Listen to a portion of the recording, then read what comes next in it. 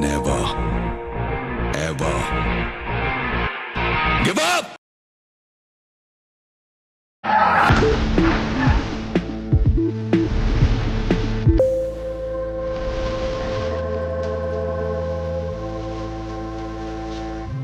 This is something I wanted to experience first, and I could form my own team, Ajith Kumar Racing. Number 1901 car. Every single time it passes the pitch, this is the Ajith Kumar racing car. You see these guys? I love them unconditionally. Acting and racing, emotionally demanding jobs.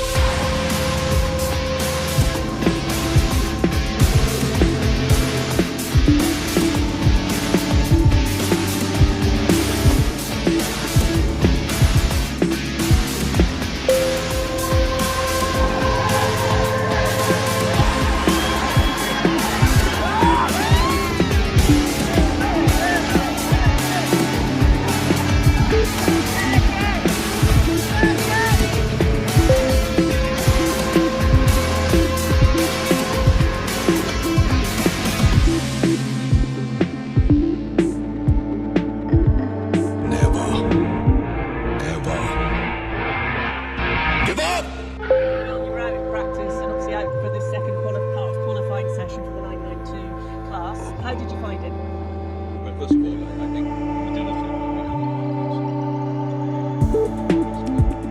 How are you anyway? Let's start at the beginning. How are you? Great to see you back here in the 24-hour series. How are you doing? It was a pleasure coming back. So you've had some time behind the wheel. You were out in practice and obviously out for this second qualifying session for the 992 class. How did you find it? Well, first of all, I think Majority circuit is an amazing circuit. I mean, from driver's perspective and from the spectator's perspective, it's a beautiful circuit. And it's been good so far. And the good thing about the Preventic series, you get so much of seat time, so much of track time, which I think for drivers like me coming in the sport, this endurance series helps us give us more experience. What are you learning every time you get behind the wheel? First of all,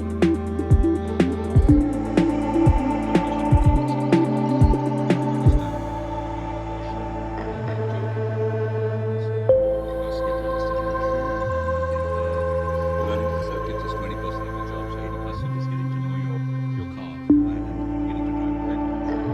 How have you adapted to the endurance racing? You said you did a lot of time in single seaters. How have you adapted to the endurance racing when you've got teammates and another team behind you? So it's completely different format. Single seaters, all the motorsports is a team event. Single seaters, more towards individual performance. Here, and thanks to Fabian, Matthew, Asperton Racing, they've been so helpful, sharing data, getting me to where I am currently from where I started.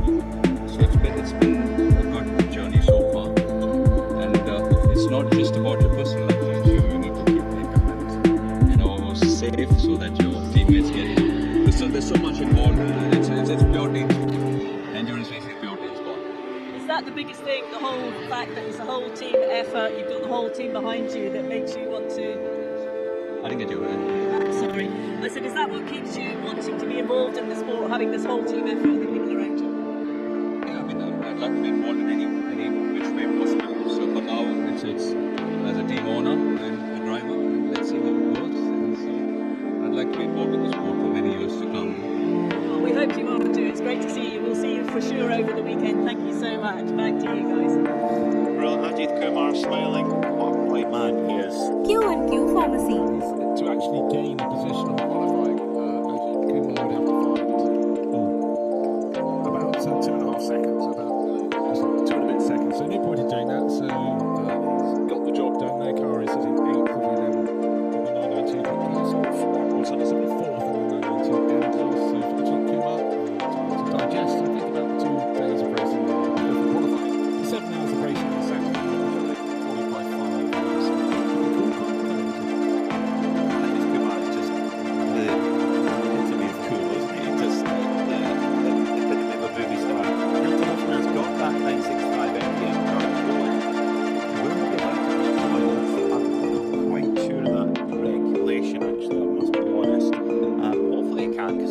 flying. He really was flying. And that lap, he was trending up on the first. And while we just have this little gap, if you don't mind, gentlemen, Ajith Kumar has just jumped out of the 901. Ajith, you're not going back out for the rest of this session. It's about to be restarted.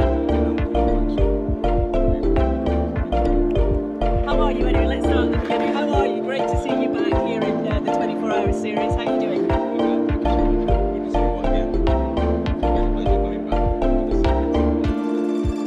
So you've had some time behind the wheel. You're out in practice, and obviously out for this second qualifying session for the 2 class. How did you find it?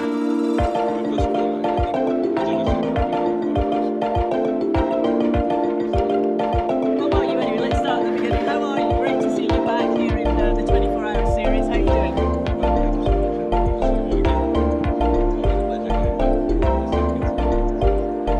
So you've had some time behind the wheel. You're out in practice, and obviously out for this second qualifying session for the 2 class. How did you find it?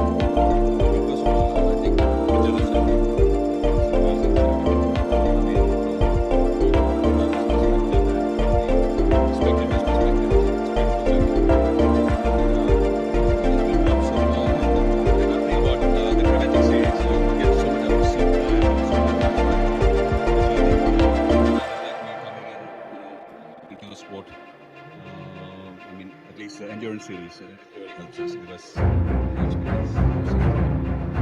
What are you learning every time you get behind the wheel? First of all,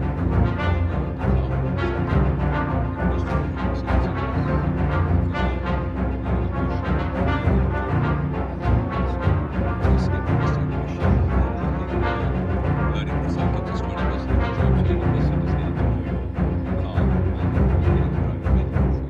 And how have you adapted to the endurance racing? You said you did a lot of time in single seaters. How have you adapted to the endurance racing when you've got, teammates and another team effort behind you?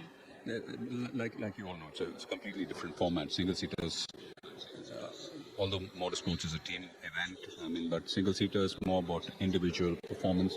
Here, and thanks to Fabian, Matthew, Baskerton Racing, they've been so helpful, sharing data.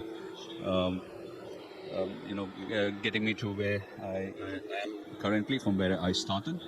So it's been a good journey so far, and it's not just about your personal lap times. You need to keep the equipment, safe so that your teammates get to. There's so much involved in it. It's pure team sport. Endurance racing is a pure team sport. Is that the biggest thing? The whole fact that it's a whole team effort. You've got the whole team behind you that makes you want to. I didn't get you. I'm sorry. I said, is that what keeps you wanting to be involved in the sport, having this whole team effort and the people around you? Yeah, I mean, I'd like to be involved in any which way possible. So for now, it's as a team owner and a driver, and let's see how it goes. And so I'd like to be involved with the sport for many years to come. Well, we hope you are too. It's great to see you. We'll see you for sure over the weekend. Thank you so much. Back to you guys. Focus, plenty of focus too from Ajith Kumar. Dakar Rally as well, but just such great characters in and out of the car. But again, yeah, a career that goes on and on and on. Another driver who made their career in Asia too, winning the Japanese Formula 3 Championship in 1987, the Formula Nippon Championship, and of course so much success in touring cars. It is going to be Ajith Kumar who jumps on board his team car, the Ajith Kumar Racing Machine, which is run by Baskerton. They've teamed up with Baskerton Racing, who are a team that know this series inside and out. They know the strategy, they know how everything with the series works, and that's really important if you're a new lineup, a new team coming in. To pair up with an established operation makes such a difference. It really does. We talked before, we'll talk about it during the race as well, no doubt. Do not pick up penalties, or just certainly keep them to the minimal. And when you're sort of consuming the rule book, things will go past you. You might read it, but you sort of need to understand it. And that's why having a team that has the experience can just save you so much grief. That lap from Rick Breukers has just blown everybody out of the water. 150.5. The nearest driver is half a second away. That's Mathieu Detry. Ricardo Pera, ELMS WEC racer as well, 6/10 quicker than. Really remarkable. But Red Camel Jordans might have had Fabian Dans on a very short leash in Q1 saying, keep those tyres in, we need them for Q2. That's the thing, is that it's the condition of tyre that you hand over to your teammate. So Mathieu Detry jumps out of the 901 Ajith Kumar racing machine, and Ajith Kumar waiting. Could you say so impatiently? I think maybe more impatiently, anxiously to jump aboard. Full focus there. A man who knows. You think of what he does for a living. He's an actor. You know, he knows exactly to get himself into a zone. Right, I need to go and perform now. Prepare my mind, ready to go, and then we go and perform. This isn't much different, Except in mindset-wise. No, mindset-wise, except you don't get take 2, take 3. You get your one chance in qualifying. And so it's a different form of focus. But again, it's about removing extraneous influence. It's about absolutely honing in to the job you're doing over the next 15 minutes. And the fact the car clearly handles very, very nicely indeed is something that will be really encouraging for him, because that was some great lapping there from Mathieu Detry. Good job. No wonder he's smiling as he removes his helmet. The team quite happy. Baz Kooten and the gang, well, they always have a smile on their face. There's a game going on there, which I feel must be part of the order of the weekend.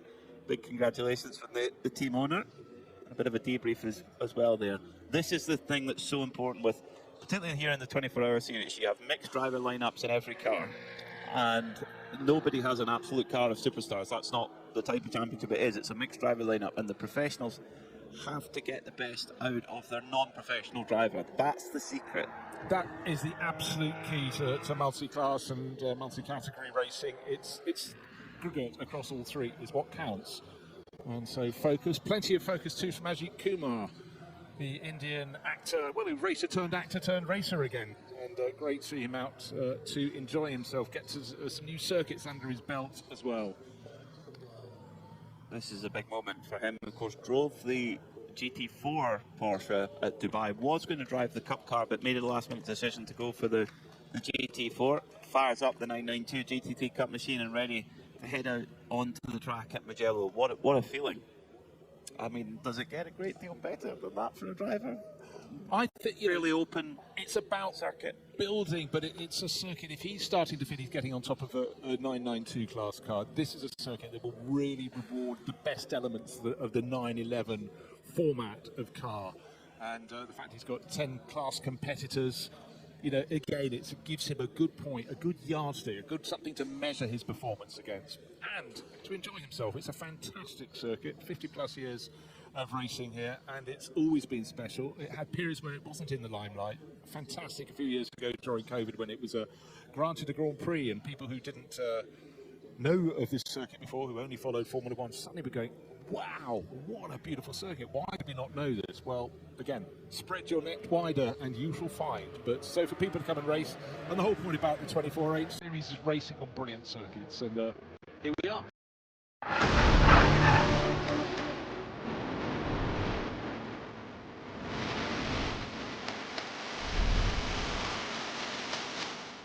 This is something I wanted to experience firsthand. I could form my own team, Ajith Kumar Racing.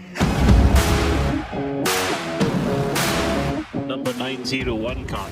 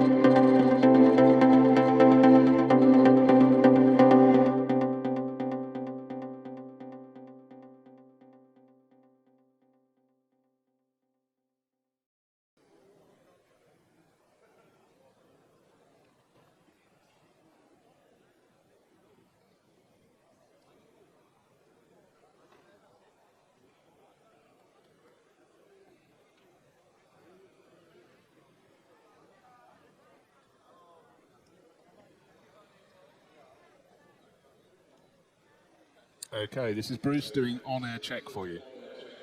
On air, on air.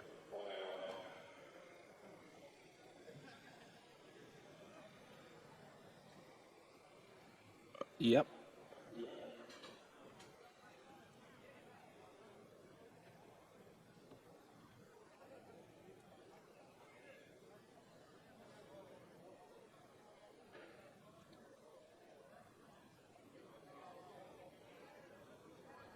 Yeah, it's too because of the weather.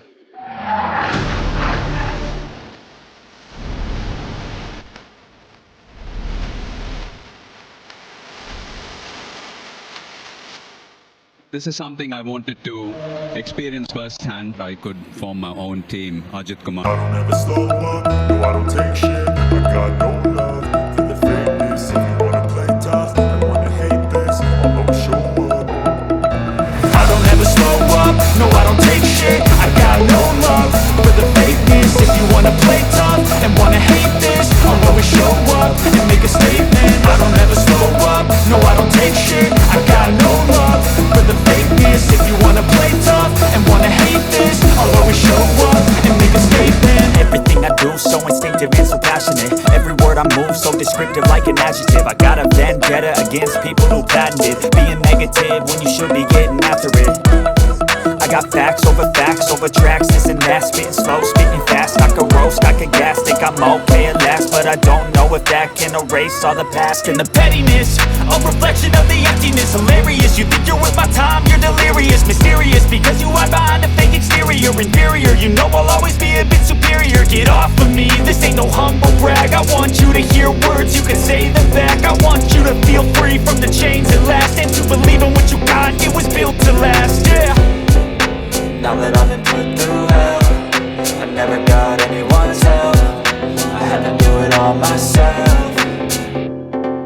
I don't ever slow up, no I don't take shit. I got no love for the fakeness. If you wanna play tough and wanna hate this, I'll always show up and make a statement. I don't ever slow up, no I don't take shit. I got no love for the fakeness. If you wanna play tough and wanna hate this, I'll always show up and make a statement. Gonna learn the consequence of being incompetent. Mental health is confidence, dreams and some honesty. I'm not here to save the day, that's for you to take away. I could play a million mind games, but instead I say something not illogical, something that is tactical. Rub it on and watch it go, make yourself unstoppable. Dreams are irresponsible, but they're always possible. If you just believe, you could be so remarkable. Thoughts in my head, a collage and they spread. I'll be great one day, going off of my meds. No I'm not giving up, no I'm not giving in. I will make it to the top, taking off in the wind. I gotta make it, I'm saving every day to taste it. I'm patient, but my mind, it can hardly take it. I'm chasing a dream that I've had for several ages. A vacant, modern kingdom for the taking. Now that I've been put through hell, I never got anyone's help. I had to do it all myself. I don't ever slow up, no I don't take shit. I got no love for the fakeness. If you wanna play tough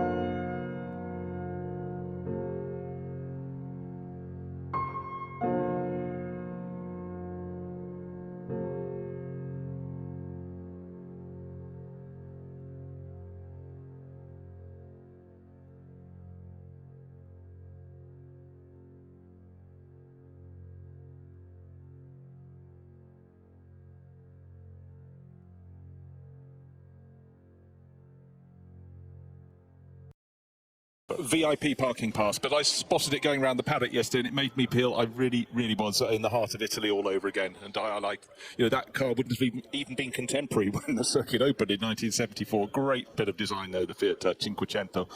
So, looking down the grid, the sea of umbrellas that were masking most of the cars have largely disappeared and gone through the gap in the pit wall. But soon we'll have the cars, 32 cars coming out to play, and it's 7 hours of racing today, and we'll add 5 more tomorrow to get to the 12 hours. This is the first of 4 12-hour races this year, and then we culminate the 24H European Series with a double that, the 24-hour race at Barcelona in September.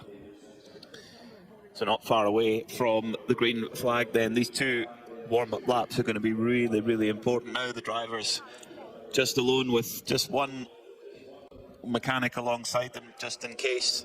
It's time to get down to business for the Michelin 12 hours of Mugello. A great grid of cars here. Yeah, we talked about the 15 cars in the top class. That's the GT3 category. There are 11 in the Porsche 992 Cup class. And the car that qualified third in that group had a misdemeanor, or it had the wrong thickness of brake disc. So that's right at the back. That's the Homeguard Motorsport car. So that will be a story of its own coming up through the field. And the back of the grid, otherwise, we don't have any TCE runners, but we've got 3 cars from GT4 and 3 from GTX. We heard from the driver of one of those. That was Arno Gomez with one of the 2 Vortexes. Vortices, do you say? No, we don't. And then IRC is the other make. It's the Silhouette car from Australia. Looks fantastic. It's black and yellow. They're starting towards the back. There is now suddenly a bit more of a flurry of rain, certainly on the lenses of some of the cameras. So it is blowing through. We can't see the mountain tops around the circuit. It's a misty morning, but it's not really properly wet. It's damp.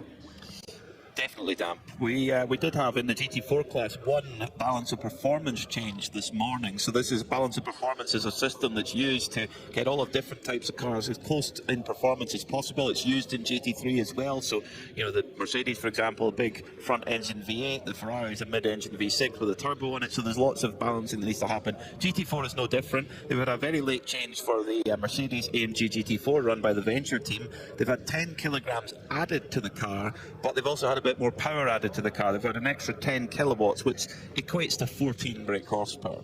So they might actually well sort of even each other out a little bit. It could well. And could I just have a little shout out as we take in the scene here in Tuscany? We haven't mentioned the Lotus at the back. That really caught our eye yesterday with a thoroughly enthusiastic team running that one. Lotus PB Racing, an Italian team at home.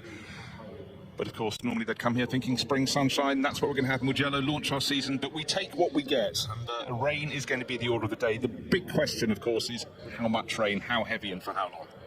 Yeah, the Lotus team, they only managed to get 3 laps in on Thursday, or Alberto Nasca only managed 3 laps on Thursday. Friday they had a broken alternator, they had to change that, but they did have a strong qualifying yesterday, and I loved the line from Alberto Nasca. We set a 1 minute 57.4. He said it was the lap of my life, and he was just beaming and smiling at the same time. And those guys in the Lotus, they're having a brilliant time. Brilliant to see a Lotus. It's quite a rarity nowadays in motorsport, and brilliant to see them here with that V6 engine machine, the Emira GT4. See a few of them racing in British GT and various other places, but they are a rarity. Mahiki Racing got 3 entered in this year's British GT Championship, so it is finding its feet, but it looks just very, very sharp in its bright yellow livery. Not quite so bright today, because nothing's feeling very bright here at Mugello Circuit, but we're going to have 7 hours of racing today, and the cars will form up after that on the main straight, on the starting grid. They'll be kept there overnight, and we'll start again tomorrow.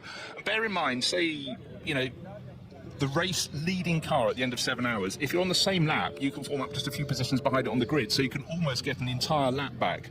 And so it really is a bit like a lot of racing in the early days, the Daytona 24 hours, get through the night. The more used to be the same, get through the night, and then we'll see where we are to take the sprint to the finish. And there is an element of that, but the moment you get a penalty, you drive through for some little misdemeanor, you fall down a lap. That is a disaster.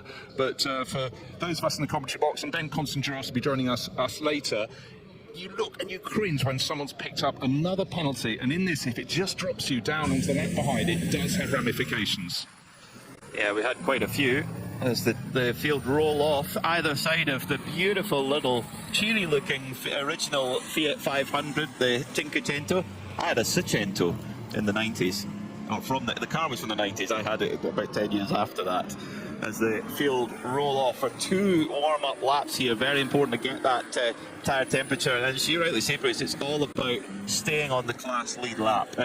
When we come back tomorrow, as long as you're on that lead lap, you start on that lap on the ground and ready to go again. If you've got a bit of pace in hand, you've got the opportunity to decide: do we not fill up the car with fuel and put our rivals another lap down, or do we fill it up with fuel and go in with an advantage to run longer in the morning? That's the decision. I mean, Harbeth Motorsport, who have won this race more times than any other, they were always of the view, fill the car up and start tomorrow afresh with a full tank. It's a little bit like, were you the sort of person that did your homework on a Friday and then you had the whole weekend to enjoy, or did you cram it in on a Sunday?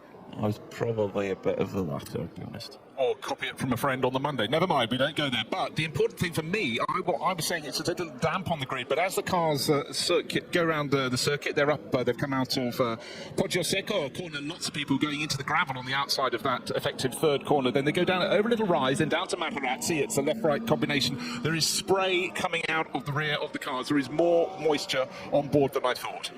So on pole position then is the number 8 Triple C Kessel Racing Ferrari, looking very, very strong, with the heart of racing by SPS Mercedes starting on the outside of the front row. So Ferrari and Mercedes on the front row. Then it's Ferrari and Mercedes again with Red Ant Racing. They're making a step up to GT3 after winning the 992 championship last year. They start alongside Air Motorsport in their brand new Ferrari 296 GT3. On the third row is the first of the Porsches. Car number 73 Proton Hooper Competition will start off alongside the first of the Audis, Continental Racing by Simpson Motorsport, car number 69. Row 4 is the number 44 of ARC Bratislava with their bright yellow Lamborghini alongside the tutor number 71 Audi, the red and white Circle K machine. Row 5 sees the brightly coloured Porsche from Manamuri Energy by Ebby Motors, car number 95, alongside the Pellin Racing Gulf coloured number 29 Ferrari. Row 6 sees the E2P Racing Aston Martin. They ran a Porsche last year. They bought one of the brand new GT3 Evo Aston Martin Vantages, and they will start alongside the pole sitter in GTX, that number 702 Vortex V8. On row 7, it's Hoffer Racing. Car number 11 set some great times in qualifying yesterday. They'll start alongside their the number 56 Scuderia Para Ferrari, which has won twice at this race in the past. Row 8 will see the number 23 Pellin Racing Ferrari 488, one of the older Ferraris, start alongside the 58 MP Racing Mercedes in the AM-Class D Gosner family outing. Then we get into the 992s, and boy oh boy are we going to have a fight here. Row 9 sees the pole sitters 909 Red Camel Jordans fighting with Milner Motorsport 921. That's going to go all the way through, I'm sure of it. Then we've got a mixed class on row 10, car 111 for 111 Racing. In the GTX category, the IRC GT will start 19th alongside Seb Lejeune Racing in the Porsche 992 category. Then on row 11, it's the Dutch squad, MDM Motorsport. Maybe they could go well in these wet conditions. They will start alongside series stalwarts RPM Racing in car 907. Row 12 is Ebby Motors with their 973 Porsche 992, and Ajith Kumar Racing, a fan favourite, I think it is very fair to say. Car 901, watch for that crew coming through the field as well. Row 13, HRT Performance in their 928 car, share it with the number 949 of the Scuderia Ferron. Row 14 is the second of the Vortexes, car 701, which shares with the 992 numbered machine of Porsche Baltic. Row 15, still they come. CCS Racing, your pole sitter in the Porsche, the Gebhardt family outing. Father and son having a brilliant time. They will start 29th overall, alongside the Lotus of Lotus PB Racing with an all-Italian driver lineup. Then in 31st, it's the Venture Engineering Mercedes, the winners, of course, in their category at the Barcelona 24. And the big story, Homeguard Motorsport, who qualified up towards the front of their class, put to the back after an out-of-homologation brake test was detected during scrutineering. That is your 32-car grid for this 2025 Michelin Mugello 12 Hours. What a lineup, Bruce. It's fantastic. There's great diversity there as well. As I said, in the GT3 class, as the windscreen wipers blaze across the screens, 6 manufacturers there. It's a really, really good mix. What we've seen in practice, then in qualifying, it's Mercedes and Ferrari, or Ferrari and Mercedes at the front end of the grid. But that was all on dry track. How are they going to shake out when we're on what is actually an increasingly wet track? It was drizzling on the grid, but it seems to suddenly become a whole lot heavier. A lot of spray being picked up by the drivers as they go around in formation on this second formation lap. They're about halfway around the circuit, and if you've never seen Mugello before, it's not only got a fantastic combination of corners, but it rises, it falls, it dips, it twists. It is a circuit it's so hard to relax on. But for all these drivers, they're learning the Michelin wet weather tyre for the first time. They're also trying to work out where, if the rain gets worse, it may flow across the circuit at various points. Certainly with all the gradient change we've got, there's plenty of potential for a bit of a river across the circuit. So they're going to have to be on their toes. And this region, bear in mind, a week ago was a huge heavy rainfall, a lot of landslips. A lot of the roads today were awash with the mud that had come down and dried out, and then overnight rain has made it flow onto the roads. So yesterday we had many detours getting to the circuit because roads were still closed. Made it interesting, and we did debate. We were probably driving on some of the roads the original road circuit had that opened in 1914. It almost doesn't bear thinking about some of the cars that won those races, right up to 1969, the last top sports car race, with little Arturo Mezzario winning that in an A-bar. But that was history. This is the current day. And for the drivers out there, I think a lot of the drivers who aren't taking the start will be going, you know what, I think I'm actually suddenly quite glad. Coffee, anyone? Yes, a nice cup of strong coffee from our wonderful hospitality here at the 24H Series. Yeah, fantastic new facility. It does make me smile on this very grey and wet day. The pole-sitting car, sponsored by Ray-Ban sunglasses. Not required today. Rain glasses, please. There is no price on looking cool. So they tell You me. can get clear Ray-Ban glasses too. So they'll make them for you.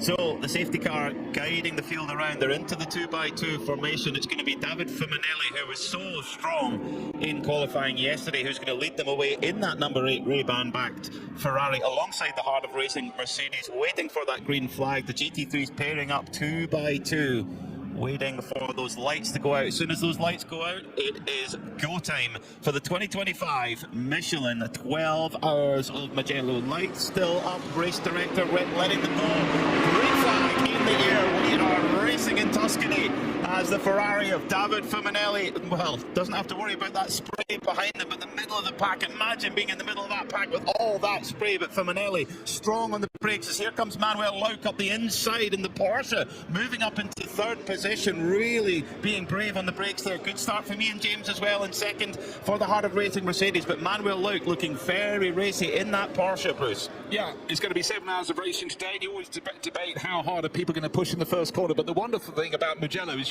you lose the cars as they accelerate away from the grid because there's such a dip and then a climb as they come up towards the first corner. But definitely a good move and up to second place, but getting it wrong at turn number 4, which is Materazzi, was the Porsche, the Huber Porsche that had gone from 4th to 3rd to 2nd. I think he collected it, but certainly very busy out on the track, and it's getting wetter by the moment. It is. Big moment there for Manuel Lauk in that Proton competition machine. I mean, you don't win 7 Nürburgring 24-hour class victories if you're not good in the wet. You have to be good in the wet if you want to win that much at the Nürburgring, and he's using that experience. But deeper in the pack, Nick Johnson in the 907 RPM car, I mean, right in the middle of the storm, all that spray everywhere, and you've got to try and pick your line and try and keep the car clean. We've got 12 hours of racing, 7 today, 5 hours tomorrow. You do not want to throw it away on this first lap. No, the first 2 drivers making the break, David Fuminelli in the pole Ferrari, but certainly Manuel Lauk is attacking big time. My timing screens actually have lost Manuel Lauk. They haven't adjusted to have him in that second position. The first 2 cars getting away, and everybody else trying to be polite, careful, and the Hofer Racing Mercedes that showed flashes of speed to some of its driver lineup in qualifying, trying to choose its moments. Alexander Prince at the wheel of that at the moment, but the first 2 cars, the Ferrari from David Fuminelli, he said to Diana Binks down the grid, yeah, I'll just basically try and get to the front and stay there. He did that, but there's a huge amount of spray for all the drivers following. You definitely want to be at the front. You do not want to be trailing in that spray. So Fuminelli just got the back end sliding out of Corintau, heading up towards Piandetti 1 and 2, but it's Fuminelli who leads then for Kessel Racing with Manuel Lauk right behind him. Then there's a reasonable gap back to the heart of racing SPS Mercedes. Good start from the Continental Audi in 4th. Yeah, very good indeed. Lost in the spray, it most certainly was, but we did start to pick it up. And the 992 class, it's super close in that. Just waiting to see who's going to be the first one across the start finish line. Quite possibly Britt Roykers. Yes, it is. He's just gone through he was on class pole for Red Camel Jordans.nl. But as they go into the second lap, down to that fabulous first corner, San Donato, still there are people trying to make overtaking manoeuvres and braking very, very late into the corner at the tail end of the GT3 class, and then come the 992 Porsches. But at the moment, it's being led by the pole sitter, David Fuminelli. His advantage just a whisker over 1 second at the opening lap. But bear in mind, all these drivers are getting their first proper feel at racing speeds for the grip or lack of grip they're getting out of this wet weather Michelin tyre underneath them. It is a voyage of a discovery, and you just don't want to be the one that push that little bit too hard. A voyage is maybe the correct word if it's going to keep raining. Well, and you know, we've seen that the Porsche and the Audi that sits in second and third right now, they've not really had a great deal of pace in the sessions that we've seen. It's been, certainly in qualifying, it was the way of the Ferraris and the Mercedes, but in the wet, it's such a leveller, and often comes down to the driver behind the wheel. As now a spin for one of the Vortex. It'll be 702, Biano Gomez. No, yes it is, you're right, it is. Oh dear. He'd started picking off some of the GT3 cars we expected. We just couldn't see it. We were going to look for it in opening laps, but such is the spray that there he was running in about the 10th position, but round he went, and that was at Materazzi, which is the first corner is San Donato, sort of double apex uphill, and you had the left-hander at the crest, Luca, then Poggio second, but the fourth corner is very, very tricky indeed. It's the first part of a left-right combination, the next part is Borgo San Lorenzo, but if you get it wrong, you get it wrong at Materazzi. But I think it was gathered up for Gomez. He'll have to do it all over again. 11th at the end of that lap. This flying lap here from Fuminelli is seriously impressive. He took 4/10 out of Luke in Sector 1 and another 4/10 out of Luke in Sector 2 as he comes up towards the timing beam to start lap 2. Fuminelli looking really strong in that Ferrari. 296 GT3 for Kessel Racing. It's a 206.7, 208.3 for Manuel Luke. So last time by, 1.6 seconds actually between them. So Fuminelli wanted to get the hammer down and get going. Yeah, but a really good opening couple of laps from Vasily Benedictin. So he's the top Audi racer, and in behind another move coming, and another place lost. Joseph Kral, the Scuderia Praha Ferrari. If you say that, you always think it's going to be red. It's grey, it's silver, it's yellow, it's black.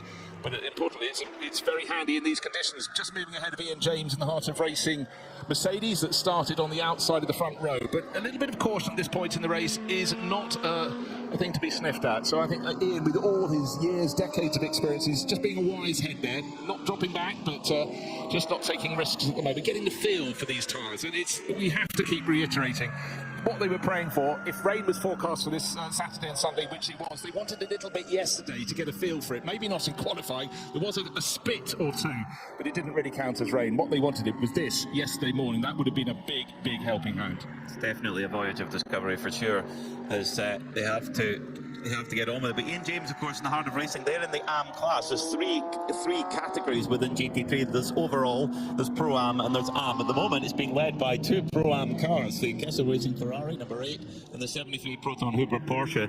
Vasily Vladikin leads in AM in the Audi, third overall. Then it's Ian James in 5th, because the Scuderia Praha car has gone up into 4th in the Pro-Am category. The first GT3 overall is actually Red Am Racing in 7th place right now in the car number 93 for Kenny Hire. I think it's really worth picking out Joseph Carr's performance in the Scuderia Praha car. He started down in 14th, he's got up into 4th place, but a driver who deserved many more breaks. He sort of rose quite high up the single-seater ladder, but then it didn't work for him. But for any Czech team, of course, they want him on board. He's a really quick, safe pair of hands as well, so he's making the progress in the early laps.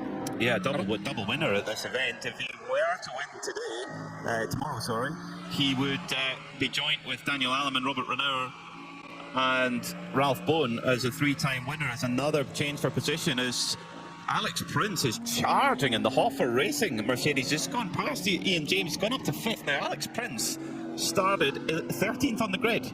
Ajith Kumar Racing, Mathieu Detry just checking out how the gravel is in the wet, and he's managed to get back on the track, but he's about to lose 1, 2, 3 positions. The RPM Racing entry with Nicholas Jonsson pulling aside, getting past. A little slip up. That was the final corner of the lap. Buchin is a corner that drops from top to bottom, from entry to exit, and many a driver goes in the gravel trap, but he did continue, but that was 3 places lobbed out of the window. Really tricky in the Porsche 992 Cup category. There's four cars all going into turn 1, all in different parts of the racetrack, trying to find the grip. This is where the driver can make such a difference in the wet. You know, the driver always makes a difference, obviously, but in the wet, that's just multiplied. What they can do, if you have a driver who's got a feel and a grip and a understanding of how to go quick in the wet, it can make such a difference, and that's what we're seeing. We're seeing a real flip of the order, particularly in GT3, as well as all spin for Seb Lejeune Racing, car number 888. Sebastian Seb Lejeune himself, full 360, keeps going. No problem. There we are. He was in that 4-car battle. He made it a 3-car battle. He's going to join all over again. But I tell you what, Mathieu Detry, having gone off in the gravel half a lap ago at the final corner, he is picking off places already. He's picked off Nicholas Johnson, fighting his way back. But in the middle of a 3-car train, Mathieu Detry had just gone past, and at that corner I was mentioning earlier, Materazzi, it seems to be really, really treacherous there. Another spin, but importantly, not into the gravel for Seb Lejeune. Did well, just it didn't stall the car or anything like that, just popped it into the first gear, off he went. Didn't actually lose a huge amount of time there from Sebastian Lejeune, the team owner of Seb Lejeune Racing, the beautiful purple machine with just like sort of floral notes on it over the car. It looks beautiful, got a black and white stripe around it, French tricolore on the driver's door. At least he knows he's not going to be shouted at by the team boss, because he is the team boss, so that's one worry out of the window, the rather steamed up window for Seb Lejeune, but getting it on the island. But, you know, even if they knew these tyres, still drivers are having to adjust to wet weather tyres, but they're learning as they go. Just, it really, what we said, avoids a discovery at the start of the race, but they are, I'd say, they actually put on a really good performance, because when the cars came on their formation lap, there was a little bit of dampness on the track, and it just suddenly accelerated on that second formation lap just before the start of the race. That made it very, very interesting indeed. Haven't talked about GT4 for a while, and the team that's just committed to the whole season, Venture, with a fantastic-looking Mercedes, lead that class quite easily from Nicholas Gebhardt, the father-son team in his Porsche Cayman, and tucked in behind Lotus PB Racing. And those are very close. They're nose to tail, but between they've got the IRC, which is the space frame car up from Australia. Great looking. An amazing job, and it was just a joy to watch. It was. When we talked at the time, it's very rare that you can have a sport in which generations of a family can compete together. And, you know, the pride of what they're doing was fantastic to see, and they're going to get a lot of driving because they're one of 6 2-driver lineups in this event. So do the maths, they can have 6 hours each, or so they joy to watch. It was. And when we talked at the time, it's very rare that you can have a sport in which generations of a family can compete together. And, you know, the pride of what they're doing was fantastic to see, and they're going to get a lot of driving because they're one of 6 2-driver lineups in this event. So do the maths, they can have 6 hours each, or so they choose. They can split how they wish. But David Fuminelli leading this race. At the end of the opening lap, it was just over 1 second. He's quadrupled that. 4.22 seconds clear at the end of the previous lap. That's 4 laps on the board. At the end of lap number 5, coming up any moment now. He just seems to have settled down so nicely for CCC Kessel Racing. I'm fairly sure it's going to go out again. Still the chase being led by Manuel Lauk, but Lauk no longer really in the background of the shot. He's falling away. Yes, the spray, not as much, I would suggest, as it was right at the start of the race. But then again, the cars are now in Indian file. They're not running en masse. And Joseph Kral is the driver on the move. He's now starting to close in 3rd place. Remember, he started down in 14th, the Scuderia Praha Ferrari. And he's right towards the front of the field now, going very, very well indeed. In fact, he was faster than race leader Fuminelli last time around. We talked about the pace of Ferraris. Clearly, they're looking very good, particularly in Joseph Kral's hands. Dry or wet. Seems that dry pace is carrying over to how they run in the wet. This Ferrari 296 GT3 came on the scene a couple of years ago now, and it's kind of changed the game in GT3 in terms of what you can do and what is expected. Is Ian James holding on to 6th for now, but he's under pressure from Sabino De Castro, who's right beside him. In fact, De Castro trying to make a move here then to turn 4 around the outside he goes and makes it work in that Manamuri Energy Machine. They started 9th, so they're making good moves up the field, up to 6th now for Sabino De Castro. We're still listed as having Kenny Hire in the Red Ant Racing Mercedes. I know when you say Red Ant Racing, you're supposed to say Porsche 992, but they've stepped up to GT3. But I'm fairly sure he had his race suit on down on the grid, but didn't look as though he's about to get in the car. But then again, as he said, he's already done 7 races this year, so he's probably completely attuned to hopping in, strapping up and getting going. But if I had a driver in that car from Red Ant Racing, driver used to not just the Mercedes GT3, which Kenneth is, but also driving in the wet, I would put him in the car. The others are still taking their experience to the Porsche 992 Cup class. The 2 Red Ant sons, Ayaton and Yannick. And we have, oh dear, just talk about a car, and off it goes, and that is the Red Ant Racing Mercedes reversing on the track at this point. Is it Kenneth Hart? Still saying that on the graphics. We'll go with that. More flurries of rain, more drops of rain on the camera, so it's blowing around at the circuit as well.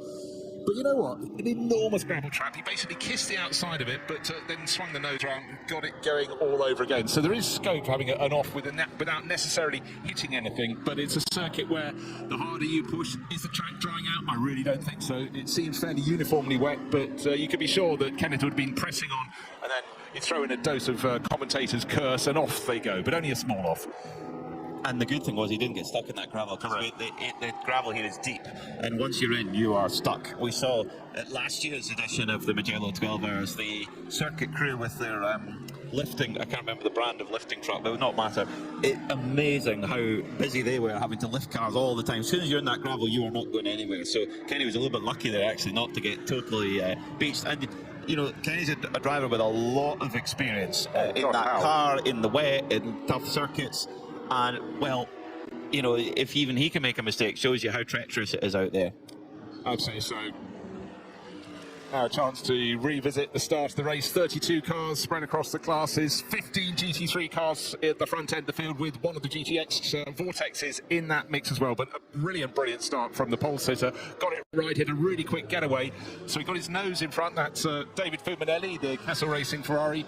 Outside the front row, the Heart of Racing team held to second place for Ian James, but the car making the moves was Manuel Lauk, up several positions in the Proton Huber competition Porsche, and he has been the only driver to keep David Fuminelli honest in the opening laps. They pulled away very quickly. The Heart of Racing Mercedes gradually began to fall back as Kenneth High was the first driver to start attacking, but a car that was making the moves was Joseph Kral from further down in the pack, from 14th to be precise, working his way up very quickly to what is now only a handful of laps into the race as we go around lap number 7 up to third place. He was the driver, huge amount of spray in the opening laps, a couple of little slips and slides, but really nothing untoward. David Fuminelli clearly is the star driver in this number 8 Kessel Ferrari. That his pace is very clear to see. He's the pro-graded driver, multiple race winner in European Formula 3 Open. He raced in GP3 as well, and he's won all over the world. But the team have got to be careful, because they only have a maximum of 4 hours that they can have him in the car. That's not including pit stops, but it's every bit he is driving on the circuit. They have 4-hour maximum for today and tomorrow. So every bit of time with him in the car, they have to make use of it. So if you get a code 60 where the field is neutralised and you think that it could be a long time, get him out the car. Don't waste it, because even I'm as fast as David Fuminelli in a code 60. In the ballpark. Even you. In the ballpark. Yeah. Oh, yeah, as if. But no, I mean, that's the thing. Do you go, is he at his very, very best, his greatest driving ability when it's full wet? But when are you most likely to get a safety car period full wet? You know, it's a gamble, but I think they wanted a nice, clean, tidy start. He's provided that. And how? His advantage, I mentioned, he's forward a bit seconds. It's now 6.6 seconds, settling down very, very well indeed. Just needing to see where the better of the Vortex is. We had the spin from Arno Gomez. He fell from about 10th place. He's down in 15th. He's got Robert Kupsikas challenging him. That's the Porsche Baltic car, one of the cars that a very funky livery. It's a sort of almost a lime green or acid yellow colour with multicoloured flashes along the bottom of the doors and around the tail. That looks very good indeed. The team from Lithuania, and they've been big supporters of the championship for the last year or so. Isn't it remarkable? I mean, we talk about how quick drivers from Belgium and the Netherlands are in the wet.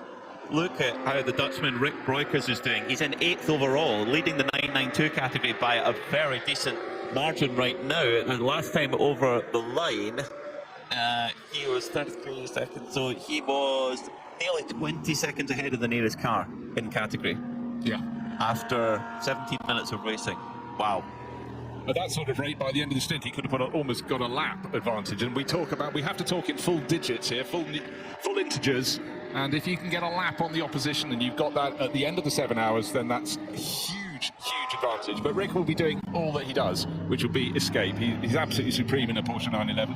Those behind having a very, very entertaining scrap indeed. The car had a little bit of a moment for Mattia Detri is fighting back. It's Ajit Kumar's car. Hold on, I think we've got news coming from the soggy pits with Diana. Matt, MTN Motorsport, Tom Coronel is here. So we were going to chat to you, Tom, at the beginning of the race. Great to see you back, by the way, and how are you? Yeah, very well. Always excited. It's the beginning of my racing season. My first race of 2025, directly a 12-hour. Everything seems under control. Good teammates, nice car. Back in the same car which we used last year, the 12-hour of Spa. So good season we're going to expect for myself. What did you learn during the sort of practice sessions, for information-wise? I mean, I know it was in the dry, not in the wet. Conditions are changing all the time. Of course, we were driving, as you said, in a complete dry condition.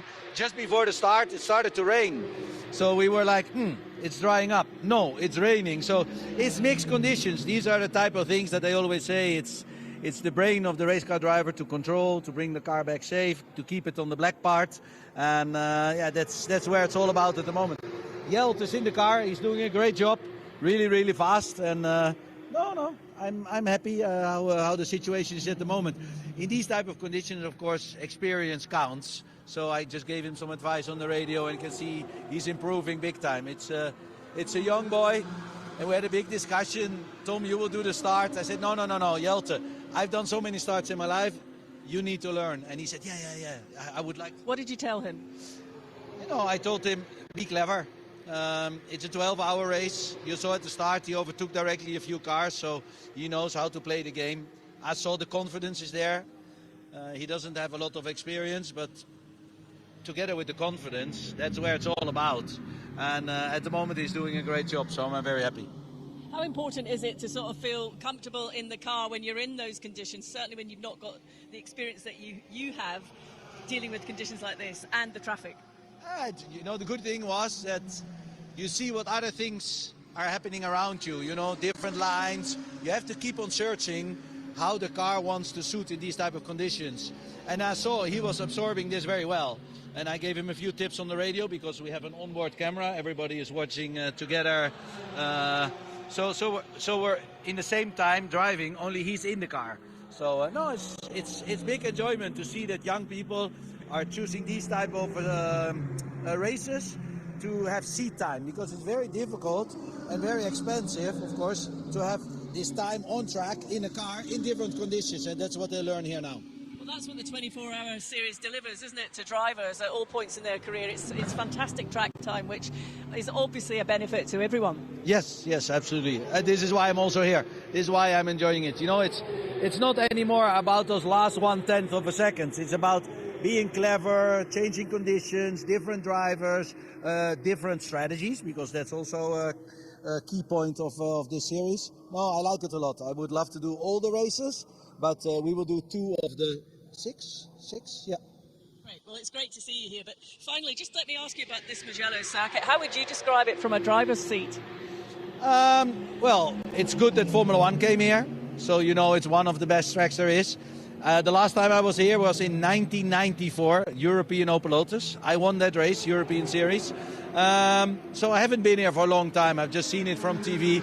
We have not been testing here, so also for myself to absorb the track. There are some nice tricks in it because it goes uphill and downhill. So some blind corners. It's a challenging track, but also with space, if something happens. So to me, it feels good.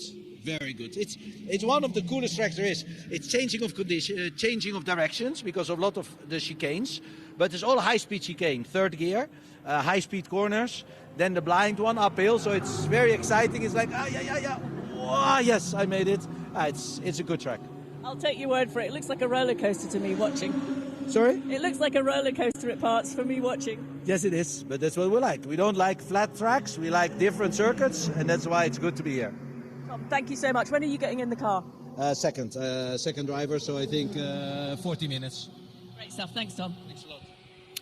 Irrepressible Tom Coronel, 30 years ago since his last visit, and the fact he's had a career that's filled all the years in between as well. Tom and Tim Coronel. Tom's done a bit more racing over the decades. He was second in the European Formula Opel Series that year. One of the 2 wins was the one he got here, but that level of enthusiasm, and don't forget, of course, that he wasn't the first Coronel in the families to race. His father did before him, so brought up at race circuits, and clearly just always so plugged in, so enthusiastic. But we were really impressed with his young compatriot yesterday, Sheldon Hoffner. Yes, he was just starting to fly. We thought, would he go top in the 992 class? Oh no, someone's brought out a red flag. Oh, actually it was Shelter who got it wrong. Little spin, gathered it up, got going again, but certainly showing good pace. But here he is.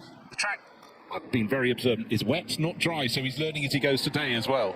he was awesome yesterday, really a revelation. He held to off. Now, won the BMW Racing Cup in the Netherlands last year. He signed with Malicelli Motorsport for the Carrera Cup Italia. So, in terms of experience for what to expect in this exact same type of car in Carrera Cup Italia is really, really important. And having effectively a mentor for the weekend in Tom Coronel, what advice you could get. Like I said, doing a race start with a big bunch of different cars, so important. Meanwhile, Rick Breukers is making a nuisance of himself amongst the front-running GT3 cars in the leading 992 car by a big margin. He's battling away with Kyle Tilley at the moment over 9th position, and Kyle Tilley's just managed to nick it back again in the Aero Motorsport Ferrari. Newcomers to the 24-hour series this year. They've had a lot of success in the Winnetech Championship. They've won the Rolex 24-hour a couple of times in LMP2. They've won the Sebring 12 hours. They're a really impressive outfit, and they've got their eyes set on the 24-hour series this year with a Pro-Am class entry. Is right behind them as well as the Gulf-coloured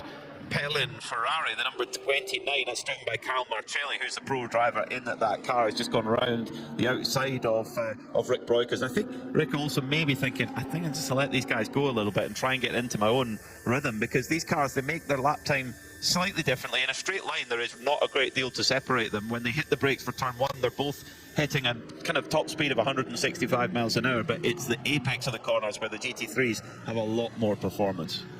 Yeah, no, Sakar doing a very good job, but you can bet your bottom dollar that Rick Breukers, in fact, he just lost 2 positions, but that's because he's let them by. But he'll enjoy just troubling them. This is a game for him to play, something for him to have focus. But certainly that pale blue and orange Pelin Racing Ferrari being driven very, very nicely. But then Carl Marcelli, you expect that from the Canadian racing, the guy from Ontario. He's raced tracks all around the world and seems very, very at home. As I say that, he runs too deep into Materazzi, loses an advantage. That means Carl Tilley may be able to attack at the next corner. Not quite, just covered off, chopped across his nose. Haven't talked too much about the car in front of them. Oliver Campos, the one Aston Martin here this weekend. That's the Spanish team, E2P Racing. He's keeping it neat and tidy. He's gained several positions. But again, forgive us, but quite a few of the cars making moves in the open lap were hidden in the spray. It was very wet at the start of the race. There is a little less spray now, though. That's good. The Oliver Campos driven car is a brand new car for E2P Racing, a team that we know well in the 24-hour series. They ran an old spec Porsche last year. They've purchased a brand new Aston Martin GT3 Evo, the Vantage Evo, which the Aston Martin have developed that to be a more driver-friendly package for non-professional drivers, which will really, really help in these conditions to have a car that's not quite as edgy and is a little bit more comfortable for the driver. And Oliver Campos doing a really good job in that number 90 machine. Again, when you're looking at GT racing since the sort of advent of GT3, you get a cycle. One manufacturer will bring in a new model 1 year or an Evo model, and they're being adapted, but the two marques that really seem to be selling the most are Mercedes and Aston Martin, for the simple fact they are the ones that cover what you just mentioned, having cars that the AM in a car can be as comfortable in as the Pro, and they're certainly much more predictable. I mean, the Ferrari looks fantastic, but it's a bit more edgy. Starting to sense that conditions are changing a little bit. I think the track is beginning to dry, but not uniformly. Well, there's no surprise there, according to where the sun isn't hitting, but certainly seeing a group of the cars in the 992 Cup class, including Nicholas Johnson. How many decades of experience has that Swede got?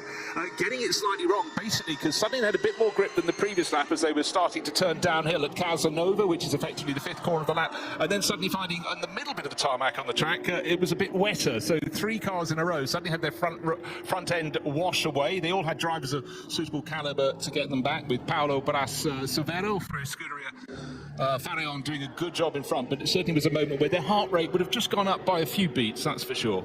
Out front, though, the margin is just growing with every single lap. David Fiminelli, the best part of 14 seconds clear after 12 laps of racing. That's impressive. The 992 AM category is going to be so hotly contested all the way through this race, but it's been a great start for Ajith Kumar Racing. They're up to 2nd overall in 992, the leading AM car, and we know, we're well aware of just how much support there is for that car. Ajith Kumar is always so polite, always smiling, saying hello to everyone, but he is a megastar, and it's so nice to see so many new fans of 24-hour series that he's brought to this championship, and we're delighted to have you along. So if people are new to 24H series and didn't watch the Dubai 24 hours, what does Ajit do for his day job? He's a Hollywood actor, and we were not prepared for how much of a megastar he is. And Dubai, we had enormous viewership figures on our live stream on Preventing Motorsport TV, and indeed listening on RS1, part of the Radio Show Limited network of channels, but also at the circuit. It was packed. We actually had to close the gates because they could not fit any more people in, quite literally. So it's brilliant to have them as part of the championship. And Mathieu Detry right now doing his job very, very well. He's just ahead of Martin Rump, who qualified very well yesterday in the dry for Milner Motorsport. Meanwhile, battle over second position. Manuel Lauk in the Porsche hanging on to second position for now. But Joseph Kral in the Scuderia Praha Ferrari, the silver and highlighted yellow machine, really putting the pressure on, and we know how quick Josef Kral can be so far in these conditions. In fact, he holds the fastest lap of the race, a 2:06.5.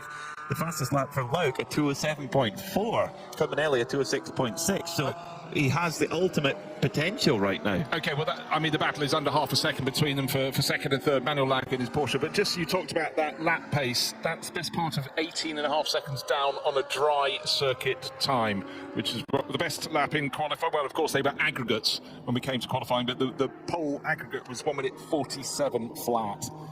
And so we're way off that. I do sense, I don't know if you sense as well, there does appear to be not so much a dry line, but a slightly less wet line that's gradually developing. But the worst rain is due to be coming in, where are we now? In about half an hour's time. But it's been chopping and changing the weather forecast. We're going to get rain, we don't know when. But for all these drivers, they're still learning about the Michelin wet weather rubber because they haven't had the wet weather running. And then what happens when they get to the pit stops? There will be driver changes. And the next driver is going to have to get their first feel of a wet circuit here at Mugello on the tyres that they do not know as yet. So how fast someone can adapt, that's going to be hugely important. And that feedback to the next driver going in is vitally important for those who are out on track right now, saying the watch here's good as, whoa, the GT3 front runners, whoa, trying to get past Nick Gebhardt in GT4 now. He is in the category right now. He is not leading. In fact, so the car that qualified third in GT4 is up to first. Matthew George, been there from the outset. Yeah, he's driving superbly. The driver from the UK, up by a good margin on the CCS Lotus.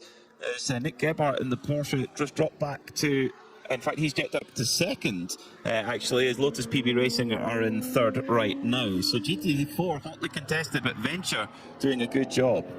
Yeah, committed for the season as well. Of course, a battle for second place. It's still Porsche in second place. It's still Manuel Lauk, but Joseph Kral is ducking here, ducking there. Okay, sometimes he gets very close and he gets a face full of spray, but he's probing, he's pushing, and Manuel Lauk is not going to be feeling too comfortable. But as they went past poor Nick Gebhardt, when you're in a lower performance class car, you stick to your racing line. He was trying to do everything right, but there was one point of the track that was very wet. He did slightly try to get out of the way, and then he put the car sideways in front of them. So it's such a difficult situation.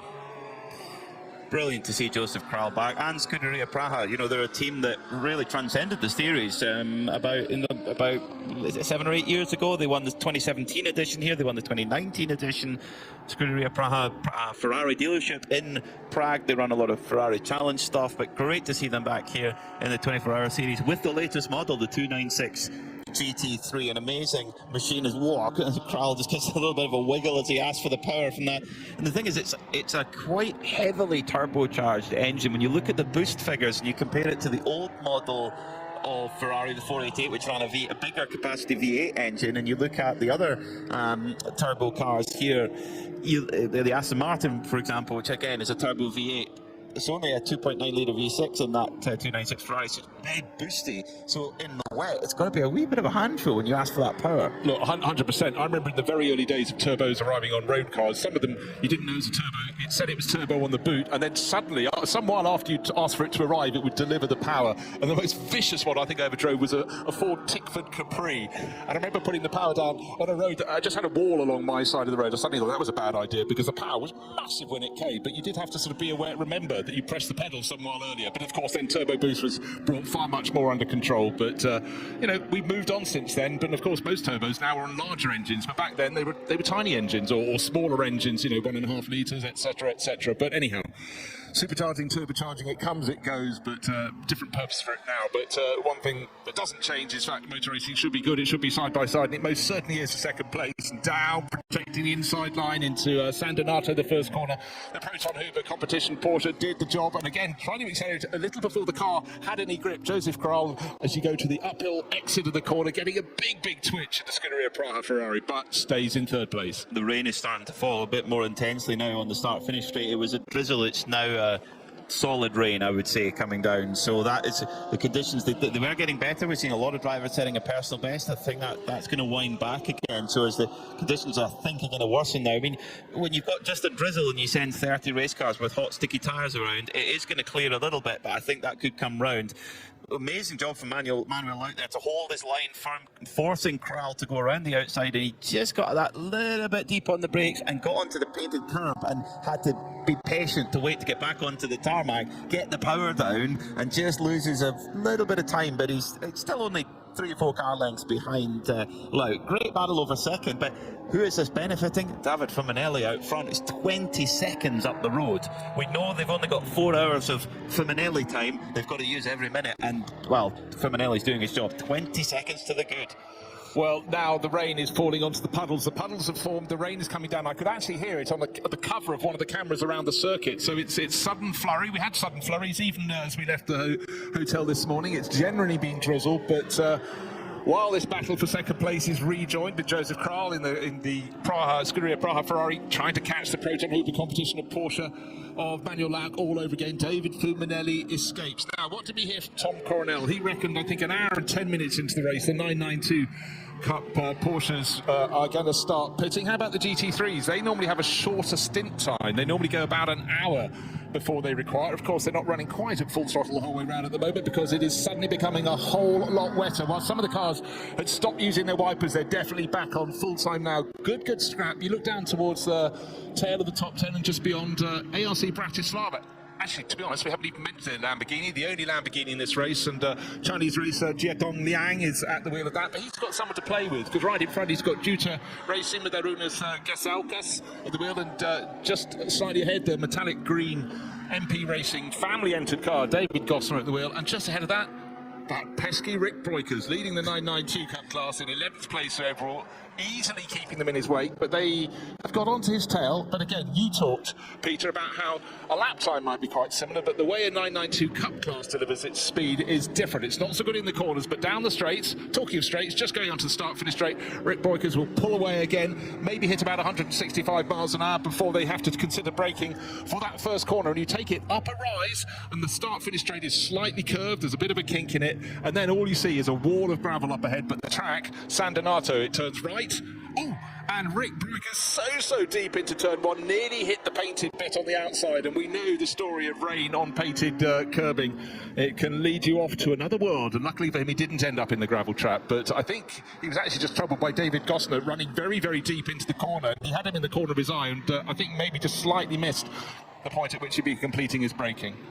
2 cars that qualified quite far up the order. The Heart of Racing SPS Mercedes, that's the qualified second, is at the moment sitting in 9th with Ian James at the wheel. Right behind him is Kyle Tilley, who started on the second row of the grid, sitting in 10th. And at the moment, just in kind of in survival mode, really, with 37 minutes down.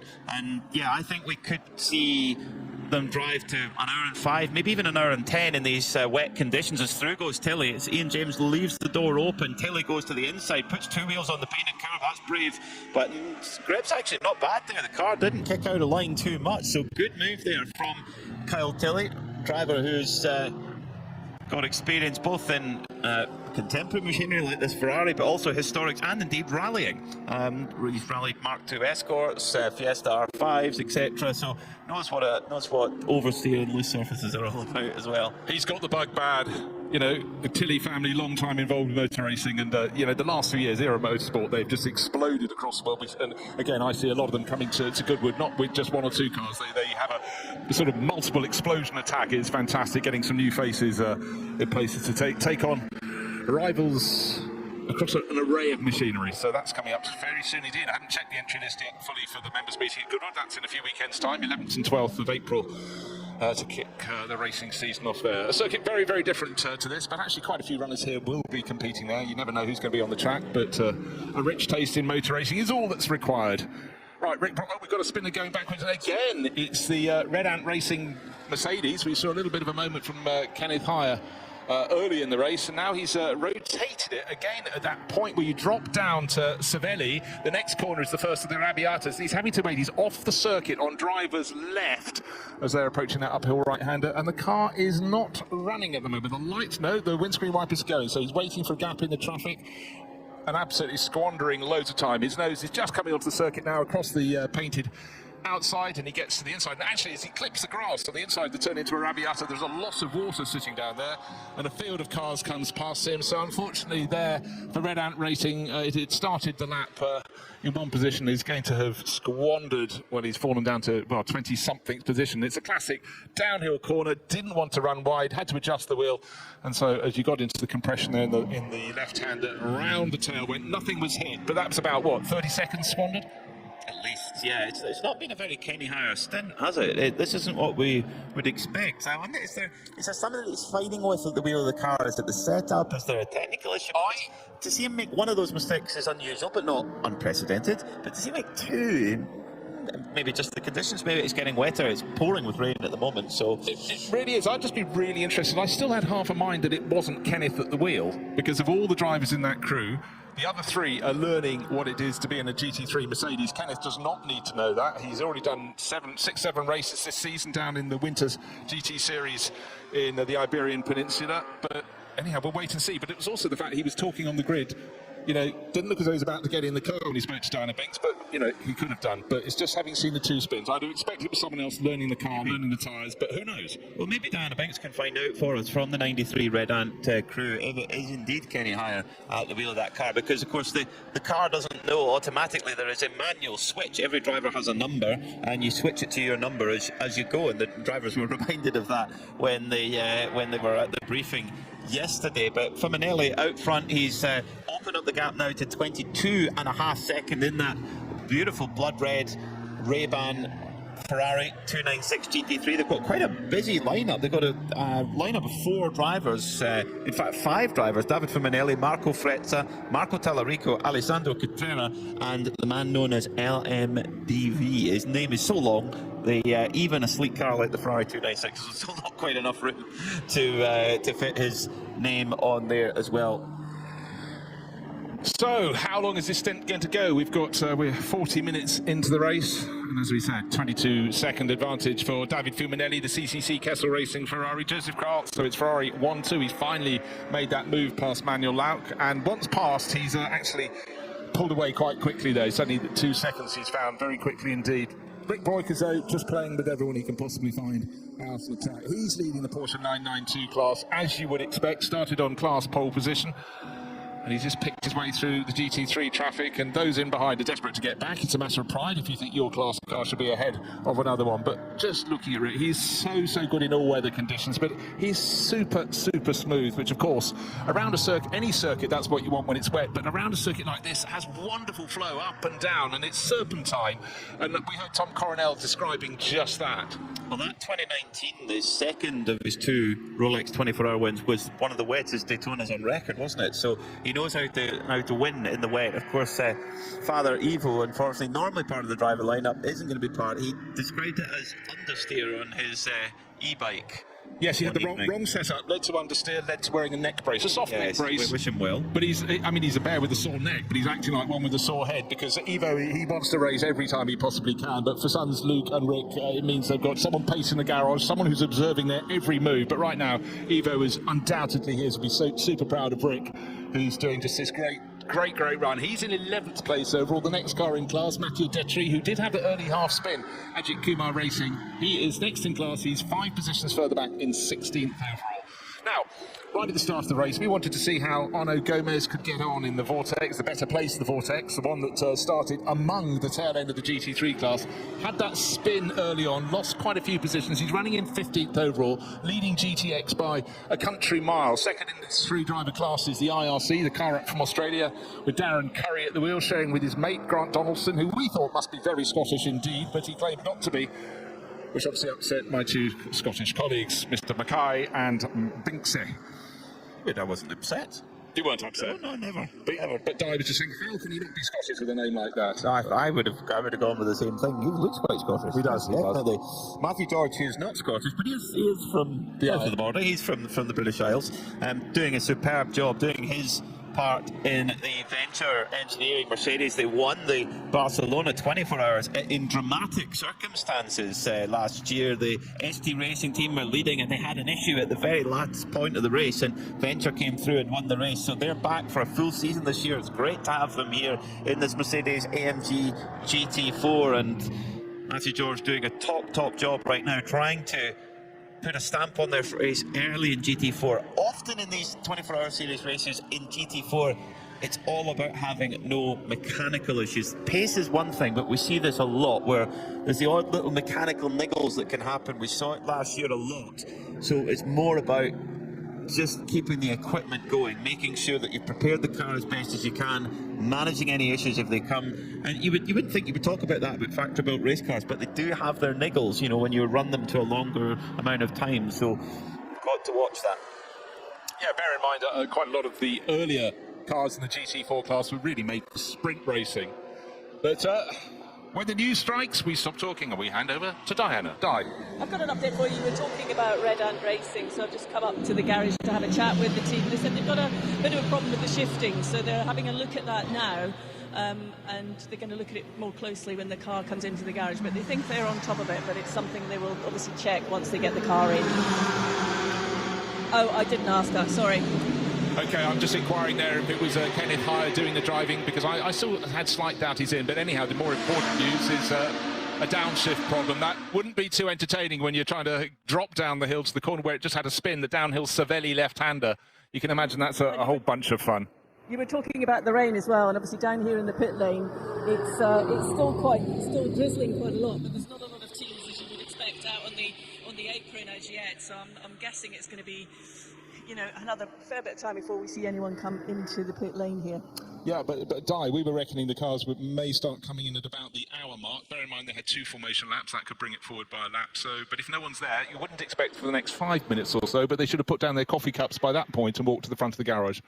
Yeah, the driver will be giving them, or they'll know as well with the car what the fuel readout is as well. They'll know that they'll actually have fuel numbers they're wanting to run to. So we'll. I think it will be well after the hour that we see the GT3s. I mean the GT. Oh, now we've got a car off on the exit of the final corner of Buccini, and it's in the gravel. Now that looked like a vortex. It was bright orange. Orange. It could be the tail end of Manuel Laut's car with that orange at the front, purple at the back. I can't remember. At the back, I think. But that Buccini, that could mean we have our first Code 60, and that will change the order. Well, if the teams aren't ready, they need to be, because Code 60 is an opportunity to come in and top up with fuel. Right, I just was going to say, let's look at the margins at this time. It is a vortex, it's 7:01. It's the one that started down towards the tail of the field, and unfortunately Cyril Calmar has got it. Well, we talked about gravel, we talked about getting beached in the gravel, and that's the first one to do so. Buccini, it's a double left-hander, starting on high, dropping down low to the exit, halfway around the corner. Unfortunately, clearly understeer has just taken him straight into the gravel. You can see, so he's actually had a spin because he's already got gravel over the curbs just before the point at which the car is beached. The lights are still on. Yeah, he went off part 1. Code 60 coming up in 20 seconds. Race lead was 21 seconds. It's slightly coming down. Joseph Kral in the second Ferrari, the one from Scuderia Praha, has been just starting to finally chip away at David Fuminelli. Lost in the race leading Kessel Racing Ferrari, but Code 60 coming anytime now. Now, this is interesting. Pelin Racing 29, Cal Martinelli, Hoffer Racing Mercedes, and E2P Aston Martin all made it into fuel. Now, did they make it into fuel and get the pump going before the Code 60 came out? I wonder. Well, could they have made a little bit of a strategical win there? Now we are under Code 60. So if you're new to the 24-hour series, unlike in, say, the IMSA WeatherTech Championship, where you will get a safety car will actually go out onto the circuit and pack the field up, and each class takes their turn to take pit stops. That's not how it works here. We have Code 60, which means the entire field goes down to 60 kilometers an hour, and they can come into the pits, they can stay out however they wish. There are limits depending on what class you're in, how much fuel you can put in during a Code 60, but even if it's a small amount, usually teams take the opportunity, because code 60 when the cars are going 60 kilometres an hour. It's such a difference. I mean, the race lap record here, the average speed is 176 kilometres an hour. It's going to be a lot less than that in the wet, of course, but still a lot more than 60 kilometres an hour. No, exactly. So, and again, experience in a championship. Many championships, very few championships have the same rules as other. You've got to read the rule book. It might feel a little bit dry, but it's moments like this where you can gain yourself a quarter of a tank of fuel or whatever. There's going to be a slight delay, and Peter's obviously going to want to check on what sort of rescue vehicle there is, because of course the tow vehicles in French circuit you always go, it's a Manitou. Is this a Manitou lifting device here? I cannot tell you. Manitou, that was it. Yes, that was the brand of lift. Now the Vortex team looking slightly concerned about what the story is already. E2P Racing, Aston Martin's already is come to fuel and is already back out on the circuit. So could they have made a bit of a jump here as they head back out onto circuit? They've kept Oliver Campos on board as the Manitou lifting machine heads into, and it's not far at all from terra firma, so it'll be a hopefully quick lift, get that Vortex back onto terra firma, and it's not far to the pits if there is something wrong. And as always, when a car goes in the gravel, it's where they put the gravel when they get back on the tarmac. Imagine you're struggling with a very slippery track, and then you find gravel on top as well as you're halfway through the final corner. Right, many cars in refueling at the moment. The race leading car, David Fuminelli, on the pump. In the next pump behind him, it's the one and only Lotus from Lotus PB Racing. And that is about to get going again. But it just depends where you are at the point of the lap, and you don't want to come in and queue for your fuel, that's for sure. So you can be lucky if you're the first handful of cars in, then you're going to get going. Oh dear, unfortunately for the Lotus PB Racing car, he had to be pushed back again. Another car was in front. But let's go to Diana. Yes, it's all quite manic now down here in the pit lane, the heart of racing.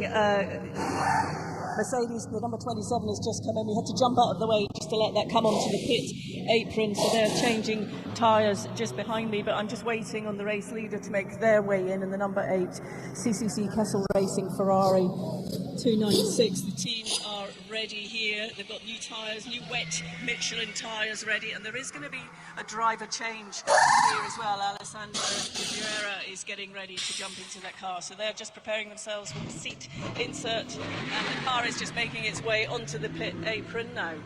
That shows why you always have to have your next driver ready in case of a sudden flurry. He wouldn't have expected to get in for another 10 minutes minimum, but sitting at the back of the garage, he had to be suited, booted, and ready to go. Fresh set of Michelin wet weather rubber coming out for that number 8 Kessel Racing Ferrari. David Fuminelli out of the car. Fantastic job from him. From pole position, got his nose in front long before the first corner, and was never headed. Right at the end of the stint, he started to lose a few seconds to the chasing Joseph Kral in the Scuderia Ferrari that is now leading this race by dint of not coming in. And for a few cars down in the refueling, they get caught out by those around. A little bit of a delay on the rear right tyre there, but they've got it done. In fact, they've got the tyres done before the driver change is done, so a little bit of delay with the driver change there for the number 8 CCC Kessel Racing Ferrari as the Vortex has got going, so we should be going back to green fairly soon. The driver change is still going on. That's a little bit of the delay there for the Kessel crew, but they get back going again. So will that effort from David Fuminelli, will that be burnt up there? That's a little bit slow, you would think, for a driver change. Yeah, quite hard to tell, but as I said, down in the refueling area, the one car, the little Lotus I was looking at, not only had to be pushed back so he could get away from refueling, then got pushed back, and then another car pulled across its nose, had to be pushed further back, so they've lost handfuls of time. But clearly there's great pace in the Kessel Racing number 8 Ferrari, and they might have squandered a handful of seconds here or there, but they are just leaving the pit lane now. And the car that had 2 moments in the first part of the race, the Red Ant Racing Mercedes, and Di has confirmed my supposition was entirely wrong. It is Kenneth Hire who did the starting stint in the race, and he is refueling at the moment. But as we pondered, did they have a technical issue? And the answer was yes. A shifting issue, that will make you spin. If the car's not shifting how you want it to, that will just, at the speed they're going, easy to spin the car. If a downshift goes wrong, very, very easy. Easy to do that in the dry, but on a track that's not just uniform, not just wet, it's not even uniformly wet, it's changing. You start to see the beginning of a dry line appearing, you get another flurry of rain. Di, have you got something more for us? I have. I'm with Ian James from Heart of Racing, the number 27. Ian, you took the start of the race. From where we were standing, it looked quite tricky, but how was it from your seat? Yeah, it was very tricky. Unfortunately, our car wasn't very good in the wet. I think we missed the tyre pressures there, so I was falling like a stone there, so just trying to survive. Luckily, we've got a code 60 there, give us a chance to reset, but it was drying off a little bit, then got wet, and then dried, and then wetter and wetter, and then dry again, so it's very changeable, so you just got to be really careful. From an experienced driver like yourself, what's the approach when you're in conditions like that? Well, I think first and foremost, survival, right? You know, you have to put your ego aside and let the faster cars go by. And then as the stint changes, you catch them up or you lose to them. So just got to think big picture, 11 and a half hours to go. Obviously, you don't have a lot of info on the wet tyres, the Michelin tyres as yet. What did you learn? Well, I don't want to pass judgment quite yet, because that was one of the scariest stints of my life. So hopefully it wasn't related to the tyres. I'm sure not. They're always pretty good. So we just got to get our act together. It's a challenging circuit, this one, isn't it? Yeah, it's brilliant. I mean, it's a fun track to drive on. The different undulations and the hills just make it even more of a challenge. So having fun regardless. Thanks, Ian. Thanks. Well, we're just about to go back to code 60 because the Seb Lejeune racing car has spun off. It looks like turn 1. Yeah, so it's halfway around the first corner. So, Donato. and interesting, the Vortex 702, the Gomez car, spun as well. So it are actually the tyres when they're put on, even though they're wet, so that you've got to get a bit of temperature on them by the looks of things. Yeah, one thinks so. In a corner that's very popular, if you say such a thing, for going off. In fact, I tell you what, a mistaken identity. There's a different corner for Arno Gomez, looping around deep into a gravel trap in a left-hander in a two-part sequence. But that was Borgo San Lorenzo, turn 4 of the circuit, in which he looped it around, but got away with that. Little piece of gravel out of the back of that car, and of course the sister car. But the good news, when Cyril Kalman was pulled out of the gravel at the final corner at Buccin, he very assiduously stayed outside the circuit on the way down the slope. He stayed on the painted stuff to deposit some of the gravel that went into the back of his Vortex, and so well done for that. Interestingly, the Scuderia Praha Ferrari, which was in second, didn't pit under that first code 60. They were the only leading car to do that, but they decided they've come in under the second code 60. But curiously, looking at the Kessel Racing Ferrari is just on its way out. That'll come back. And interestingly, Proton Huber Competition, who were sitting in third, they've put Klaus Bachler aboard, so they've taken Manuel Laug out and Klaus Bachler in as Joseph Kral brought the Scuderia Praha Ferrari in, and now we'll see if there's been a driver change there or whether they're going to keep Joseph in the car. No, they're going to keep Joseph in the car. Now, big advantage for that car, Scuderia Praha. Joseph Kral, because he's semi-pro graded, he does not have a minimum or a maximum driver time. The other two drivers in the car, Matters and Miroslav Weibo, they have to do a minimum of 6 hours together. So if they plan it right, Joseph Kral can do 6 hours of driving over today and tomorrow. Yeah, what I really want to see is the margin between the two Ferraris. The Scuderia Praha, that's car number 56 with Joseph Kral just leaving the pit exit now. And the number 8, the Kessel Racing car that Alessandro Cutrera has taken over from pole starter David Fulminelli. Right, the Seb Lejeune Racing Porsche for the 992 Cup class has been extracted from the gravel at San Donato, the opening corner. It's going, and we do have a new full-time race leader because the number 8 Ferrari only now is turning into the first corner, but Joseph Kral is over the hill and up the slope at Poggio Secco, so he's suddenly gone from 21 seconds down to a handful of seconds ahead. So that was an inspired decision not to come in and queue for fuel, but to wait, and then they were gifted almost as soon as it went green. He came in next time round when we suddenly had the second code 60. I think the Scuderia Praha car didn't take tyres. Okay, I think they certainly took took fuel. Fuel and straight out. Yeah. So this is going to be curious. This is going to give us an idea of the longevity of the Michelin tyre in the wet, at least. Because normally it's, we've seen it in the past where you're basically throwing on new tyres whenever you can. There's no limit on it. So the Scuderia Praha Ferrari going a little bit off strategy to everyone else. Of course, an identical equipment that they've received, the same as Kessel Racing, get the same car from Ferrari Customer Racing, but of course it's then what you do with it. Who do you put in the car? Who do you get to engineer the car? How do you set it up? And so many other things. This is one of the, and we're going green again, so the second code 60 comes to an end. That's the essence of endurance racing, of sports car racing. You can do things differently. There is scope to take a gamble, and what we saw in the opening round of the World Endurance Championship at Bahrain, teams only fitting, let's say, 2 new tyres or 3 new tyres, not doing the full 4, saving a bit of time. When the team strategist says, right, do you think you could do another stint without any new tyres? Yes, I've already done 2. Can you do another stint? Yes, I can. Let's go for it. You gamble, and unfortunately, Porsche Baltic have taken to the deep gravel trap at that same first corner, San Donato. Car 992 stuck in the gravel down there, so that's very disappointing for them. It was actually an overtaking manoeuvre into the first corner. Is that the Red Camels Jordan's car trying to keep out of its way?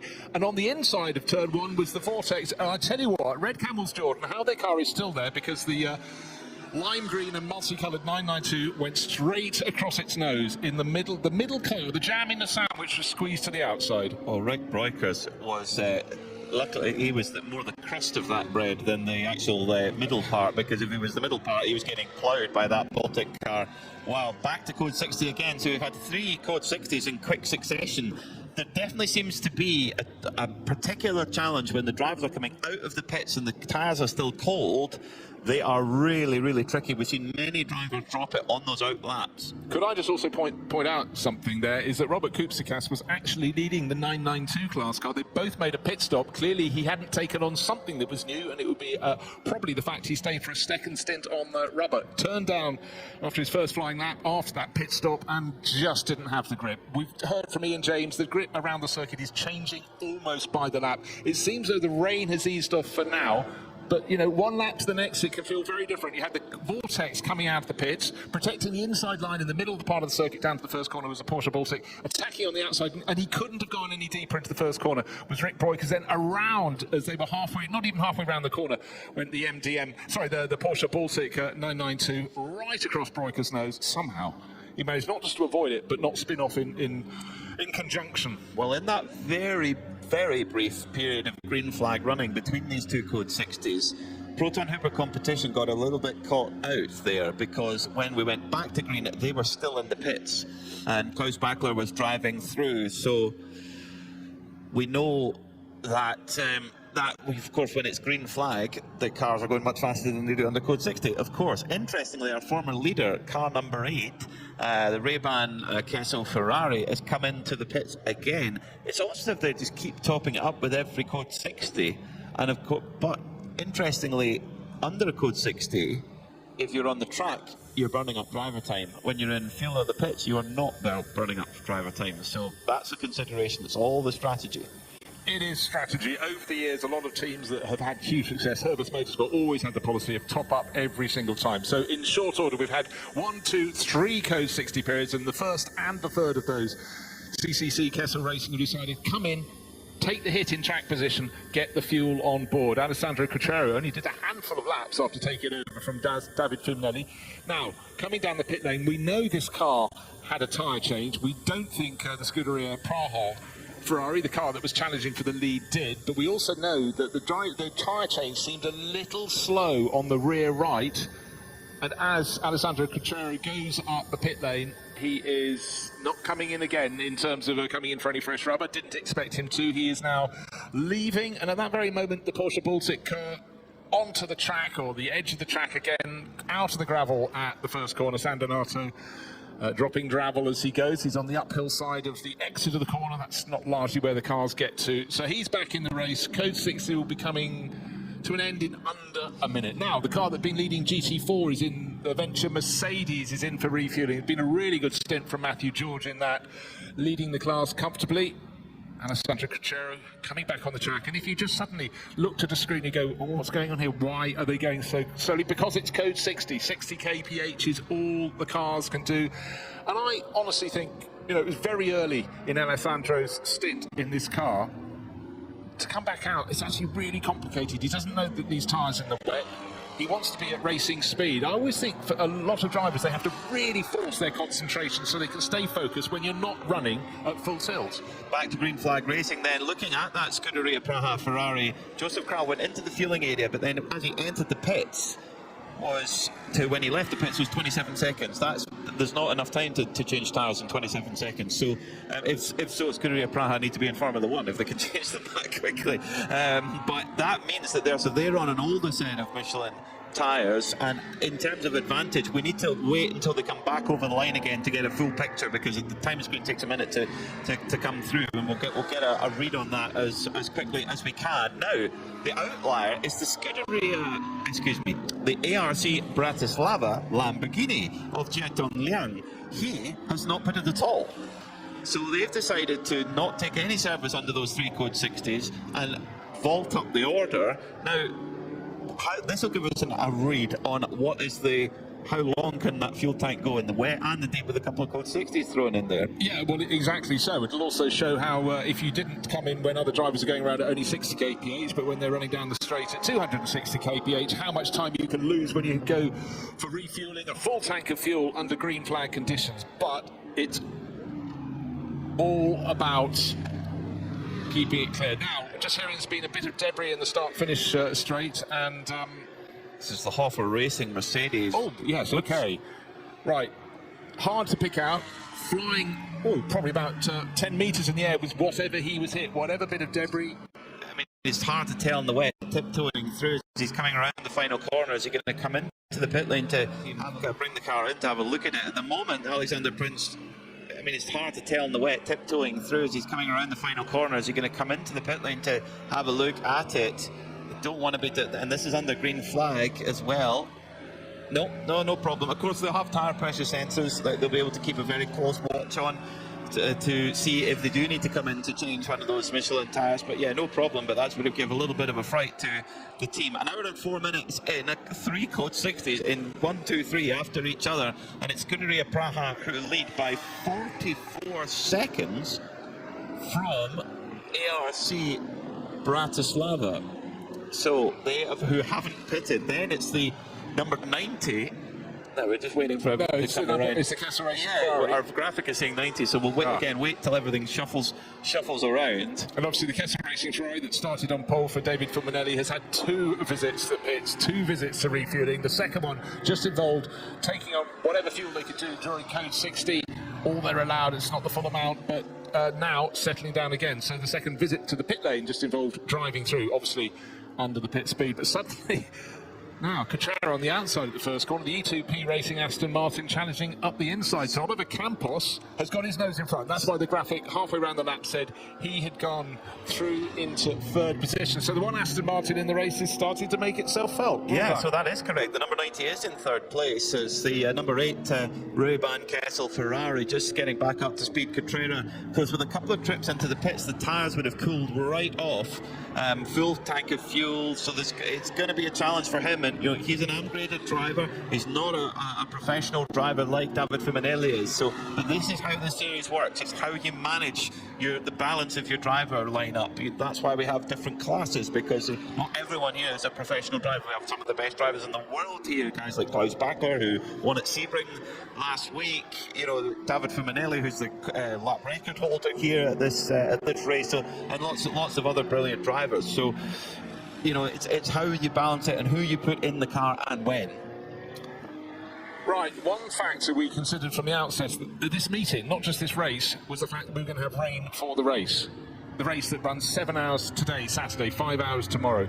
They weren't getting any wet weather running before. They're not accustomed, as they're just getting used to now, only for the first time, the Michelin wet weather rubber. So it really is learn as you go, keep out of trouble. But certainly that was a factor. But for Kessel Racing and latterly Scuderia Praha, who worked up from 14th on the grid at the start. I had to keep saying that because that's a fabulous first stint from Joseph Kral, and now at the sharp end of the field. And suddenly we've got Kyle Marcelli, who was a while ago way down the order in the blue and orange Pennin Racing Ferrari. We just mentioned 3rd place being taken by the Aston Martin. Is about to possibly lose it because Marcelli is really, really looking high, looking low, trying to go round the outside. There is no outside there. Down the slope they go. Savelli, it's the bottom of the slope, and then you've got the entrance to Arrabbiata. You go uphill, and Aston Martin's on the inside. Oliver Campos going on the outside, but going past on the outside between the first part and the second part.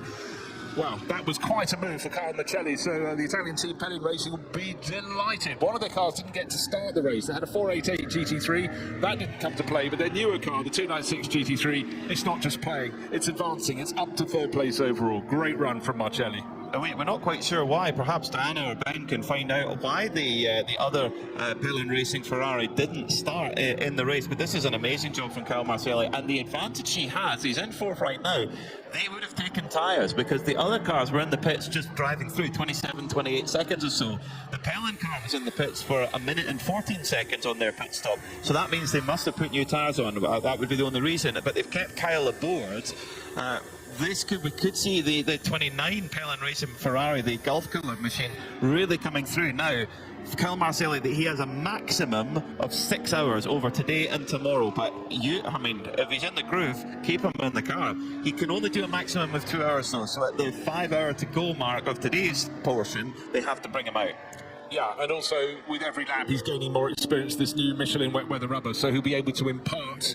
You know, when it was fully wet, they were like this. When it was less wet, they were like that. But every other driver in the crew is waiting to find out what is going to face them when they get out into their stints. And, but he's the pro in their car. You've got the Pro-Am, which is Felice Gelmini, and American multiple female Ferrari champion in the Ferrari Coppa Ladies Series is Lisa Clark, driver from California, and she's going to be the one that really wants that information the most plainly, has obviously the least experience. But if it comes from the horse's mouth, it comes from a pro driver who's out there, who's been racing in wet and dry all around the world for quite some while now. This is gold dust, whatever information can be imparted. And I understand that Kyle is very much in the role of coach for Lisa as well, as is very, very often the case. A non-professional driver will have their professional driver that they compete with is also a coach as well. But Felice Gelmini, he really impressed me in qualifying yesterday. Set some fantastic lap times and some really quick sectors compared to some of the other drivers. He's more of a touring car guy, a Clio Cup guy as well, but he's really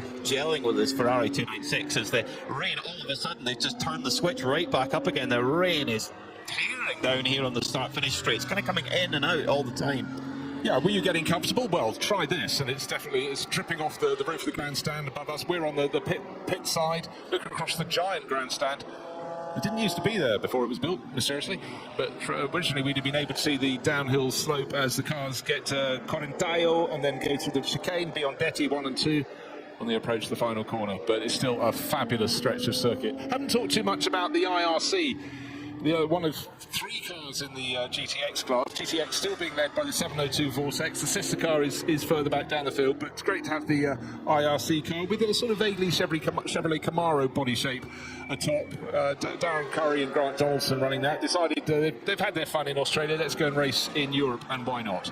If I was to rank it in terms of intensity, I would say this is the most intense rain we've had so far at the circuit. This similar to what I came out to out of the hotel room this morning, going, oh, this is certainly, I would say it's bucketing down right now on the start-finish straight.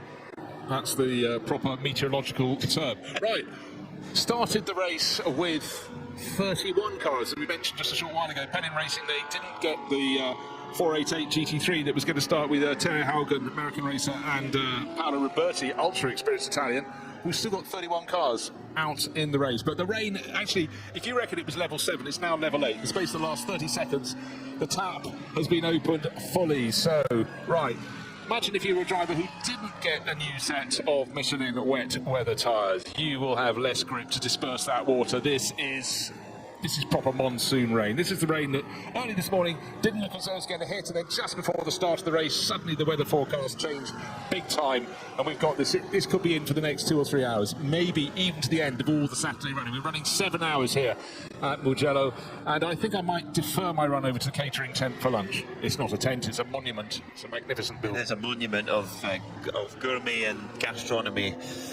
So Jake Hill, a reigning British touring car champion, a driver who's not unfamiliar with conditions like these in a rear-wheel drive car, but still relatively new in his GT3 career. He really impressed with Aero Motorsport in Dubai, and well, this is pretty much a baptism of fire really to drive a GT3 car at Mugello. Totally new experience. He's taken the car over from Kyle Tilley, and he's got a bit of job ahead because they're running just over a minute down on the leading car at the moment. So for Jake, really got to try and, for Aero Motorsport, they've got to try and keep the car on the lead lap. You could be coming into the end of the first portion of the race tonight after 7 hours of the 12, and you could have the leading car right behind you, and you can be just on the lead lap and no more. That's enough.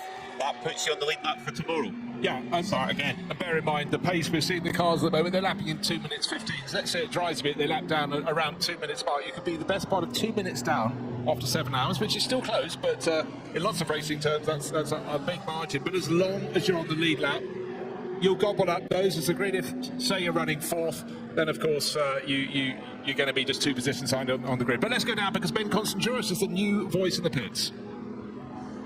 Be here in Mugello, very different to the last time I was here, which was about 25 degrees and sunny. Not today. I've been observing the last 15 minutes, seeing what's been going on in the pit lane, especially with regards to the change of tyres, or not, from some of our teams. It's remarkable actually how good the Michelin tyre is coming off those cars that used it for the first hour and then changed it. Yes, of course, they don't have the sharp edges of a brand new tyre, but they're really not using up the tyre very much, and I imagine that only in the conditions that we're starting to see now, where there's proper standing water on the circuit, that those sharp edges would be coming into use. But before then, actually, wet tyres, if they've stayed on for another stint, would have been quite suitable in the rain condition that we had earlier. I've been at Kessel Racing. I wanted to go and chat to David Fuminelli because he was leading before the first of our Code 60s, but he is in tense conversation with his driver out on circuit, Kuchera, now down in 6th position. He will not speak to me because he is on almost corner by corner briefing with his driver, and you were talking about coach and driver between pit lane and circuit, and there is a huge amount of conversation going on because for drivers with less experience, this is really starting to get very, very tricky out there. Great insight. It just gives you an idea of what when you're not driving, you're far from. You can't just go and have a coffee like we can. You've got to be involved all the time. Brilliant stuff. Thank you, Ben.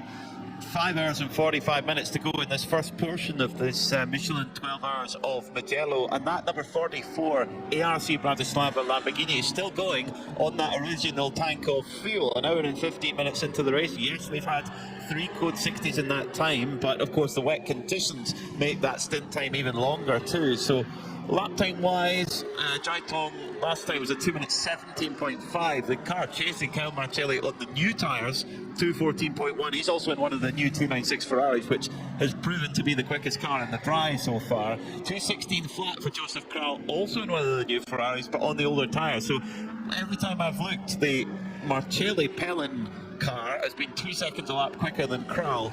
Both very good drivers, both in the same car, but the difference, Kral is on the old tyres and Marcelli is on the new tyres. Yeah, Bachler going very, very well in 4th place as well, so he's lapping, again, pole time, aggregates across all 3 drivers, 1 minute 47. Lap times at the moment, the best person out there is Klaus Bachler, the Austrian, in 4th place, 2 minutes 13, and only just in a 2 minute 13, so we've had this flurry of rain and it has moved back down again from, we reckon, level 8 to level 7, about level 6 rain in the pit lane, whatever that means, but it's out of 10. Huge amount of spray has suddenly developed again. Oh, and a big, big twitchy moment. 2 Audis playing together down into the first corner. The one on the outside line suddenly found life was getting a little bit difficult there, and that's Continental car going around. Exactly. Yeah, the Simpson Motor. It was run by a UK team, Simpson Motorsport, going around the Circle K back Juta racing car into turn 1 as. Oh, the Juto car just moved across as the Continental car, driven at the moment by Vasily Vladikin, put a 1 Michelin weight onto the curb and the car went, are you sure? And round it went, but managed to hang on to it. Great car control. Vasily Vladikin really impressing in the wet conditions. Yeah, he had a really good opening stint, then obviously the order got quite jumbled, but that car was about 20 degrees out of true. He wanted to be turning to the right, but not before he'd reached the corner, but he got the tail back in line for Continental Racing by Simpson Motorsports, and is going very nicely indeed. But that was a massive heart-in-mouth moment there, down to San Donato, the opening corner of this circuit, where you have an enormous gravel trap ahead, but alas, you want to be turning right, not once but twice, and also going up the hill, the start of the climb, up towards the second corner, Nuko. And that in its own right is a tricky corner. There's a bit more space to play there, but great save. Right, Heart of Racing, we heard from Ian James when he was down with Diana Binks in the pit, saying that was a really tricky opening stint. Gray Newell is the driver on board the Heart of Racing Mercedes, and trying to work their way back up to the front. Hopefully he's finding, with the instruction he had from Ian James a way to make it work in this wet weather, and it really is wet. Any chance you see the car, the water is streaming out of the wheel arches, any vent from the front, particularly the huge vents behind the front wheels on a Mercedes AMG, the spray pouring out of that. Dramatic TV images, but it is changing by the lap. Full wet, slightly less wet, full wet again, starting to dry. What was a really interesting comment, I thought, from Ian James, who gave us some great insight with Dan Bench a little bit earlier on, saying that it was one of the scariest stints of his life. You know, this is a guy who's been racing for decades. Really done the Rolex 24 Daytona over 20 times, won it before. You know, done everything there is to do in sports car racing. But he said it was one of the scariest stints of his life. Yeah, but then the biggest, most interesting part was the tyre pressures. He said we got the tyre pressures wrong. That's all part of the learning process. How do you set the tyre pressures for these Michelin wet tyres? I mean, that is always one of the elements that people who are new to sports car racing, new to racing, just don't understand how you can transform a car, and it's down to experience. So you can just play with the pressures and either get it completely wrong and make the car undrivable, or suddenly find the driver an advantage. But Heart of Racing team, they're a team run by SPS when they come to Europe, SPS Automotive, and they are savvy and they know how to run a Mercedes AMG. However, these are new tyres, the Michelin wet weather tyres, so they're learning as they go. They're all learning out there. Yeah, but real learning experience for Gray Newell in that Heart of Racing by SPS Mercedes. And the thing is as well is that in the AMP class particularly, it's about not making mistakes. We've seen several cars end up in the gravel and lose a lap or more getting towed out because the gravel is so deep here at Mugello. You can't just drive out of it. You will be stuck as soon as you drop a wheel in. And that is something that in that, particularly the AMP class, where it's not about absolute outright blowout lap times, it's about consistency, not getting penalties, not making any mistakes. I mean, speaking of, funny enough, speaking of penalties, I hope I'm not throwing the curse in here, but I haven't noticed any. No, none. Okay, what we're getting though at this early stage of the race is drivers start to get a warning after 3 offences, and then it gets ramped up. So penalties always seem to come thick and fast later in the race. I think there'll be a little element of how shall I say, you're given a little bit more scope, because quite easily today you can see a driver's going on not because they meant to, not because they were trying to steal an advantage. But yeah, very, very good job. Before the start of the race, we thought the one thing you don't want to do is lose a lap. 30 seconds waiting for your car, or minutes even.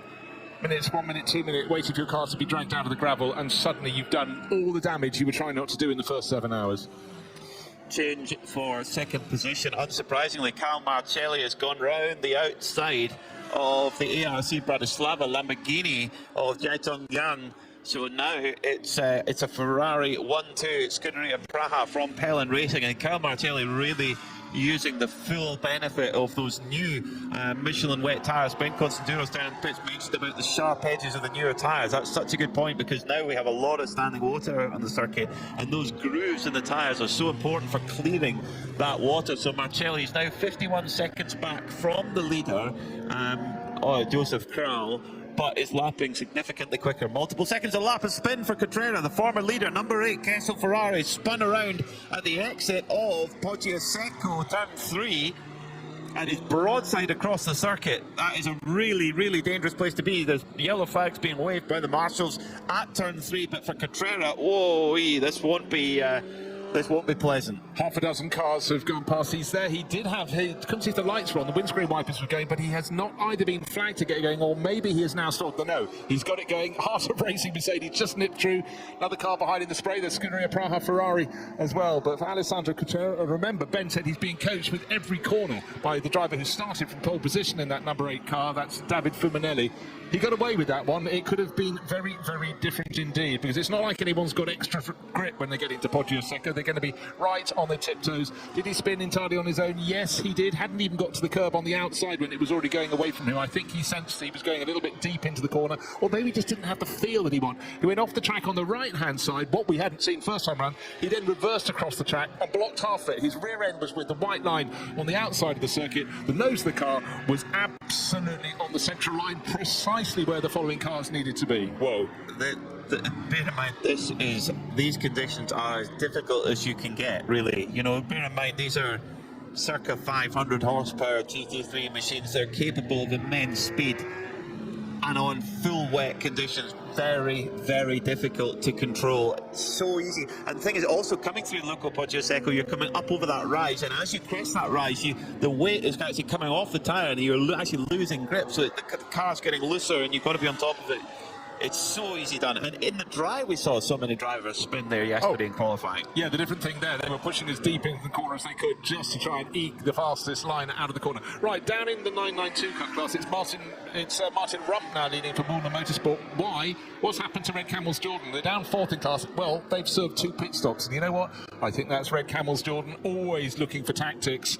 And they've taken the decision probably to do just like CCC Kessel Racing did, come in and take 2 top-ups of fuel. But certainly it's a team that's always thinking with Paul Trustwell down there at the helm, trying to work out the best strategy for them to follow. But we'd expect that to come up. Fabian Dance at the wheel at the moment. He's a handful of seconds behind the Porsche Baltic entry that's been up and down the order a little bit. Remember, that was the car that ended up in the gravel at the first corner. I think that was causing the second, or was it the third of the 3 code 60 periods. But for now, Mulder Motorsport leading quite tidily there. Martin Rump at the wheel, 14th overall. Fastest driver on the circuit right now, Jake Hill.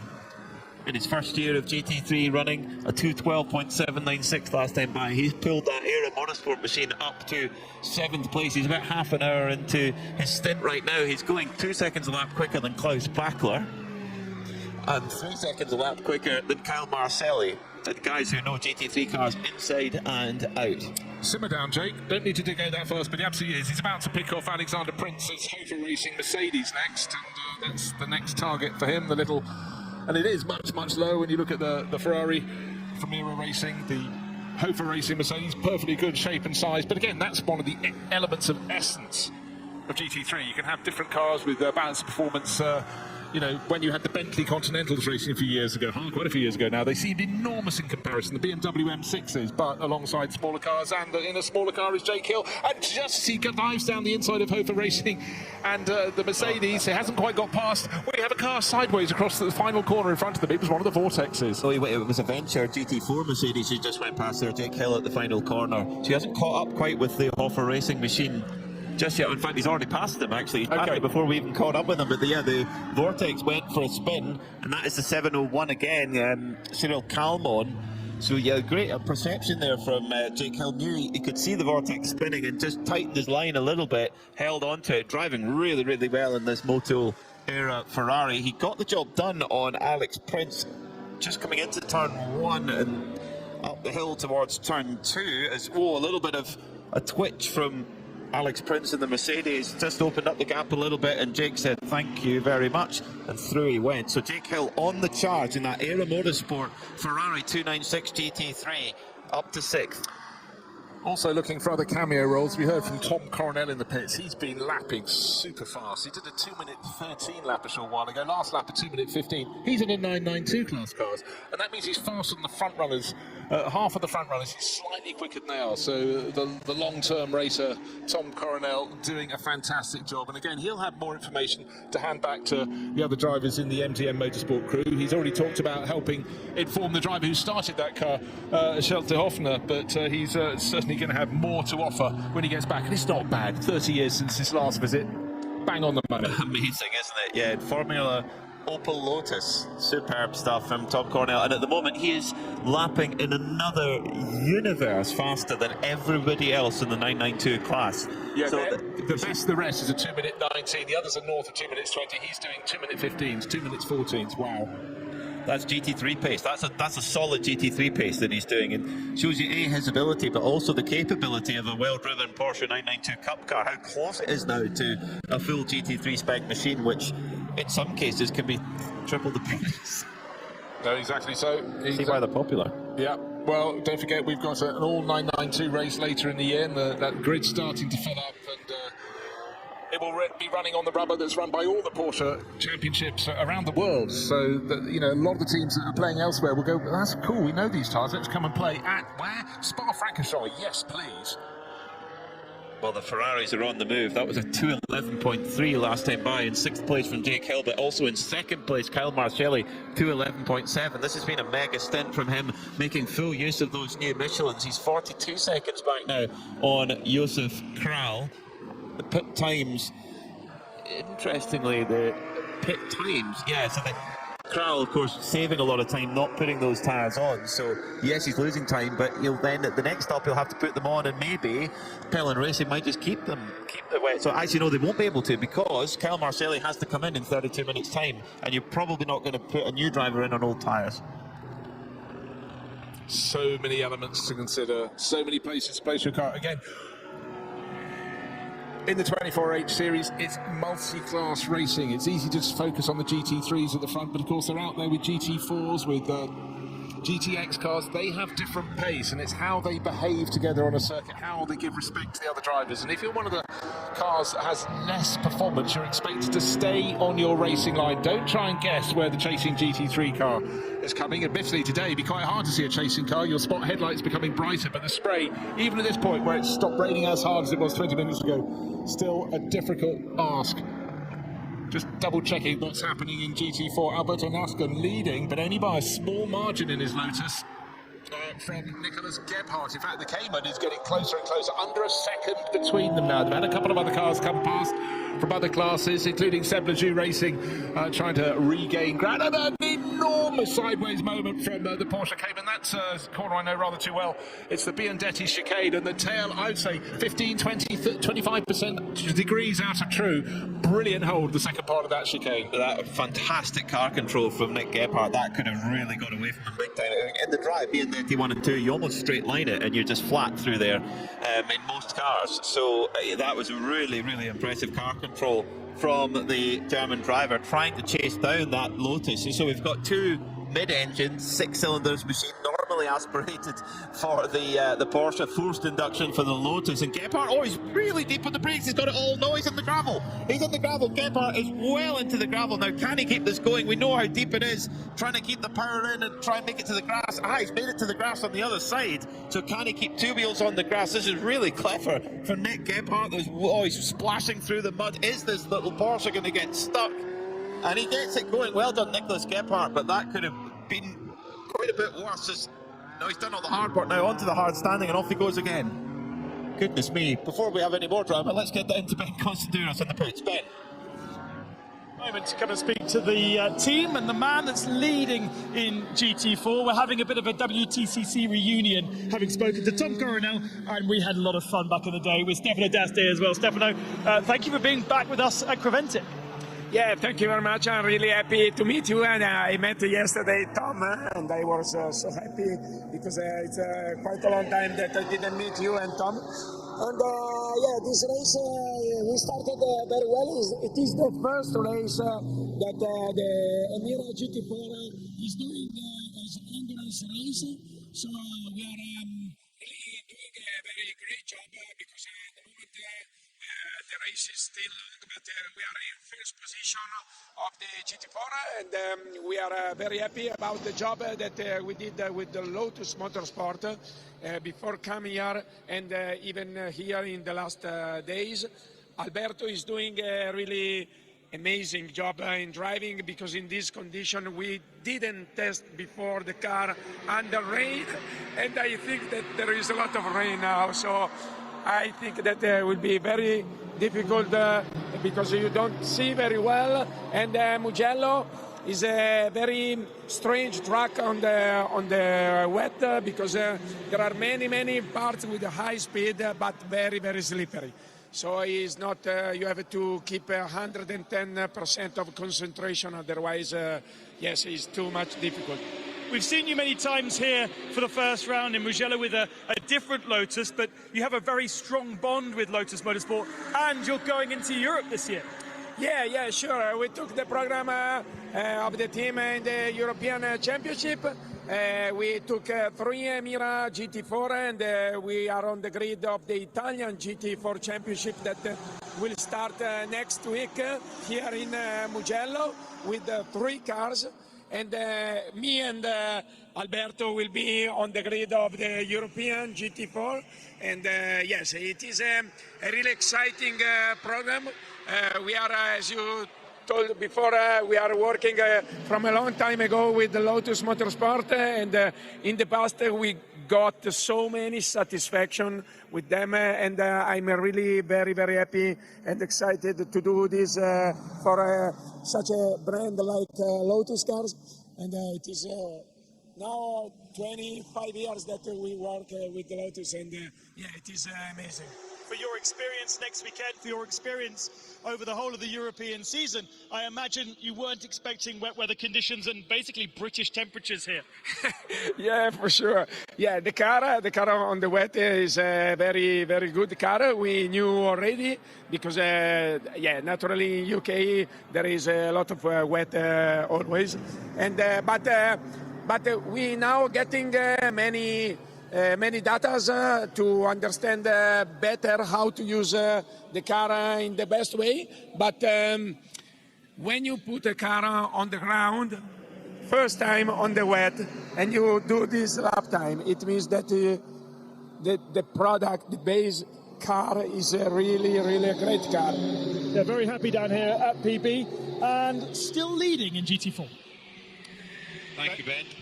Yeah, thanks, Ben. And of course, when he started his competition career, Stefano would have been on motorbikes here at Mugello. 1992 to 1998, he was racing bikes, so he knows the flow.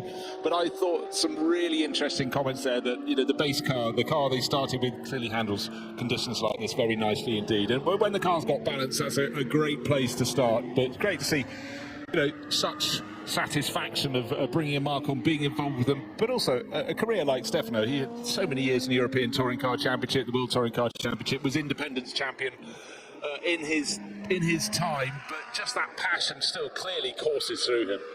It does. Now, interesting, looking at the fuel that was taken on by some of our front-running cars in GT3. The one car we saw the number 81 Era Motorsport Ferrari that's in 6th and being driven very well by Jake Hill at the moment. They had quite a bit more time in the pits. That is because they took a lot more fuel than everyone else. So thanks to the team for letting us know on that one. So they're going to actually could cycle further forward to the front of the field as more and more drop off. In fact, in terms of pit stops, have ARC Bratislava still haven't pitted, so they've done 1 hour and 35 minutes on the same tank of fuel. Yes, we've had 3 fairly short code 60s, but that shows you how much of a difference the wet weather makes. It really does, so it may or may not get back round the lap. Will it have enough juice to go the way? Had the first penalty that we've noticed, and that's car 56, which happens to be our race-leading Scuderia Praha Ferrari. 3 infringements for track limits, so the first warning has been served. You build up from here. It's not a good thing to do, but you don't get penalties immediately. You get warnings, and they're working their way through the number that they're permitted. But then again, it's not too surprising. Very easy to exceed track limits when it's as slippery as this, but they have now got to sort of have, it's not the sort of Damocles poised above them, but it's something, it's a bit of a warning. Keep it in mind. You're leading the race. You don't want to suddenly pick up a drive-through penalty or whichever penalty is decided to be appropriate for the crimes underneath you. Right, let's go down through the classes. Overall winner, leader is still Joseph Kral. He's in a Pro-Am GT3, the outright GT3 class. Without AMs on board is Pellin Racing in second place with Carl Marcelli. He's been setting some fantastic laps. GT3 AM is 4th place overall. That's ARC Bratislava, the car that is allergic to the pit, so has stayed out, the Lamborghini. In 992 Cup class, it's still Martin Rump for Mulner Motorsport. GTX, 1 position behind him. And Arno Gomez, 15th overall to Mulner Motorsport's 14th place. And then you drop down to GT4, Lotus PB Racing. Alberto Nasca, we heard from teammate Stefano D'Asta, leading the way in that class as well. Joseph Kral is really struggling on these older tyres right now. Last time by he was a 2:16.5. Second place Cal Marcelli on the much fresher tyres. 2:10.9, 6-second gap, huge difference. Likewise, Klaus Bachler in the Proton Huber Porsche, who's only 4 seconds behind Marcelli in second. It's 2:10.7 for him last time by too. So really impressive paces. Off goes. Oh no, it's the Red Ant AMG off the road as well in the gravel, and did well to keep it going and not get beached. Yeah, that was Arrabbiata between Arrabbiata 1 and 2. It's the uphill right-hander followed by it's another uphill right-hander, but it flattens out, and at that point you can imagine you're just trying to really push hard through there, because in dry conditions you should be, next closest thing to flat on the way up through the slope, hanging on admittedly, but simply actually at the turn-in point to the first part of the Arrabbiatas, the nose the car wanted to go east, or was it west, either way, off the track, and actually very well gathered together again to keep it vaguely near the black stuff. But for Red Ant Racing, they've had their problems. And for Ayrton Radar, well, he did end up in the gravel, got out of it though, but the prize for the biggest run so far has been Nick Gebhardt going all the way through the first corner gravel, and it was so wet in front of the tire ball where he could get his left-hand wheels on the grass, but unfortunately it was grassy water rather than grass, so precious little grippy. Very easy there to actually then clip the barriers, clip the tire ball, but kept it going to the right, but lost a lot of positions. He really was pushing hard, maybe a little bit too hard at this stage, but it's such a fine line when the conditions are like these. Very uncharacteristic there again for Ayrton Red Ant, but I'm going to guess that Red Ant Mercedes is still suffering from that downshift issue, because he just looked like he couldn't get the car stopped for the corner and it wasn't doing what he wanted it to do. Yeah, not easy at all if you're trying to nurse that issue. Of course, the car's brand new to the team, so it's going to be a discovery for them over the next 2 days. Yeah, but at the point you want just a little bit of engine braking to help you get the speed down and give you the traction, and it ain't there. Suddenly that's not so cool. Right. The track conditions chopping and changing. We're having flurries of rain blowing through here. The track was damp before the start of the race. There was drizzle. As they went around the second of their formation laps, it started to rain. Oh, some days the Joker can be played, but it's been ebbing and flowing being the operative term there, ever since. But right now, the spray, if you get a bunch of cars, it's almost like a wall of water. The camera's struggling to necessarily pick out the cars. You get the vague image in the background of some headlights blazing away. Hard to pick them out until the cars arrive down at, say, the first corner. But the camera crew's doing a fantastic job here. But for the drivers, they're doing a pretty special job too, as well. And Joseph Kral continues to lead the race. He's got a bit of traffic up ahead, but his lap pace continues to fall away. 2 minutes 17 on that lap. The chasing cars 4, 5 seconds, 6 seconds faster in the case of Klaus Bachler, who's in third place, making progress for Proton Hubert competition. Remember that car with Manuel Lauck in the opening laps of the race, gained about 3 positions in the opening couple of laps, and was the first car to really attack in the race. Had it a couple of moments, but in terms of the pace, you'd have to say the Ferrari 296 GT3 seems to be the most comfortable car to run. We're seeing great pace from Jake Hill in the Era Motorsport car. We've seen brilliant pace from David Fuminelli in the Kessel car, and now leading the race, Scuderia Praha, Joseph Kral, doing what he does. He has had a lot of success in Ferraris over the years, notably here in the Mugello 12. That he has, yeah. It's and these conditions are where you know the quality of the headlight is so important. I sound bizarre, but you know, for cars in front of you, if they're in a slower class, for them to see you, if you've got really bright headlights that cut through the gloom and cut through the spray, it really makes it easier for the car in front of you to know that you're coming, because the closing space between, say, a top-driven GT3 car and a GT4 car or a Porsche Cup car, depending who's driving, it can be quite a big closing speed. The biggest closing speed is going to be the GT3 to the GT4. So you want the driver ahead to kind of anticipate that you're coming. So the brightness of those headlights is really important. Yeah, and also a factor here. If you're looking from turn 1, San Donato, back down towards the start-finish straight, you can't actually see most of it because there's a twist and there's also a dip. So a car could be gaining fast, but they're in the compression behind you. You're approaching the braking zone. Code 60 coming in 20 seconds because Ajith Kumar Racing, the 901 Porsche, is backwards. Is that Bucci in the final corner? I think it probably is. So yeah, turn 15. That's been a popular spot, and we are code 60 now. So another strategical opportunity here for the crews. So everyone has to be down at code 60. They have a countdown in the car. They know when it's 20 seconds to go, 10 seconds to go. We've already got a handful of cars in for refueling. One because it had to, quite simply, ARC Bratislava. That's their first visit to the pits with their Lamborghini. Giaton Lang coming in. The code 60 flags being waved around the circuit. So everyone out on the track down to 60 kph. If you exceed that and your limiter isn't set properly, then you're going to be picking up penalties if you travel too fast. One car not going fast at all is the 901 with Fabien Duffier sitting. He's rotated through about 250 degrees, so he's facing uphill when he should be facing downhill. He's in the gravel when he should be in the tarmac. That needs recovery.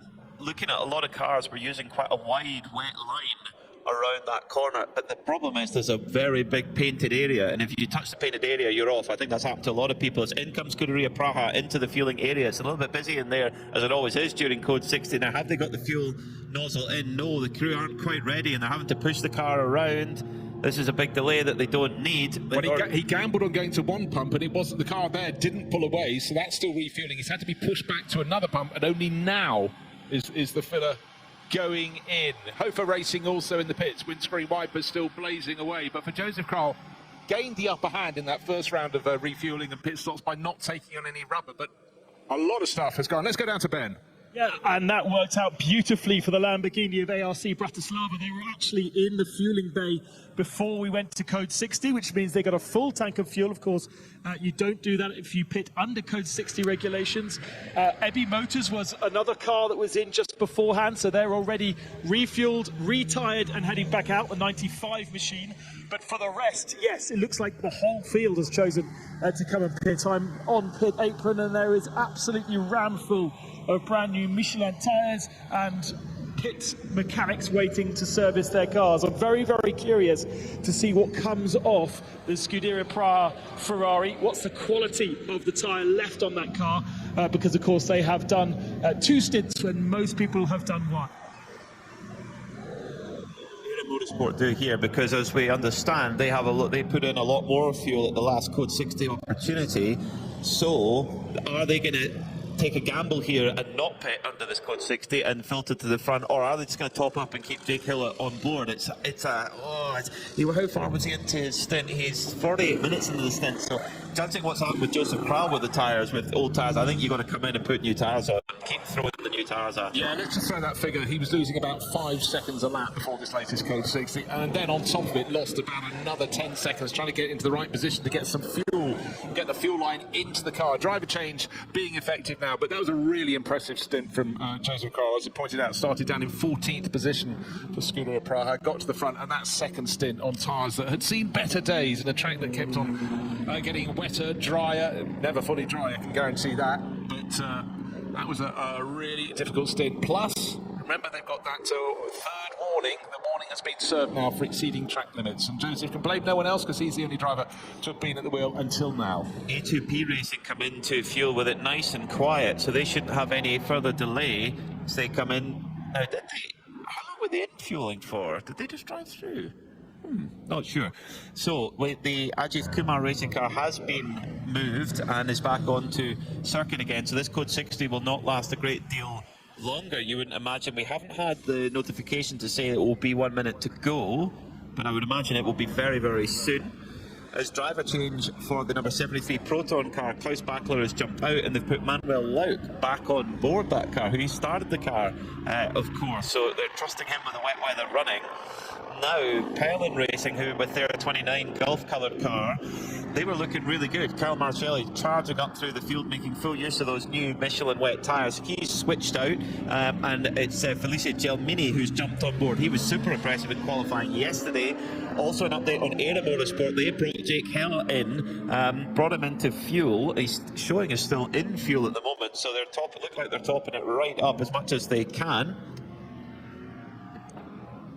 So, Pelin Racing also beating Scuderia Praha out. I think that would come down to that delay that they experienced in fuel, Bruce. Yeah, no, 100%. I mean, Pelin Racing with Marcelli had been attacking and gaining ground again. The tired tyres by stint being double stinted certainly affected Joseph Kroll, but I think sometimes the racing can be going so well. They gambled with the tyres and it worked for a while, then it was coming down, but it's changed around. So Pelin Racing, blue and orange, and in the hands of Felice Gelmini now, stepping off. He's going to see how he gets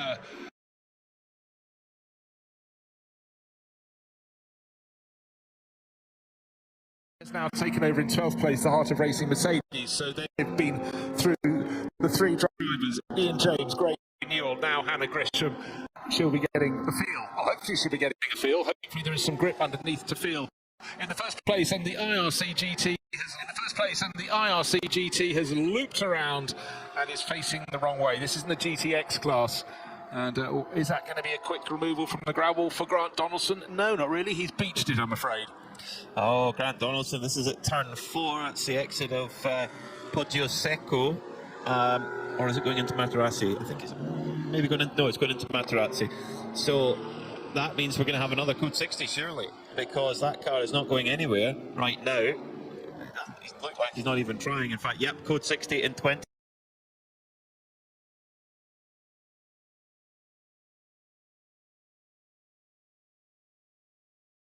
seconds. Air Motorsport, they've made a driver change, so they've switched Jake Hill out. They put Ryan DL in, so they're really starting to turn the screw in terms of putting in their quick drivers in these conditions. And they were in fuel for a good time. In fact, yes, we have gone code 60. So, oh, it's all happening. It's not guesswork for teams, but they have to. There is sometimes you have to go, well, let's hope there isn't another code 60, or let's hope there is. And sometimes you can just have taken a gamble and suddenly other teams are given a chance to get it straight back from you. But that is the nature.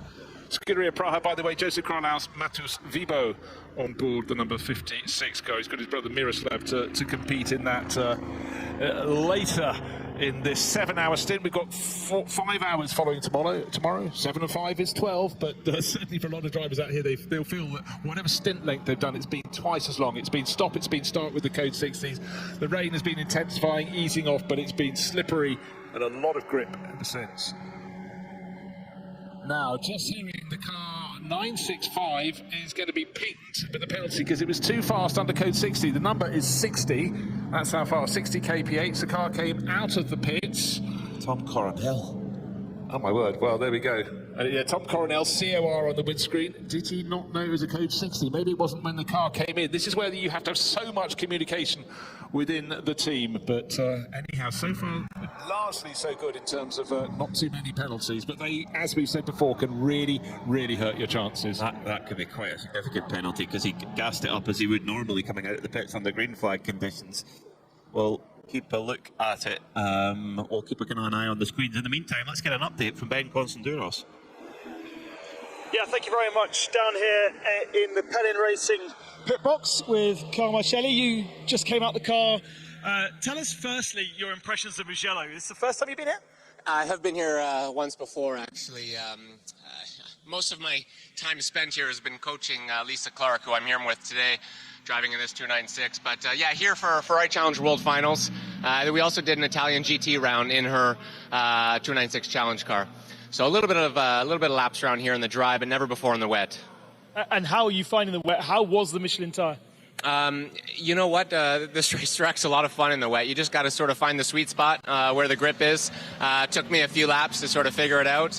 Our first set of tires were maybe just a little bit cool. I'm not sure. I couldn't get the fronts to work very well. The guys made a small adjustment to pressures, and just it seemed to hit the sweet spot on the second set, and we were much faster. So, you know, big thanks to the Pelin Racing crew and Lisa Clark for having me here, and so far so good.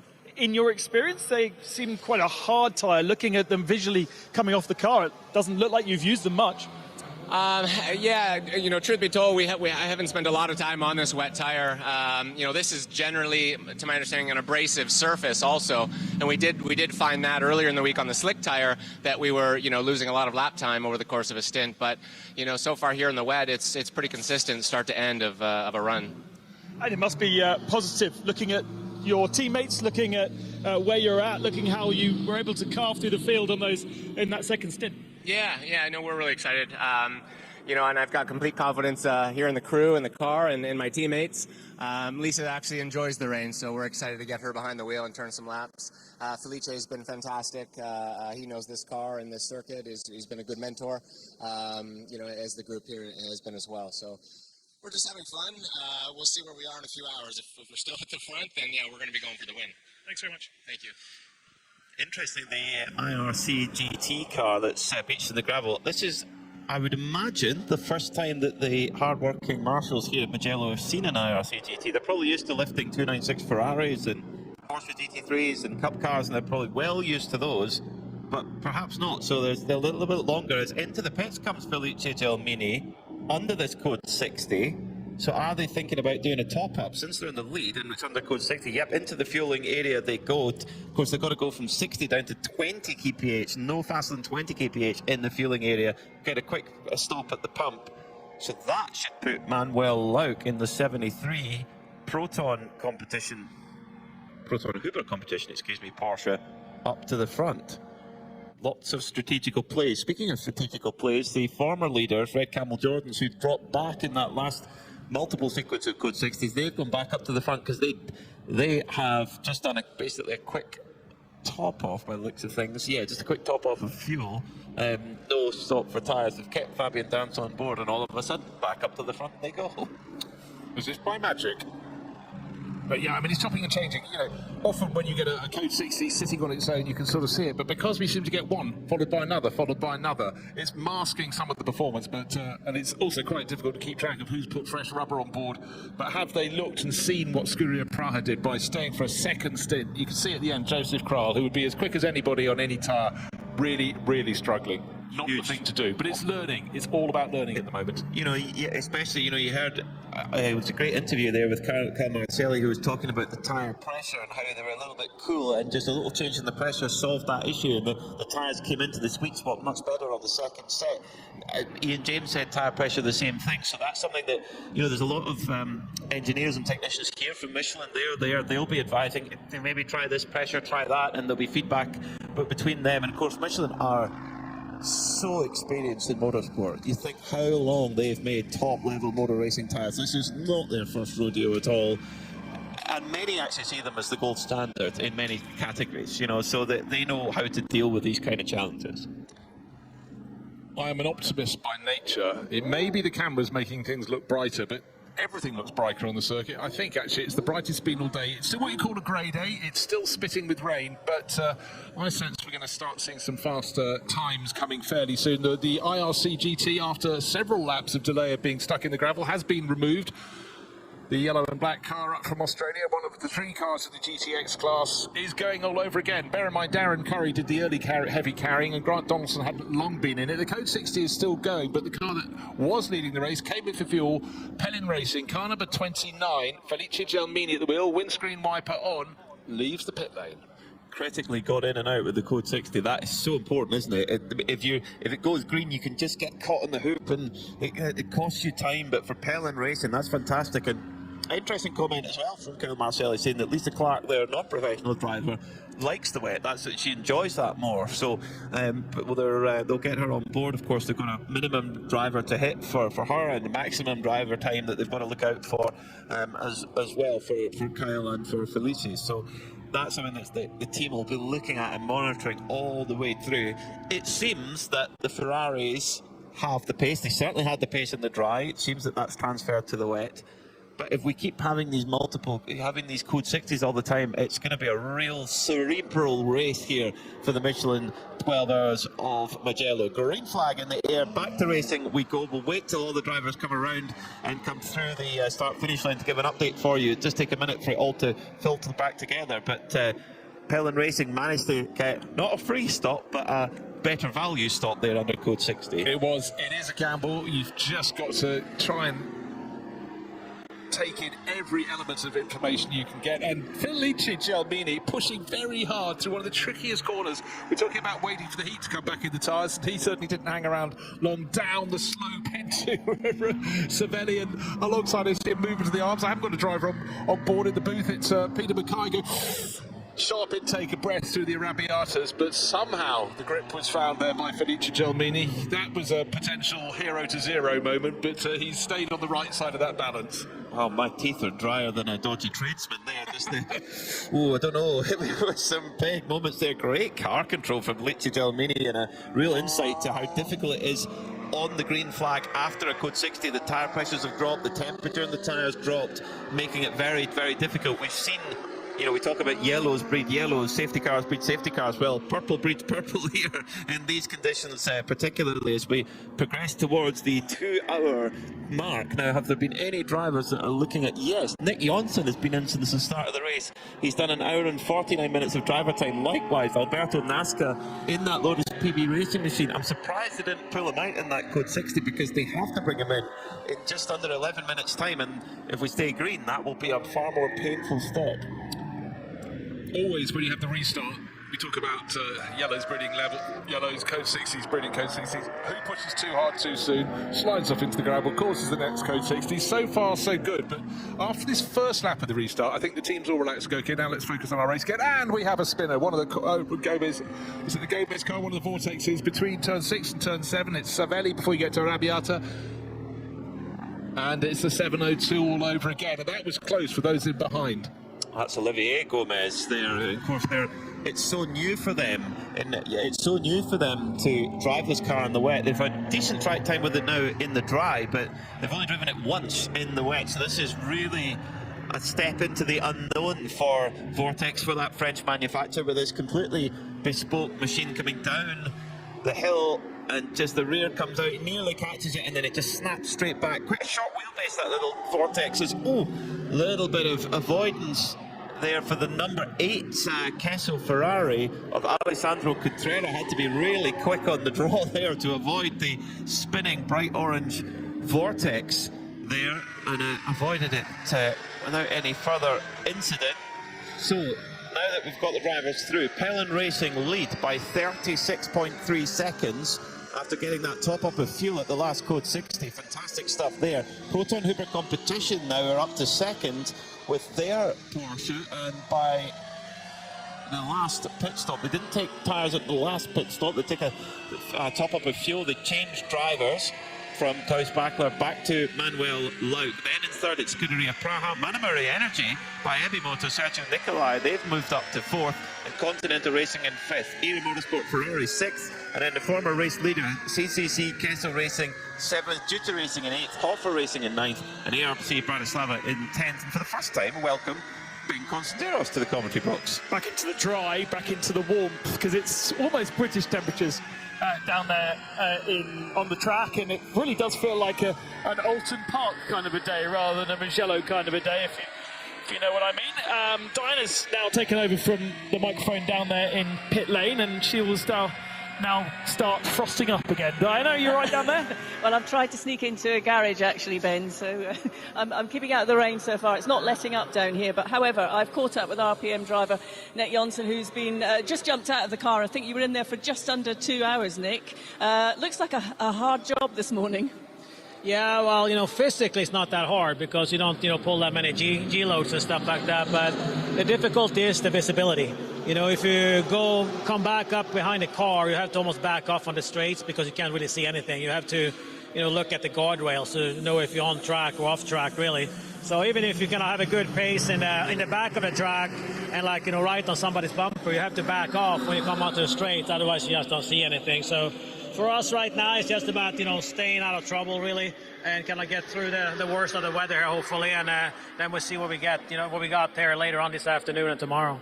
How more strategic do you have to be managing the traffic in conditions like this? Because you obviously got not a lot of visibility, you're managing the tyres, and then the track is evolving.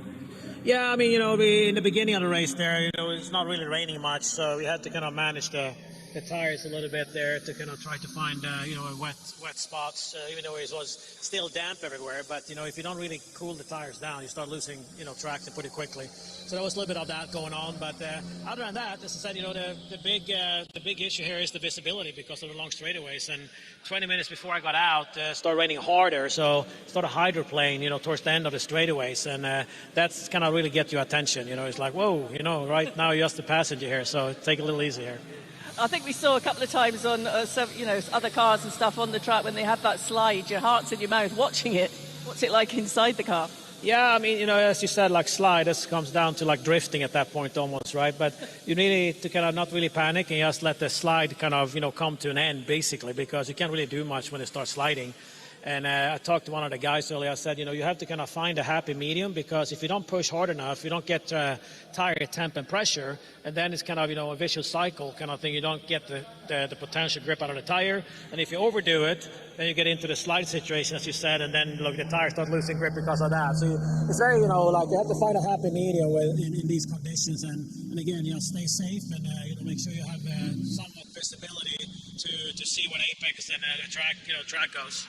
Thanks very much, Nick. Thank you very much. Very interesting insight there from Nick Johnson. We thought he was still on board the car, but they obviously haven't changed the driver ID over because he is still showing on our timing screen as being in the car, but as we just heard, he's very much out the car.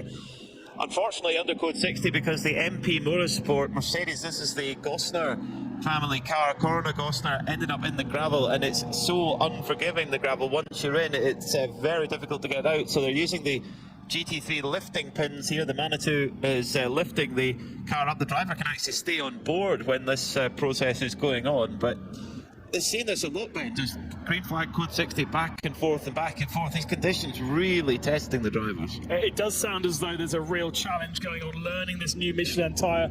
So very different to what they've expected before, what they had with Hankook. Hankook and Pirelli known to be quite soft sidewall, quite forgiving in wet conditions. The sidewall rolls onto the track and creates a comfort, whereas the Michelin tyre needs to be worked harder because it's a harder construction, especially the sidewall.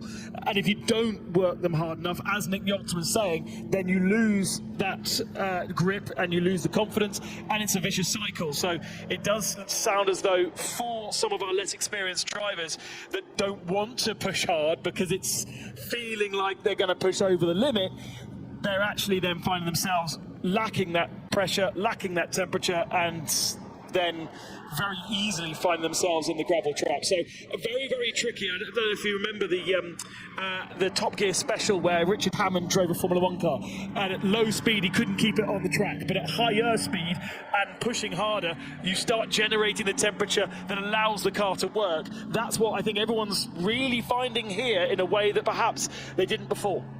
And the thing is under a code 60, no matter how good you are, you can't get that tyre temperature and pressure, because if you get a code 60, it's all dropping away and you cannot do anything about it. That's the really difficult part. Interesting, Felice Gelmini has brought the number 29 Pelin Gulf-coloured Ferrari in. In fact, it's just gone underneath our feet at the start-finish line under the commentary position, so they're going to get back out again just before we go back green. So they've topped up with fuel again. A lot of the front-running cars topped up with fuel, so just to make sure that they've got everything, and they'll be just hoping they can get a really, really long run of green and use up all that fuel that they put on board, because it is just back forth as the little bit of mud and dirt coming out the back of that number 58 MP Mercedes onto the racing line. So that's going to provide another little challenge for the drivers coming through as we go back to green flag racing. Then 4 hours and 55 minutes left of this opening portion of the Michelin at 12 hours of Mugello. 5 hours on the clock tomorrow, of course.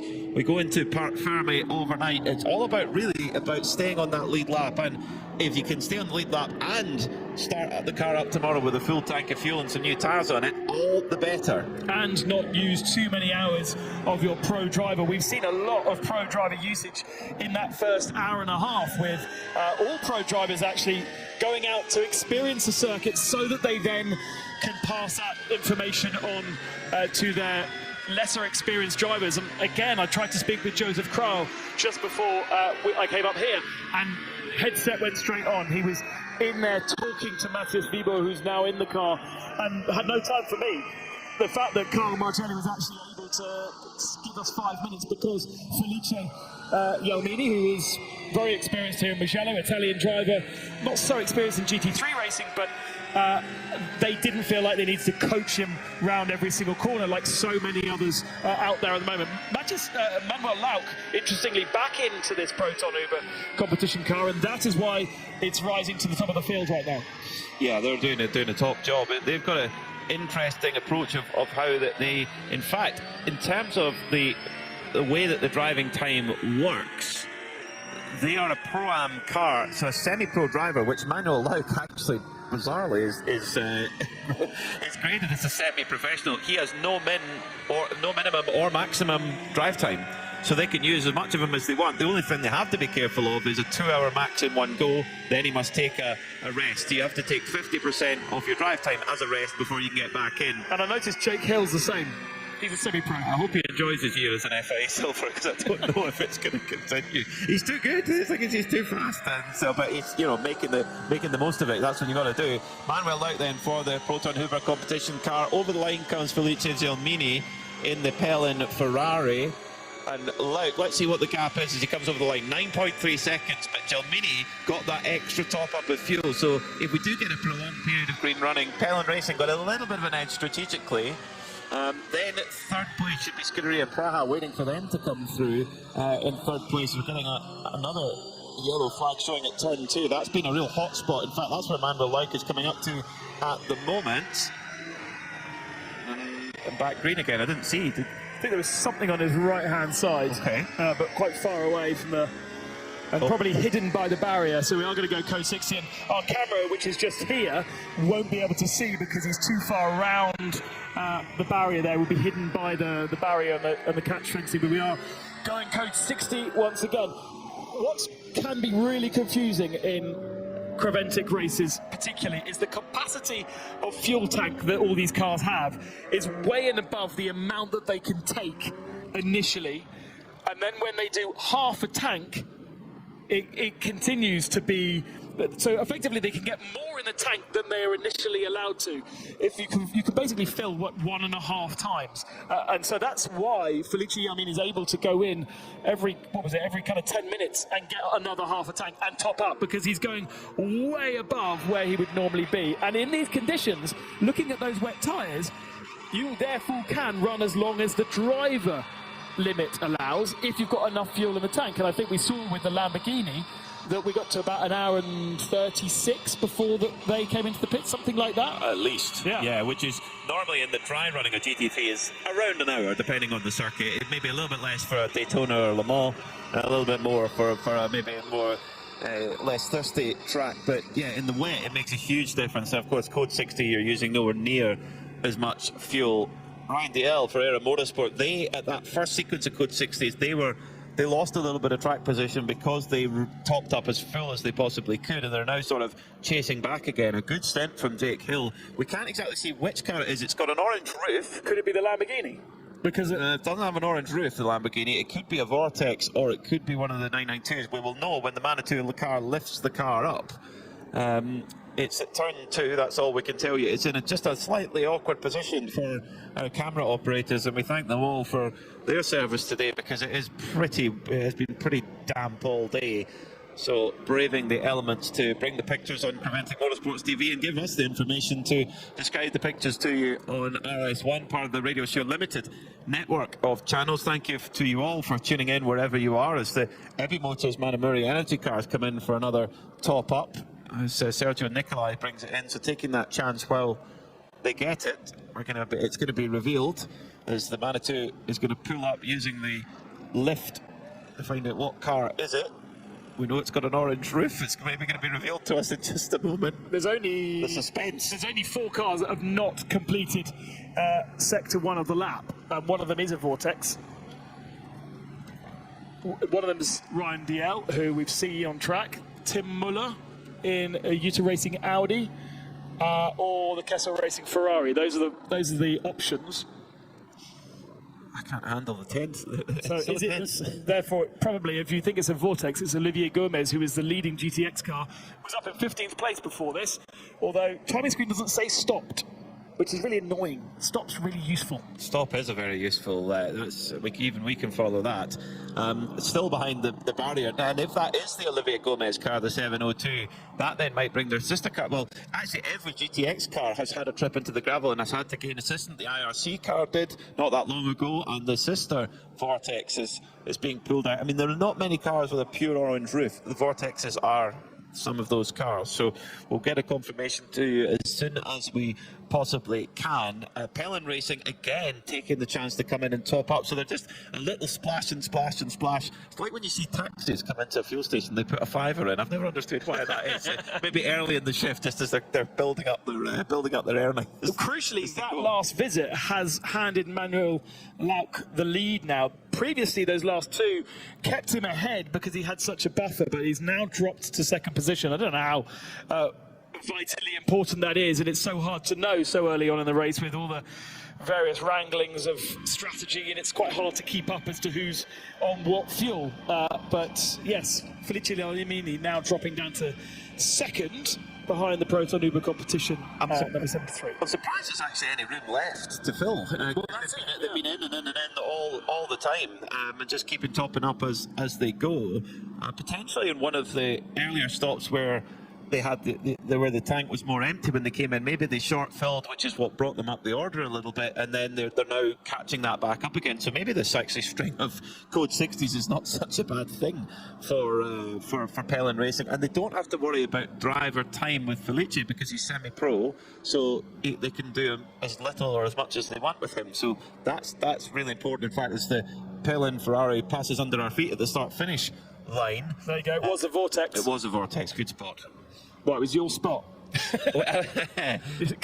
Patting yourself on the back. There. Well done, me. Olivia Gomez 702 must be, I would imagine.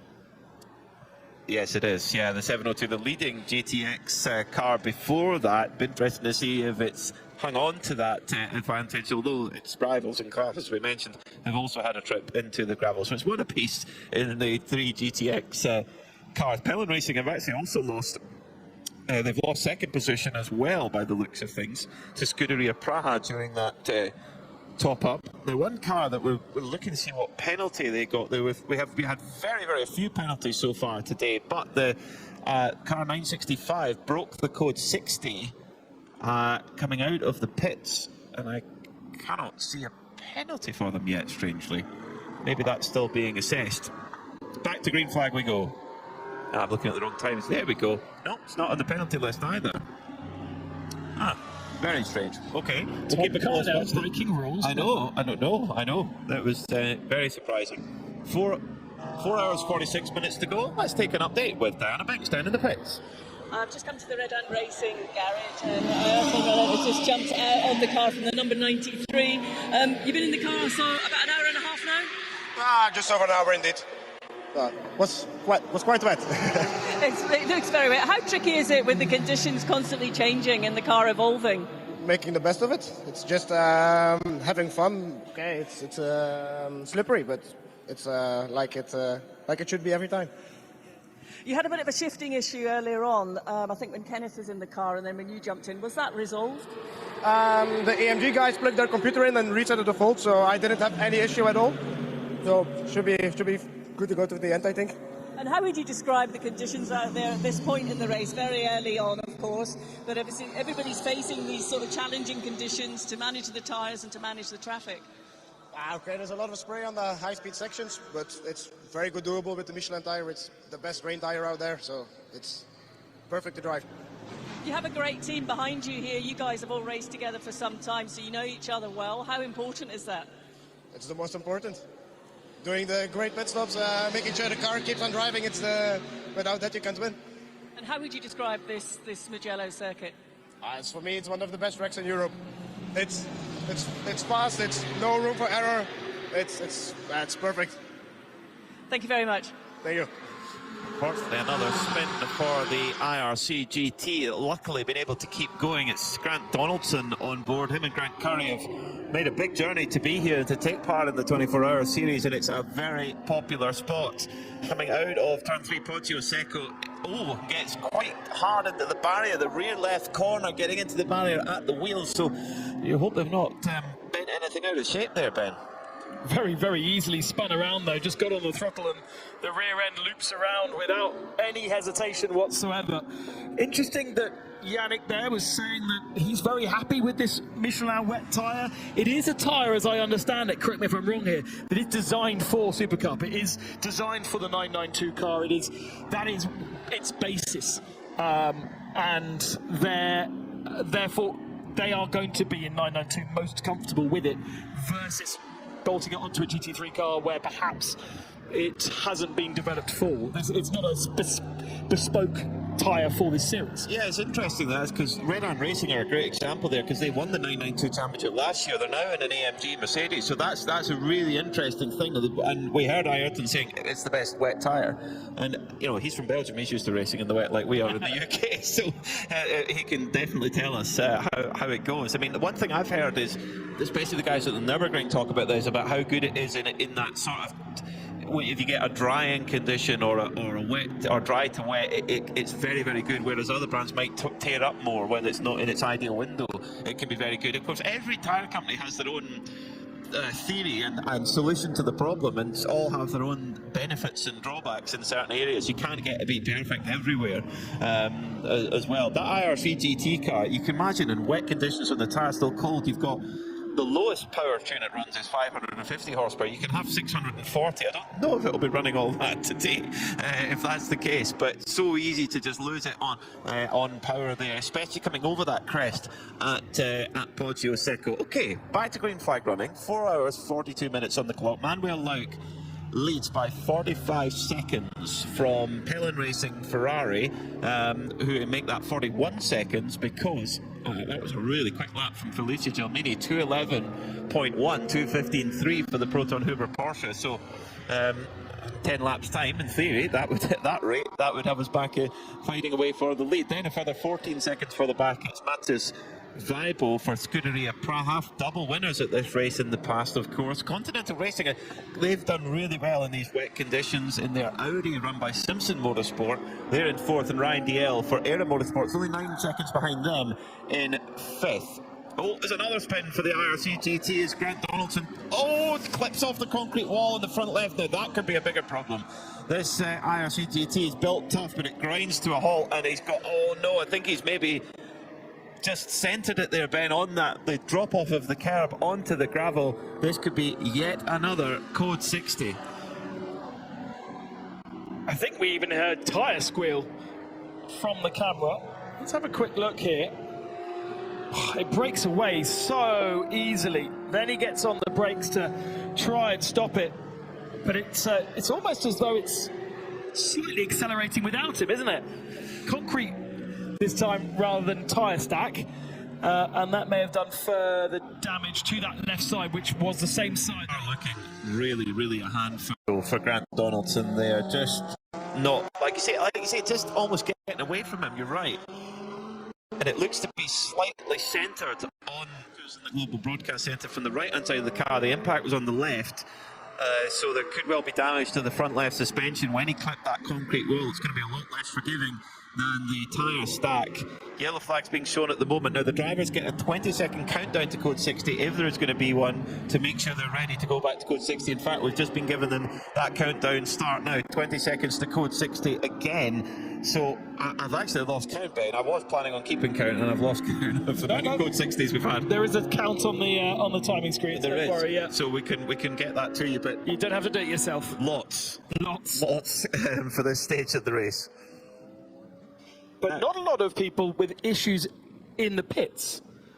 Everyone very reliable, and I guess that's what you get with wet running. You're not asking too much of the car. He's got the IRC car away from the gravel trap and onto the track, but now has ground to a halt again. This is opening the opportunity for fueling, so Scuderia Praha into the fuel area to get half a tank of fuel, or as much as they possibly can. Yeah, they didn't do the little top-ups in the last code 60, whereas Pelin Racing, who've now moved back up to second, did. Proton Huber competition in front, they didn't do their top-up, so they might come and do that. But the teams will be watching very closely to the progress of this 111 IRC GT car, because if it gets moving and drives back to the pits on its own power, we'll go back racing again. If it needs help, the code 60 will be much longer. So it's actually almost taking a gamble how that's going to work, because right now the Scuderia Praha car is still in the fueling area, so topping up with fuel. Before that code 60 came out, leader was Proton Huber competition and of course Pro-Am car. GT3 overall was Pelin Racing. Am class for GT3 is Continental Racing Audi. 992s, it was Milner Motorsport, who've been leading for most of the day. We saw Red Ant Racing doing well early on before the first stops, and they've still got good strategical advantage as well. In the AM class for 992, it's RPM Racing, which is Tracy Crone. They've now changed the driver ID around. GTX is still that 702 Vortex, despite that little issue a little while ago. And in GT4, it's the Lotus PB Racing. Indeed, the Manitou has been deployed to deal with the 111 IRC GT. So it will be lifted to a place of safety. No GT clips on the roof that you can bolt straight on. And the Manitou will have a particular lifting system to be able to bolt into a GT4 and a GT3, but because this is a bespoke car, we're lifting from the wheels. My slight concern is the damage on the left side, whereby he's hit the wall. That wheel may not be very well attached to the car. We shall see. That could be the issue, yeah. I mean, he drove off and then didn't go a great deal further, so maybe thought, oh no, this isn't going to go back on its own. This is such a shame for this Australian duo who we saw at Dubai. and they won actually the Middle East Trophy in the 24-hour series across Dubai and Abu Dhabi. But let's get down to Diana Binks in the pits. Who's got more for us, Diana Binks? Could you call me Pinks? Pinks, is that your ulterior name? No, not at all, not at all. I'm with 111 Racing, and Darren Curry is just his teammate to Grant Donaldson out there on tracks, just watching what unfolded out there on the circuit. I mean, it looked quite. How would you describe it? Look, it's very challenging conditions out there. Bit unlucky. Axel hadn't done any wet weather practice or anything, obviously. I was fortunate enough to do a couple on the outlap. Really, really unlucky. It did look at, and obviously these conditions are very, very tricky. It's tricky. We do race quite a bit in the rain in Australia. Whether the temperature here has caught us out a little bit, I'm not sure, but yeah, just a difficult day. Disappointing for you not to get back behind the wheel? Disappointing, but never say never. These guys will work their ass off till tomorrow. We've got plenty of spare parts, so fingers crossed we can get back out there. Thank you very much, Darren. Thank you. So, that is very true. In the GTX class, the other, racing up against Vortex, there's two of them. They can have issues just as easily. These conditions can catch anybody out. So, yeah, get it back to the pits, get it fixed. You never, ever know. Yeah, don't forget that just because they've been put behind the wall around the circuit does not mean that they are retired out of the race. They can be delivered back to the back of pits, put into the garages, and then guys can get working. Maximising track time is one of the key principles of the Michelin 24H series, and regardless of whether the misadventures you've had on track, you can still maximise. And if you've come all the way from Australia, then you're going to want to do so. Yeah, you're not going to park up for sure. It's a little bit deep for Felicia Gelmini again. This is the cold tyres under the code 60. The pressure's drop as Phil Gelmini coming out of turn one. He's got the rear coming around, and he's just dabbing the throttle away. Fantastic car control, fantastic pictures if you're enjoying them on Creventic Motorsports TV, or if we'll describe them to you as best as we can for listeners on RS1. But wow, Gelmini just waiting for that temperature and pressure to come back into these tyres. It's caught so many drivers up. I guess it was brakes as well. Remember, the brakes get cold, and if you press too hard on cold brakes, they snatch, and then you look up, and it's irrecoverable. Whereas, so you've got to play. Or the ABS cuts in. Yeah, exactly. But that then doesn't make your braking as efficient. And I'm afraid we're going back to code 60. Oh, not again. Then once you've got that aggression through, and also temperature in the brakes affects the tyres and the rims and vice versa, then everything starts working for you. But the Elmini going very deep into turn one, coming out of turn one sideways, and unfortunately is that the Coronel still in that car, the Porsche? No, it's Jan-Jaap van Roon for MDM Motorsport, who's gone well off the road, and we'll need them. I hope they've put enough diesel in the Manitou. I'm sure they have more than one Manitou, because it's been very busy. But we saw this in last year's edition of the Mugello 12 Hours, that even in dry conditions, if you go off the road at all here, the gravel is so deep that there is just no getting out of it. You have to wait for a little bit of help as one of the marshals arrives on a scooter. Two more. It was through as well. When Formula One were here, it was a concern, wasn't it, about how deep the gravel traps are. They're built deep to keep bodies away from barriers when motorcyclists fall off. That's why there's not too many tarmac runoff areas, and the gravel is really, really important to when MotoGP come here, and Superbikes as well come here. I can't remember. I think they used to. They used to, yes. And they do quite a lot of MotoGP testing here, or Ducati do anyway. But the Italian Grand Prix, the MotoGP, is always a highlight of the MotoGP year. And when you think about it, when they come over the crest, a GT3 car is doing 165 miles an hour, hits the brakes, and Apex is at 60 miles an hour. That's quite impressive. MotoGP bike, 220 miles an hour now. Just probably a little bit excessive nowadays. So the Manitou sprung into action again. A good display of how easy it is to recover the homologated GT3 and GT4 cars. And two clips on the roof.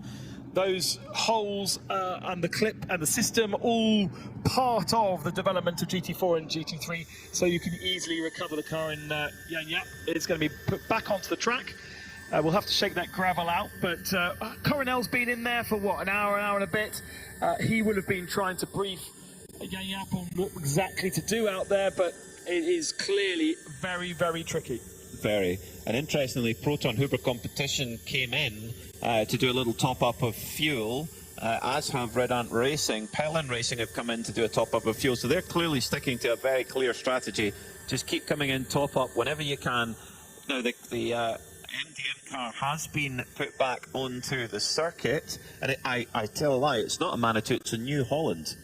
Very important. My stepdad, he's a New Holland man. He's got a New Holland tractor. He's also a Ford tractor man, but anyway, that's another discussion. But so if you go off at if you go off at Pelagio, you will be picked up under New Holland power. If you go off at Poggio Secco, that'll be a Manitou. So there you are. The information you get while we're under code 60 and not racing. And this is, it must all be about the tire temperature, tire pressure that drops during the code 60 and makes it so difficult. Proton Huber Competition have made it out, so they've been able to come in, fuel up, and get back out under code 60.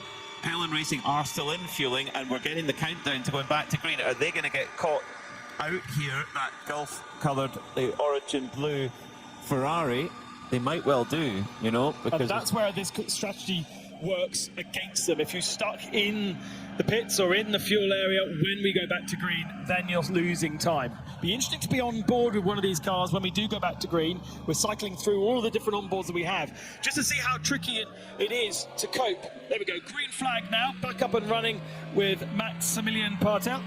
On those lights that flash on the dashboard, which are rev lights, they are also lock-up lights as well on there, and brake traction lights under acceleration. So give us a good idea as whether anything is snatching into turn one under brakes, being careful. So Manuel Lauk, a driver who's won 7 times at the Nürburgring 24 Hours in class. If you want to win, if you're going to win that much at the Nürburgring, you know how to drive in poor conditions, and that's exactly, I think, why they've put him in under this difficult part of the day in that 73 Proton Huber Competition Porsche. So did Pelin get out before that green? Nope, they're still in the pits.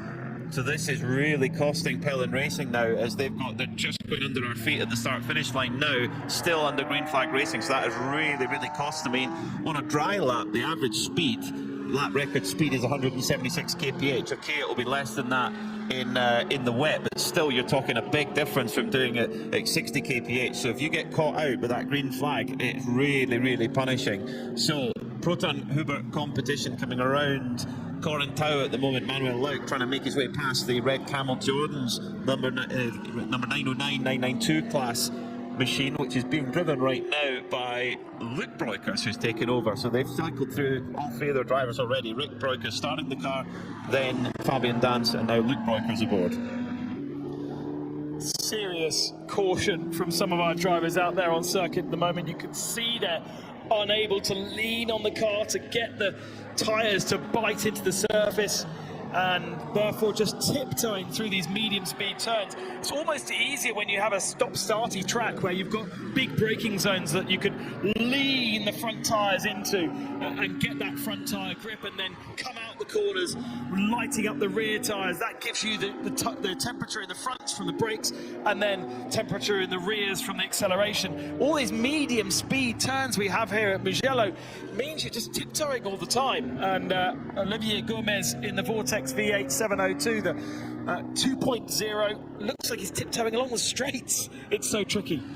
It's a light car, you know, 1,000 kilos and 550 horsepower. That's a quite short wheelbase, and they've got so little experience with the car in the wet. Not bad experience with it in the dry. It's a relatively new model, but it's it's going to be every lap they're going to be learning all the time. And of course, Olivier and Arnaud Gomez, they're the designers of the car. Olivier is very much involved with the aero of it. Let's get more down in the pits with Diana Biggs.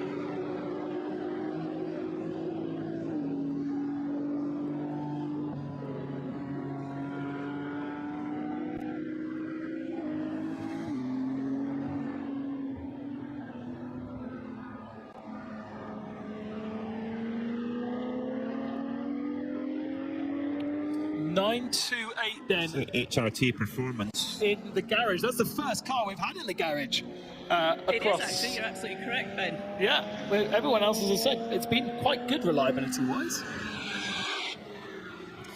So the Lotus Emira GT4 in its first proper endurance race, I understand.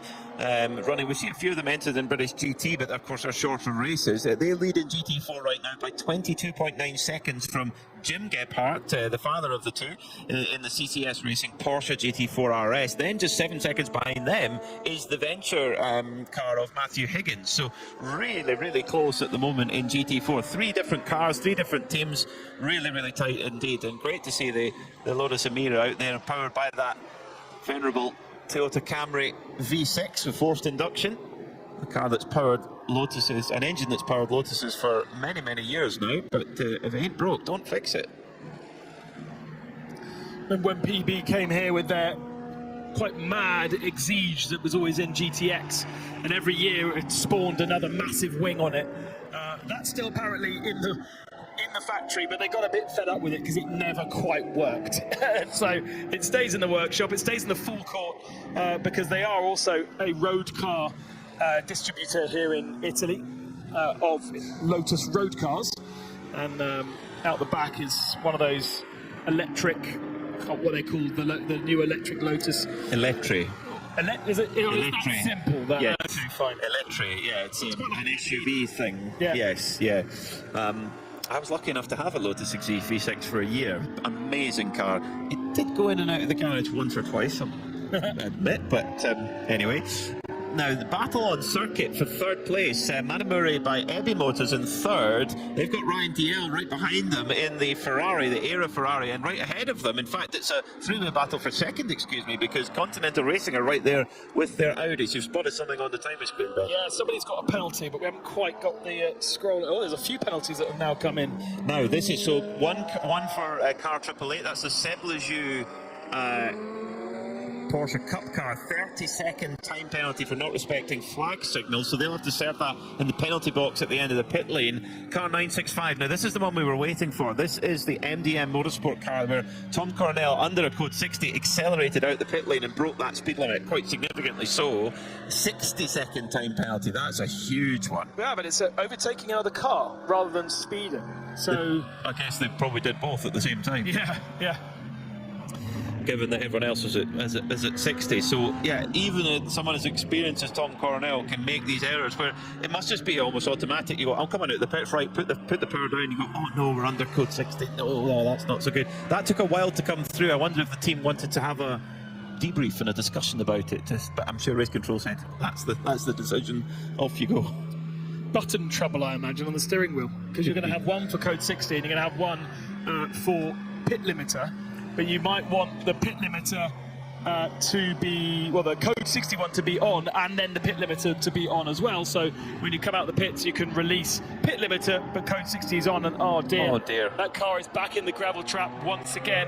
Oh no, well, it's all happening. So that same car that now has a 60-second time penalty is in the gravel. This is going to be code 60, but big news for car 81, Era Motorsport overtaking another car during code 60. That is a 60-second time penalty, and at current speed, that's half a lap. That is really, really punishing, and you have to serve that under green too. Particularly punishing for a car that has more pros than perhaps it lets on, with Ryan DL and Jake Hill in that car. Yes, it's a Pro-Am entry, but they're pretty talented and have risen up to 4th position now. But just say 1 minute at this stage isn't too bad, because so much can play out with code 60s to shuffle you around. It's so hard to predict, but certainly a disadvantage, of course, but a long way to go. It is, yeah, that's going to put them on the back foot a little bit, as the 9, we're going back code 60 again.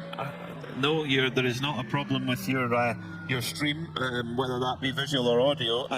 We are going back code 60 again. It's not like a stuck record, but it feels like it, as the 965 MDM car is going to have to require intervention, so it will be picked up and put back onto the circuit. Code 60 indeed we go, with 4 hours and 22 minutes left in this first part of the Michelin 12 Hours of Mugello. And probably a perfect time for our own driver change in the commentary box. Yes, I'm going to go and have a nice food. bit of lunch, and the very capable Bruce Jones will step into my seat in a moment, just as he's derobing at the moment. Don't get excited, ladies and gentlemen, too much. This This is radio, of course, as Bruce jumps into the chair. A pleasant lunch, Mr. Jones? Magnificent lunch, thank you very much. Every army marches on its stomach, and it seemed there's not a lot of incident when I was down having lunch. I'd look up, I'd look down, there'd be code 60, but the track is definitely drying out. That's good news. And let's see how everybody gets on. But that penalty, as I was walking back into the booth for Era Motorsport, could be a factor. Ben, you're quite confident that they may be able to smooth out that little ruffle in their path over the remaining hours in this race. Of course, we've still got 4 hours and 20 minutes of today's opening 7 hours, but you know, in all forms of endurance racing, it's about minimising your penalties. Doesn't mean don't have any. It's almost impossible to have none, but certainly it's a little factor. They've just got to be on their toes and read all the other situations as they unfold in front of them. But what we really need in this race is a stint where it's green flag for long enough to people to get back in the swing. Some of the crews, when you had code 60, goes back green, code 60 again, guessed right in terms of getting extra fuel into their tanks, but others realised the queue was going to be too long. They just happened to be in the wrong part of the lap, the early part of the lap when the code 60 was thrown, and the last thing you want is to come in and wait in line for your fueling. Any advantage you're going to gain is going to be thrown away. And that is why at this stage, penalties, yes, it's a minute where you're stationary, but you could have that same situation happen, losing a minute in queuing for fuel, or getting the code 60 slightly wrong, or it doesn't fall in your favour. So we so often big up problems early on in the race, and then find by the end of the race they have absolutely no influence on the result. And you sometimes go, oh no, that's one of our favourites has got a big problem, and actually in the end they still win.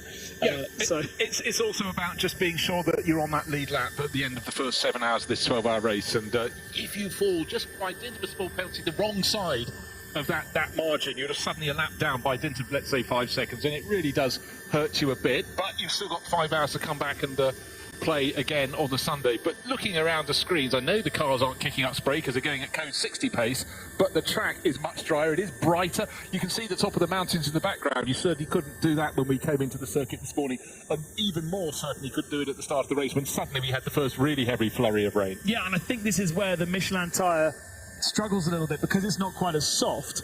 It is still retaining its structure, which is there to get rid of water, but there's not much water to get rid of. And so, you know, you want the F1 Pirelli style, where the intermediate tyre chews up so much and becomes a slick tyre. That's sort of where we're not quite at yet, but if it stays like this in an hour or so, I think that's where you'd want to be. This is code 60 number 9. We're about 46 minutes of code 60 running, of 1 hour and 47 minutes of race running, and Diana is down the pits. 111 Racing IRC GT car is now back in the pit lane. The team are taking, well, it's been taken off the truck, they're just lowering it down on the pit apron, and it's obviously causing a little bit of congestion down here, but they seem to be working as hard as they can. I can see a lot of gravel and grass in the front of the car. I don't see any major damage to the left-hand side. They're just turning it around now. The bonnet is slightly loose, but they're going to get that back into the garage. They said they've got lots of parts, so they are definitely going to work hard to see if they can get that back out and on track. And I know that Grant, who was behind the wheel, is obviously pretty upset, doesn't want to talk at the moment, but I'll go back and have a chat with him a little bit later. I imagine frustrated as well, because it really did look as though over the course of a couple of laps he just couldn't get on top of the car. The car was sort of had it seemed to just go away from him, didn't it, when yeah. he actually started that spin out? Yeah, absolutely. We've got a nice drone shot of the recovery process, which, yes, if Holmgard Motorsport wants to pit right now, or even Ebby Motors, they are not going to have any opportunities. Holmgard were just in a few minutes before, so before they actually took it off the truck, they came in, did their stuff, changed driver and went back out. As if they knew. Yeah. And it stopped raining down here in the pit lane. Just thought I'd let you know that. And we go back to green. So we go on board with Proton Uber competition. Manuel Lauk still leads. He's just come out of the pits. We think he still leads, with Matis Vibo in second, with half a lap difference. Yeah, and again, this is the point at which you hold your breath. And will anyone spin at the start of the rejoin? Yes, the E2P Aston Martin has gone around, but the track is as dry as it's been, so that was just a case of not a lack of grip per se from rain, but simply from tyres that lost their pressure, lost their temperature, running at 60 kph. And that's been the car that's been going very smoothly through this race, just around the tail of the top 10, but alas, as it sits with its nose in the middle of the track, or two-thirds towards one side, the engine is running, waiting for a gap to rejoin, but, you know, all your good work just gets crumpled up and thrown into the waste paper basket, doesn't it? Now he's got to drive on the grass, and that's been wet all morning, and he's going to, on the other side of the track, then he's going to rejoin, but a lot of rear wheel spin there, and gets it back on terra firma, wet terra firma, and always that element. Then when you drive on the curbs, the track might be drying out, but the curbing is always wet after there's been rain, consistent rain as well. And you explained how this area has been affected by flooding. That means that the grass isn't just wet, it is sodden, and he was trying to go uphill there on the grass. That was lucky that he did not get bogged down Oscar Piastri style from last weekend's Grand Prix, because Paulo Buguera was asking for treble there, and he has managed to get out. He was heading for a sausage curb as well, just to stop his progress, but just about missed that, and will potentially drop from 12th position, but there was a big gap to the first of our 992 cars. Yeah, I mean, what you forget is on a circuit like this with a lot of gradient, it's one of the steepest parts of the track. Trying to go even across level wet grass is one thing, but trying to get it, harness all the power and get back up the slope, and then, as you say, cross the curbing onto the track. But he's managed to do so. Tyres will have been messed up a little bit there, but coming back round, I don't suggest he'll need to go into the pits. And he. It's always interesting when you've reached. Oh, actually, wow. So, you know, just dissipating at full pace and snaking around. But again, even though we talk about the track drying out, there is very much the racing line that's dry. But anything beyond, even though it looks fairly dry to the eye, it definitely is not. But right, apart from that little spin for the E2P Racing Aston Martin, the first lap, 2 laps after the restart have gone smoothly. That's the moment at which the danger of a Code 60 sort of slightly dissipates. Everyone's now got right temperature in their tyres, temperature in their bread. Change for second place here. Felice Jelmini looks to the outside of Matthias Weibo. Remember, Jelmini losing time in the pits, being in the pits when it was green flag. Wasn't able to do it all the way around turn 1, but had the inside line for turn 2. Does seem as though at turn 2 a lot of people running around the outside, the karting wet line, rather than using the racing line. Seems to be better there. Unfortunately for Felice, having to take the racing line, but the shorter distance travelled put him up to second position, 45 seconds back from Manuel Laut at the moment. Yeah, this is the start of his second season racing GT3 cars, but for Felice it's been TCRs for many years, but he's really adapting very well indeed. And Pillin Racing being impressive, they decided not to start the number 23, the sister car, which was the 488 GT3, just because, I don't know, I think they were slightly concerned about 2 days of potential rain and decided to maybe keep that car for later in the season. Still 4 more rounds of the European 24H Series for 2025, and maybe that was a wise decision, maybe not. But anyhow, now people are learning about the tyres they didn't know much about before the start of today, which is how Michelin's wet tyres would work for them. Up the slope from that fantastic double apex first corner, and again, the deep line into turn 2. If you don't get grip on the outside line, then you've got painted curbing, and then you've got gravel, so you've got to be sure. But right from the formation lap, you can see the front runners going very, very deep, staying right when they wanted to be turning left until quite deep into that second corner, into Luco. But clearly it works for them. There is not just up and down in this track, but certain points on the circuit is slightly banked there that pulls you to the left and then drops away. Not so much for banking when you get to third corner, Poggio Secco, and that's why we saw so many cars, even in the drive, running over the curbing into the gravel trap and then bringing it back onto the circuit. But one of the hardest corners is turn 6 when you're going down the slope from Casanova to Cervelli, and we've seen an awful lot of people getting it wrong there. And if you get it wrong, you're then going to get your entry to the next corner, the first Arrabbiata, because it follows very soon afterwards. You're going to be all over the place, and certainly it can cost you big time. Quite a few spinners down there. One of the interesting... Oh, another spin from the 901. Keeps it out the gravel though, so should be able to continue. He does. Who's in the 901 at the moment? It's his car. It's Ajith Kumar. The name's on the door. The name's on above the door as well. So, super popular actor from India who just brought so many fans to Dubai 24 Hours getting it wrong. And the E2P Racing Aston Martin, by the way, is shortcutting back to the pits. Instead of turning to Cervelli, it goes off at turn 6. That means the first part of the lap doesn't count for anything. He's starting the lap all over again, albeit in the pit lane. But that's the car that had a rotation as soon as we got going. For the latest restart. Ajith Kumar is running back at a more normal pace. He's on the black stuff now, but changeable conditions, and even if you're just changing from slightly wet to almost dry.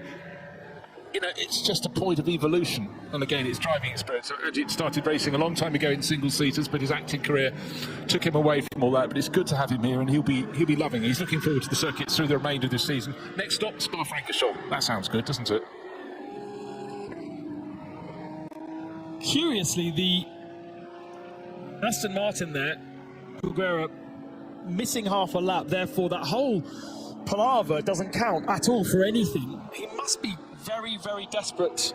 He can't be desperate on fuel because he's only been in the fuel area a short period of time. He's now heading into his pit box, so there must be some damage there for that car, which is, we never saw any collision with any barrier. No, it was an innocuous spin all on his own, ended up sort of half on the track, half off, but unless he damaged the car restarting going up the slope on that wet grass, but it might be a driver confidence thing. He just might have something in his mind that he felt tipped him into that spin. Luckily, no other cars around him.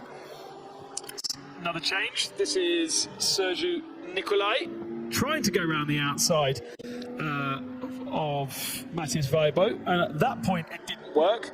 But such was the confidence, he fired it down the inside and made it happen at turn 2. We saw just the very end of that in live. They were very lucky when I was in pit lane, the AB Motors guys, to get themselves pitted under green flag conditions just before Code 60 came out, which meant they were able to fully fuel and get the whole service done. And then the Code 60 encouraged everybody else into the pits. Meanwhile, they were already done. So that worked well for them, and they've managed to make that work in a way that the Lamborghini, who was in a similar situation, the ARC Bratislava car, hasn't really taken advantage of it. But that's a fully AM car, so it's kind of expected to fall down the order once the most pro driver got out of it. Yeah, I mean, you know, that's fortune landing in your lap. But I must say that the pace of Matthias Weibo, he's really, no wonder he got passed by Sergio Nicolai. The last lap there was a 6 seconds between them in terms of pace. So the erstwhile race leading number 56, Ferrari from Scuderia Praha, for now falling down the order. But pulling away at the front of the field is Manuel Laut, Proton Huber competition. Porsche weren't really anywhere. It was all about Ferrari and Mercedes in the dry conditions in qualifying or following practice. But ever since the start of the race, when Manuel Laut was really pushing on, that car has been looking very handy indeed. Felice Gelmini is trying to give chase. In fact, he's faster. Last time around, took about 2.5 seconds out of the race leading Porsche. So Ferrari's still in the mix. And Pellin Racing came here, I think, with high hopes, but didn't really show their hand when it went through practice. But they've been getting better and better through the course of the race. And Felice Gelmini, I heard, just like nipped off for lunch, Peter extolling his virtues, because he really got stuck in and put in some really great sector times. Peter went and crunched all the sectors overnight and came back saying, well, yeah, like Ferrari can really string them together. And one of the stars was Felice, so that's now being proved as well out on the track. Yeah, Felice's actually, since being in that car, has done 4 different pit stops, but has stayed in the car throughout them. We've seen lots of those stops as the 44 Lamborghini runs perhaps a little too wide. You can run wide, yes, of course, and I imagine that Italian flag paint is FIA spec paint, which has a sand in it, which gives it some grip. That is what's recommended to paint all the white lines at any FIA grade circuit, and most importantly FIM grade circuit, to give the paint some grip. But when you go to street circuits, it's not necessary. So a big slide on the entry into, can't recognise where we are there. I was thinking it was a Rabbiata 1, so they'd come down the slope to Savelli, and again, if you run deep in the corner, your options become limited quite quickly, and the Lamborghini driver got away with that. Gerhard Twerres, the Austrian, he's running in 8th place overall, lapping a lot faster than that half of racing Mercedes and Hannah Grisham that's in 7th, so I guess that's why he got sight of her and was going, right, here's my target. And, you know, you just get encouraged to maybe just attack a little more. But what we have to say, if you're just joining us and you're looking at, oh, it's a dry, they're using the windscreen wipers, but it's dry, there's no spray from the cars. Conditions are changing all the time. These are the best they've been since the drivers were out in qualifying. 2 days of sunshine, almost spring-like weather here, and it's reverted to much cooler temperatures here on the Saturday. This is a 7-hour segment to the race. We've got 5 hours to complete it on Sunday here at Mugello. The drivers loving the experience, but for this race, they're learning about the 2025 Michelin wet weather rubber for the first time, and it's not always ideal to be doing that when you're in racing circumstances, but we're now quite a while in, and it's been quite a while since we've heard from Di. Let's find out what the latest news is. The number 90 E2P Racing, Aston Martin Vantage, came into the pit lane. As you saw earlier, you talked about it, it had a spin and went off track. That car has come back into the garage, and the team have taken the car into the garage area. They tell me that after the spin it lost power, but when it came into the pit lane, obviously there was lots of grass and stuff in the front grille, so they've taken the doing some electrical checks now and checking throughout the car, but it's still sitting in the garage. They've obviously taken the front off the car to have a more in-depth look to see if they can find it, but they were sort of shaking their heads a little bit to find out why that power loss had happened. And we also saw it spitting a lot of flame, didn't we, as it was coming back to the pits, almost as though it was consuming unburnt fuel in the exhaust system, which is a telltale mechanical sign that there's something going on, but more often than not it's an electrical problem, as Karina Gosner has once again spun around in that Mercedes. It's the second time the MP Racing car is facing the wrong direction. Good though, she's found some tarmac to spin on this time, and that means we don't have to go code 60 to retrieve her. Sitting all wheels off the circuit on the exit to Savelli, just before the entrance to the first of the two uphill right-handers at Arrabbiata 1 and 2. But windscreen wipers going, lights flashing, either waiting to rejoin or has some problem. I can't see why, unless the marshal is saying, stay, stay, stay. We have a handful of cars coming down the slope to Savelli, and now she goes. The GT4 Mercedes from Venture goes on past. Who's at the wheel of that? Matthew Higgins, the second driver in that car. Going very nicely in class, but actually it's fallen back to third in class. In fact, the pace has changed a little bit. That's now the Lotus leading the way with the Massimo Abbasi top in GT4. At the start-finish straight, there is still spray to be had when you get a whole grouping of cars. Let's take a look at the pace of the cars at the front of the field. It's the car in second. It's Felice Gelmini who's the quickest of those front runners, almost 2 seconds a lap faster than Manuel Lauk last time around. So Pellin Racing having a go at taking down the chunk. It's under 40 seconds now to race leader the Proton Huber competition car with Manuel Lauk on board. Quite a few of the crews, Ben, have got their third driver on board the car, but certainly for the race leading crew from Proton Huber competition, they've only stuck with the race starting driver. Manuel Lauk has had a good old run in that, and Klaus Bachler pops in. He's the superstar in that car. He's been doing extraordinary things in Porsche 911s for many years, but they've still got two of their drivers who haven't been out in this race. Yeah, they've used the best two, really, the strongest two, and Lauk's done nearly 2 hours of the running of, what, 3 hours that we've been going so far? Nearly, not quite. So really has done the lion's share of it, and Klaus Bachler doing the rest means that maybe that car is artificially higher than it can possibly be come race end. The combination of all the different drivers, especially in this series where there is such a difference, does make reading the picture very, very hard at this early part of the race. Oh look, Ben, even in qualifying it was difficult. You had 3 sessions for each of the categories, and you had your aggregate time across all 3, and you had to put your least experienced driver in first. So you can have a car that's actually got a very good least experienced driver, so that's the top of the tables.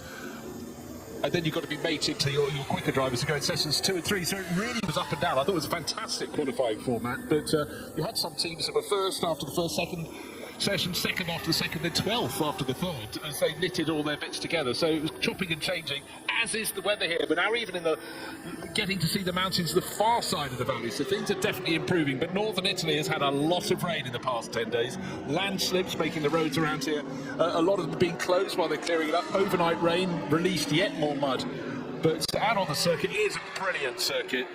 Things are looking as good as they were before the cars went to the grid this morning, where there's been spit overnight, spit drizzling on the grid, and then suddenly on that second formation lap, down came the rain, and ever since it's been increasing, decreasing. And I must say, we've had a few spins, a few moments, but actually I think they've kept their nose very clean so far. On tyres they do not know. That cannot be stressed enough. They're getting used to the new Michelin wet weather rubber. We've had other rubber for this series in the past, but it's a learning process. Not in how much tyre grip have you got, how much circuit grip have you got. In this circuit, a lot of drivers haven't been here. Tom Coronel made me laugh.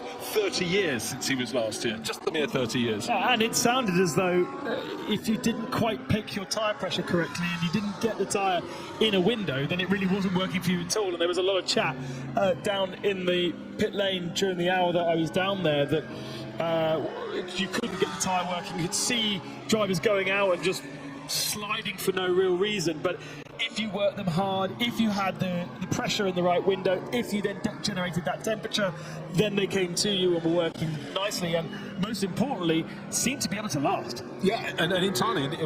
Actually, one of the interviews that stood out to me was with Ian James from Heart of Racing, because he was saying just basically it was frightening out there. We had the wrong pressures, and the car just didn't want to do what you wanted it to do. So he tumbled down the order. The car started car number 27. Great livery there. There's sort of two shades of blue, the yellow flashes on the side of that Mercedes. It's not like Ian doesn't know a Mercedes AMG, but it was a voyage into the unknown on the wrong tyre pressures in the car. He knew what it could do, wasn't entirely sure what it could do on the tyres, and then he realised that other people go better. They clearly had more grip. But it's a learning process, and it's due to be raining again tomorrow, so it's essential they pick up all the performance and understanding they can. Hannah Gresham driving the car now, third driver in that cycle, is 7th overall. Gerhard Theresa is just a second or two behind her, nearly 3 seconds down actually, in 8th place in the ARC Bratislava. Lamborghini giving chase, and not too far behind we've got Maxi Partel as well, the Hofer Racing Mercedes. So 3 cars just at the tail end of the top 10, covered by about 5 seconds. That's a little battle to keep an eye out for. And Heart of Racing almost ignoring the fact that we've had Code 60s and all of the tomfoolery from Race Direction. They've done their strategy. They've each done a big chunky 2-hour, 1.5-hour stint, and then pitted and changed driver. So we've seen Gray, Ian, and now Hannah in the car. They haven't been coming in and out in between times to do half a tank of fuel here or a new set of tyres there. They've just stuck to it very conventionally, and they still sit in a decent position. So it's so hard to really predict how to best treat a Creventic race, because there are all these opportunities. Sometimes they don't seem to actually make much of a difference, oddly. Yeah, and I think again, Ian was saying, right, okay, we went out, we got it wrong with the tyre pressures, we'll learn, we've got to form, but he wasn't panicking. You know, it's a race split 7 hours today, 5 hours tomorrow. Try and stay on the same lap as your rivals, then you can close right up when the grid is formed overnight. The cars park on the start-finish track, get covered up, get unveiled in the morning, and we'll start again. So it's about not losing a lap, and then learning as they go. Hannah's doing a really good job here, learning the circuit, getting a feel for the place, and for Gray and Ian James, well, it's just stay cool, stay calm. Let's see what happens on the Sunday. But you look down the list, the front-running car, the race-leading Proton Huber competition car, 6 pit stops. Their car down in 7th place, just the 2. Driver 1 to driver 2, driver 2 to driver 3. No extraneous pit stops. Maybe they could have gained a position or 2, but I think learn the car, learn the tyres. That's what they're doing today. Hannah here under a bit of pressure. 7th position at the moment. Lamborghini just behind our graphic right there in 8th. And then Partel also part of this little battle. So 3 GT3 cars fighting over 7th position right now. And at the moment, Hannah's pace better than she managed at the start of her stint. Her average is a 2:17, but she's down to a 2:13 on that last lap. And perhaps the sight of the bright yellow ARC Bratislava Lamborghini urging her on. Yeah, that's one of the few that actually stands out on a dull day when it's giving chase. Very sort of acidy yellow with multicoloured flashes on it, but it's getting closer and closer. Up the rise along the start-finish straight, they go down towards the first corner, San Donato, and it's still 7th place for Hannah Grisham, going deep into the first corner. A lot of drivers taking that line, gives them a rather smoother exit there, and all along the car, the Lamborghini is giving chase, it's catching her, and in turn Maximilian Partel in the Hofer Racing Mercedes is the one that is catching the pair of them, and Seb Lejeune Racing, it's not their first, it's not their second, it might be the third spin for the Treble 8 car, and will that make us Code 60? No messages as yet, but it's parked in the gravel. Absolutely. Beached it effectively, turn 2 there, crest of the slope. And it's Seb in the car again. It was him earlier on that had the spin, and he got out of the car when I was down in the pits, and he's back in the car again and back in the gravel again, I'm afraid. And that's a great battle that we were watching. Look, 3 Mercedes and a Lamborghini now temporarily put on hold as we go Code 60. Yeah, Code 60 just striking a couple of seconds time. Race lead, by the way, 38 seconds between the Proton Huber competition Porsche of Manuel Lauck and Felice Gelmini, who's been quicker and has been closing in, but the pink pinky purple flags around the circuit. It's code 60 down to 60 kph, slower than a snail, crawling pace. But of course, in a group of cars, looking at the 7th place battle, Heart of Racing, Hannah Grisham tucked in behind and only just behind Gerhard Twereza in the ARC Bratislava Lamborghini, and right behind Maximilian Parcel in the Hofer Racing Mercedes. I think are waiting to pounce when the circuit goes green again. But it was turn 4, actually, where Materazzi caused a lot of trouble for the drivers early in the race when it was particularly wet. And unfortunately, though it's rather dry, Seb Lejoux has rotated his purple and white 992 Cup class car. And it's sitting, windscreen wiper still beating, but it's beached in the gravel. Only just about a car length off the edge of the circuit, but in the gravel it is stuck. A lot of teams, I believe, will want to take advantage of this to go back into the pits and fuel. We've got a lot of drivers on 1 hour stint lengths. Already we've seen early into the pits, Matthias Weibo for Scuderia Praia Ferrari. He was able to come in straight away. Of course, it matters where you are on the circuit versus when the code 60 is called. But that has worked out quite nicely for Matthias Weibo. And we'll see. Coming to the pit lane right now. They're changing tyres. It doesn't look like they're changing drivers. That's a very quick stop by the team there, so that car has made its way out. Coming to the pit lane right now. They're changing tyres. It doesn't look like they're changing drivers. And that's a very quick stop by the team there, so that car has made its way out. Now, on the pit apron, I can see the Proton-Huber competition number 73 GT3. They're waiting with a driver at the ready. The crew are out all on the pit apron, but that's it for the moment. But I'm seeing lots of other teams coming out now, so I expect in a couple of minutes I'll be back to you with more updates as they all make their way into this pit lane area. Indeed, look behind you, a whole flurry going in that 7th place back, coming into refuelling. All together as they were on the track, except for the Lamborghini. Never likes to come in, the ARC Bratislava car. So Gerhard Twereza jumps from 8th. And bear in mind, he was the back of that trio, but catching the other two. Now he's got the track cleared for him. However, I think the important thing is that Manuel Lauk is in the pits in the Proton-Huber competition car. He was 38 seconds clear from Felice Gelmini's number 29 Ferrari from Pellin Racing, and was being caught little by little, but now he's come in to get the fuel. And the car, the one Heart of Racing team, they only had 2 visits to the pits. They're only on their 3rd. They've been very, very parsimonious, as has the ARC Bratislava Lamborghini, but for the first time they have come in during a code 60. I've got a theory, Bruce Jones, that when I left the commentary box, handed over to Ben, we were green, and I went and had the bite to eat, and I've come back, and it's been green all that time, and I literally stepped back into the commentary box, bang, full course purple. So if any team strategists want to put maybe an AirPod on me, to see if I've left the commentary box, you're going to be green flag if I'm not there.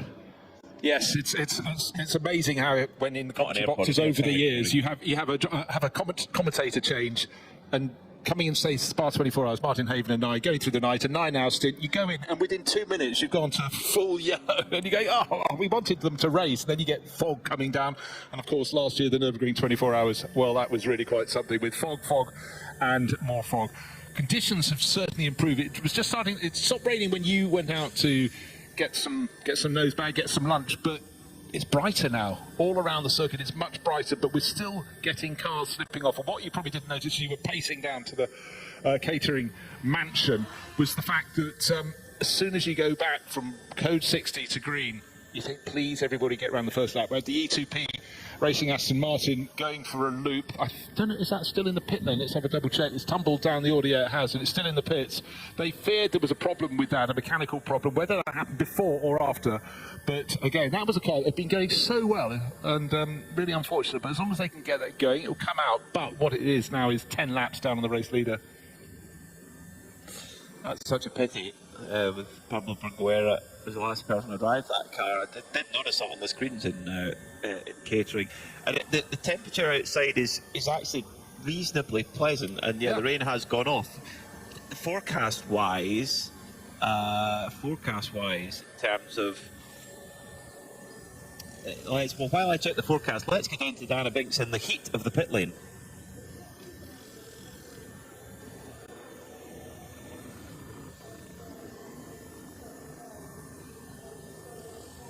the Manamauri Energy by EBI Motors, the number 95 Porsche. That came in as well. Again, a very well executed pit stop, change of tyres and a driver change for that team. But these crews have really got this down to a T, haven't they?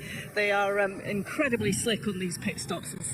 Even in these, challenging conditions that they're all facing. Now, a few other cars that are back in or coming into the pit area now is the Continental Racing by Simpson Motorsport, the 69. That is just pulling up onto the pit apron now. Tyres are at the ready. The crew are jumping in to change tyres. Driver change for those guys as well. So I think, as you said earlier, they're making the most of this opportunity to come and do these changes now to get back out there.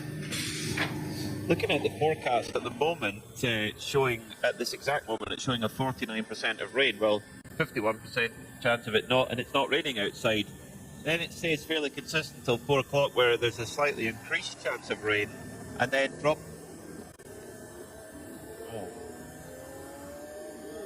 But that's just picked up in the last few minutes. That's never good. Are you confident on your hat choice at this point? Don't want one with the brim, do you? I might have to choose that one for the next episode. In around the time that we'll go to the checkered flag of this first portion of the Michelin 12 Hours of Mugello, when we get to 4 o'clock local time, it does the chance increases quite a lot, and then drops back down to the lowest chance it's been heading into the checkered flag of this first portion at 6 o'clock. Local time, at which point it'll be starting to get quite dark, because official sunset here is 6:29 p.m.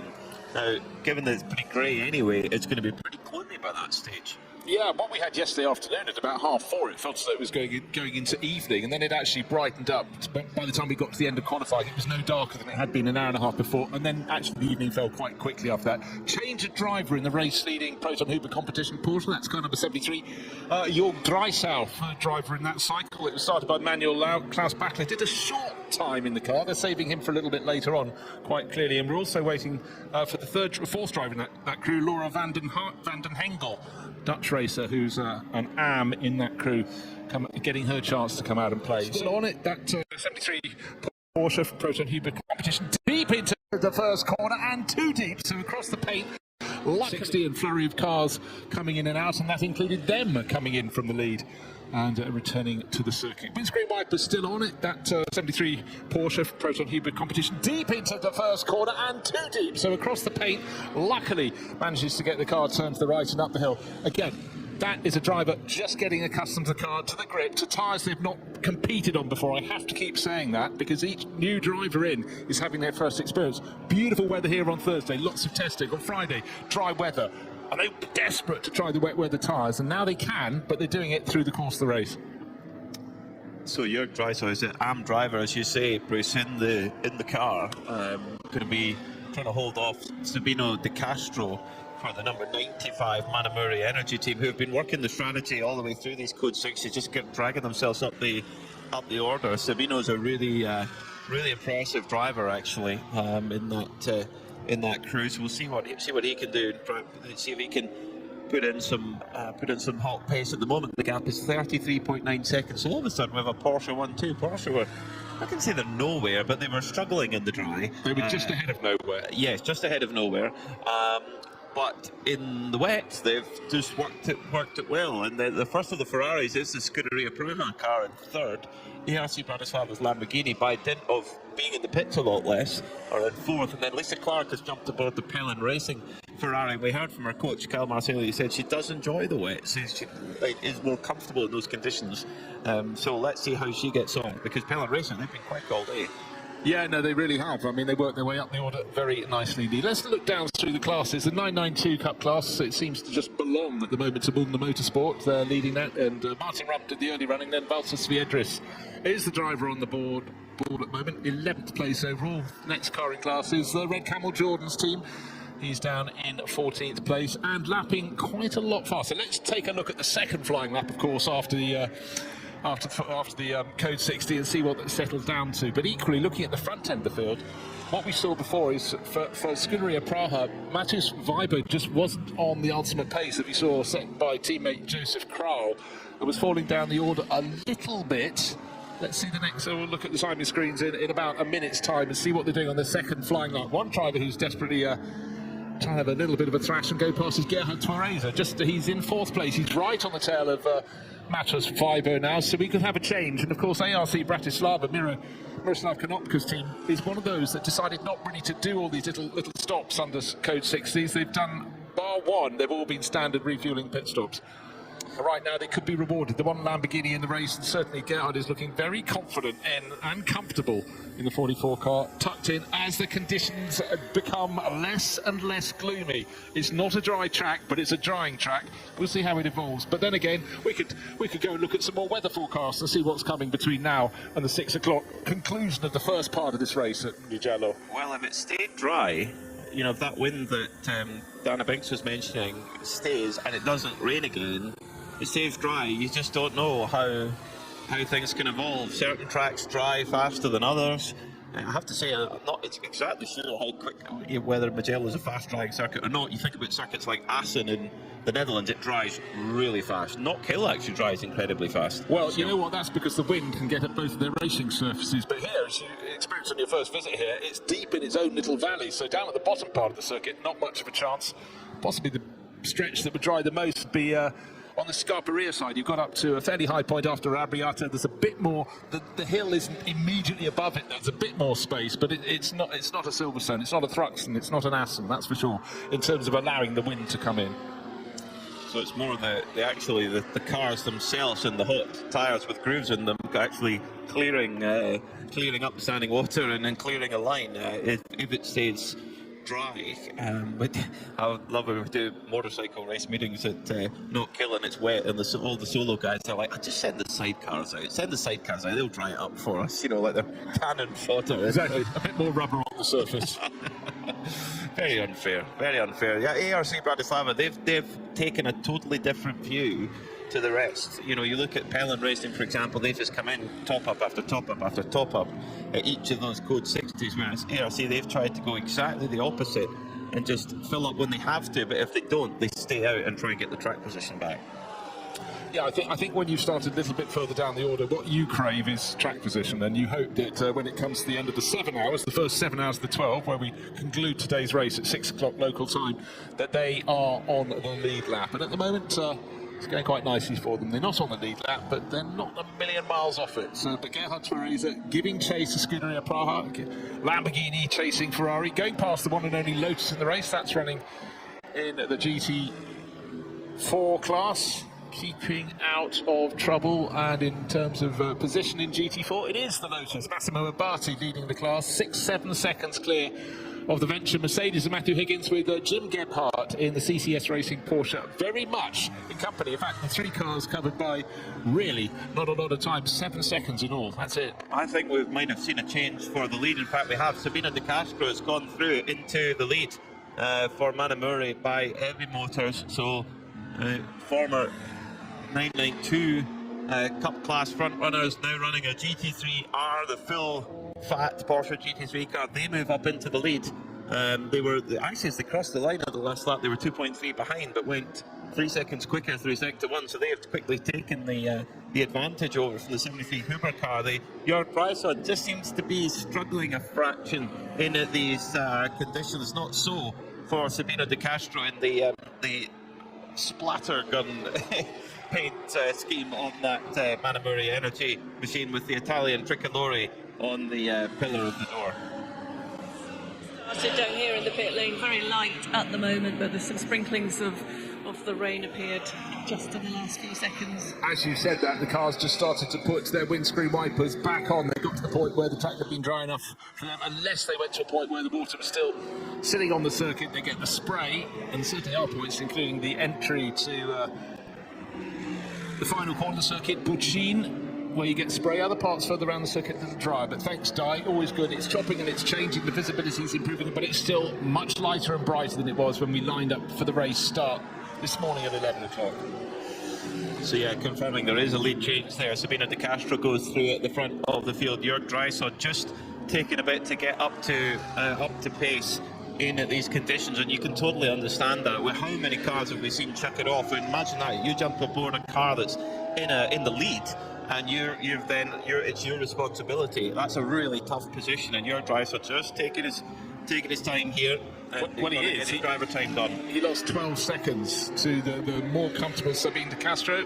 It's Porsche from Porsche who said we just swapped the order around, but better to spend a few laps squandering seconds here or there than sticking it in the gravel. You'd lose a whole lot more that way around. So I think that's Georg Drysdale's approach. But bear in mind, he's very much the am in that car. Really only got racing last year, 2024, when he raced in the Le Mans Cup GT3 class for the Proton Huber team.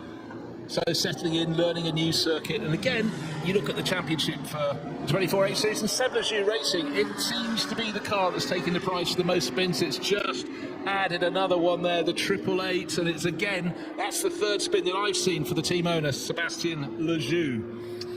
Rear wheels in the gravel, front wheels of his purple Porsche just on the edge of the circuit, but unfortunately as the throttle was planted, the rear has advanced nowhere and it's lower to the ground, it's sunk in. Is that bogged down completely? There's a lot of gravel trapped behind the rear wheels within the wheel arch of that car. That could be another tow out, it could be another Code 60.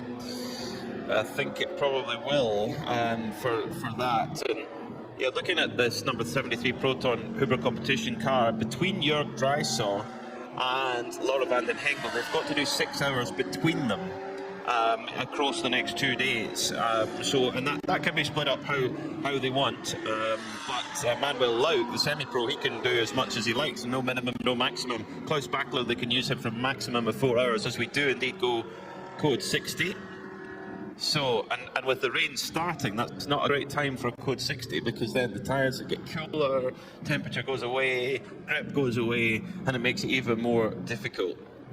No, very much the case. And for Seb Lejeune Racing, this hasn't been a day to remember. However, they will be tumbling down the order. They're sitting in, where are we now? 20th position, 7th in class, 4th in the 992 Cup AM category. But that will be tumbling down the order. So they were still sort of in the mix, but having had 3 or 4 spins now, it's hurt them each time. And this one has been the worst. This has been for them when they're bogged down, can go nowhere. Marshall's just running up to that purple Porsche now, but still waiting for a rescue crew. There's no way with the rear end of that car so deep in the gravel. That is going to be driven out. It's going to need a tow. Well, the Mugello circuit team have been very busy. Now, did he get a help here, Seb Lejeune? The 973 Porsche Cup car right in behind him. Really, really close. No, he spun on his own. Yeah, it was Ricardo Pera giving chase, but you again had to look at the replay. It looks certainly Pera, you'd expect to be quicker. He was quicker, but he wasn't quite close enough to tap the rear. It was round on its own, sitting in the gravel trap. Now, we may have our third different brand of lifting equipment here. We've had a Manitou, we've had a New Holland, but this bright green machine might well be a third different brand of lifting machine. They're all getting a workout. Maybe the Manitous will be at the fuel station. I mean, this one is sort of Kawasaki Racing Green from many moons ago. The emerald green, effectively, but mid-green. It's light, it's bright, it matches the grass in the background on this rainy day. But Seb Lejeune Racing has no time for that. They just want their car back onto terra firma. Yes, they do. Yes, we'll take any brand of lifting device. What do they call it? The telelifter. No, telelifter's got a little forks on it. Let's not get into the minutiae, but I do believe you're correct. Machinery. Right, 4 wheels in the air on the 888 Seb Lejeune Racing Porsche, and that's at turn 5. It's just before you go down the slope. That's Casanova before you drop down to a corner that's caught out a lot of drivers. The bottom of the slope, Savelli. Actually, a relatively unusual place to go off. He clearly just understeered. It's a corner where... Corentin. Oh, sorry,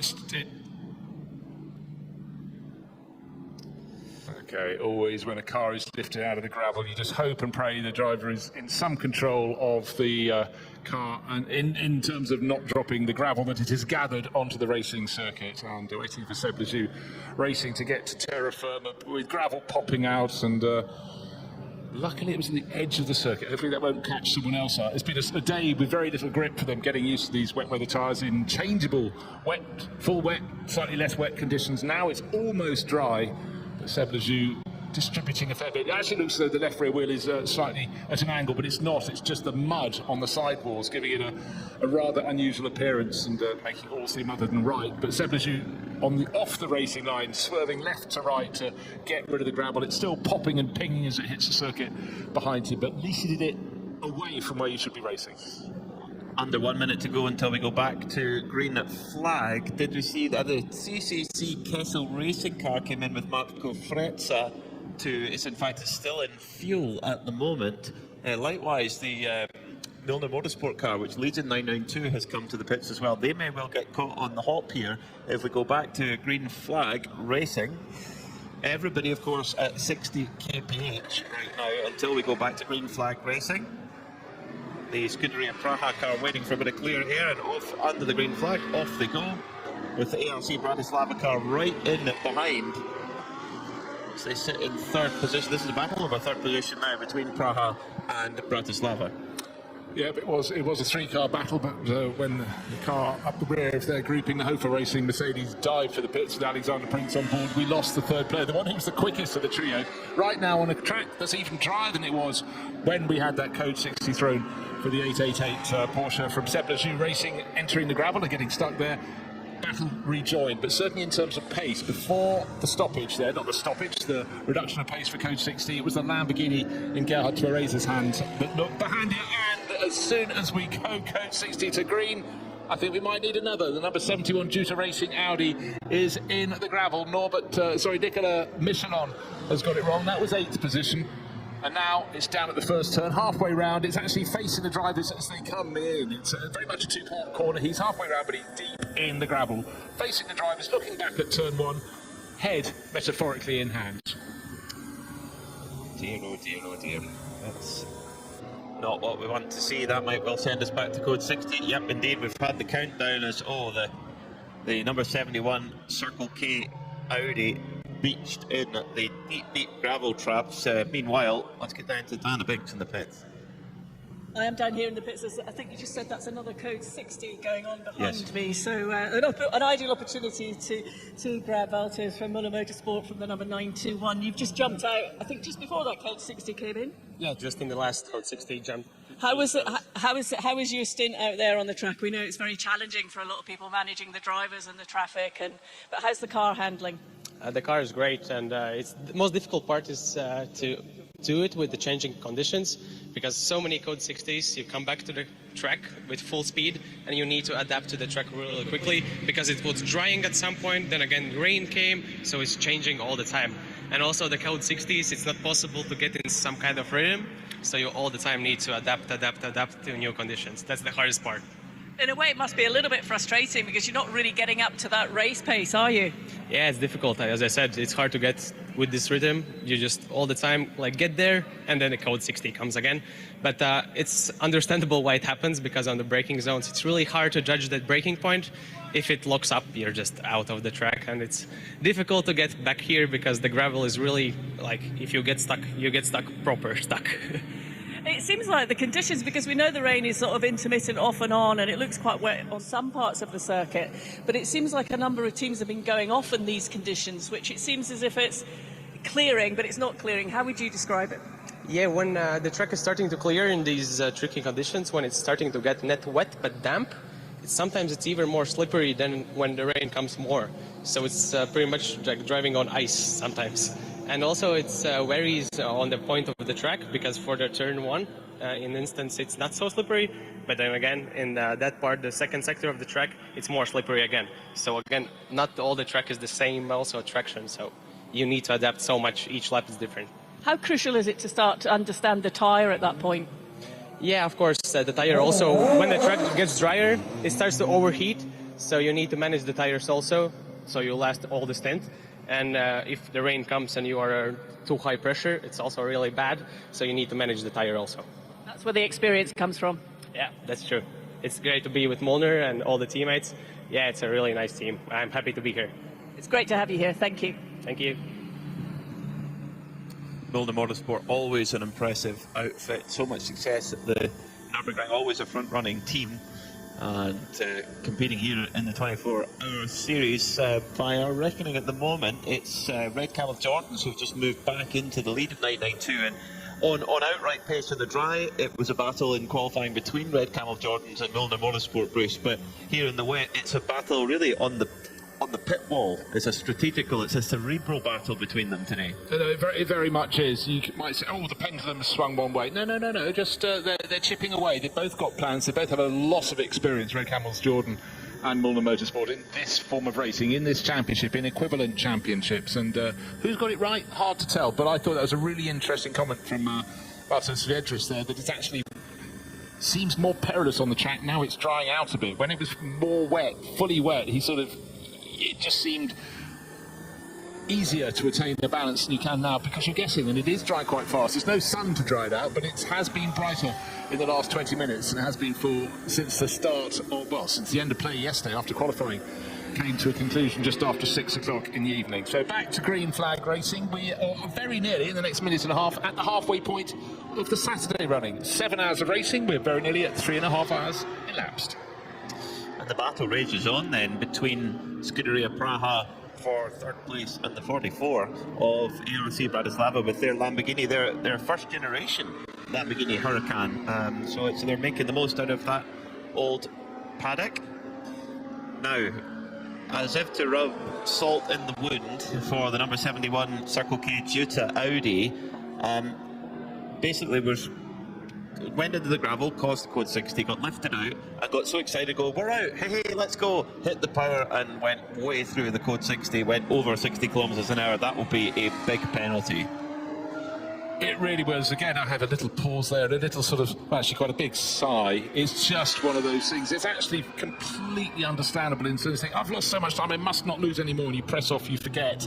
It's supposed to be a 60 kph maximum. So the gravel bed at the first corner has got some more and more interesting tyre marks through it, and I guess the best one so far in terms of the most traction through there was the Gebhardt Porsche Cayman that ran the whole way to the back. Nicholas Gebhardt at the wheel and bounced around on the grass just in front of the tyre balls on the outside. Other tyre marks go in and come to a stationary point from which they had to be rescued. Right, green flag. Can we get through these first 2 laps while they're getting the building up the speed again, getting the heat in the tyres, heat in the brakes?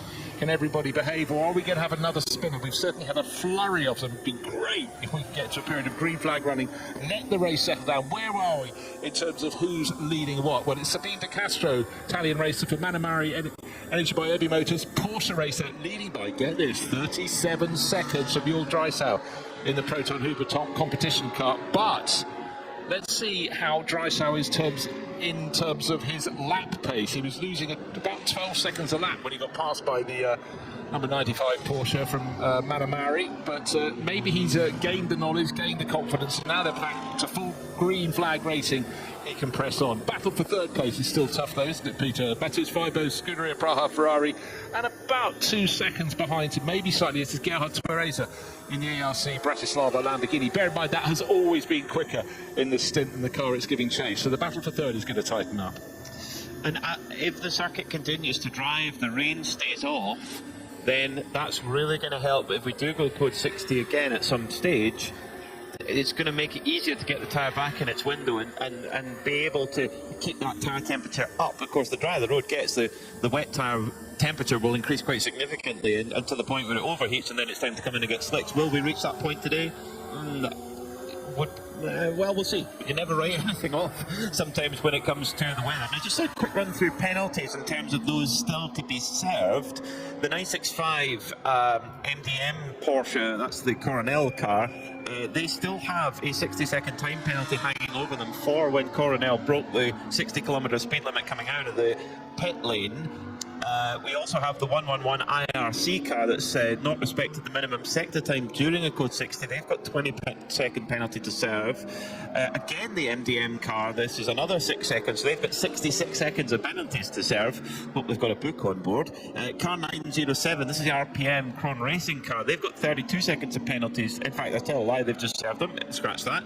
The only one left to be served is another one for the IRC, which is a further 2 seconds for not respecting minimum sector time. So I think they've got their 60 kph speed limiter button just set a little bit too ambitious.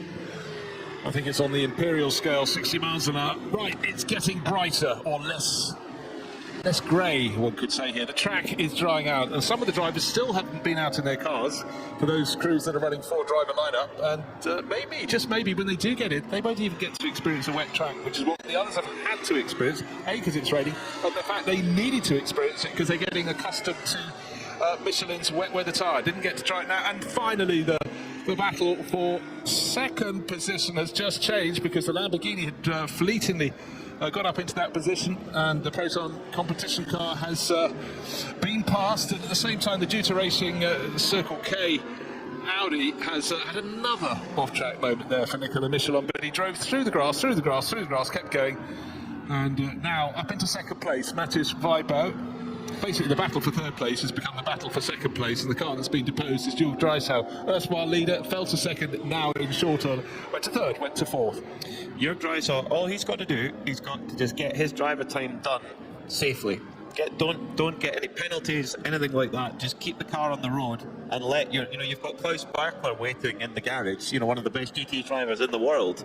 There's job to be done as spin for the number 11 Hofer Racing AMG. Now, does it get back going again? It's Alexander Prince. That's a rare mistake for him. They're in 7th at the moment, 2nd in the AM class. In fact, make that 3rd in the AM class. This is at turn 3, and an area where we've seen so many issues. Poggio Secco, you're coming over that little crest, and easy to make an error there. Many have spun it around there as through goes. Do they side by side for second position then between Twerarthur and Weibo? This is ARC Bratislava versus Scuderia Praha. Ferrari, they touch coming through turn 3, and side to side contact, and the Bratislava for Lamborghini goes through. Diana Binks down in the pits. What, Diana? Sorry, I had turned my mic off. I was just to let you know that the 111 Racing, the IRC GTX car, has made its way back out. So they've repaired that car. It stopped at the end by the penalty box section, but it's now gone out and rejoined the track. So they did their best. They said earlier they wanted to see if they could get the car back out, and they've done that. So I think they've probably lost, 45 minutes, something like that. They'll lose a bit more time because they're back on the track. They can start serving some of the time penalties they've gathered, but I think their job is to get to the end of Saturday running here and see how tomorrow unfolds. It's not another day, but it is another day. I have 5 hours, the 12th of the Mugello 12, and hopefully for the Australian crew they can have clean running. They've had their problems, they've had their delays, they've had the penalties, and now it can settle down. 28 laps they lost, but any issue at all for either of the Vortexes ahead, that could be a similar fate for them. So they've just got to keep on trucking, keep going. They've got those penalties served and keep on going. Great. This is a great stint so far from the 44 ARC Bratislava car. Gerhard Twerarthur, the 36-year-old Austrian, who was the 2006 Lister Formula A champion. So he's been racing a long time. His experience, class wins in GT World Challenge, GT Open, Super Trofeo, FIA GT, so he's an experienced driver. So this will not be his first rodeo in the wet in this kind of car. Yeah, for those listening in black and white, when you say Lister, that is Lister as in the tool company, the sponsor, L-I-S-T-A, not as in Lister sports cars from the 1950s, L-I-S-T-E-R. Just thought that was worth clarifying. I thought they were office supplies. Is it office supplies? Office design and supplies. It could be. Yes. Actually, I think you're right, because they raced to the States for quite some while, didn't they? Freddie Lienhardt was a driver. Selection of cars. He's running all forms of sports car racing. I think even started in Inter-Series, that peculiar series where you had sports cars and Formula 1 cars with wings over their wheels, covers over their wheels. Right, Jörg Drysdale, he's back into 4th position. He's gradually improving his pace, but he's still north of 10 seconds off. Sorry, as I knock your notes. Off the ultimate pace, but you said 5-10 minutes ago what he needs to do is complete his stint, get his driving time done, and that's precisely what he's doing now. Windscreen wiper blazing away, but it's not really raining. I think he could probably flip that off. Yes, he'll get spray if he gets someone overtaking him, but it is drying out now.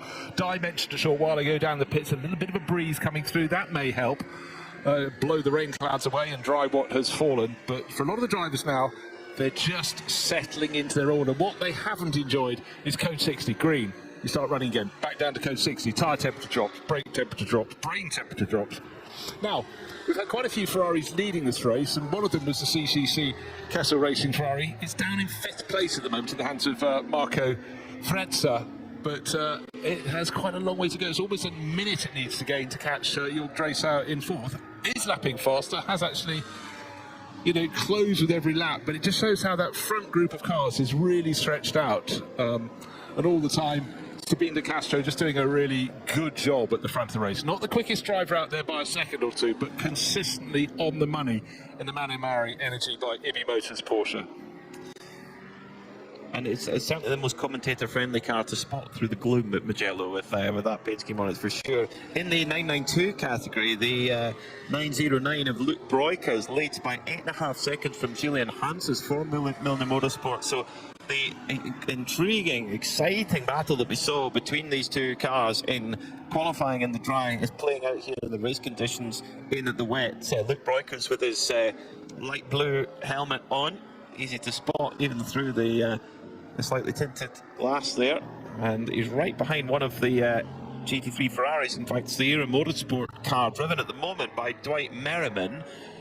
So right now, last time by Merriman at 222 and Red Camel at 221, so they're quite similar in pace actually. In fact, Milner Motorsport are flying at the moment. They're 4 seconds quicker on the previous lap than Red Camel were, so that gap could come down quite quickly. Also, Ricardo Pera flying with a personal best lap time for that car throughout the whole race, 2:14.186. So there's an early indication that we're starting to get towards the best track conditions we've seen so far, as Luke Breukers is going to try and get past the Ferrari here coming into Buccini. Up the inside he goes. Dwight Merriman gives him plenty of space. Breukers just coming up inside. They're side by side as they go around. Buccini, of course, the GT3 car have that little bit more grip. And in a straight line, there's really not a great deal to tell between them as they go side by side down the start-finish straight as well. Merriman on the outside. Well, actually, now it'll be back to Merriman on the inside as they head towards turn one. Dwight Merriman, driver decided, the American, that he wants to race in Europe this year, gain some experience of the great circuits here. And why not? Variety is important. Right in front of off. Luke Breukers running too deep into the first corner, into San Donato. Not the first, won't be the last, but it's that moment. Have I got grip? I haven't got enough grip, can't turn in. Drives right through the gravel trap, onto the grass in the background, right against the tire wall, onto a little access road, and then rodeo rides onto his circuit, putting all sorts of muck right in the path of one of his rivals. And that brings Julian Hans's right into the picture. The Red Camel car had a big lead there until just got it just too deep on the brakes there into the gravel at turn one, had to loop it around. Did exactly what the Gebhardt GT4 car did a bit earlier on, get it all the way to the grass on the other side, missed the barrier, drive back, and Luke Breukers did a good job to get it back into terra firma. But the problem is now he looks in the mirror and his nearest rival is right there, Milner Motorsport. It was 10 seconds difference when they crossed the start-finish line, so that trip through the gravel, back across the grass, the curves, and getting onto the circuit cost the best part of that. It's now almost nose to tail. Down the slope to Savelli they go. Red Camels, Jordan still leading car number 909, top in the 992 Porsche class, and right on his tail. The only other car that's shown really true pace in this class has been the one from Milner Motorsport, and the third driver in that cycle, Julian Hans, is doing a very, very good, tidy job, the sort of job you'd expect from him in that. Good run from Valtteri Sviedris, but certainly the start driver, Martin Rump, the Estonian, no wonder Porsche like him, no wonder they keep him on their books, because he has been very impressive. And Milner Motorsport, of course, a lot of experience. You'd have watched them racing in the States for some years now. They had their overseas operation, I think it was based in Florida, DeLand in Florida, I think it is, that they're based at, but...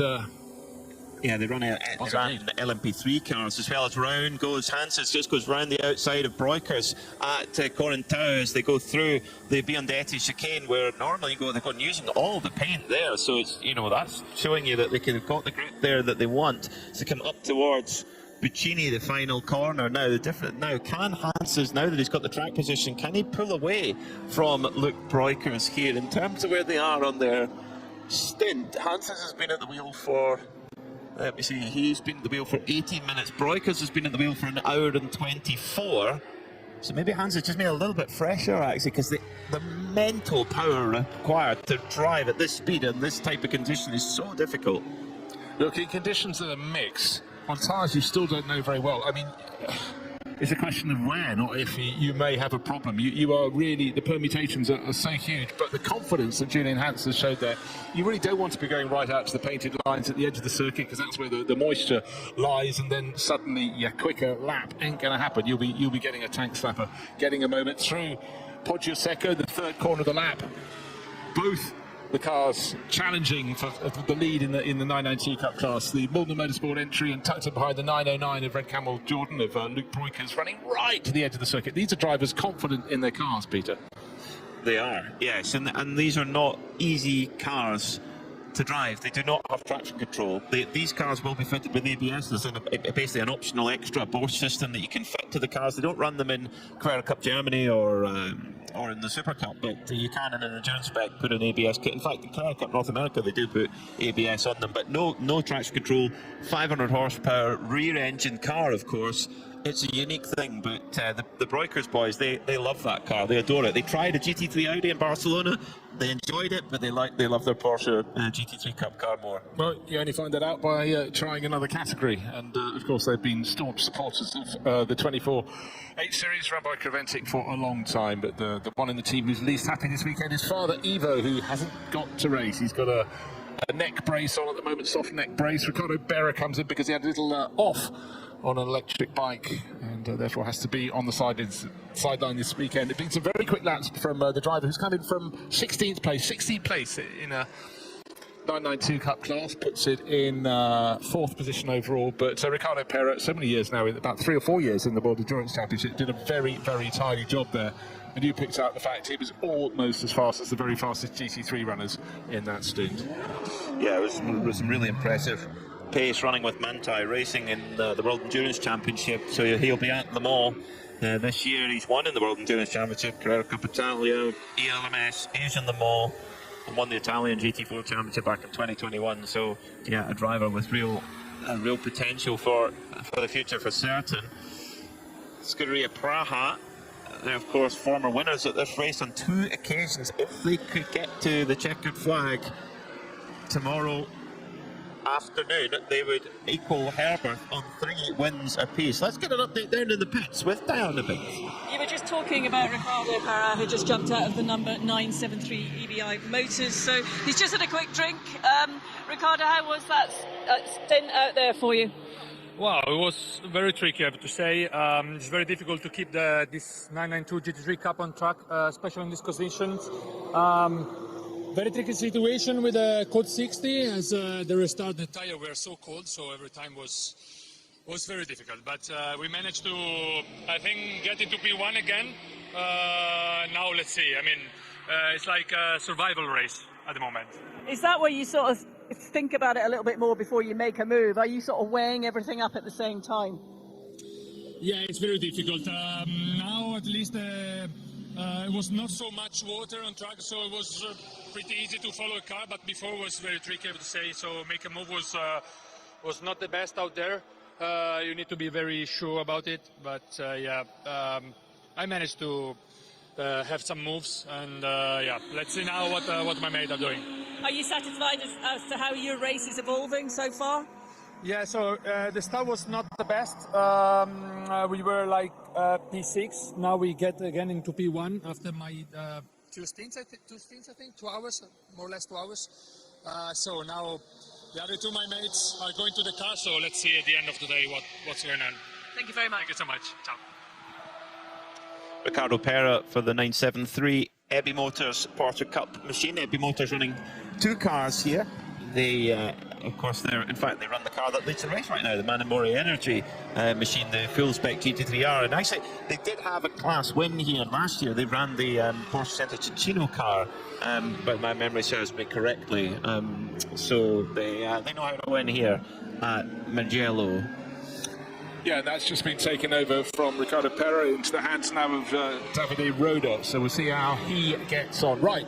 People getting on board, these might be drivers having their first stint in the race, might go, what do you mean I've got to learn about the wet weather tyres? Because they won't be on them now. It's dry weather conditions. Still spray coming off the circuit here in Mugello. We've passed the halfway point in this race. A lot of cars will still be on the wet weather tyres, but I think right now anybody looking at a tyre change would be going, yeah, not actually quite slick weather yet, but it's going that way. However, grab your phone, look at the weather apps. No, actually it's 12. Let's face it, the fastest aggregate of the pole qualifying car was 1 minute 47 at the moment. I know we're stop-start, but only the very quickest will get under 2 minutes 10. Scratch that comment about the slick weather tyres. I was looking out the window rather than lap times achieved. The other issue is the temperature. The temperature's not there. I mean, it's not just the moisture on the surface, it's the temperature that the tyre works at. And if they're having tyre temperature issues with the wet, it's the you wouldn't even want to know what they feel like, I would imagine. I don't think anybody would want to know.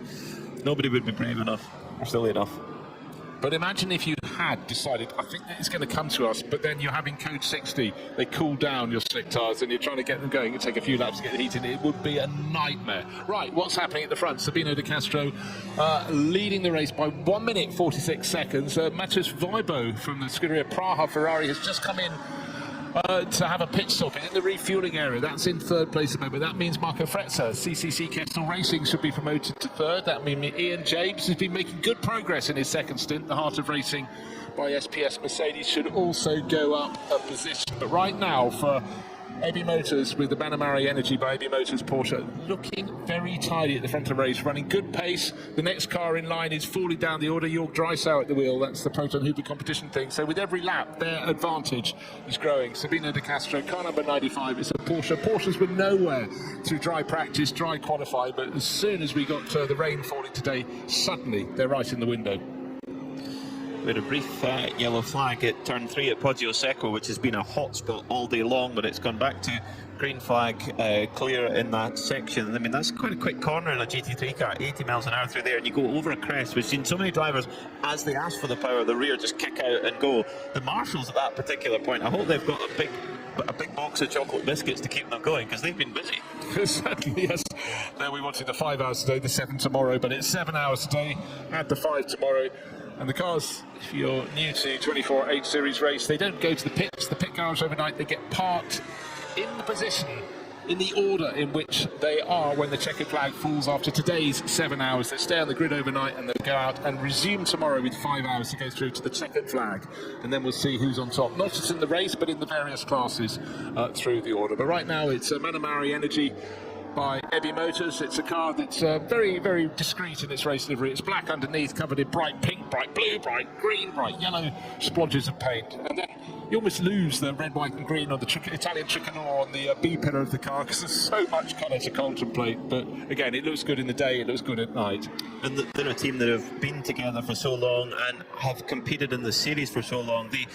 For me, one of their standout performances was when they got on the overall podium at the Sebring 24-hour in a 991 spec Cup car, Porsche Cup car. It was quite remarkable. They've had some great giant-killing performances. They've won the Middle East Trophy in the past, and they're really. And do you know what? When we go and speak to them on the grid, they're always smiling. That's the biggest thing about it. This Banamari Heavy Motors team. This Porsche, it's interesting, like we said, didn't really have the pace in the dry, but in the wet seems to be going well, and the teams have played the strategy well. It runs as the second heaviest car in the field at 1,300 kilos. The Mercedes AMG is the heaviest in the field. Got 95 litres of fuel to use, but at the fuel stop they get 90% fuel flow. And a yellow flag again now for the 901 Ajith Kumar racing machine, running 8th in class at the moment. Didn't see which corner that was, but it's Ajith Kumar at the wheel right now. It looks like it's coming into Materazzi. Yeah, turn 4, he's had a rotation there before, but again, the good thing from his point of view, it loops around, facing the wrong way, went from the black stuff, the red, white and green painted curves, but did not go into the gravel on the other side of that. Briefly kissed the grass when the car rejoined, drove across the circuit to the far side, but gets going all over again. So the Indian actor will live to fight another day in this race, but all the time gaining experience. And this, in terms of baptism of fire, this it really is. You know, a wet Mugello, track condition changing all the time, interruption of code 60s, everything being thrown at Ajith Kumar here, but he's taking it in his stride, along with the Baz Kooten team that run this car. Now I think we just had a quick change for second position. The Kessel Racing car making a move past Jörg Dreisauer from the Proton Huber competition team. Marco Frezza, who set some great times in qualifying yesterday in the dry, he's now moved up into second. So it's interesting, we saw Kessel Racing charge away with David Fiminelli on board early on, They've dropped back again, and now they're fighting back to the front. Yeah, and also bear in mind there was that battle for third place that briefly became for second place. The Scuderia Praha, Ferrari, and the chasing Lamborghini. They both had driver changes, and they've tumbled not out of the top 2 or 3. They've tumbled down to respectively 12th, 13th position. So it's Miroslav Vibo now, having taken over from Matos Vibo into the Scuderia Praha Ferrari, and Miro Konopka, irrepressible ALC Bratislava Lamborghini. And as the MP Racing Mercedes matches the grass, because it's on the grass, is off the circuit again, Diana has an update. The number 56 Ferrari, Matis, has just jumped out of the car. How was that session out there for you? The beginning was a little bit hard for me because I haven't been driven on wet surface for quite some time. But then I got a grip and I was relatively fast, I would say. Did that come to you quite quickly? Oh, it took 5 to 7 laps probably. Yeah. And how challenging was it? The conditions have been changing, so at the beginning it has been a little bit dry, then it started to be wet again, many cold 60s, so the tires had been cold and warm, so it has been quite challenging, but I really enjoyed this stint. It's quite a solid performance from the team. How important is it to have everyone in the team sort of working together with each other to help each other through races like this? I mean, it's very important. I'm driving with my father, so it's technically a team of 3. Together with our coach, and we are enjoying it as a family thing, so I really like it. Thank you so much. Thank you. I think if you were asked to describe 24-hour series in one word, family would definitely be up there in the choices. So many teams running, whether it be father and sons, father and daughter, brothers, you name it, we have them all here in the 24-hour series. I love that about this series, because I think it's a dream of any motor racing people who are fanatical about motor racing. I think that would be a dream for any family to go and drive. I'd love to go and do an endurance race with my mum, actually.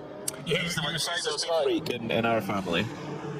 You said that she could easily be goaded to drive a little faster, so you try and wind her up in the car. Terrible child. Guilty. Oh, but what was she driving? Was it something that was quick in any hands, or just quick? She had a Subaru. She could pedal that. Yeah, she had a Skoda Fabia VRS, one of the first ones. I think that was her favourite, actually. Yeah. How much influence did you have in her choosing her car? Were you badgering and going, come on, get one of these? Well, that's a more complex answer we don't have time for right now. There we go. Maybe over a beer tonight, I'll explain that. See if we can schedule a beer.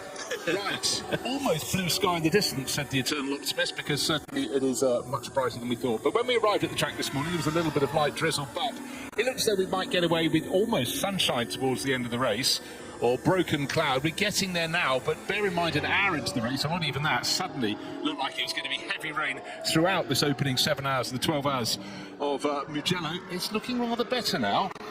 Windscreen wipers still on, particularly if you're chasing another car, but track conditions, you just want to have a constant run now. Whatever the conditions are, it still wouldn't be good enough for slicks. It's still wet weather. What's the fastest lap time we're getting at the moment? 2 minutes 13 from the race leader, almost 2 minutes 14. Still way off the pace. Yeah, way off the dry pace. Well, we didn't really have a dry start to the race. Way off the dry pace for sure. I mean, the fastest lap of the race was set by David Fumanelli, 2:06.6. That is over 20 seconds off his qualifying time in the dry yesterday. But at the moment, we're nearly 30 seconds off the dry qualifying time. That is really a big gap. Really a big gap. Really interesting. Looking at Ajith Kumar going around, the Indian actor, or racer turned actor turned racer again. And well, again, the international spread of this. We've got IBC Tamil Sports covering this live from India. Isn't that really cool, the global spread of motor racing? And you saw it in the Dubai 24 Hours, where he brought his own, not a handful of fans, a legion of fans, and they stayed in the grandstands for hour upon hour, cheering his car every time it went past. You were talking about the sort of massive boost of the global audience. It was enormous, absolutely huge. We've never seen attention like it, and we're so grateful to all the Indian fans watching, and I know they're all here to watch how Ajith is getting on, and the challenge that he's taking on is massive, you know, and he's taken it in his stride. And what's really struck me about him is when he's walking around the paddock, walking around the catering. Yes, he's a mega star, and yet he's so courteous and polite to everyone. He'll say good morning, good afternoon, how are you doing, and smiles to everyone.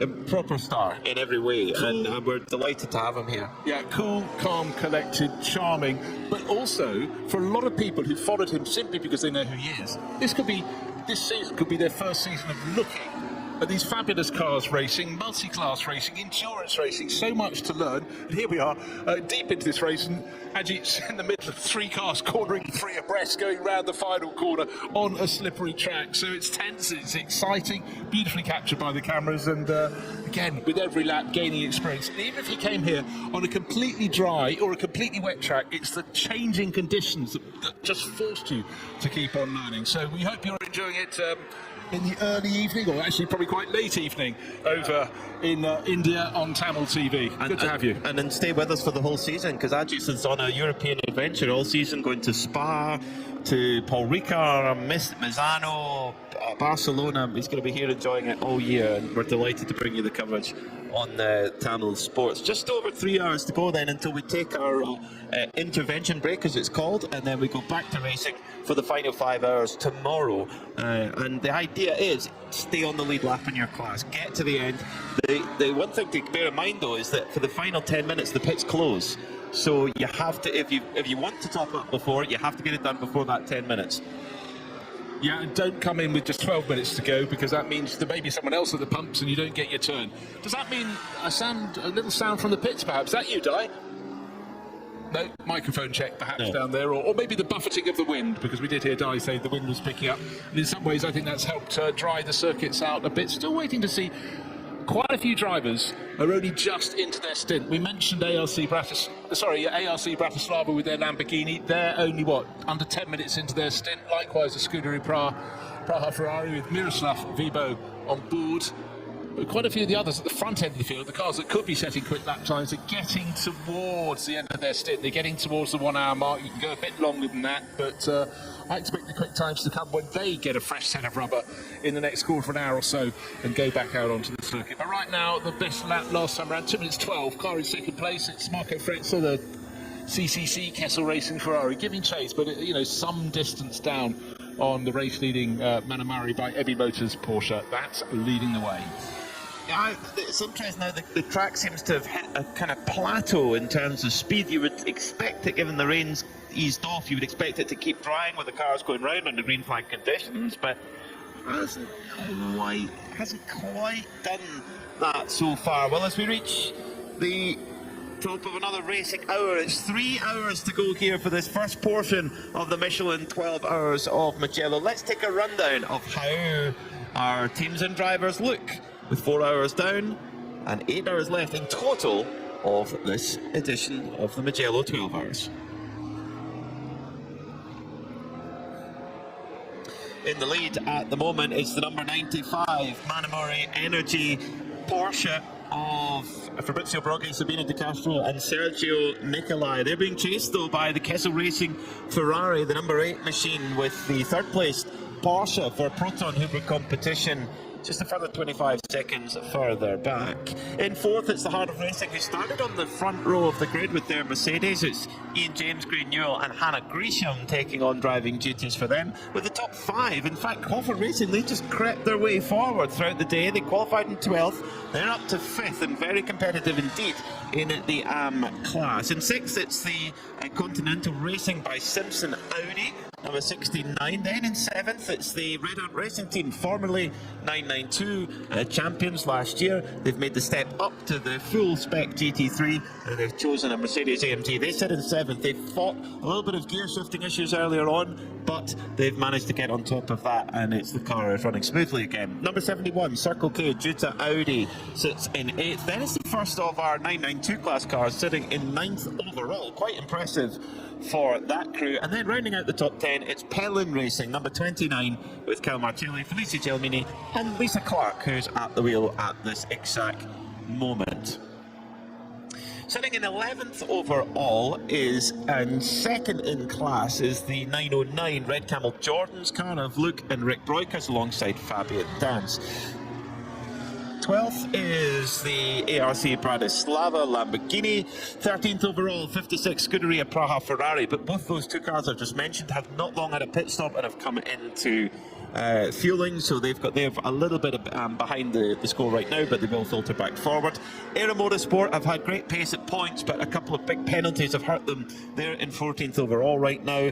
Leading in the 992 AM class, it's RPM Racing, Tracy Crowe, Nick Johnson and Philip Hamprecht. A crew that had to start from the back of the grid, the 902 Home Guard crew, they're climbing slowly up the field. They're up to 16th now, just ahead of the GTX leaders, the brothers, Arnaud and Olivier Gomez, with their beautiful creation, the Vortex 2.0. Then it's Porsche Baltic, car 992 in 18th.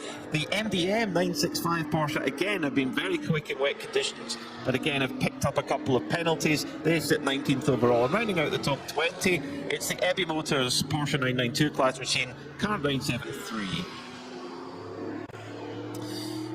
In 21st overall at the moment, it's the Gosners in their MP Motorsport Mercedes, followed by the 901 Ajith Kumar racing machine with Ajith Kumar on board at the moment. The 888 Sepleju car is in 23rd overall. They've had an eventful day so far, but they'll fight on. Then leading in GT4, it's the all-Italian driver crew in the very British Lotus Emira. They lead in GT4. Then it's the 949 Porsche Cup machine, Scuderia Farron. And now the second place GT4 car, 26 overall, it's Venture Engineering with their 421 Mercedes. Nick and Jim Gephardt sit 3rd in GT4 and 27th overall, just ahead of the GTX Vortex number 701. Then it's the 928 HRT Porsche with Titarenko and Denisov. Unfortunately, still in the pits for the number 90 E2P Racing Aston Martin. Something not right at all there, sadly, with their debut with that beautiful British machine. Then it's the 111 IRC GT, which had a pretty lengthy delay in the pits, but it's back out running again. Unfortunately, a non-start for the number 23 Helen Racing Ferrari. That is your 32-car rundown. And, well, there have been many highlights so far, a few lowlights across the opening 4 hours. Let's have a little summarisation of them now. I don't ever slow up, no I don't take shit. I got no love for the fakeness. If you wanna play tough and wanna hate this, I'll always show up.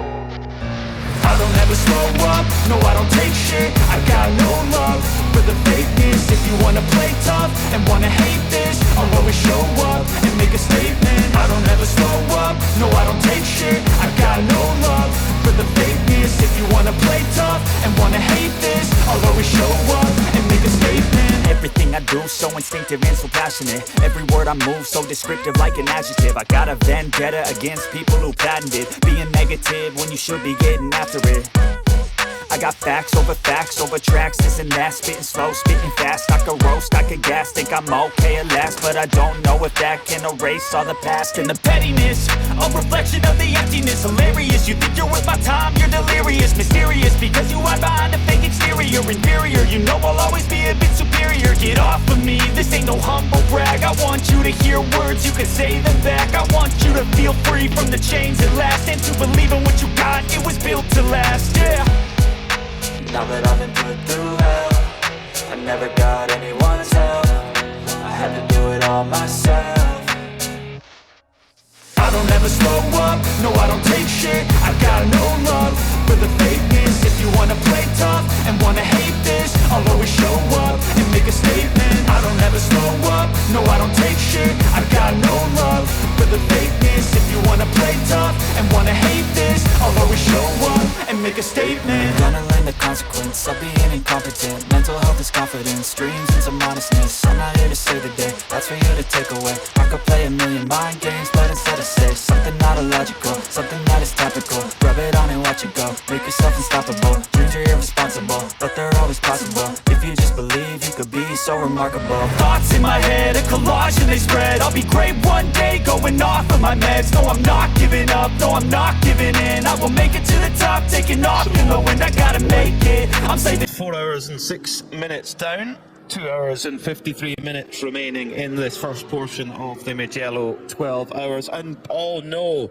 terrible news for the Lotus fans, PB Racing, are in to the pits. They've had to go into the garage. There's something wrong with the Amira GT4. Well, about 3 minutes ago, there's a message saying a car had stopped at pit entry. Couldn't see which it was, and I maybe am not Inspector Clouseau. It could well be this Lotus. They may have then managed to just get it pushed into, you know, away from blocking the pit entry and get it down there. It could have been someone else, but I would suggest that the money is on this being the car with the problem. It's such a shame. It's a fantastic looking car, the Amira, and we heard from Stefano D'Aste early just eulogising about they've run Lotuses for years, but this is new to them. They can be racing this across Europe. Yes, indeed, it was their car that stops at the pit in. It's neat, it's pretty, it sounds fantastic.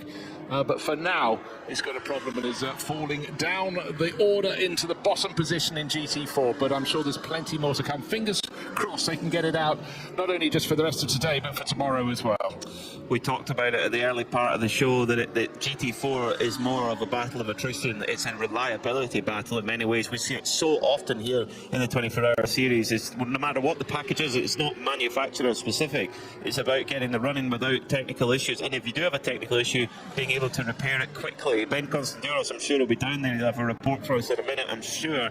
But all of the crew, they're pouring into the cabin. Driver's still aboard.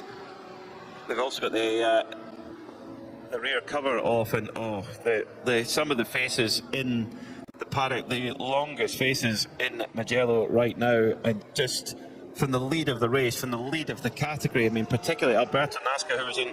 So, you know, he was just beaming with joy after his qualifying run with Diana yesterday, and he could not look more of the opposite right now. So disappointed. Let's get down to Ben and get some more. Watching this, came in whilst the highlights were playing and wheeled into the garage backwards. They initially had fuel valves were out, potentially suggesting that there was an issue with fuel flow, but that was soon put away. The laptop was plugged in, as you tend to do as per course, to diagnose an issue. Now the electric meter is being plugged into various systems behind Stefano's seat. It's Stefano D'Aste in the car, the team owner, of course, as well as the primary driver. So this has gone away from being a mechanical and more of a electrical fault. But just trying to overhear what's being said, because it's mainly Italian. But there is some English being spoken, and I think they're saying water pump. That is what they're reporting, which is such a shame. As you say, these GT4 cars don't tend to be designed to do big, long endurance races. They are primarily made for the kind of 1 hour races that we see through SRO, which own the rights to the GT4 regulations. And whether it be in national championships or indeed the European Championship, that's kind of the length of the race for them. So to put them through these 24-hour races is a lot more than they are used to. Probably something they can fix here down at PB, and they will want to gain that advantage. But Stefano's getting out the car, I'm afraid. Thanks for that. Yes, I saw the mechanics there with the voltmeter, but you know the big problem is it's also the Amira is only in its second season of racing, and you know, very few cars from the manufacturers, whether it's GT3, GT4, hit the ground running. You know, you hope the ingredients are right, but there's so much to learn. And again, it is about the fragility of the moving parts. But when it becomes electrical, you want something in the old school you'd have hit with a hammer, but you can't.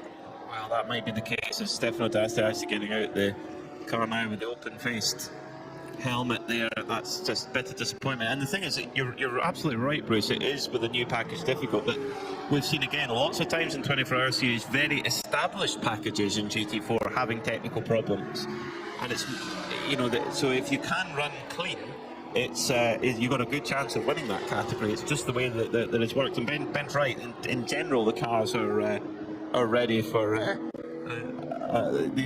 They are ready for that kind of 1 hour sprint race. We're getting word from Ben in our ears that it is indeed a fuel pump problem. Now, and again, when that's been established, they have to become accustomed to how to change a fuel pump as fast as possible. You know, experience doesn't come overnight. It's something you've got to work away at. And we were talking when we arrived at the circuit on Friday about how we looked at some of the rear end sections for the 296 Ferrari stored in position. Was it outside Era Motorsport, or was it? No, it's one of the other teams, Pelin Racing, I think, further along. In fact, you can see on their car there's blue and orange at the front with a black tail end, so they've clearly opted for another bit. But it went back to sort of the unitary construction that Audi in particular championed at the Mall about 20 years ago. Don't just fiddle around with a bit, take the whole thing off, put a whole new unit on, and they even had for every element, right, fuel pump, what do we need to change? They'd have a set of tools specifically in a drawer ready for that, rather than having to go to a toolbox and gather those. Seems very simplistic, but from a long way back, teams been working out how they can save, not just seconds, almost nanoseconds when it comes to mechanical maladies. Get them fixed efficiently and as fast as possible. And for people running the Lotus Emira in GT4, there's still a lot to learn. But as we did hear from Stefano D'Asta, he was extolling the base virtues of that car. So it's a good starting point. A car that handles well, is quick. Lotus, a little bit fragile to start with in the early days of Emira, but let's hope they can sort all those problems. Right, up the front of the race, it's now 2 minutes 10. It's almost precisely a lap between Sabino De Castro leading in the Manamari Energy by AB Motors Porsche and the chasing CCC Kessel Racing Ferrari, and they're lapping at near identical pace as well, so no real gain, but a lap between first and second. So the 95 Porsche from Manamari ahead of the Kessel Racing Ferrari. That's kind of brave, but Kessel Racing car has just had to go past a gaggle of cars in other classes, and that would have cost them a bit of time. You see Lisa Clark come into the pits in the former race leading number 29 Pelin Racing car. Just done over an hour of drive time, which means that she's got that will be 1 more hour to do between now and the checkered flag tomorrow. So done her job, got the car back clean, no mistakes, no penalties. That's what it's all about. Each one of these crews will have non-professional drivers that they've got to cycle through and get that driver time done. That's all part of the strategy and how you put it all together. That issue for PB Racing with that Lotus at GT4 was very, very tight prior to that issue. Now Venture Engineering with their top driver on board, Matthew George, lead by 47 seconds from CCS Racing and Nick Gephardt. Yeah, I don't know if you've been going through the driver cycle at Venture, but it certainly started by Matthew George, and he pulled clear in the class, started third in the class, pulled clear. Matthew Higgins went in next, but I don't think we've had either Christopher Jones or Neville Jones have their running as yet. Still plenty more time to go, but very good point there that Lisa Clark was effectively knowing she's going to do. She had 2 hours to do across the 12, but doing one today, one tomorrow. But the big question was looking at the weather forecast constantly as it changed.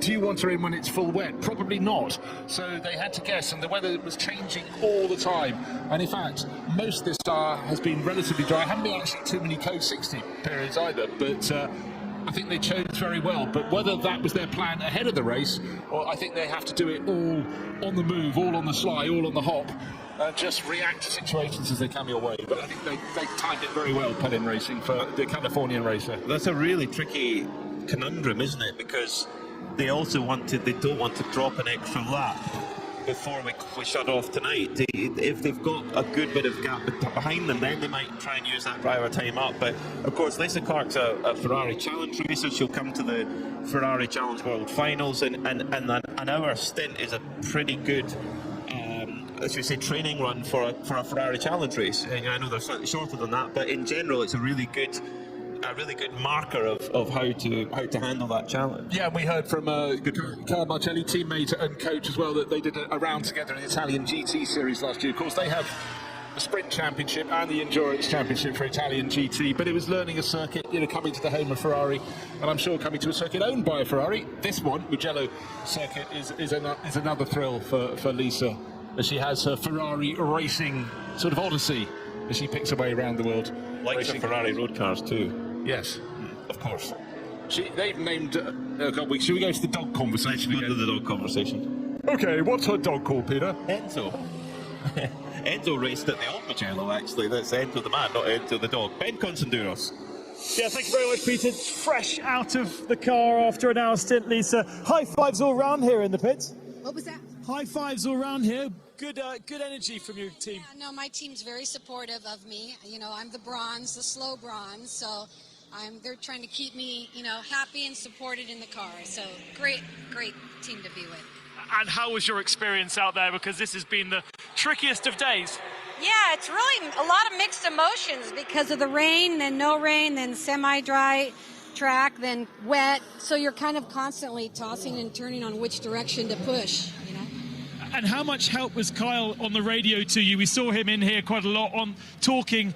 What is it kind of things he's saying to you? Yeah, Kyle's like my Zen coach. He like brings me down, you know, to where when I'm like, rah, he just kind of, okay, Lisa, harder brake, tighter apex. You know, his voice is very soothing for me. So no matter what he says, it's just that soothingness that kind of like pulls me back together. Now, I tell you, I don't think this was your responsibility, but the back end of the car has changed colour since the last time I was in the pits. What happened? Yeah, that was my decision, I guess, apparently, or the car's decision. Yeah, no, we weren't really sure, actually. I went out on new tires. They were heated, and for some reason, I was barely on the throttle, but I had some weird tire spin going into one of the chicanes, and the car just slowly snapped on me, and away it went, yeah. So a little bit of damage, so they swapped out the rear end. Yeah, they managed to get it fixed. They're awesome. You know, it just messed up my paint scheme, but other than that, I'm glad I could be here today and we could race. You've done a great job. Well done. Oh, thank you very much. Thank you. Lovely to hear from Lisa Clark there, and again we were talking about that rear end of the Ferrari, how you can take it, you can just clip the old one off, put the new one on, and a great insight to just how easy it is to just, you think you're okay and then you just step over the mark. The conditions and perfect, just as we talk about that, Red Ant Racing have backed it into the gravel, so easy to just step over the edge. The drivers have been on a knife edge all day long. This is at turn 1. That's the first flying lap for Kobe de Bruyke, who's the last driver in that cycle of 4 drivers to get in the car. New tyres. New tyres, just, you know, whatever you were told by other people in previous stints, they've had different weather conditions, different track conditions. So for young Dutch racer Kobe de Bruyke, that's a big disappointment. Hopefully that can come out without causing a foot. No, that's properly bogged down. And I'm afraid we're going to go code 60 again. In 20 seconds, it's coming our way.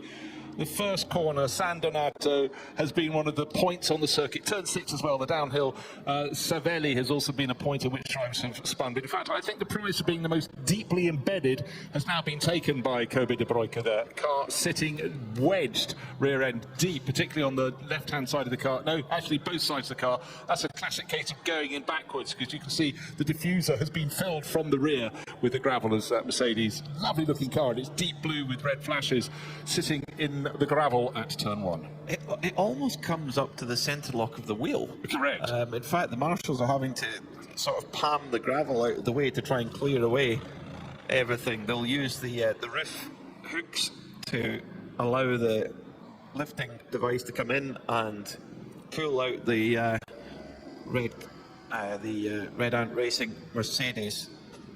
So I think, actually, for Kobe de Bruyke's point of view, he hadn't even done a flying lap. I think that was down to San Donato and round it went, because when I quickly looked at the screen, it said his stint length was 30 seconds. He'd already been beat for about 15, so...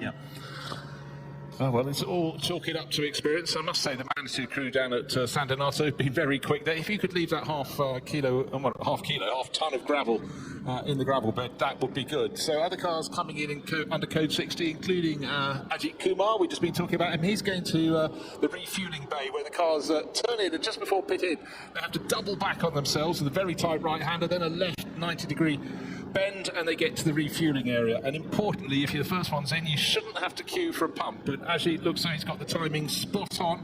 He'll come to a standstill.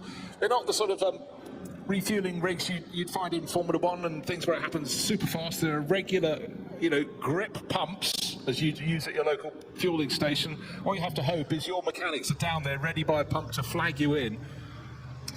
Now, in terms of driving time, that's been a really long stint there for Ajith Kumar. In fact, an hour and 41 minutes. That is an Ironman stint there.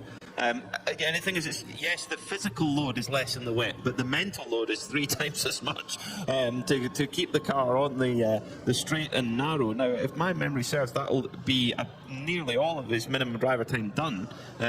2 hours minimum for RAM drivers in most cases. So that should mean that Ajith Kumar Racing can then put in back into the car guys like Mathieu Tetri and Fabien Defoe have been really, really strong. Yes, it is. It's a minimum 2 hour driver time that they've got to adhere to. I think whatever the initial plan was, as I said, with the changing conditions, they're thinking on the move, thinking on the hoof, and I reckon they thought these are almost the most constant weather conditions we've had. Just stay out. Can you stay out and do a double stint?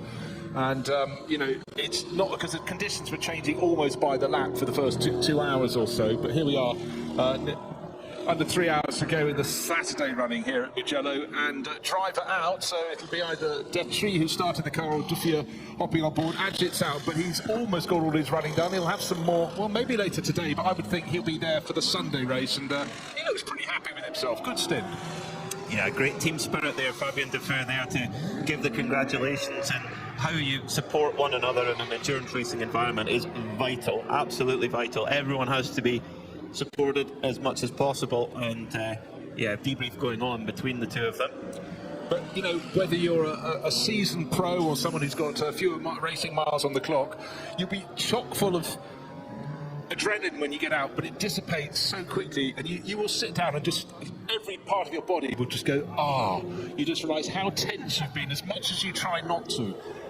Even a stint of that length in fully dry conditions, fully constant conditions would be a strain, but it's the mental strain as much as anything. Always having to feel as though you're on the tips of your toes as you try and gain, what understanding of what grip is out there.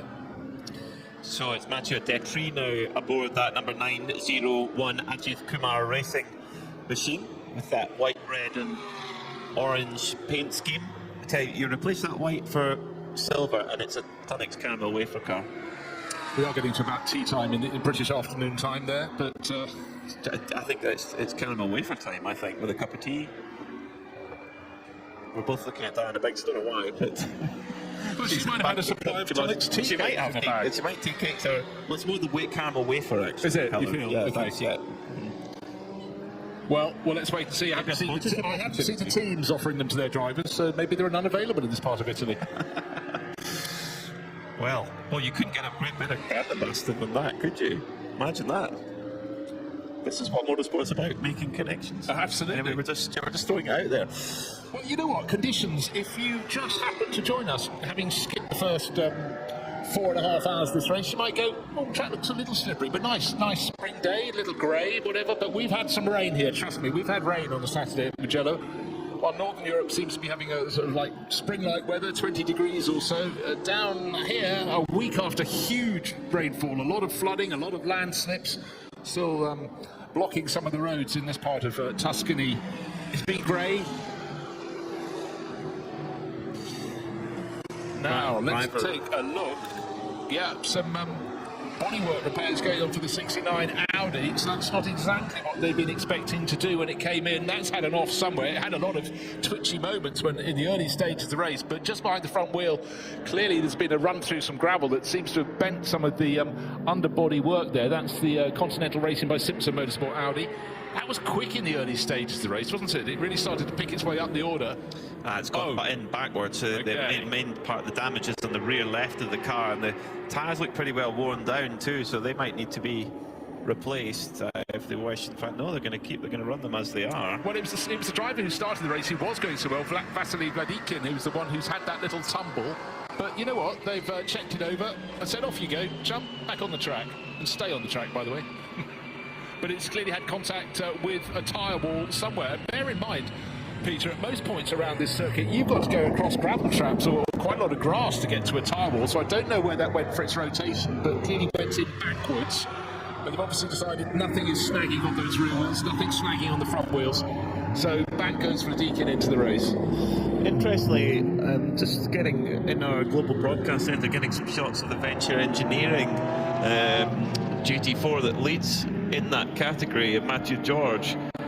26 minutes into the stint, there was a red light coming up on the dash, which often can be you need to come in for fuel. But after 26 minutes, that's not likely. But a big crash out of third place. Oh no, Proton Huber competition. Jörg Dreiser has dropped it as off the road also, but keeps back going again. Is the home guard Porsche Cup 902. It's all kicking off here with 2 hours and 33 minutes to go of this first portion, but that's a big one for Proton Huber. He's thinking about moving the car, but honestly, I'm not sure.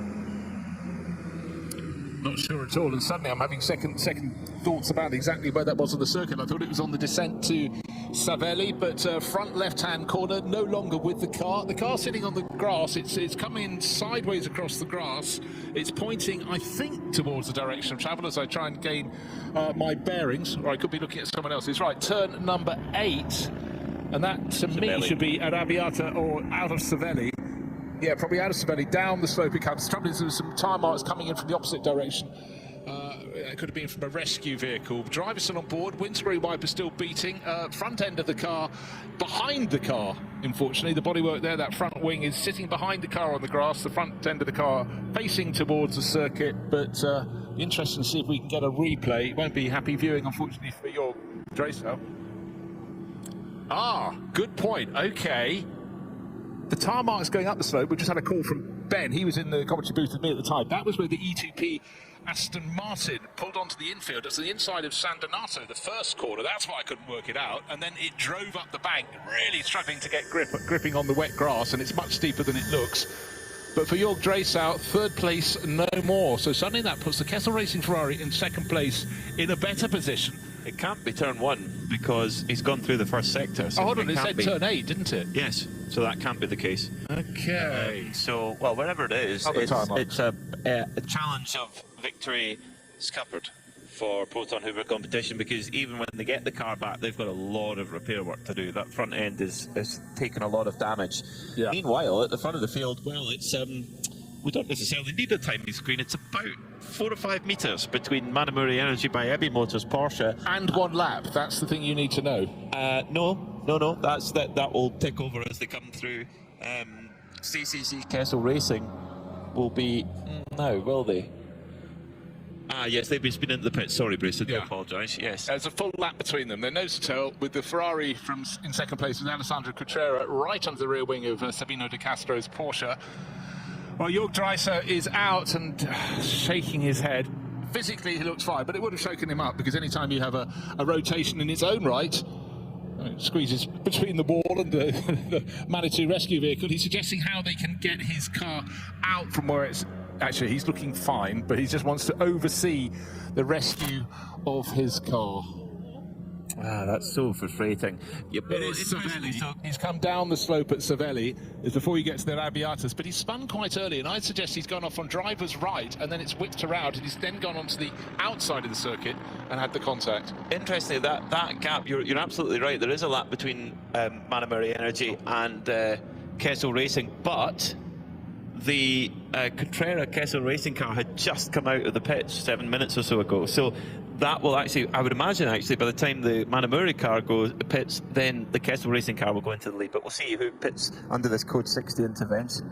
It's the car, the Proton Huber competition car, being lifted up now with the hard-working marshals as Jörg Dreiser's walked away from the car. Walking away in the distance, you've had the cars are going around a different corner. Okay, so you know what, it is the second part. He's crashed between the first and second parts of the Arrabbiata. So you've gone through Savelli, that downhill corner, then you're turning through the first uphill right-hander, and somewhere between then and the second part is where he ended up on the grass, and leaving his nose behind him. He's walked away, but the display of driver despair is something that is just... this was a car that was in the reckoning, but it's clipped the wall on the inside of the circuit. The car's carried on a little bit, leaving its front left wing behind it. But for Jörg Dreiser, he will probably go and sit down somewhere quietly for a bit, because, you know, they came here with a good hope of aiming at victory. The Porsche's been better and better as the conditions have been wet and mixed, and they were working their way towards the front. And he was quite deep into his stint, wasn't he? Yeah, he was very near the end of his stint. He's got 1 hour 24 minutes, so he crested when this accident happened about 1 1/4 hours. So he was probably almost on his in lap. and then that would have been it for him today, and he'd do some more tomorrow. And as you say, he's the am in that car. That was a car with a shot potentially at victory, and that's been snatched away. That's what probably makes it even harder. And everyone is on that knife edge. We've heard so many drivers talk about how it's so tricky out there, and it looks like he's come out of Savelli, the fast left, which in the dry, GT3 cars doing 105 miles an hour into that corner, and then entering Arrabbiata 1, the fast right-hander at about 110, but that is in the dry. In the wet, it's quite a bit different.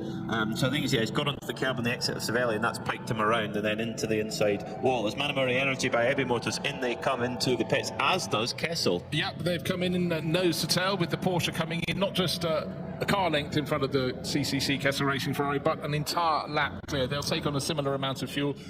But the big question is, what will they do in terms of putting rubber on board? Will they need any fresh rubber now, or will they make their pit stop the shorter by continuing straight through the pit lane and back onto the track? But I must say, with every passing lap, for the Manamori Energy by Ebi Motors Porsche team, it's looking better and better. They've got the early calls to get in during this Code 60. And again, as we've said many times, Peter, if you just started your lap when a Code 60 happens, it's an awful long time, and a lot of cars are ahead of you that may decide to dive for the pits, and therefore you could be delayed. It looks like Ebi Motors had the very slightly better refueling pit stop. They gained a second or two, I think, over the Kessel Racing Ferrari. But remember, they're not going anywhere fast. They come into the pit lane, and it's 20 kph. So this is, so in Manamori Energy look like they're going to come in, and they're going to do a driver change as well and take Sabino De Castro out of that car, changing to new Michelin wet tyres. Have we had, I think this would be the first time Fabrizio Broggi will get into that car, because he's certainly in my notes, but I could have missed when I nipped out to have some very fine lunch. That he's had a go, but certainly the car, the Ebi Motors Porsche, was started by Sabino De Castro, then Sergio Nicolai got in. I don't think Fabrizio has driven it as yet. No. Looks like it was a quicker change though, for a quicker pit stop for the Kessel Racing Ferrari, because that's departing the pit lane, and he came into the pit lane out of refueling behind the Porsche, and he's come out ahead. Seems to have gained about 5 or 6 seconds there, so maybe that's all, or maybe slightly more, because of course they ran so slowly down the pit lane before they rejoin. There's two reasons for that. One, that the Carrera Kessel Racing Ferrari had just been in before that Code 60. It just been in for fuel. It got fuel, so it needed less time at the fuel pump, but also it would have had tyres at that last stop, so was able to just drive through after the fuel. But now the Manamori by Ebi Motors Porsche has got a full tank of gas, or close to a full tank of gas, and new Michelin tyres, most importantly. No new driver though for the Porsche though, because it's not Fabrizio Broggi, it's Sergio Nicolai's got back in. So De Castro, Nicolai in. So they're keeping Broggi in. He's the AM driver in that car, but he's got to do.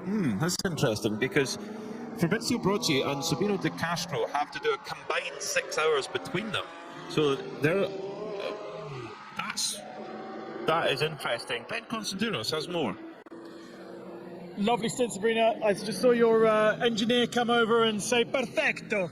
Yes, I love when the track when there is a rain. I'm very happy. The whole team work very good, and I hope to fight tomorrow in for the podium.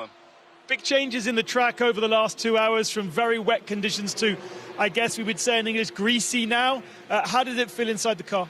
Yes, the grip changed totally after 50 minutes because rain fast, stop, and it's very difficult to find a good line to push hard. But I'm very happy, and the car and the team is perfect. And looking at where you are, the pit stops, the Code 60s have so far fallen into your favour. Yes, yes. Now we are in first place. Cross, and I hope tomorrow fight. We haven't seen Fabrizio. You hold him back for tomorrow? Maybe, or in the final race today, or tomorrow race more for dry. Okay, thank you. Just looking at through the double checking the rules, so Sabino De Castro, who we just spoke with there with Ben Constantinos, and Fabrizio Broggi, they have to do 6 hours between them. But Fabrizio Broggi has to do just 2 hours of that 6. So effectively his minimum driver time is 2 hours. So you could do a single stint before today and a single stint tomorrow. That would work. And Sabino De Castro, he's already well on the way to doing the lion's share of the rest. Sergio Nicolai, they can make him work as hard as they like. No, He's got exactly. no minimum, no maximum. Yeah, I mean, I would suggest with your bronze, if you've got 2 hours to run, you do give them 2 1-hour stints. One yesterday, one yesterday. That'd been qualifying. One today, one tomorrow. Don't do them a double stint, but it depends what the driver feels. It depends how they're. Oh, that's what I was doing. I was going to look up the latest weather forecast around here. What have we got due for the remainder of this race here?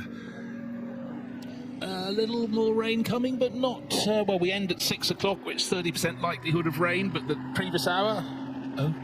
Well, it's 2 hours before that, it's 58% chance. There's still plenty of chance of rain. Chances for drivers to slide off, but they're still doing that in their own right. I think we have a 100% chance of code 60 here because we've got, we've just had it, the confirmation in 20 seconds there will be another code 60 because the Circle K due to Audi has gone off at Arrabbiata 1 by my reckoning. Correct, it's Nicola Michelin, and if you ever get an aerial shot of this circuit, it's like a desert of gravel. You can go a long distance, and he actually went almost all the way towards the grass at the back, couldn't quite get there, and then drove seemingly back deeper into the gravel again, but that might just be the physics of the car. But that due to race run for Nicola Michelin hasn't been the best of ones in this stint today. No, it has not. Changing conditions. No, it hasn't, unfortunately, for the Duty Racing team. With the white and red colour scheme, Circle K's. When I'm out on my travels in the European Rally Championship, I often stop in a Circle K and have their hot dogs. They have excellent hot dogs. It's always good for a quick lunch. Important for a man or a woman on the road, just needing to know a little bit of food top up, and also it is something I sort of joke about nipping out for lunch and stuff. But you know, for any person working for a pit crew, any of the teams, when your energy level suddenly falls, I'm a big believer in top it up in advance because you never know if that next meal is going to be coming in 5 hours or 8. Your I buffer don't go that long. breakfast. You're a big fan of the buffer breakfast. Yes, indeed. An air and a spare. I've never thought of breakfast in that way before.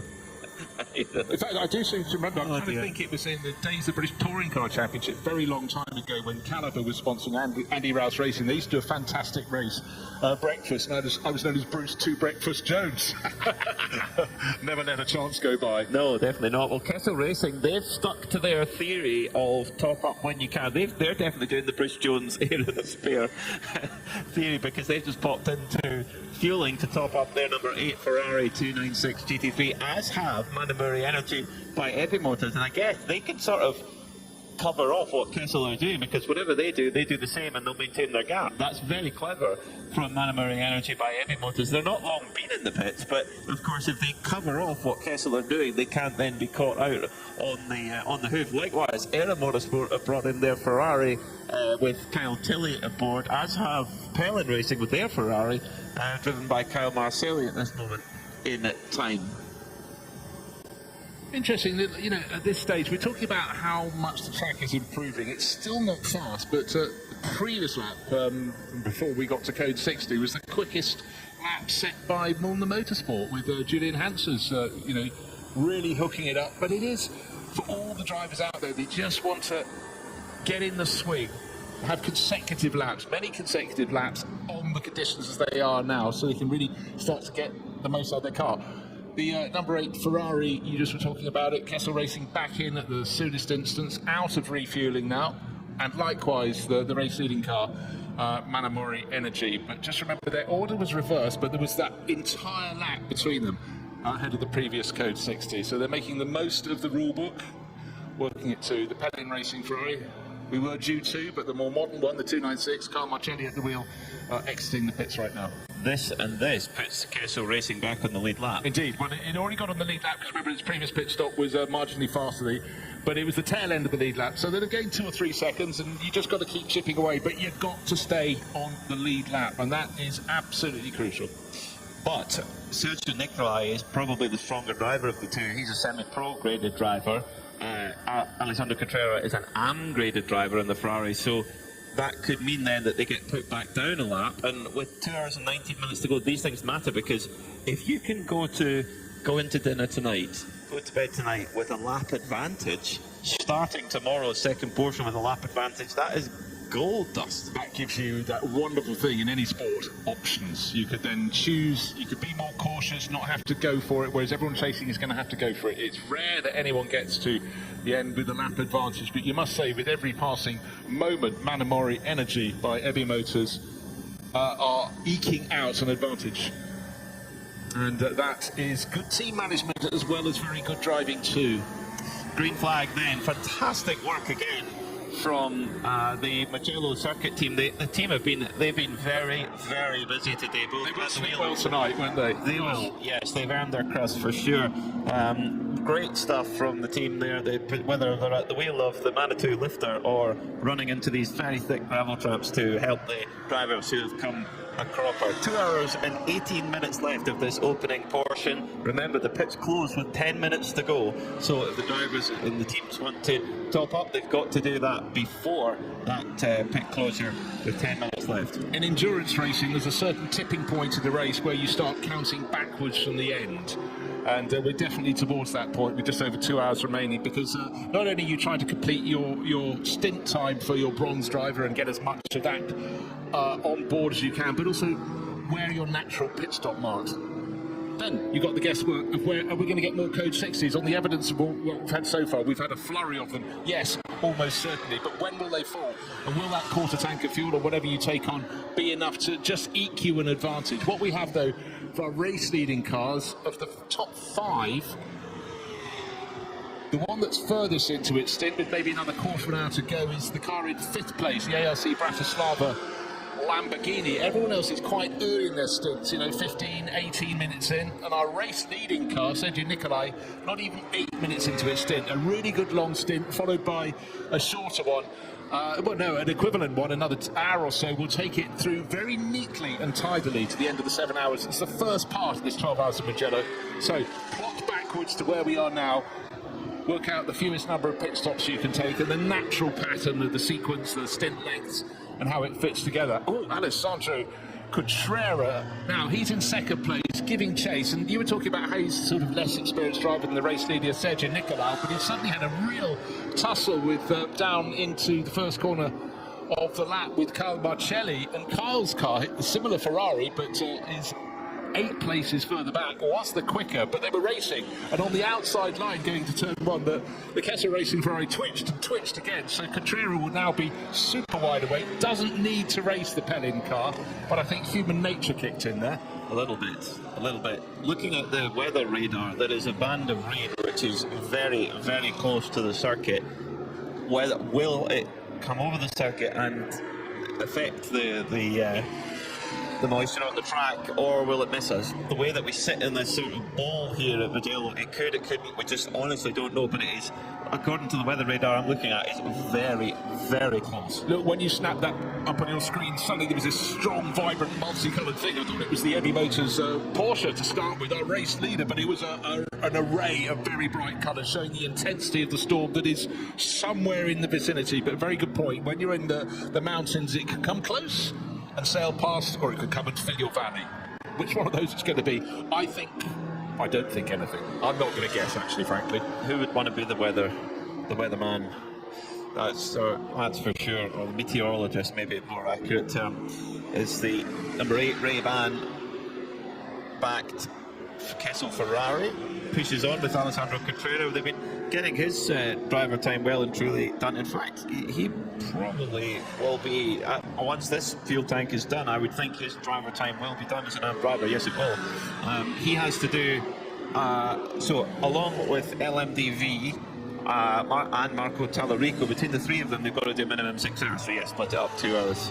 2 hours each, and in fact if he does a bit more than that, then that means the others have to do slightly less. So it's at the moment they're getting that out of the way, and they've saved quite a bit of David Fuminelli time for tomorrow. Yeah, he's only been in the car once.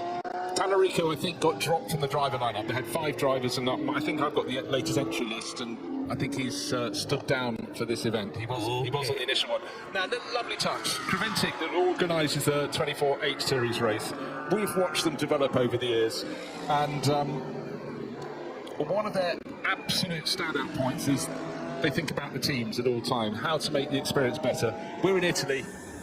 It may not look like Italian weather, but it does rain and be grey from time to time. But like every year, says Peter Fry, we have pizzas for the team. So we start at box 19, I believe. So they've worked their way up the pit lane. And I remember doing an event with them on their home patch at Zandvoort, and they were going around with meatballs and a dipping sauce. And I tell you, when you get into darkness, exactly, you know, to pick up the crew, and they were going around in the longer races serving hot chocolate. You know, when your mechanics in particular are sitting uncomfortably in the pit lane, something like that powers them on for the next few hours. It doesn't cost a fortune, but it makes the world of difference. Later this year, there's a visit to Paul Ricard. I remember many years ago, it was hyper hot there, and they went to bought little paddling pools for every single team, so the drivers or the crew could go and cool down when they came out of a pit stop.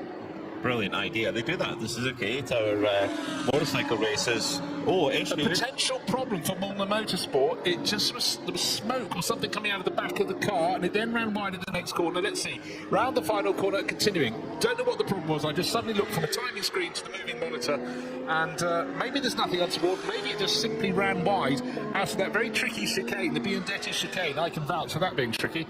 We won't go there. Yeah, very interesting. As it comes down into San Donato, turn 1 now for Julian Hanses.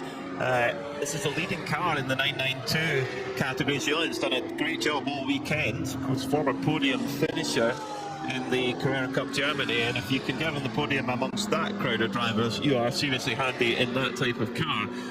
At the moment, they're running in 7th overall right now. That's amazing. When it owes us a pit stop, he's an hour and 20, an hour and 21 into this stint, so he's coming towards the end of it. But it was just, you know, when you suddenly see a car, I think it's running offline there, but that's just because he's trying to make the shortest line. I'm not sure if he's got a slow puncture or something, but his lap pace last time was perfectly good, 2 minutes 13. That would be a real pity if that's the case. I mean, his time through sector 1 is 31.9 seconds. Rick Broikers, that's a good benchmark, 31.4. So he's on. Yeah, he's in the ballpark anyway. I think what's happened, he possibly just had a little bit of a messy exit from the Arrabbiata chicane, not the Arrabbiata, the Biondetti chicane, and therefore his tyres suddenly got wet again over the curbing, and therefore he wasn't quite on the line when he got to the final corner to Buccin. But actually his lap pace is looking good all over again. So this is what I love about the 24-hour series, is how you can keep pace in hand, or you can keep your fast drivers in hand, or you use them up early and hope that the strategy works out. There's so many different solutions to the question. Kessel Racing, you know, David Fuminelli is clearly their quickest driver. He's only done 48 minutes of driver time so far in this race at all, and he has a maximum of 4 hours that they can use him for. So they can just chuck him in for most of the day tomorrow. In fact, they might even put him in before the end of today's portion, just to get them back in the conversation a little bit. But so Kessel Racing, yes, you might think, oh, at the moment they're a little bit behind. They're just on the lead lap and no more, you know, but as soon as they put their top driver in, the pace changes quite dramatically.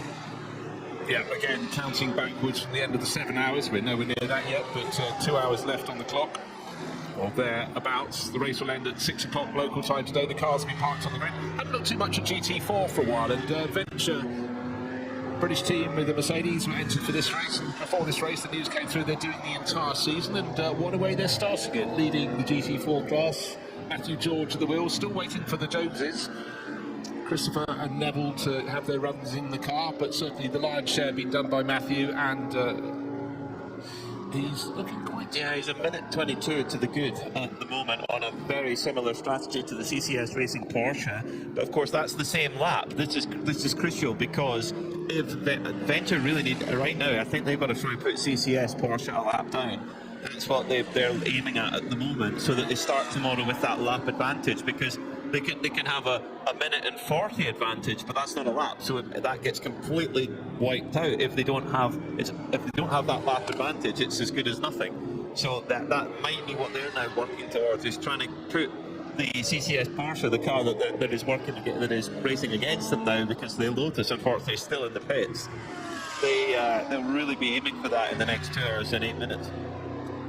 So Ben, busy down in the pits, what have you got for us? Not too busy generally in the pits, to be fair, at the moment, but the Proton Uber competition Porsche is back from the tow-in that it's had around the back of the circuit and being able to observe the damage a little bit closer from the mechanics, I would say this car could be out pretty quickly, to be honest. The front bumper is damaged and it has lost a front left wheel arch. They're about to take that front wheel off to see if there's much damage to the suspension and steering arms. But the main kind of bent area is the rear left. That's obviously taken the brunt of the impact into the concrete wall, and that is definitely bent. But moreover, is not rotating, and there's a bit of a struggle to get that wheel off. Once that's off, I imagine that there's a couple of pieces to be replaced in there, and as long as there's not too much of an impact through the drive shafts into the gearbox, then fundamentally this car could be ready to go back out if they choose to do so. I'm not going to have a chance to speak to the driver. Very, very upset with himself, clearly, as they were in a really good position to take a very good result here. But ultimately, there's a bit of carbon fibre to be replaced, and there's certainly at least one corner to be replaced. But other than that, not too bad. Thanks very much, Ben. And often you see a racing car when it's at the side of the circuit and it looks really broken, but the way they're modular and the way that a lot of the parts just do their role, they absorb the energy. But the fact a lump hammer is being used to try and sort the left rear corner, suggesting that wheel's not coming off so they can inspect all that's behind it. And this is where ingenuity, as well as a bit of brute force, is required. And it's so painful when you see something that's not necessarily a big problem, but the fact they can't remove an element like the wheel to get to it is just so galling. It looks seized. It does look seized. So that out comes a hammer. Well, for those watching with endurance racing bingos, we've had yellows breed yellows, lump hammer, and you had that one, tick it off. Bashing away at what is a very expensive wheel, I'm sure. But it's seized solid. It's not moving. Oh no, what a shame for Proton Hooper competition. They were in such a strong place. And Jörg Greiser, he was 95% there with that stint. He'd done everything right. It will have been, we didn't get a replay of it, but it will be the smallest error. It will, and it could very well have even been his in-lap. And sometimes, and I know this full well, that you can just take your eye off the ball a little bit. You're not going 100%. You're thinking about just make a nice, clean exit and get into the pit lane tidily, and then changing track conditions, maybe just not quite hitting it, and that is where the problem starts. By the way, if you wanted to know how many pits it's going to be delivered by Creventic, I'm told the figure is 80. What do you want on yours? I'm just a margarita man, actually. Oh, yeah, I like to take big risks in life, Bruce. Margarita, nothing too spicy. Yeah, no. A good margarita pizza, if it's a good pizza, no, I it doesn't agree, need any more than that. You just don't need to reinvent the wheel. Well, the lump hammering has not done the job, so Proton Hooper competition trying another method to try and free this rear left wheel, and this must be so frustrating. And yeah, put yourself in your Greiser's shoes. You'd be sick, absolutely sick, and it's just so easy to do. That's just why motor racing, it's agony and ecstasy, particularly of endurance racing. It's such a long race that if it goes well, the elation is huge. But if it goes wrong late in the piece, it's just agonising. And look, well, not so much now, but 20 years ago when the cars were far more fragile and they weren't literally flat out from start to finish at Le Mans, it was a sigh of relief. We got to the finish, and most teams wouldn't have revealed that they'd been nursing a problem for many hours and driving around things that didn't work. Look at Jaguar's first modern era victory in 1988. What people didn't know was that Jan Lammers had the car, wouldn't go below third gear, so trying to get it out after the final pit stop, but somehow the Dutch magician made it work. But from the outside you couldn't tell but how close it was. Think just a handful of years ago with poor Toyota with a lap and a quarter to go. Their first potential victory in the race, and it was snatched away from them. How hideous must that have been? So many examples of it, isn't there? I mean, Paul Newman would have been a Le Mans winner in 1979, and they had a seized wheel, didn't they? Late on in the race in the Hawaiian Tropic Porsche 935, and the Whittingtons went on to win. Look, Mario Andretti never won the big race. Coulda, shoulda, didn't know. But it's down to small things. But the good news now, and particularly in this amazing era of sports car racing with the manufacturers really coming to play, is that the cars are just so much more robust than they were before. Of course, this year we've got Aston Martin racing with the Valkyrie coming on board, but they're behind the curve ball. You're not likely to win in your first year. The problems will come your way in year 1. They'll come your way in year 2, but so they will get there. But they do win a prize already: best sounding car on the circuit with the V12 engine. You heard it at Sebring, and just quite special. No, very special. Yeah, and had a strong run at Sebring. I mean, for a brand new car, it was impressive. And they did a 24-hour test on Tuesday after the race, so they're definitely putting in the miles. I mean, that's what Audi used to do after the Sebring 12 hours to prepare for Le Mans. They did the Sebring 12 hour and a 24-hour test, or sometimes even 36-hour test at Sebring to really put the car through its paces. Aero Motorsport, they were running up towards the front end, and unfortunately that 60-second penalty for overtaking out to code 60 really punished them a lot. They're in 8th at the moment, Kyle Tilley at the wheel. Their next car up the road is only 7 seconds up the road, and actually that's a 992 class car. That's the leader in 992, Julian Hanses for Milner Motorsport. Then it's another Ferrari about a further 8 seconds up the road. So it's, Kyle Tilley wanted to get his head down here and try and drag Aero Motorsport back up towards the front. Yeah, he's doing a decent job. I'd suggest that Julian Hansels, leading the 992 Cup class, is about to pit somewhere soon. He's best part of an hour and a half. He's over an hour and a half into his stint. The 992 Cup class cars can run longer, of course, than the GT3s, but also longer than you'd think, simply because they've had a fair degree of code 60s, slower running, less petrol burnt for all the runners down there, abated pace. But Aero Motorsport, yeah, they'll be ruining that penalty, doing their best to make sure they don't fall another lap down. At the moment they've got 107 laps on the board, the race leading car 110. You can do the maths yourself on that one. You're not where they want to be. So the pizzas are making their way to the garages. Big delivery from the local pizza shop. But they're doing a good trade today as the mechanics, the hard-working mechanics at PB Racing, they've got their Lotus back out going again. Because there's only one in the garage. There's a spare one in the background. I think they've definitely deserved the first pizza delivery. Also MP Motorsport, the Costner family watching away there just go, yes, pizza, definitely, why not? There's always time for pizza. Driver saying, I'm coming in now. No, you're not. Stay out. Give us 5 minutes. And Thomas Costner, Father Thomas, he's just gone, yeah, margarita for me, thank you very much. Fantastic, I love it. God, I really feel for, when you get someone serving you in a restaurant, you've got 6 people, they're just trying to work out whose pizza is who. Imagine a whole pit lane.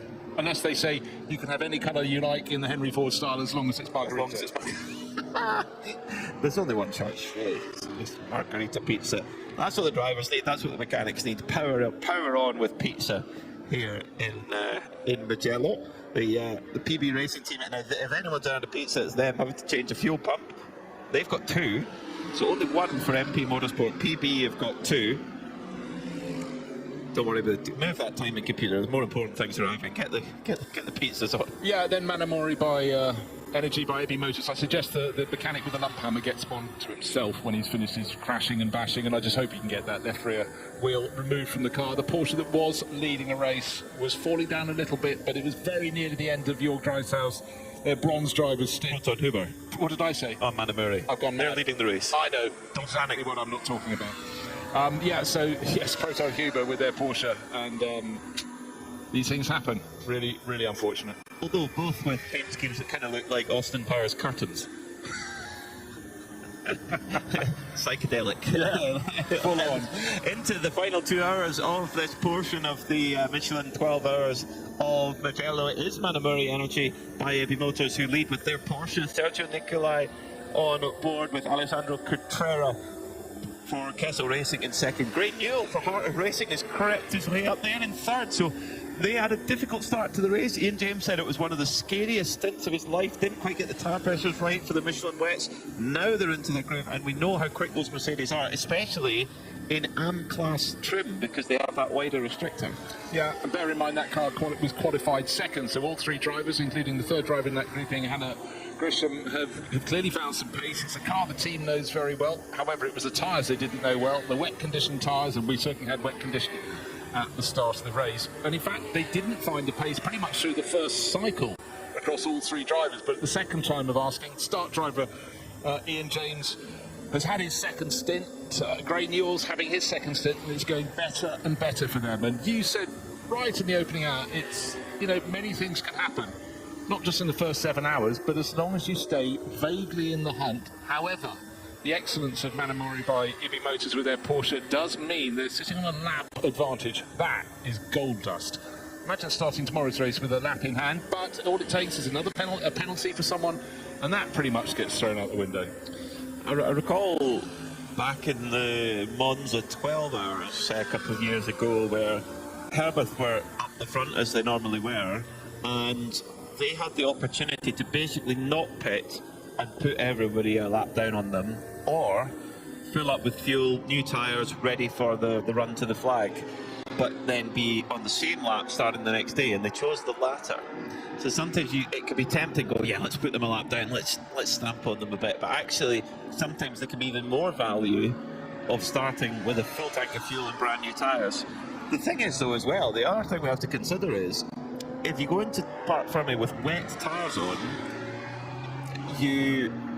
now let me get this right, if you go into Parc Fermé with dry tyres on, you are allowed to change to wet. You can't go the other way around. So I was thinking this, putting new tyres on, you know, could be good, it could be a waste of time, because we could come back tomorrow and the track be dry. Now the forecast isn't showing that, but stranger things have happened. But in general, you know, having those new tyres is a good thing. Yeah, it is something you have to definitely consider, how much fuel you'll start the race. It was a bit like a handful of years ago, actually probably quite a long time ago in Formula 1, where you chose how much fuel you went out to qualify because you had to start with what was left. And that was an interesting factor for a while. Peter's checking the weather mapper again. There is again some very dark cloud pattern coming towards us. Blue is the colour, it's not what you want to see, but it's moving on through. But it's going to be wet again tomorrow. It's a question of how wet. It does suggest there's going to be more intermittent showers, whereas today we went fully wet for a while. And it does seem the storm pretty much comes to just south of the circuit here in the rolling hills of Tuscany, and hasn't gone past yet. But hey, we've got just under 2 hours for it to come and play all over again. We might get away with it. I think we might, as we're scrolling through. Yeah. Oh, it might have just missed us, you know. It just needs. That's the thing, is when you're in these rolling valleys, these Tuscan valleys, you just don't know. It reminds me of actually going on the Faf Rally in Portugal, which is a lot of valleys one after the other, and you just don't know where the rain's going to come through or not. Track is still slightly greasy in various places. Just looking at the Müller Motorsports 992 Porsche, tail a little bit happy, just being hauled back into line by Julian Hansers. Carl Tilly has caught and passed him, but just remember Carl's in a GT3 Ferrari, so you'd expect that.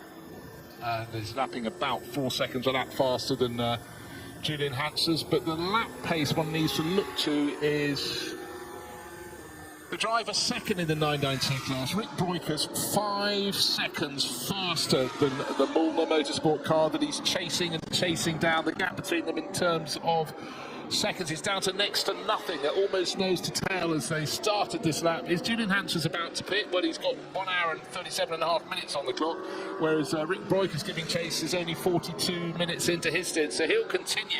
Doesn't necessarily need to overtake on the track to get past Hansers to take the lead in the 992 Cup class. Might have actually even done that around the course this lap, because he's absolutely flying.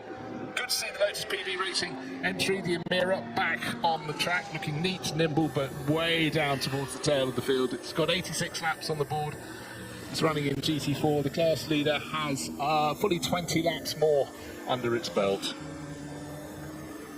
Müller Motorsport still hanging on by just 1.3 seconds, 1.2 seconds now clear of Rick Broikers. They're 9th and 10th overall, but the Red Camels Jordan car is coming ever closer to the tail of the Müller Motorsport blue and white Porsche. That should be surely pitting anytime soon.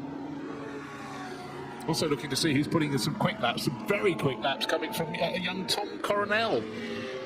When I say young in spirit there, 2 minutes 10 seconds. That's a very quick lap at the moment. In fact, only two cars on the track, and they're both GT3 cars, lapping faster than Tom is in the MDM Motorsport Porsche that's running 4th in the 992 Cup class. So he's showing the mere 30-year interlude from when he last raced here, when he was a single-seater, young single-seater driver. time passes, time flies, but he's as quick as ever. And as we heard in the early interview, Peter, he's absolutely loving being back here. He is. I mean, you think where all the places he's raced in his career, and it's great to see that joy is still there. It's quite remarkable how that still burns bright. I'm looking so close at their weather radar, and I don't want to say it because I don't want to get it wrong, but the only risk now, I would say, is in about an hour and 10 minutes, where we are right on the, again, just like how we've just dodged a shower that came very close, with an hour and 10 minutes to from now. So it's sort of 40 minutes remaining in today's 7 hours. Yeah. There's one that's going to get quite close, but is it going to come over the circuit? It's difficult to say. Difficult to say at this moment in time. So, this is who would want to be a strategist? I know. Difficult. I do remember one of the Formula 1 teams long ago used to fly a meteorologist over from the States, this young meteorology student who just seemed to have the golden touch, and suddenly people didn't know who he was, but then suddenly they noticed the team really rather liked him, and then they realised that he was reading the weather incredibly well. Maybe he just had a lot of fortune that went with it, but in any form of racing, particularly endurance racing, you've got to have good ways of checking how the weather's changing. Of course, you're just looking on your laptop. There are many jannels you can use now to do the job, but back then it was, I think he used to nip out and check the Stevenson screen to check the barometer in the back of the paddock. That might be more useful than the various websites we're looking at, but the teams will have a bit more sophisticated equipment than that. But right now, it's conditions fairly consistent, and the lap time's now starting to creep towards what we saw earlier on. They're now sort of seeing a few 209s popping up on the screen. Max Partel's just done a 209 flat in the Hoffer Mercedes. So interestingly, as we come into these conditions, the AM class Mercedes are now coming up to the fore. So is there something in that? Is it that the full wet, the Mercedes didn't really like it as much, but as we get a little bit more kinder conditions, are the Mercedes reacting better? Is that straight line? Of course, the AM class cars have a more favourable balance of performance to the same car in a Pro or Pro-Am class. Like, for example, the Mercedes, it's a naturally aspirated car, it has an air restrictor on it. The AM class cars have a wider air restrictor, more air going through equals more power. So can you use that straight line speed advantage more in a drier condition? Well, the answer is, I'd say this with absolute certainty that would be the case. Right, also into the pit, a car that's been at the front end before, the Praha Racing Ferrari. It's had its moments, it's slipped down the order just a little bit, and driver change going on there. I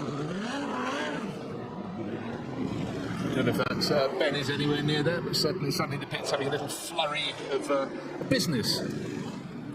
Looks like Josef Kral getting back on board. Yeah, Miroslav Vibo's got out, and that would be the cycle. We went from Kral, who was super quick, and rose to the very top with his double stint at the start of the race, and Miroslav Vibo's just got out, carrying his seat insert away in the background. Nice yellow and black one to match some of the colour scheme on the outside of that very good-looking 206 GT3 Ferrari. Brand new set of Michelin tyres. Nice smoky burnout to get a bit of temperature into them as well. Judging by that, I would think this is Josef Kral. Just it was a purposeful pull away from the pit box there. It's the Scuderia Ferron 992 car also into the pits as well, in car number 949, brought in by Agustin Sanabria. So at the front of the field, still, in fact, Sergio Nicolai putting in some time into the second place car, the Triple C Kessel racing car of Alessandro Cutrera. So you've got Sergio Nicolai is the strongest driver in that Manamori Energy Porsche.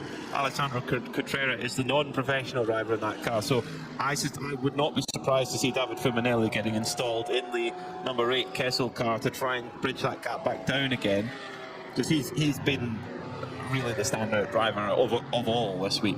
Yeah, now, under 2 hours remaining in this race, and certainly the track is probably about the best condition it's been since the outset, because suddenly we're starting to get drivers setting their cars fastest time in the race. There have been moments where the track hasn't been too bad, but it's stop-start because of a flurry of Code 60s, but now the drivers, well, they were sort of halfway through a natural stint length, so their fuel load is down a bit. The tyre performance has fallen away away a little bit. We discussed this yesterday with the dry weather tyres from Michelin, is the fact they've got really good performance. It falls away quite quickly after a handful of laps, but then it plateaus.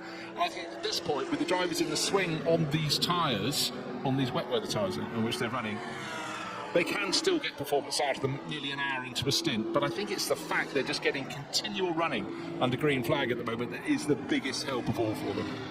Definitely, it is, and also for the actual evolution of the track, that's so important, because the faster the cars are going round, the hotter the tyres are, and therefore the more it drives the track surface up. It sounds very basic, No, but that's entirely so. But Vasily Vladikin, who's running fifth, has just set a very quick lap, 2:07.9. That's within a second and a bit of the fastest lap of the race. And I think there's a bit more to come from Sergio Nicolai. His last lap was a 2:08.6, and his best lap, or the best lap for that car, is a 2:07.3. So yeah, track conditions looking better and better. Top of the mountains behind, still swathed in cloud above the tree-covered slopes. But drivers also, I notice, are starting to be more confident about running towards the edge of the circuit. And as I said that, suddenly Sergio Nicolai in the corner that, when the conditions were dry, people were taking liberties with. The third corner of the lap, Poggio Secco, ran very wide indeed, not into the gravel, but certainly prepared to run deeper over those curbs.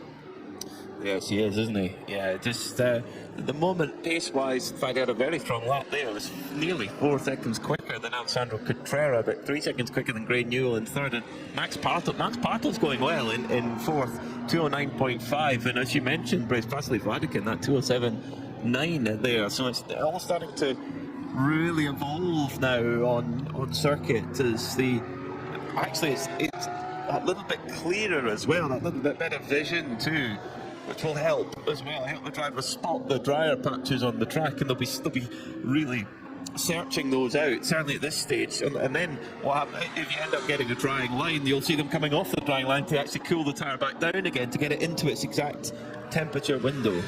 Right, this lap for our race leader Sergio Nicolai will be a little slower. He was slightly delayed, no fault of the GT4 Mercedes from Venture with Matthew George. He tried to get out of the way as soon as he could, or hold his line, so Sergio just had to bide his time. He's got the RPM Racing 992 Cup Porsche just in front of him now, and one of 2 Vortexes. So there we are, a real variety of cars, but he's got to make his way safely past all of them. And while all of the circuit looks pretty much dry now, definitely if you're on the racing line, you're laughing. That's going to be the driest bit.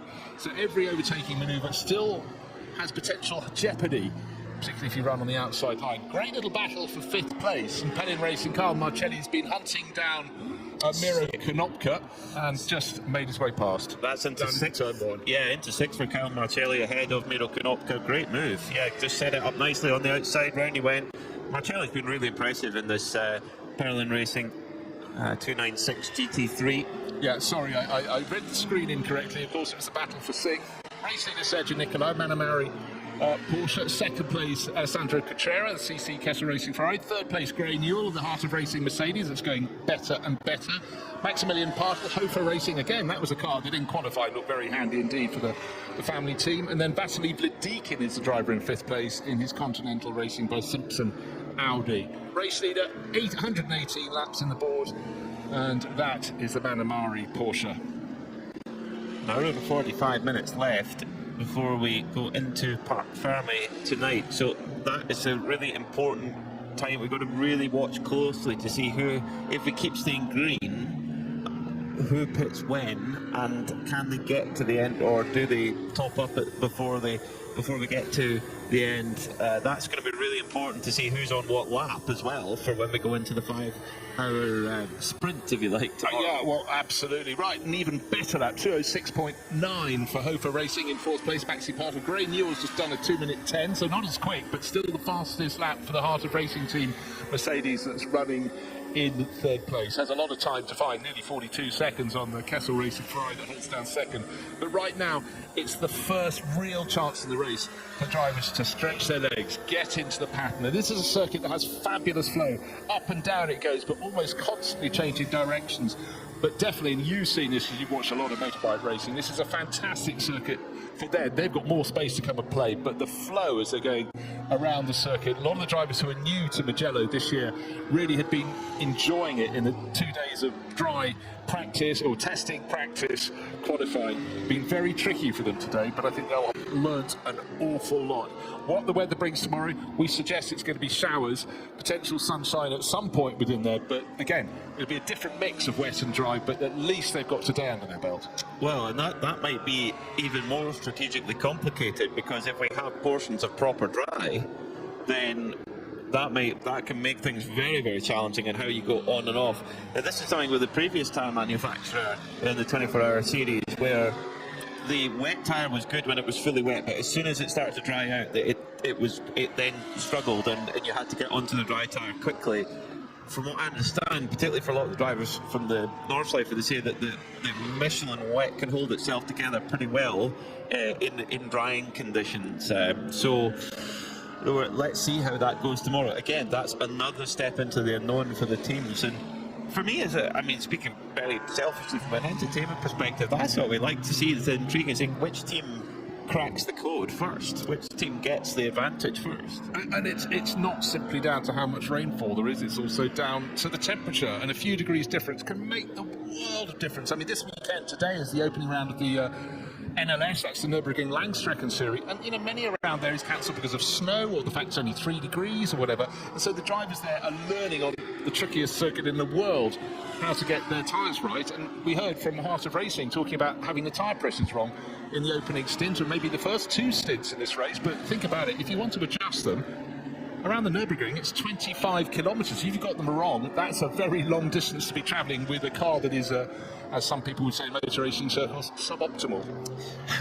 The stagger is starting to unwind in 992, because Rick Breukers for the Red Camel Jordan's team has gone back into the lead ahead of Julian Hanses, and Julian Hanses needs to come in because of his driver time in 9 minutes time maximum, otherwise he'll get a big penalty. So that means then that Milner will have to drop back a little bit, but also the Red Camel, they might have another 20 minutes of fuel left, something like that.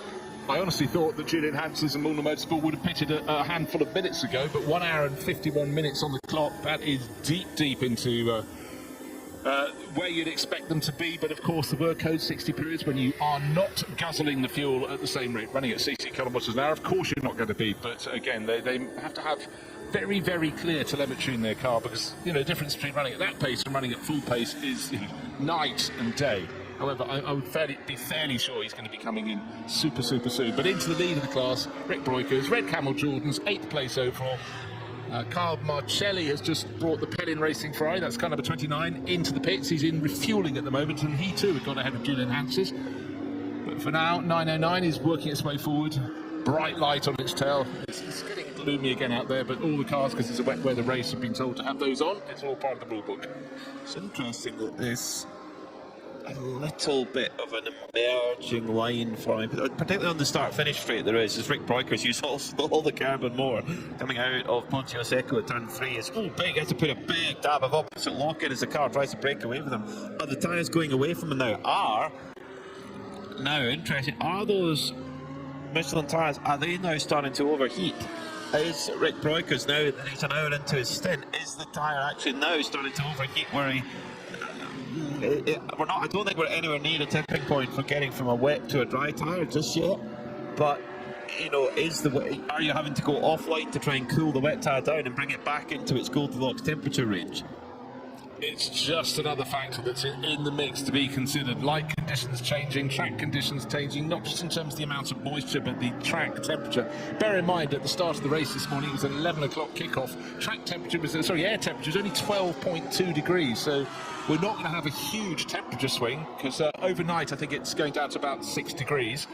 So there's not much of a swing at all. You think about some circuits, between night and day, you can have air temperature difference could be 30 degrees Celsius. That's a huge swing. Here it's going to be very small indeed, and the track has to pit because of his driver time in now 6.5 minutes at the absolute latest. So that Milner car has to come in by regulation now, because Julian Hanses is getting towards that 2 hour maximum. But as I say that, Grey News just set the best lap of the race for the their best lap of the race for Heart of Racing. Likewise, Hoffer Racing for Max Bartlett, who's very close to the absolute best lap of the race. Personal best also for Kyle Tilley for that best for that car. Likewise, Arunas Gakiskas, Jita, MDM, Tom Coronel, Stefan Perrin, also Nick Gebhardt in the CCS GT4 Porsche. So the track is getting quicker and quicker and quicker. Yeah, it's not coincidence you've got 7 drivers on the timing screen. Or do I mean 8? Yes, I do mean 8, setting their car's fastest time. And this is after we've almost got through 5.5 hours of racing. It's 7 hours today, the Saturday at Mugello, and tomorrow we will complete it with another 5 hours of racing. The 2 vortexes we've had in this race are still circulating, and there was great promise from the 702 early on. We thought, let's see how it's going to play in the top 10. It qualified in 12th position, effectively ahead of a trio of GT3 runners. Unfortunately, an early spin after gaining a few places in the opening couple of laps put it down the order, and since then we've had a fair few rotations. It's down in 16th place for Ana Gomez, so he's well clear of class. A new fastest lap of the race from Hofer Racing. 3 consecutive laps in the 2:06 bracket from Maximilian Partel. Not just quick, but super consistent. So that's clearly a car that's feeling good, and a driver that's feeling ever better. How long has this stint been? It's about 3 minutes under an hour. He's 57 minutes in, but 2:06.040. Come on, who can beat that? Well, let's see. I wonder if David Fuminelli's in the Kessel garage going, well, you take my fastest lap of the race, watch this. I'll just get my helmet ready to take over from Alessandro Cabrera. Ben Constanduros has some more for us in the pits. Ben? Got the Helen Racing Kyle Marcelli with what looks to be, well, certainly slick tyres on the left side. We haven't yet, presumably the other ones have been done already. Yes, they have. 4 used slick tyres on Kyle Marcelli's car. He's already fueled up, and I've been waiting down at Malden Motorsport to see if they were going to go slick tyres, and actually they've prepared themselves wet tyres. I was feeling around and they definitely had slicks in the garage, but it looks as though the call is for wet tyres for them, so no change there. Watch out for the times of Kyle Marcelli though, because he is on used slick tyres, but no change here at Malden Motorsport. I'm going to chat to Julian in just a few moments' time. Thanks very much. Really exciting news. So let's see how low we can go. The best lap so far, 2 minutes and 6.148 seconds. Where is that going to end up with Kyle Marcelli, who's been super when the track's been wet? The track is drying out. We'll keep an eye on that one for you. That's actually, they've done a driver change. How quickly have they got that done? Felicio Gelmini is oh yes, of course, because Carl has been running for a while. So he said, give me the slicks, I'm going for it. He's obviously been watching the timing screen very closely, and we're going to watch his sector times incredibly closely, because this, and I'm sure everybody up and down the pit lane in GT3 and indeed elsewhere is going to be watching it. Oh, he's off. He just asked for the power, round it went, and now does he get stuck in the gravel? Oh, he's got 2 wheels on the gravel, he's got 1 on the hard standing. Felice Gelmini just asked for the power, there was no tire temperature at all, round he went. That was at the Materazzi Borgo San Lorenzo chicane. He's refired the car again. Now, does he have drive to get out? I think he does. So, yeah, it's turn 5, yes it is. So he's managed to get back going again. Now, is he going to brave it, or is he going to come back in and try the wets? Where they were in the race, where they were running, it was worth the gamble. Will the gamble still pay off? Let's see. Well, he's lost about 20 seconds, but other teams might be going, you know what, those slicks, you can put them to the back of the garage now. Well, let's see. He's calmed it down. I mean, from his point of view, from the Italian racer, Fabrizio Gelmini's point of view, very concerning. And we're just hearing it starting to rain. Some of the camera crew out around the track, so they gambled and immediately they were given a rap across the nose. Don't you try and play with the weather here. We know what we're doing. Ah, my word. So Pellin Racing, the roll of the dice for Fabrizio Gelmini. Maybe in some ways it would have been, if they wanted to do it, you know, if you've got a driver going into his second stint, because of course Kyle Marcelli had been running for quite some while on this drier circuit. Peter continues to check the weather map to see what is coming our way, but it was the smallest of moments, and it really was a sort of a pendulum motion to the left, to the right, and then around and facing backwards for the 29 Ferrari for Pellin Racing. So Fabrizio Gelmini be feeling very sorry for himself, but also the good news, he got the car going again. The bad news is the rain has just started to fall. Oh, it's fickle here. but how is it just spits? Or is it going to come to much? So he did get a clean third sector, so let's have a look and see what that is.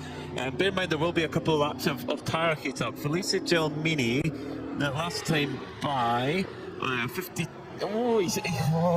He's very close to the wet weather tyre drivers. If he can get some temperature in these tyres and not spin again. Oh, the rear is all over the place as he comes up the hill, probably the lowest traction part of the circuit, up the hill out of San Donato, turn 1, up to Luco, and the rear is coming all over the shop. Yeah, but that's because he was also really working the front of the car, and he was really turning the wheel from side to side to just try and get some more heat. So I think he's realised the message is loud and clear for him.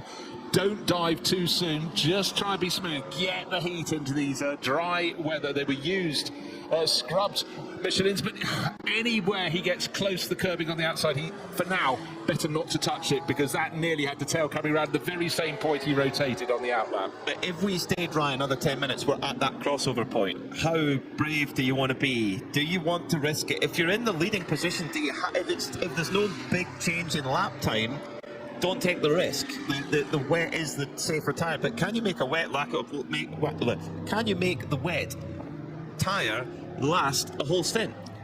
I don't know if you can. I think the wet tyre is going to overheat if you try and do a full stint on it now. Yeah, quite possibly, but just remember that, of course, the track temperature is still quite low, which is a factor that gives him a bit of a helping hand. Right, trying to look at sector times for Felice Gelmini.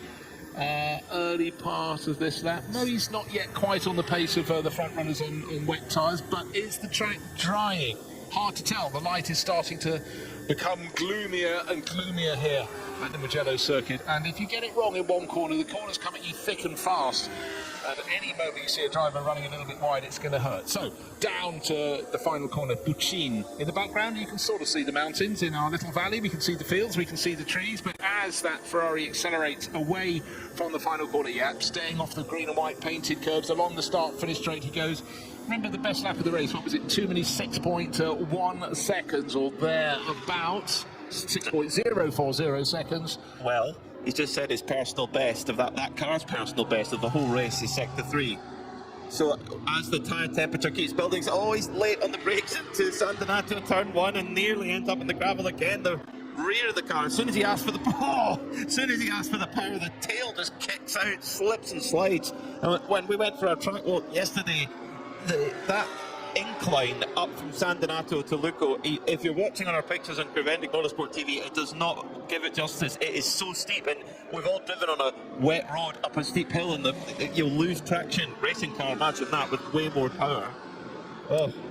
Yeah, it was steep enough to get your calf muscles working, that is absolutely for sure. But right now the other teams are looking and giving another few laps. Still some quick laps coming in. Martin Rump now back into second place in the Mulner Motorsport car in the 992 Cup class. Of course, he's just got back on board that, taken over from Julian Hansers. Class lead is Rick Broikers, 7th overall. He's lapping 2 minutes 12. Mulner Motorsport, Martin Rump, 2 minutes 10, but then he's on fresher rubber, but he's on wet weather rubber. Only one driver out there on slick tyres, and that's Felice Gelmini, Pellin Racing, and down to Ben. With me, but I've gone down to Era Motorsport because they've been in the fuel area for a long time, and they now join me down in pit lane. Carl Tilley's going to be jumping out. We'll have a chat with him in a few moments, but Jake Hill is getting back in, and guess what tyres Jake is taking? New slick tyres, shiny new slick tyres. We saw the Elmini with used tyres. That was to get rid of the shine, but Jake Hill reckons he's got the confidence enough to be able to get rid of that shine and get these slick tyres to work. So another Ferrari, another GT3 car going on slick tyres. No one else is brave enough as yet, but it's the young guns that are. That's interesting. I'm surprised they don't have any scrubbed dry tyres that they would want to put on, because they don't have that shininess that they have when they first come out of the mould. But let's see, because sticker tyres in the wet is wetish is not so pleasant, I don't think. But Hill's going to give it a go again. Era Motorsport need to roll the dice, because they're running a little bit further down where they want to be. Yeah, they're listed down in 9th place. Moments ago they were 8th, but Jake Hill comes out into 9th place, but worth a roll of the dice. But with all the dry weather running, you'd have thought they might have just put one set, given a little bit of scrub through practice. But anyhow, we're not them, they are not us. But it's certainly adding an air of excitement. Just under an hour and a half remaining in the first 7 hours, this 12 hours of Mugello, and to see not one but two teams seeing what they can do to pick up the pace. All race so far, it's been on wet weather tyres, two teams, both with Ferraris, but unfortunately for them, the windscreen wipers going, yes, it is raining out on the track, so bad news for Jake Hill, even worse here for Felice Gelmini, and oh yes, now so the rain is not just trickling down, it is hitting the circuit hard. Can't quite work out where on the circuit that is, but that is proper rain. That could be the start-finish straight, actually. Well, and imagine now you're on dry tyres and the rain starting. In fact, yeah, that rain around Village of Scarparia, which is just down the road from here, we knew it was going to be close, but we thought it had missed us, but it hasn't. The 29 Pelin Racing Ferrari is now trying to get, and will just be trying to get back to the pits without crashing now. I know, absolutely so, and his flying lap, the one without the twitch, 2 minutes 13, the fastest lap of the race, 2 minutes 6, so not getting close, 7 seconds down, and that is going to be coming into the pits perhaps. Now, let us wait and see, because is he going to be able, as the track becomes wetter rather than dry, will Felice Gelmini have another moment? He's already had that one spin on his outlap on the scrub slicks. The only other driver to follow him onto slicks is Jake Hill, the Aero Motorsport Ferrari, and his weren't even scrubbed. They were fully brand new, shiny, slippery tyres, but at the moment that little flurry of rain, but we don't even know if it's the whole way around the circuit, but there was a point on the circuit in which it was raining properly hard. The Pelin Racing Ferrari, no, he's not coming into the pits, he's pressing on, he's carrying on what's left on the clock. 1 minute 27 seconds. Oh well. I mean, in terms of the sector times, Felice Gelmini, well, lap time wise, he lost quite a lot of time there. He's kind of 5 seconds behind the wet tyre equipped cars. As in fact, the leader is just going to come through now to put another lap down. That's not what Pelin Racing want. As Sergio Nicolai on the wet tyre slips and slides his way through as well, but very respectfully, Felice Gelmini just moves out the way to allow him through, knowing that it's more a case of just survival now. I think you've got to maybe just cut your losses, come in and put the wets back on. I think so, because having done a relatively okay lap, his 2 minutes 13 was followed by a 2 minute 15 second lap. So as you point out, the car's at the very sharp end of the field and lapping just under 2 minutes 10. And the weather map is showing certainly more rain on the way. What you can't tell from a lot of weather maps, though, is the sheer intensity of the rain when it comes. There was that moment a couple of minutes ago, we can see somewhere around the lap there's a puddle and the rain was hammering into it hard. But is it going to just keep blowing through? Well, we heard that Carl City would give us a word. He's down with Ben. Out of the car after a decent stint out there, but still very tricky conditions. Yeah, very tricky conditions. We basically doubled in a bit, stinted that wet tyre, which was made the last sort of like hour pretty tough going. Honestly, it was great fun. It was just a case of trying to keep it roughly pointing in the right direction. But no, the Ferrari's going well. Lots of fun driving it, and it's always special to drive a Ferrari in Italy. So. How much did the tyre drop off versus how much did the track get better? Obviously, track definitely was getting better and better and better. After sort of 25 or so laps, we noticed a fairly big drop in tyre performance. And from that point on, it was just about trying to find the puddles to keep them cool and try and stop them from turning to mush. Now, I've noticed that Jake has chosen to go out on brand new slick tyres. How much of advice from the cockpit did you manage to give him? I just let him know it's definitely getting to that transition phase, but it is going to be hard for him for sure. As long as he can keep temp, he'll be fine, because there's no standing water. It's just a case of keeping temp with them. Given if it was a slightly softer compound tyre, it would be a no-brainer, but this one's a little bit of a gamble. So you're expecting him to struggle initially, but hopefully there won't be more rain and it will come to him at the end of this last stint. Yeah, that sounds right in theory, doesn't it? Well done, Carl. Thank you very much. Thank you. Well, what was interesting there is Carl Tilley was talking to Ben Constantinos in the pits. I thought, well, he is being careful. A 2 minute 24 second lap. Aha! Then suddenly some other colours came on the screen, followed by a 2 minute 9.5 second lap. So he's done the early laps. He's just being a little bit cautious, but now he's starting to wind it up. But only the drivers of the top calibre could do this. Anyone else, you're primed for failure rather than success when you go in these dicey, dodgy, changing conditions. In theory, they're dry, but that little flurry of rain would have made a big difference. It seems to have eased away again. And it's the temperature is everything. That's what Kyle Tilley mentioned there. If the tyre's within the temperature window where it's happy, not too high, not too low, it's good. And he was talking about not trying to get the wet tyre to turn to mush. That's because it overheats, because it gets too dry, so it is at that switch over. And Jake Hill was at the best sector of anyone all race long in sector 3 on that dry tyre. The best lap of that car that car has done all race, 209.5. He's just gone personal best again in sector 2. So interestingly there that and how is Felice Giolmini doing? No, not able to go quite anything like the pace of Jake Hill. They're both in the same spec of car, 296 GT3, and they're both running on that tyre. The one thing they really don't want is a code 60, because they cannot keep the tyre temperature in a code 60. Let's get back down to Ben. Yeah, I mean, it's definitely still a gamble, because we've seen 992 cars come in and take the wet tyres. We've just seen Sebastian Lejoux come in, take wet tyres. The Lamborghini in front of me here, and they've gone wet tyres. So it really is only two kind of pro drivers who have decided that they are able to cope with it. And Felice Giolmini with that off and sitting stationary for a while. In fact, I think he's come back in at the top of pit lane, and I think it looks as though they might be changing the decision again. So yes, if you can keep the temperature in it, then it's fine. But as soon as you drop off that cliff, you'll never get back up it. Yeah, thanks, Ben. And 3 consecutive laps in the 2-minute 15 shows the pace isn't there. The blue and orange car in the pit lane, and Jake Hill, though, you a rubber for him. 209? Nah, not quick enough. 208.3 the following lap. So British Touring Car Champion of 2024, a driver who is seemingly happy to jump into anything and get straight on the pace with it. He is making his work. Still not the fastest lap of the race. That's still set by drivers in the 206s too. It's Hofer Racing Mercedes, 206.040. But this is impressive from Jake Hill. Great news for fans of the Proton Huber Porsche team. They've got it repaired. They're back going again. At the moment, where are they? Did they get to? They're in 29th place. 30. They've lost 30 laps in repairing that car, but they're back out and running again. So very impressive from that crew to get that, because that wheel was absolutely locked solid.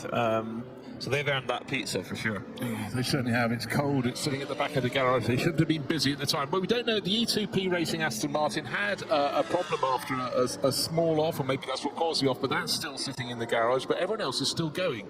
From the 31 starters, Darren Curry's back out in the Treble 1 Racing IRC, running third and last in the GTX class. They had a long time in the pits, but back on the track. So good resilience from all the teams, I must say. Yeah, very impressive. Very impressive preparation, and they've done a lot of running this week too, as Jake Hill's just gone absolute best in Sector 2. Remember, he's the only driver on the circuit with dry tyres on, by our knowledge.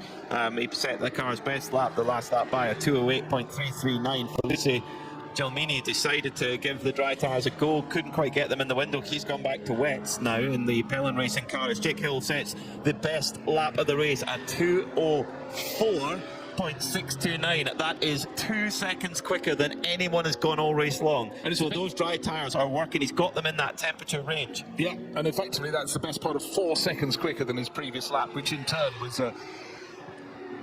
another second and a half better than lap 4. A little bit of traffic across the nose of the Pellin Racing Ferrari, but for Era Motorsport and Jake Hill, he's got some cars up the track, but not too close for him. And how's he going to go? But 2:04.629. So in certain hands, but again, it was a roll of the dice. It can work, but it was about him not pushing too hard too soon. He certainly waited 2 or 3 laps until he felt the heat was there. You know, he did a lap of 2 minutes 24, but bang, as soon as he was confident, very next lap, 2 minutes 9 seconds. And then from there, he's been not just chopping away, 2 minutes 4, by far the quickest lap of the race. Well, Kyle Tilley was quoted when they announced this programme that Jake Hill was the best FIA silver-graded driver in the world. I can't come up with an argument against that comment. The silver drive, in FIA grading, you have bronze, silver, gold, and platinum. Bronze is a non-professional driver, doesn't make a living from racing. Silver is, it might as well be called a grey, because it's a grey area of what falls into a silver, but it's such an important part of a mixed driver lineup. The gold drivers and the platinum drivers, they're also closely matched, but the difference between an okay silver and a really good one is massive difference. And what Jake's doing right now for Era Motorsport, what a secret weapon that is. maybe not so secret now. Sorry, guys. Look, it is, and you get drivers who are very much fantastic until it gets wet. He clearly gets better when it gets wet. That's the real mark of a driver. But it was also just he gets better when it gets wet. That's the real mark of a driver. But it was also just to have the feel for the car, the understanding of when to really start going for it. It's about started the race at 11 o'clock this morning. We're getting towards 5 o'clock in the afternoon in another dozen minutes or so. And next lap around for Jake Hill, still down in 8th place overall, but not too far off his very best, just 0.2 of a second, 2:04.6 seconds, 2:04.8 seconds. Well, there you go. It's about speed, it's about consistency, and also in terms of difference, it was about traffic. He had a couple of cars right in front of him. Don't take the risk because there is a dry line, and the other line that looks fairly dry, but it certainly is not the racing line, and you won't get as much grip, and even less grip, of course, while you're on slicks. And the thing is, until the next pit stops start happening, his advantage is actually only going to get better because all the other drivers who are on wets, their wets are only just going to keep overheating and wearing out. So I think we could see a very busy pit lane. Ben and Dan are going to be kept busy over the next 10 or 15 minutes, I reckon. Okay, interesting little element. Oh dear, we've got a spin of the 965. Well, this is the code 60 that they want. This is not what Aero Motorsport need. They need green flag to keep those tyres in the window. A code 60 is not what they need. An MDM are off the road at turn 1. Okay, right, we had Pellin Racing coming back in. Felice Gelmini's just done a 2-minute 2.4, and that, as far as we're concerned, was on a fresh set of wet tyres. Okay. Or was it? Or Danny was it? came in to get a second set of slicks, unless he felt, no, the scrub rods weren't much good, but that's 2 seconds faster than the best that Jake had managed. Code 60, though, everyone slowed down. The Heart of Racing team, Mercedes, literally the first car into the pits. Actually, 2 other cars, he's coming right behind the Hofer Racing Mercedes. They're going to be the ones that scramble in, along with the GT4 Mercedes from Venture and the RPM Racing Porsche. They will get first to the pumps. That's what they want to be. Yeah, you want to be first in the queue. We've all been there at the supermarket fuel station and having to wait. You want to get to the front of the queue. It's no different here as they go into the fueling area. Heart of Racing with SPS, they're putting some fuel into their Mercedes. Remember how sad we felt for Proton Huber competition? Out after long run repairs, and Manuel Lauk, who started the car, 2 minutes 2.7 seconds. So maybe that one was also put onto slick tyres. They were worth a gamble, having lost so much time sitting in the pit garage after the repairs, and it took forever just to get the left rear wheel off that car so you could continue their checks and investigations. But one does feel the pace that's running, it must surely be on the right rubber. Did Max Partel get the overtake done on the Heart of Racing Aston Martin into Puccini there before the code 60 comes out? The race direction will be coming a little study of that. He might not have, I don't know, but that's something that they were looking at. Is Heart of Racing still filling up their class. Mercedes Gray Newell brought it in and was having a quick chat with the team manager and driver Ian James last night, and we were talking about Hannah Gresham and how good a job she did in qualifying. It's remarkable. And I said, is it true that Dubai was her first GT3 race? He said, yes. He says, we've done that race and we've done some testing in our Aston Martin, but that is it. And she told us that she hasn't driven the car in the wet before. Ben Constantinos, you're about to get very busy. Well, yes, it's already started to get busy. I can tell you that Red Ant Racing in their Mercedes, they're going on to a brand new set of slick tyres.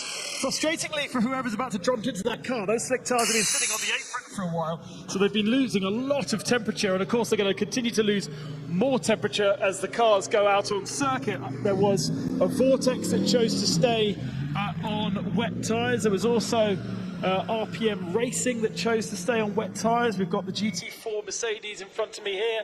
No change of tyres for them, so they're staying on wet tyres. It's an amazing split of strategies here, and it doesn't seem particularly obvious for anybody as yet as to what the right call or the wrong call, or maybe there isn't a right and a wrong call. Now, next car to come to me, very crucially, is the Heart of Racing Mercedes. It's the wrong end of pit lane for me, so I have to change my direction of travel here.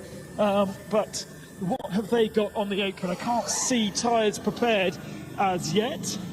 It will be a change of driver for them, and it will be wet tyres by the looks of things. Yes, so they're going on to wet tyres, you see. No one really is sure what's right and wrong. Still, Ebby Motors comes past me. Have they changed onto slicks, or will they continue on the wet tyre? Wet tyres for Ebby Motors. Yeah, but what we saw just ahead of one of the Ebby Motors cars, the Banamori Porsche, was the Hoffa Racing Mercedes having to be pushed from refuelling into the pit lane. That suggests a mechanical problem. If you could look at that one, it's down near pit in. That came in from fourth place. And Maxi Parker had been doing some fantastic lapping in that car, but clearly didn't really want to have to be pushed. It should be driving under its own power away from refuelling. It's never the right end of pit lane, is it? Of course not. No, never is. No, we're just making you work, Ben. Sergio Nicolai definitely wouldn't have wanted to see the Hoffa Racing car being pushed because it was in front of him, and that cost him a couple of seconds, but nothing too major. As Kessel Racing are in the pits now. Manamuri have got out before the green flag, so green flag in the air now, whereas Kessel Racing are in fuel, so Kessel Racing are going to be punished hard here. It really is swings and roundabouts, just according to where you are on the lap, where around the circuit you are when it goes to code 60. If you're just starting the lap, you're going to have to queue for your fuel. Or do you just go, no, we'll just try and get fuel at a later date. But good news, the Hoffa Racing Mercedes is going under its own power. I don't know what the problem was, why it had to be pushed from refuelling into the pit lane. Luckily for them, their pit garage was actually at the pit in end of the pit lane rather than the far end. Then they'd have had to push it a very long way indeed. Jake Hill stayed out from that Air Motorsport Ferrari, so this is going to be a tippy-toe few laps, I think, because under code 60 the tyres are so cold, and just as he passed underneath our commentary position of the start-finish line, he was weaving back and forward like you see him in the British Touring Car Championship when they're trying to get the tyre temperature in on the warm-up lap, trying to do that. Although it's maybe not the quickest way in code 60, the tyre temperature is much more important. It's down to experience, it's down to feel, but you just have to do everything you possibly can. Some ways of warming up the tyres work for some for some drivers. It's better than others, but Jack Hill is awful during those repairs. It's just going the fastest laps has been lowered, of course, with Felice Gelmini, 2 minutes 2.4 seconds. Remember, down at the back of the field as well, after so long in the pits, Proton Hoover competition, 2 minutes 2.7. And that was for Manuel Lauk, who's been the star in that car. He's obviously so far back, so many laps lost during those repairs, it's just going to be a recovery drive. But to how far up the charts, well, you're going to have to work really hard over the next 6 hours, another hour today and 5 hours tomorrow. See what they can do. Great to see Hoffa able to get going. I just wonder what that little hiccup was, but they're back out onto the track, and they're in it's an all-Alfalter back battle. Hoffa Mercedes in the AM class versus Harder Racing in the AM class. Same equipment that they received from the factory. It's just how those two teams set them up and how, of course, they're driven as well. Well, I wonder how much time Hoffa Racing lost there. The fact they had enough mechanics to push the car out. Normally, you'd only have one mechanic down there to do the refueling. Luckily for them, if the message came through, I can't fire it up, they were down near the refueling area. They could suddenly get 2 or 3 more mechanics down there to give it the shove into the pit lane. I think that was a big save for them, whatever it was. But is it a problem that's cleared? Who knows? But they got the car going again. Running in 4th place still, maybe slightly less at the end of this lap once the cars have completed offline lap. They're quite possibly going to stay in 4th. So curiously, Manamuri Energy by Ebby Motors kept their same tyres on. So they had wets, so they're now on old wets. But that would, of course, kept the temperature in it and would have cooled them back down again. So this, for Ebby Motors, that is interesting call, actually. It's starting to rain again. Who's on slick tyres? Or maybe it was just a bit of spray, because Maxi Parker, I thought, has he fallen from 4th? In fact, with the Kessel Racing Ferrari in the pits, he's actually risen to 3rd for Hoffa Racing, but his windscreen wipers are on. Ben. Isn't it, for Kessel Racing? They've been fueling whilst we went back to green flag, and they've now come in and only just leaving pit lane. A full service for them, change of driver, but they have put used wet tyres back onto their car, so they're not comfortable with risking those dries right now. That's very interesting. I wonder if it was David Fiminelli that they put in. No, it's Marco Frezza. So they're basically putting all their Fiminelli eggs in the Sunday basket. Definitely seems that way. Right, what have we got left on the clock? 1 hour and 9 minutes. 1 stint, if you're lucky. We've also just seen an absolute best in the 992 category set by Paul Meyer for Seblejew Racing, a 207.683 in a Porsche 992 Cup machine. Seblejew, Ben mentioned what tyre they went on. Ben, I'm sorry, I've forgotten. Can you remember what Seblejew put on their car on the purple 888?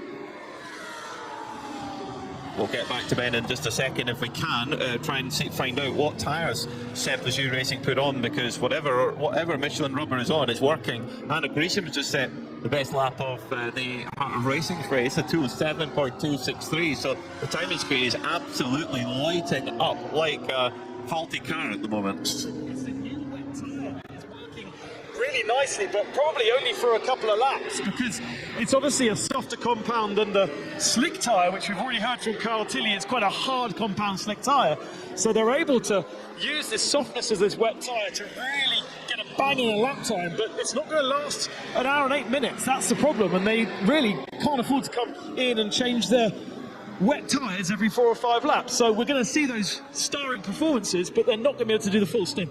Yeah, and also another element that you have to knit into that, Ben and Peter, is the fact that the drivers who are now starting to build up the speed on the dry weather tyres, on the slick tyres, they're coming up appreciably faster.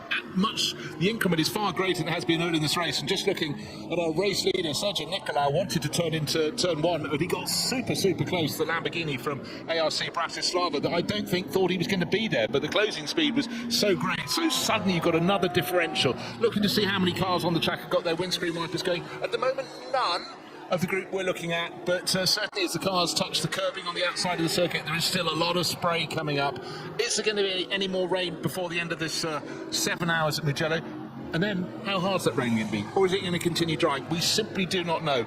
But there's still a handful of drivers. And I must say, in the Porsche Cup class, that lap from Paul Meyer, 2:07, is super competitive. He's way down in 7th in the class, but great to have the Dutchman. Recently returned to racing after a bit of a break, and he's just lost none of his speed. But it's a delicate balance. Eyes on the skies. The clouds actually seem to be hanging lower on the mountainside. The ARC Bratislava Lamborghini, I mentioned it, it's just had a little off-circuit run in the hands of Steno Mikuláško. Comes back on, but heart in mouth for the cars immediately following him, because it nearly took them with him. So on the old wets, Sergio Nicolau has set a very strong time there, a 2:06.8 personal best for that car in the entire race. So there is still pace in an old wet as well. So that's an interesting tactic, how they would have been overheating when that Code 60 came out, came into fuel, and back into the temperature range, and then they come back up again. Very interesting. It's all, but the temperature is as important as the actual moisture on the track. So important. Of course, the Michelin dry tyre, it's the H2. It's a hard compound, so it's not really designed for this condition at all. It's a little bit wide for the ARC Bratislava car at Puccini. Yeah. Heart in mouth moment, just stayed out of the gravel, and for Pelin Racing with their bright blue and orange car, their Ferrari, heart in mouth moment for them, because it rejoined right across their nose on the exit of Puccini, the corner that leads onto the start-finish straight, and the Lamborghini still playing around but running wider and wider. So I think for Pelin Racing, just hang back a tiny little bit for the moment. That's Felice Gelmini. And as I say that, the Lamborghini goes off to Arrabbiata 1, runs through the gravel. So clearly they have no grip whatsoever, really struggling to corner. Please don't put too much gravel on the track as it rejoins just in front of one of the two Audi R8 LMS. And also the Heart of Racing team, second place, Hannah Grisham driven Mercedes. Started second, tumbled down the order in the first stint, the second stint, but cycled through the drivers. And going very nicely in the hands of the young American at the moment. But the Lamborghini in front is the one you don't want to be near. Clearly got no grip whatsoever relative to its rivals. It's been off 2-3 times in the past lap or so. Is it going to get it wrong across Grisham's nose? Grisham takes quite a wide line. Looking to see where the Lamborghini is. Luckily not right across its nose now. Very well handled there by Hannah Grisham, because you don't need to worry too much about these cars. They're not running on the same lap. So... yeah, don't worry about it. Just get down, get your head down. I mean, bear in mind, this is our first day driving Mercedes-AMG GT3 in the wet. It's one of a very few number of times where she's driven a GT3 car at all. We talked about how impressed she was, the fastest driver of all 3 of the harder racing drivers in qualifying, and on the oldest tyres. It's off the road, goes to 58. The Costner MP Mercedes, and luckily keeps enough momentum to get back onto the tarmac. Whoa!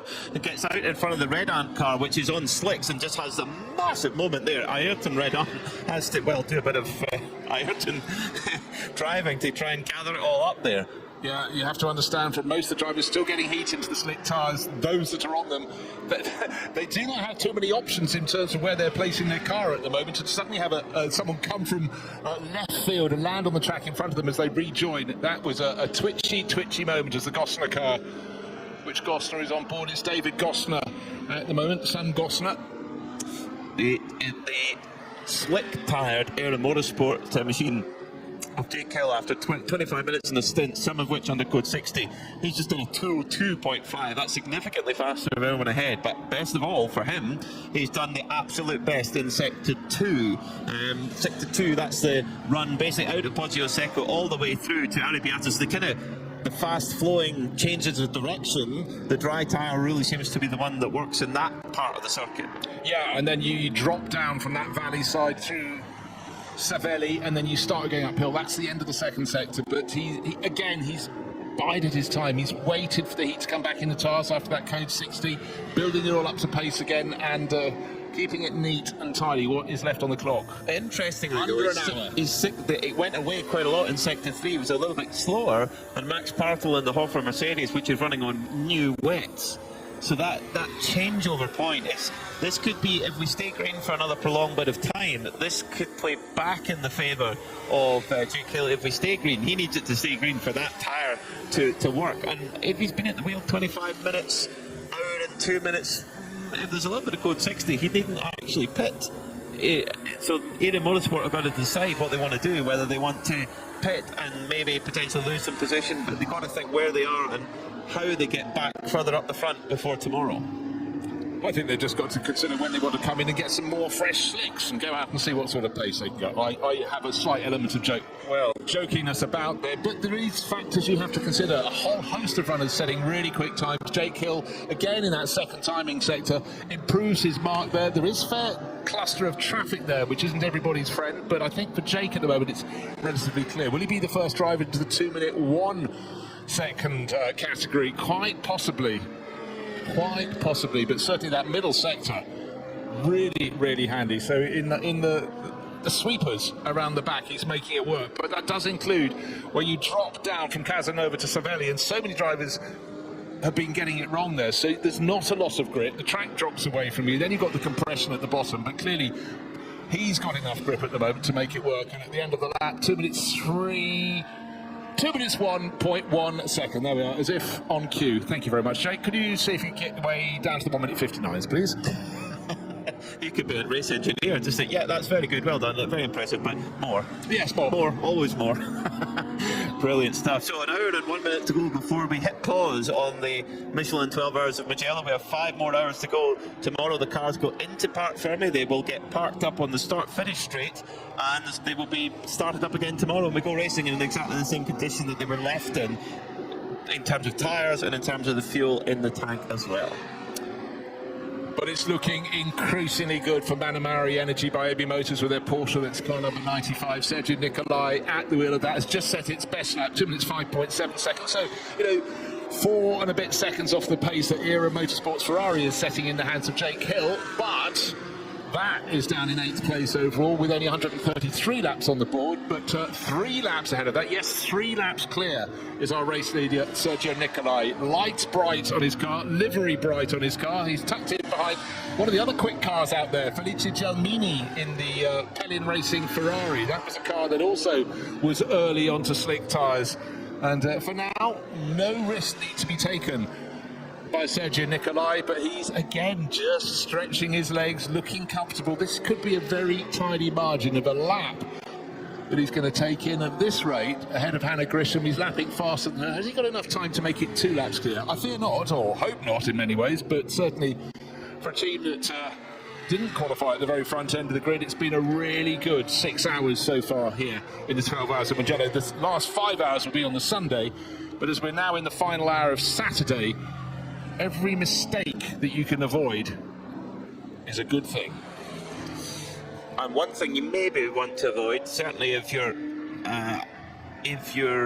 name is Jake Hill, is rain. And right now the rain radar is all over it as we have a spin for the number 928 of Alexei Denisov. That's HRT Performance 992 Cup machine. Has stayed on terra firma though, and that is important because it's more likely that we stay green. But he's still sitting on a bit of tarmac that a racing car might choose to drive over there, so just hoping he can get that going forward. It's just started to ease its way up the hill. It's halfway around the opening corner of the lap, San Donato.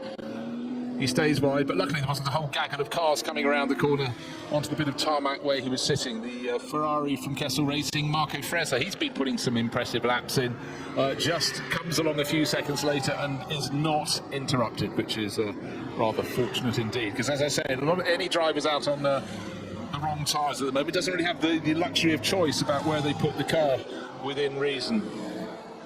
Vortex is still going, still sounding magnificent. They're the car with the sort of bass rumble as they come along the start-finish straight from their V8s, but hasn't been as good a race for them. Their car's still early in its development process. The driver that does one of the two Gomez brothers, Olivier, the one who does most of the development work on the car, is lapping. Last time I checked, it was 15th. Now still leading GTX down in 16th place. The next target, the Home Guard Motorsport 992 Cup class car, but that is lapping fast. In fact, that's just done the best of its lap in the hands of Magnus Holmgaard.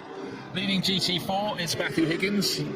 Cycling through today with Matthew George, dropping and changing and running the car for Venture, but they're leading GT4, looking very neat and tidy. They've been really good all race so far.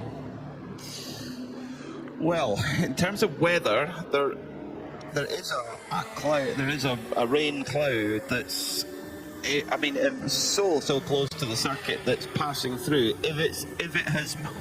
Has it missed us? Has it not? According to the weather radar at 5 p.m, which was 5 minutes ago, there's a big rain cloud over, albeit a light fall from that rain cloud over the circuit. But when you skip forward another 5 minutes, it's disappeared. So we may have missed it. See, touching wood in my desk, but I'll come back to you again in 5 minutes and see if you can revise that format of weather forecast, see if it's changed all over again. But all the teams, you can guarantee, checking their timing screens a certain amount, but their meteorology screens a whole lot more. This is the final hour on Saturday. We've got 56, 57 minutes remaining, but the top 4 of the top 5 cars have just set their fastest race lap after 5 and a bit hours of racing. We've had rain of all varieties, heavy, light, intermittent, coming forward, going backwards. Right now the track is looking good, but you cannot be sure. We've seen the last flurry of rain today. And those that haven't gone out onto slick tyres at this late stage on the Saturday, do they fancy it for the remainder of this race? When do they need their next pit stop? Of the front runners, you'd expect Sergio Nicolai to come in fairly soon. He's got nearly an hour and a half on the clock for him. What's left on the overall clock? 56 minutes. He's not going to add 56 to 1 hour 26 minutes, is he, in this stint? So there's definitely going to be one more pit stop for him. It's just personal best, just littering the timing screen at the moment. Every couple of seconds, another car goes over, improving all the time. So the track is getting better all the time, and it's at the point where if you do have wet tires on your car, you've got to try and find every little hint of a puddle that you can. As we head towards the darkness, of course, the official sunset, wherever the sun's hidden, is 6:29 p.m, which is in about an hour and 20 minutes time. Well, the message get dark. The message on the gantry of the start finish straight was lights on. New fastest lap of the race, under 2 minutes. I ordered that, and Jake Hill has delivered 1 minute 59.1 second. I just want to talk heart of racing for the moment. They struggled in the opening couple of stints.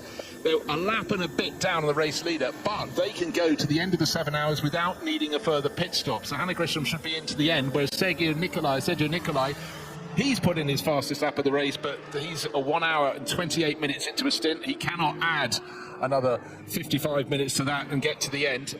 One element we'll just reiterate though, he's going to have to come in and have another pit stop. They cannot do that with anything 10 minutes or less before the end of the race. So they're going to have to do it soon, and that'll be that. But it does mean that the advantage over Heart of Racing teams, Mercedes, will come right down. It should still be a lap, but not nearly 2. But how on earth is he doing this on those old tyres? Because he didn't take tyres at the previous stop, 27 seconds, which is the pit transit time, so he didn't stop at the box.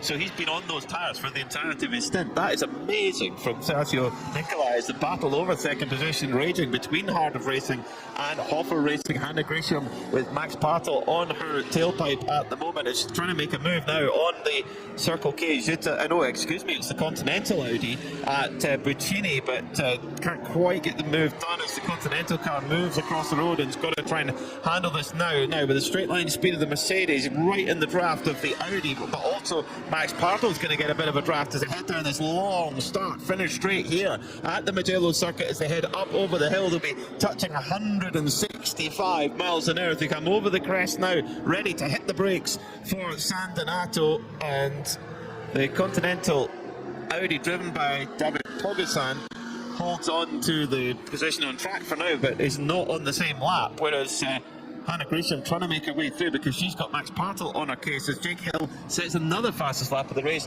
a 1:58 this time, 0.4. Absolutely stonking laps from him, but in this battle for second place, Max Partel always putting his nose up the inside as they get to Materazzi, but the track goes left, immediately goes right. He's potentially 3 or 4 seconds a lap faster on his current tyres for Hofer Racing, but Hannah Gresham is holding on to second place, surely about to cede it, yes, as they go through Casanova, dive down the hill to Savelli. Second place now in the hands of Hoffer Racing, and that is a car, though, near the end of its stint. That will have to have another pit stop. Hannah Gresham does not need to fight him. She can let him through. She has let him through. He will have to have a pit stop for the end of the race, whereas her car does not need one. Could be massive for them, for Heart of Racing. Yeah, Max Hoffer has to get out in 21 minutes time because of driver time as well. So it's regardless whether there's fuel in it or not, he's going to have to make that change. So that was smart driving there from Hannah Gresham, and this is every lap is a discovery for her. And it's not just in the overall times that we're seeing the absolute best being set. We just saw 1:58.4 from Jake Hill, but also Olivia Gomez in the Vortex and GTX, a 2:08.7. You know, that's quicker than some of the GT3s are going. That Vortex is impressive in these changeable conditions, as Martin Rump puts in a 2:06.197 in the 992 category, which at the moment Milner are in second. In fact, they might go forward a bit because Rick Breukers for Red Campbell Jordan in the lead is in fuel. Oh, yeah, well spotted, and a very, very frustrated Maxi Partel from Hofer Racing, getting blocked big time by the Audi sitting across his nose, the Continental Racing car. He has got clear the Heart of Racing team, but he wants to be pulling away. Down in the pits, it's Diana.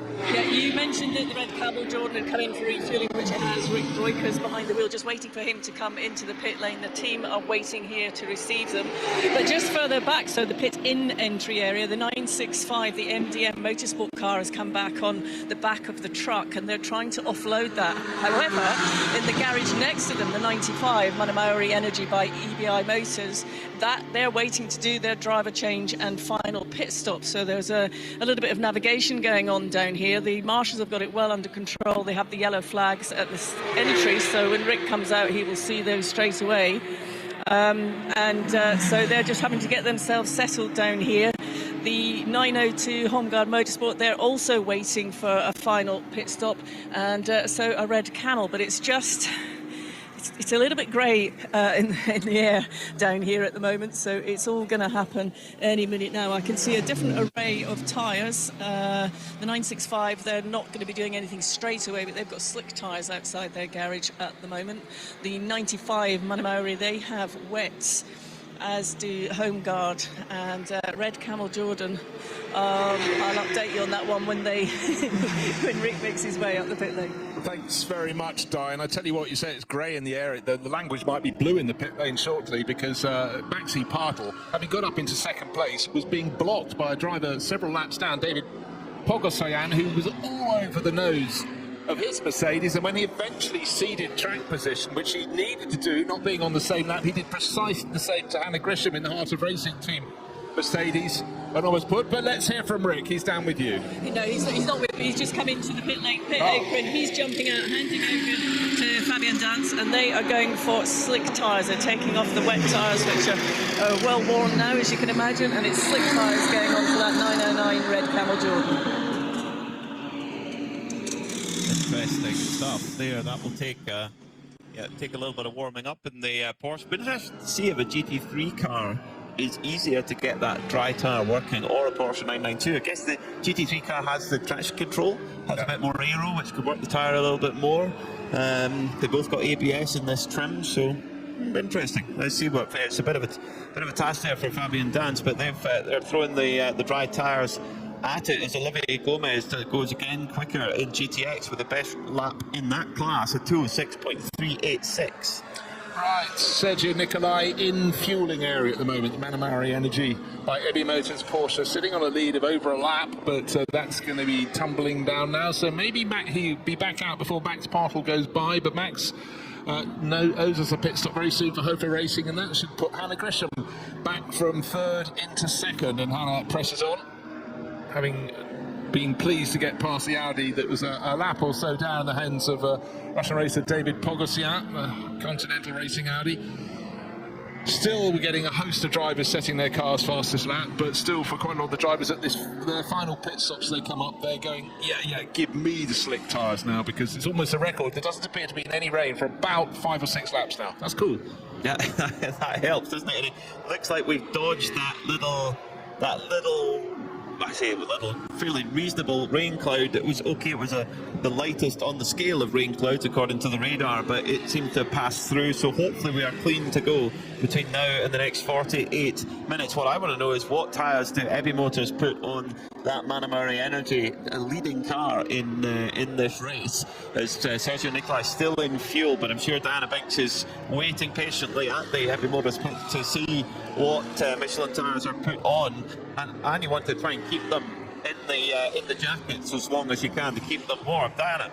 Down here, the car hasn't arrived onto the pit apron yet, and they are waiting on it. The 965 MDM Motorsport that I told you about that came back on the truck was taken off the truck. They changed tyres, and I believe they went onto wets, and there's lots of gravel all over that pit apron. They're sweeping that up quickly as the 95 Manamari Energy by EBI Motors comes in. It's a driver change for that team, and they've gone for another Michelin wet tyre, so it's a wet tyre going onto that GT3 number 95.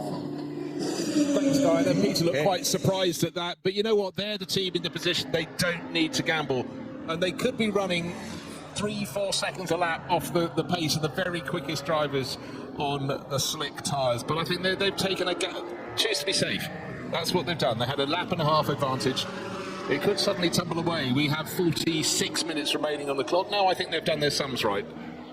They should be in the lead at the end of this race unless something really changes quickly. Still the fastest lap of the race is that 1 minute 58.4 second lap from Jake Hill. He's moved Era Motorsport and their Ferrari up to 7th place overall. He's still lapping frequently just below 2 minutes, but maybe if they feel they can shed 4 or 5 seconds a lap, which seems enormous, but you know, all we're going to get in this race, if we've got 46 minutes remaining, is about another 20 laps for the race leader. 80 seconds? Yeah, he should still be in front to the Ebi Motors car, Sabino De Castro, come at the end of the 7th hour where we park the cars on the grid. Peter's pointed out before, I'll point out again, nobody can come in for a pit stop, a tyre change and anything pit stop in the final 10 minutes this evening in the lead up to 6 o'clock. So they've got to nail their colours to the mast before then. It's been another fantastic stint for Max Partel, come up into second place. He's just set the personal best time there, 2:02.69. That's 3 seconds quicker than the Heart of Racing car behind them, and Partel's got to come in by regulation as they come in the next 13 minutes. So the Hoffer Racing team will be waiting patiently for their number 11 car. And I've been curious to see which driver they put in for that sprint to the intervention break in 45 minutes time. They've had a great run, but that battle in Am particularly is really, really close, because you've got those two Mercedes for Heart of Racing and for Hoffer in second and third overall, but Hoffer in second, Heart of Racing in third, and then in fifth overall, not a million miles behind them, is the Continental Racing Audi, the run by Simpson Motorsport. So the Am teams have done really, really well today. Yeah, they have. It's been a very, very tricky race for all parties concerned, even if they, constantly changing weather conditions. But also what we forget is the fact, if you just joined us, this is the team's first experience on the Michelin wet weather tyre, and it really was a question of suck it and see how it works. Some got the tyre pressures wrong, but they very much got it right later in the race. That's why Heart of Racing team with Hannah Grisham up into third place. They started second, tumbled down to about a 12th position or so towards the tail of GT3, but they chipped away, got it right. But there were many considerations to this. Not everybody was getting it right. In fact, I don't think any team has got it fully right the whole way through, because the weather conditions chopped and changed, wetter, drier. And then as it is drying out, the track is still damp. It's still damp at various points. And certain points, as you look around the circuit, Peter, the track is actually properly damp looking. Maybe there's just parts of the track where any breeze that picked up doesn't touch the circuit. But the fact of the matter is we have finally got laps below the 2-minute mark, but that's still a dozen seconds away from the quickest laps, the aggregate laps in qualifying. It just shows it ain't natural slick weather conditions for them at all. A little bit of a struggle at the moment on those dry tyres for the number 909 Red Camel Jordan's car. That's running second place in the 992 category. Last time by, it was 10 seconds slower than Martin Rump in the leading Milner Motorsport car. Not sure what tyres Milner are on. I presume it's wet. But that is a big struggle, and that could risk the Red Camel Jordan's team falling off the lead lap. They have just had a pit stop.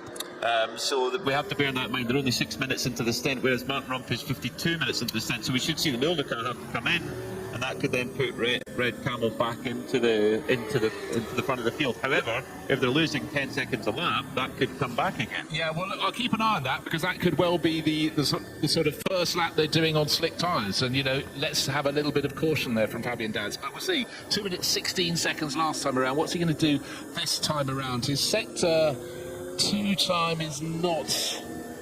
No, it's okay for his class, but it's not earth-shattering. Yeah, we'll keep an eye on that, because he's been driven really well thus far. But some of the teams, bear in mind, we believe that Sabino De Castro leading the race is finishing the Saturday sector on wet weather tyres. He had his lap pace last time, 2 minutes 18. We want to see it next time around, his second flying lap. But if he is back on wet weather tyres, or still on wet weather tyres, you'd expect it to be quicker than that, because he doesn't have to work so hard to get the heat in them. It's a bit better this time, 2:12, but still dropped 6 seconds to Martin Rump. For Fabian Dan. Yeah, I think he's building up to pace. I think he may well be on slicks.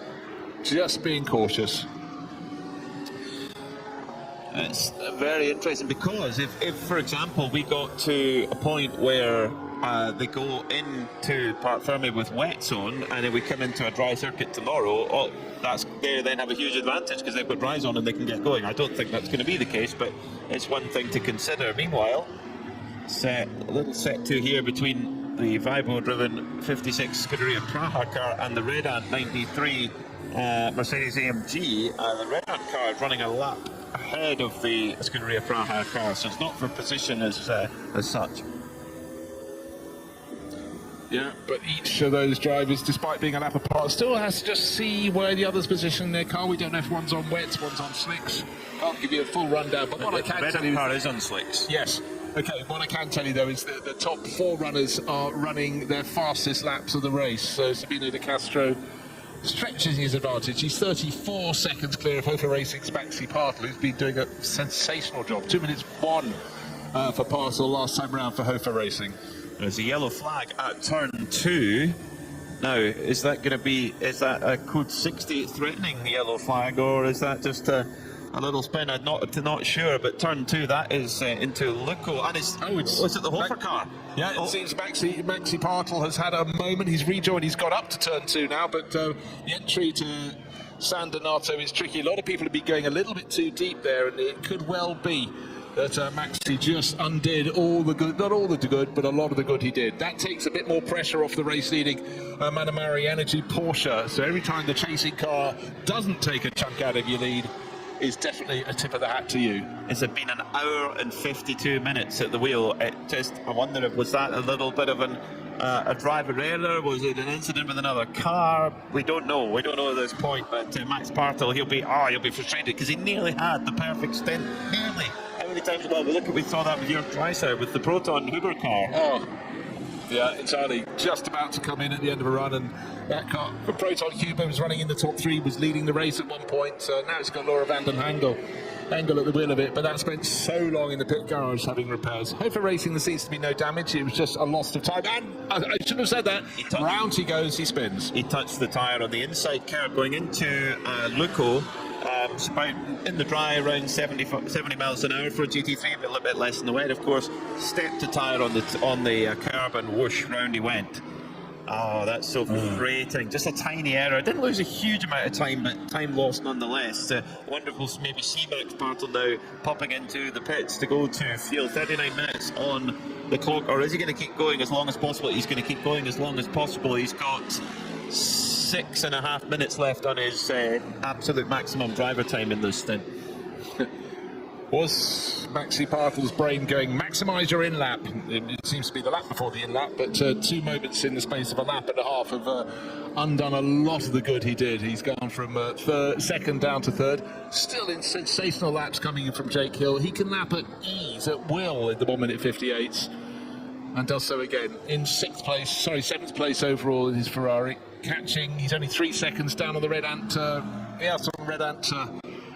driven Mercedes. That's a car that had many moments early in the race, but it's still there or thereabouts in the mix. But Jake's pace, he should put the Aero Motorsport Ferrari ahead of it before this is over, before his stint is done. I think, well, he's done. What has he done? He's done 51 minutes at the wheel, some of which under code 60. So you would think that maybe he could maybe go an hour and 10, an hour and 15 on the fuel tank that he's got if we stay green to now and then, which would mean that he would pit just before the pits closes. So for Era, they could come in, fill up the fuel, just leave those tyres on, keep the heat in them, or he might say just put new ones on. But because if it's wet tomorrow, he can put wets on free of charge effectively. Because if we start in wet conditions, you can put wet tyres on for free. So, well, no, you get a bill from Michelin, but in terms of time, you get it for free. So, I'm curious to see what Aero Motorsport are going to do here. Is another absolute best lap, a 158.354 for Jake Hill, and he has gone past Ayrton Redan, who's just nipped into fuel. And you know what Jake did? He did 3 consecutive laps in the 1 minute 58, 1 minute 58.4, 1 minute 58.5, 1 minute 58.3. Metronomic, and within that he'd have been lapping other drivers as well, quite possibly. So clearly right on top of that Aero Motorsport Ferrari, and they've all been learning as they go along today through the wet weather, the slightly less wet weather, etc., etc. But to be so bold as to put the slick tyres on when most of the other teams hadn't thought about it as yet. They'd been having a consideration, but they hadn't put the wheels in the pit lane. Pelin Motorsport were the first to do so. And I tell you what, this next lap is going to be faster still. Sector 1, fastest of all for Jake Hill. Sector 2, fastest of all for the same driver. He's getting closer and closer to, in fact, Ayrton Redan has gone into the pit, so he almost caught him on the track. And for Red Ant Racing, their first season in GT3, having stepped up from the Porsche 992 Cup class, is going pretty nicely indeed. They had the moments early on, but they were not alone in that in this race. We had a flurry, several flurries of Code 60s. It set everyone back, but again, it's how you run your car. Do you come in during Code 60? How long will the Code 60 be? How much fuel can I get on board? Etc., etc. So many things to consider, as well as the fact you're still trying to learn the new Michelin wet weather tyre. And one of the best benefits for Aero Motorsport, they don't need to worry a thing about Jake Hill's drive time. There's no maximum, there's no minimum for him as a semi-pro graded driver. So the only thing they need to worry about is doing the 2 hour maximum in one go, but that's not going to be an issue right now. He does a 156.225. He's lapping, last lap by, the car ahead of him in 5th, he was 10 seconds quicker. 7 seconds quicker than the Kessel Ferrari, 6 seconds quicker than the Hofer Mercedes, nearly 9 seconds quicker than the Heart of Racing Aston, and 6 seconds quicker than the Manamuri Energy Porsche. Most of those cars I just mentioned are on wet tyres, of course, so there is the swap over point. Absolutely so, but having done 3 consecutive 1 minute 58s, to suddenly do a low 1 minute 56, I think there was clearly no traffic for Jake Hill. He's got someone up ahead, bright red rear lights on the car up in front. He's got to pick his moment. That's braking a bit before he would want to have it. It's a 992 Cup class car. It's the and that's on slicks, by the way. Just had a message from Di in the pits that Red Camel's Jordan, Fabian Dance on slicks. But you know what? He waited for that. We thought that was the case because he was slow to start with. I thought he was getting the heat in the tyres. He's obviously listened to the team, and now he's found 10 seconds in terms of lap pace in the space of a few laps. So he's done exactly the right job. And he's 3/10 quicker than Martin Rump in the lead. And that from who's driving with Milner Motorsport. Milner Motorsport are due a pit stop. Red Camel Jordans don't have to if they don't want to. They've only been at the wheel for 14 seconds. So Milner Motorsport and Red Camels at the front, they've been in the class of their own in 992, really, I think it would be fair to say. And they've just been back, forth, both on track but also on the pit wall. The brains on the pit wall, I love it. No wonder people are tired. Come the end, you might go, oh, we've only done just over half the race. 7 of the 12 hours we're going to have here, but I think everyone's going, particularly after a day like this, not just because the weather was changeable constantly, it was also learning the tyres, and also it's 7 hours of racing, so there's plenty to be going. But I think people are going to feel a little more emotionally and intellectually worn out this evening. Regroup tomorrow, feel fresh. Choose to have maybe a little thing in the sky we haven't seen since Friday, a thing called the sun may poke through during the rain showers as they wash in, wash out, but don't bet on anything. Well, today turned out slightly differently than rain was forecast, but the time at which it arrived was a little bit different than what we expected. This is the exciting part about endurance racing. It's over such a long period of time. You've got to judge it. I mean, looking at this forecast for tomorrow, we're due to go green at 10 o'clock. We go green. At that time, that is the highest chance of rain during the morning hours, 62%. Then it drops down the following hour to 42%, then 43, 45%. So, and then, towards the checkered flag, it goes to 70% chance of rain. So it could come and go tomorrow. There's this Michelin 12 Hours of Mugello. It's going to be a thriller. Make sure you join us tomorrow, either on Creventic Motorsports TV or listen in on RS1, part of the Radio Show Limited network of channels. Marco Fretzer calls me to have a sharp intake of breath. He's running third in the CCC Kessel Racing Ferrari. He's tucked under the wing of the Continental Racing Audi, but they were 3 abreast as they went into Buccin. He is chipping away at the second place Mercedes of Anna Grisham. She doesn't need to pit again. He doesn't need to pit again, but I wouldn't really have to press too hard. He'll be on the same lap as her at the end. He's 1 minute and 17 down. I don't really understand taking those risks. He got away with it into Buccin. He actually backed out of that group, and now he's got ahead of the Continental Racing Audi, so he's done what he needed to do. David Pogacar was a lap down already, but he's got past him in the track. And Maxi Partel, after a really, really good stint, blotted right at the end. He's down his car's down the pit lane, and Diana's watching her for racing rejoin for their final stint of this race. Yes, they just came in as you started that conversation, and it's Alexander Prince that's behind the wheel on that, and they've gone from wets onto slicks for this final. We've got what we know, 45 minutes remaining. 31. Oh, 31. Are you really that there, happened quickly. So yeah, another great slick stop by the Hoffer Racing crew, of course. Brilliant stuff, yeah. And Max Partel, what a stint that was. Yes, there was that one little spin, but let's ignore that. There was some brilliant stuff in there. Two moments. So there was, yes. Well, but in very short order, in the space of about a lap and a half. But back in, Alexander Prince has been a very, very solid driver in this guy. He showed great pace in qualifying. Let's see what he makes of this. Of course, the last time he was in this car, it was on wet weather tyre on a track that was changeable at best. So he'll have to see. The light is fading. It's really very grey here. I know we've got tinted windows on the box, but the sky is pretty much the same colour as the flanks of the Hofer Racing Mercedes. But half an hour to go. Running in now 6th place after pit stop, but some of those cars ahead, I think all the cars ahead of him should be able to get to the end of this race without a further pit stop. So yeah, 6th is the representative position there. Ahead of the Scuderia Praha Ferrari, but behind the Era Motorsport Ferrari of Jake Hill, who's at amazing pace, lapping in 3 laps in the 1 minute 58s, 2 in the 1 minute 56s, followed by 1 in the Mon 57s. Just astonishing pace from him for Era Motorsport. That will put a smile on their face. Nobody has been able to switch on that H2, that hard compound Michelin tyre. Of course, that's the only dry tyre available. There is no choice. Nobody has been able to switch that tyre on like Jake Hill's been able to. Just to be able to get it into that temperature window and keep it there, not easy. And what was even more impressive was how he was able to do that coming out of a code 60 as well, because that's going to drop the tyre temperature and pressure very quickly. And this is something that's totally new to him. Just as we say that, he puts in yet another fastest lap of the race, 1:55.3. We're now within 10 seconds of the fastest qualifying dry time. Well, that really is something. He's 26 seconds down with half an hour to go on the Continental Audi. He's lapping at the moment by, well, last lap he took 16 seconds out of it. Was a bit of traffic for David Pogosian, but actually, clearly at that rate of gain, even if that's halved, he's going to catch and pass it, move up to 4th place overall. This is a car that, remember, had penalties. It cost they lost a minute serving a penalty, and that includes also the in and out on that. So it could. Oh, and we've had a collision down at the final corner at Buccin, and the Sablejou Racing Porsche has been given a spin, but it looks like, is that Red Ant Racing? It's the Hoffer car. No. It is. It's the grey and pink Hoffer Racing Mercedes is off in the gravel.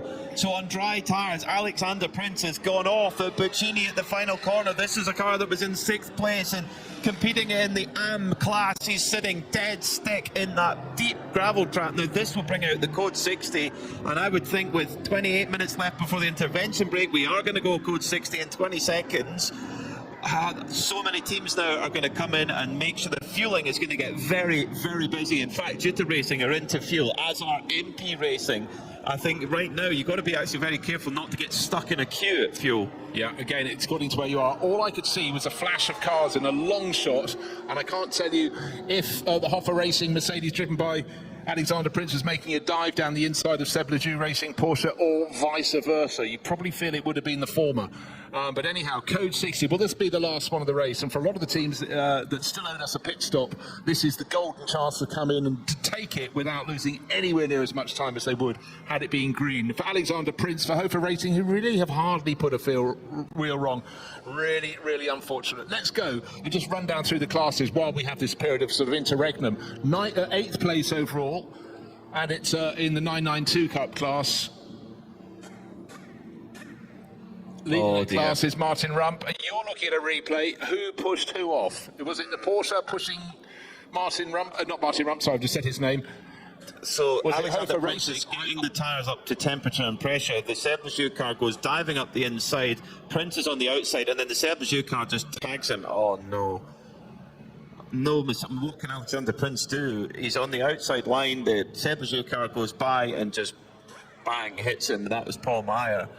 I mean, in Paul Meyer's defence, he was not expecting to go past the GT3 car, but of course was trying to get those dry tyres up to temperature with Alexander Prince, but that is heartbreaking for them when they're in that such tight battle with Heart of Racing. Well, you know, under fully dry or fully wet circumstances, the speed differential wouldn't be as great. But I think when you're driving a 992 Cup class, you expect the GT3 runner to be faster. But because a lot of the drivers are running about a dozen seconds off the pace on that first, even second lap out of the pits on fresh, slick rubber, and that's exactly where Alexander Prince was. And he's such a safe pair of hands. I was really surprised that he got involved there, but it wasn't really of his making, unfortunately. He was doing the right thing, not pushing too hard into Buccin on his first lap out on slick tyres, and it was a consequence he wouldn't have considered. But for Hoffer Racing, well, the car will be got back onto the circuit. They need to get those roof hooks in so the car can be lifted, and even this isn't going smoothly for them. Really annoying. Such a shame for this team. The Hoffer Racing is a big family effort with Alex Prince, his wife Chantal's dad Michael Kroll in there as well, and Max Partel, who'd not long got out of the car. They were doing everything right. They'd had a perfect run, and there's not an enormous amount they could do. Alex Prince opened the door up to allow the Porsche Cup car of Sablejou Racing to go through. He didn't have the pace. He pulled right over, and Paul Meyer just makes a kind of late error. He's really pushing coming out of the second Biondetti corner. The chicane went up the inside. He was given plenty of room, just got it a bit wrong. Bang into the and actually got hard straight into the rear left wheel on that Hoffer car, which we've seen that before. Mercedes, if it gets a hit at that point, it can bend the wheel, it can do all sorts. So they might get brought back to the pits here, or allowed to drive back to the pits, but the rear left of that car could have damage. Look, when your car's halfway around a corner, it's already sort of slightly unweighted, and the smallest of touches at the back can spin it around. Trying to look at the rear tyre again when you get the mud that's all over the gravel, it's quite hard to see if anything has been bent out of true, because the coloration is gone. The light is fading. The hopes are fading for Hoffer Racing, because by the time that is back onto the circuit, it's going to have lost another lap. So really unfortunate. They've done the hard work. They fell down the order after a good start in the race, and they were chipping away. They were one of the teams that were getting their tactics pretty much spot on. What it does mean is Era Motorsport would have gained another position. Jake Hill now up to 4th place. in the number 81 Ferrari. That was the car that was setting flying lap after flying lap. He was the first of the drivers to get the dry weather tyre, the slick tyre, to work. We'd had Felice Gelmini tried a lap or so before him, didn't get it to work, came back in the Pellin Racing Ferrari. That has fallen down to 9th place overall. Has had one of the late flurries, a late run into the pits. The clock continues to count down. 24 minutes remain in the opening 7 hours of the Mugello 12 hours. Cars still running in and out of the pit lane, and still waiting for Hofer Racing's Mercedes to be extracted from the gravel. Tick, yes, put down onto terra firma. Tick again. On the outside of the final corner, Puccin Racing, they've got to unhook the car. Eventually they lifted it via the front end rather than the roof hooks. And the Manitou will be detached, will remove itself, and hopefully Alexander Prince can get that car back to the pits for a quick check over. He may feel there's nothing wrong with it at all, because it was a small contact, but round the tail of his car went and deep into the gravel. Curiously, Era Motorsport, Jake Hill in 4th, they've decided not to pit under this Code 60, and if they do, the Code 60 may go green for them. They're just around the latter part of the lap now. They haven't gone through Sector 3 yet, so they've got to be in Sector 3 somewhere, and it will go back to green fairly soon because that Hoffer Mercedes has been recovered. Alexander Prince trying to clean the tyres and get a feel to see if there is anything bent on the rear left, because they got a pretty hard thump from the Porsche 992. In fact, is that Max Patel actually videoing it just to show the mechanics and see if they could spot anything. Diana Banks is down there, bubble hat on.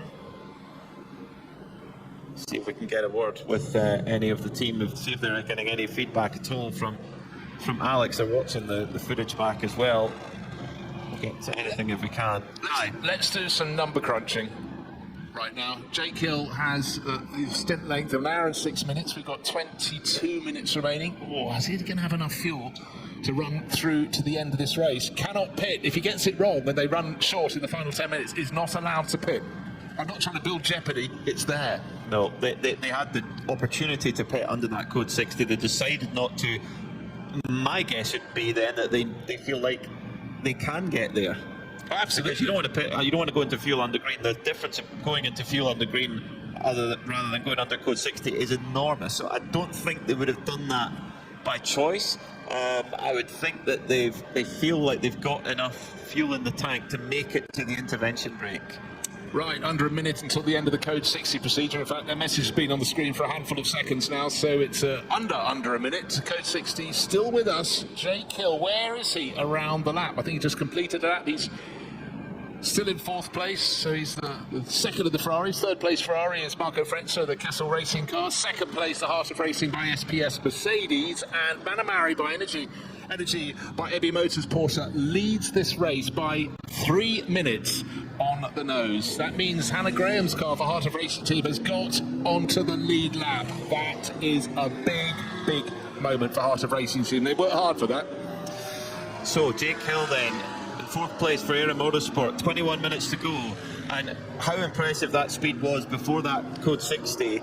Might the goal change now? Might it be more of a fuel number game for Era Motorsport here rather than actual outright pace? Because they do not want to pit for fuel under green. That is going to lose them a lot of time compared to their rivals who all pitted under Code 60 and put fuel in under Code 60. They probably are thinking, let's get to the intervention break, try and get on the best lap we can, and we can splash it tomorrow and take our chances tomorrow.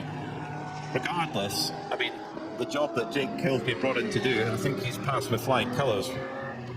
He certainly has. Not just a flash in the pad, and as you pointed out, not only once he started on slicks did he have to wait to get the temperature in the tyre, he had to do it twice with the first of the Code 60s. Now he's happy to do it all over again, but it was the second one that was really critical. He came out of that second Code 60, got the tyres up to temperature, and the speed came, and it was consistently there as he chopped away at the fastest lap of the race, leaving it sitting at, what's it now, 1 minute 55.3 seconds.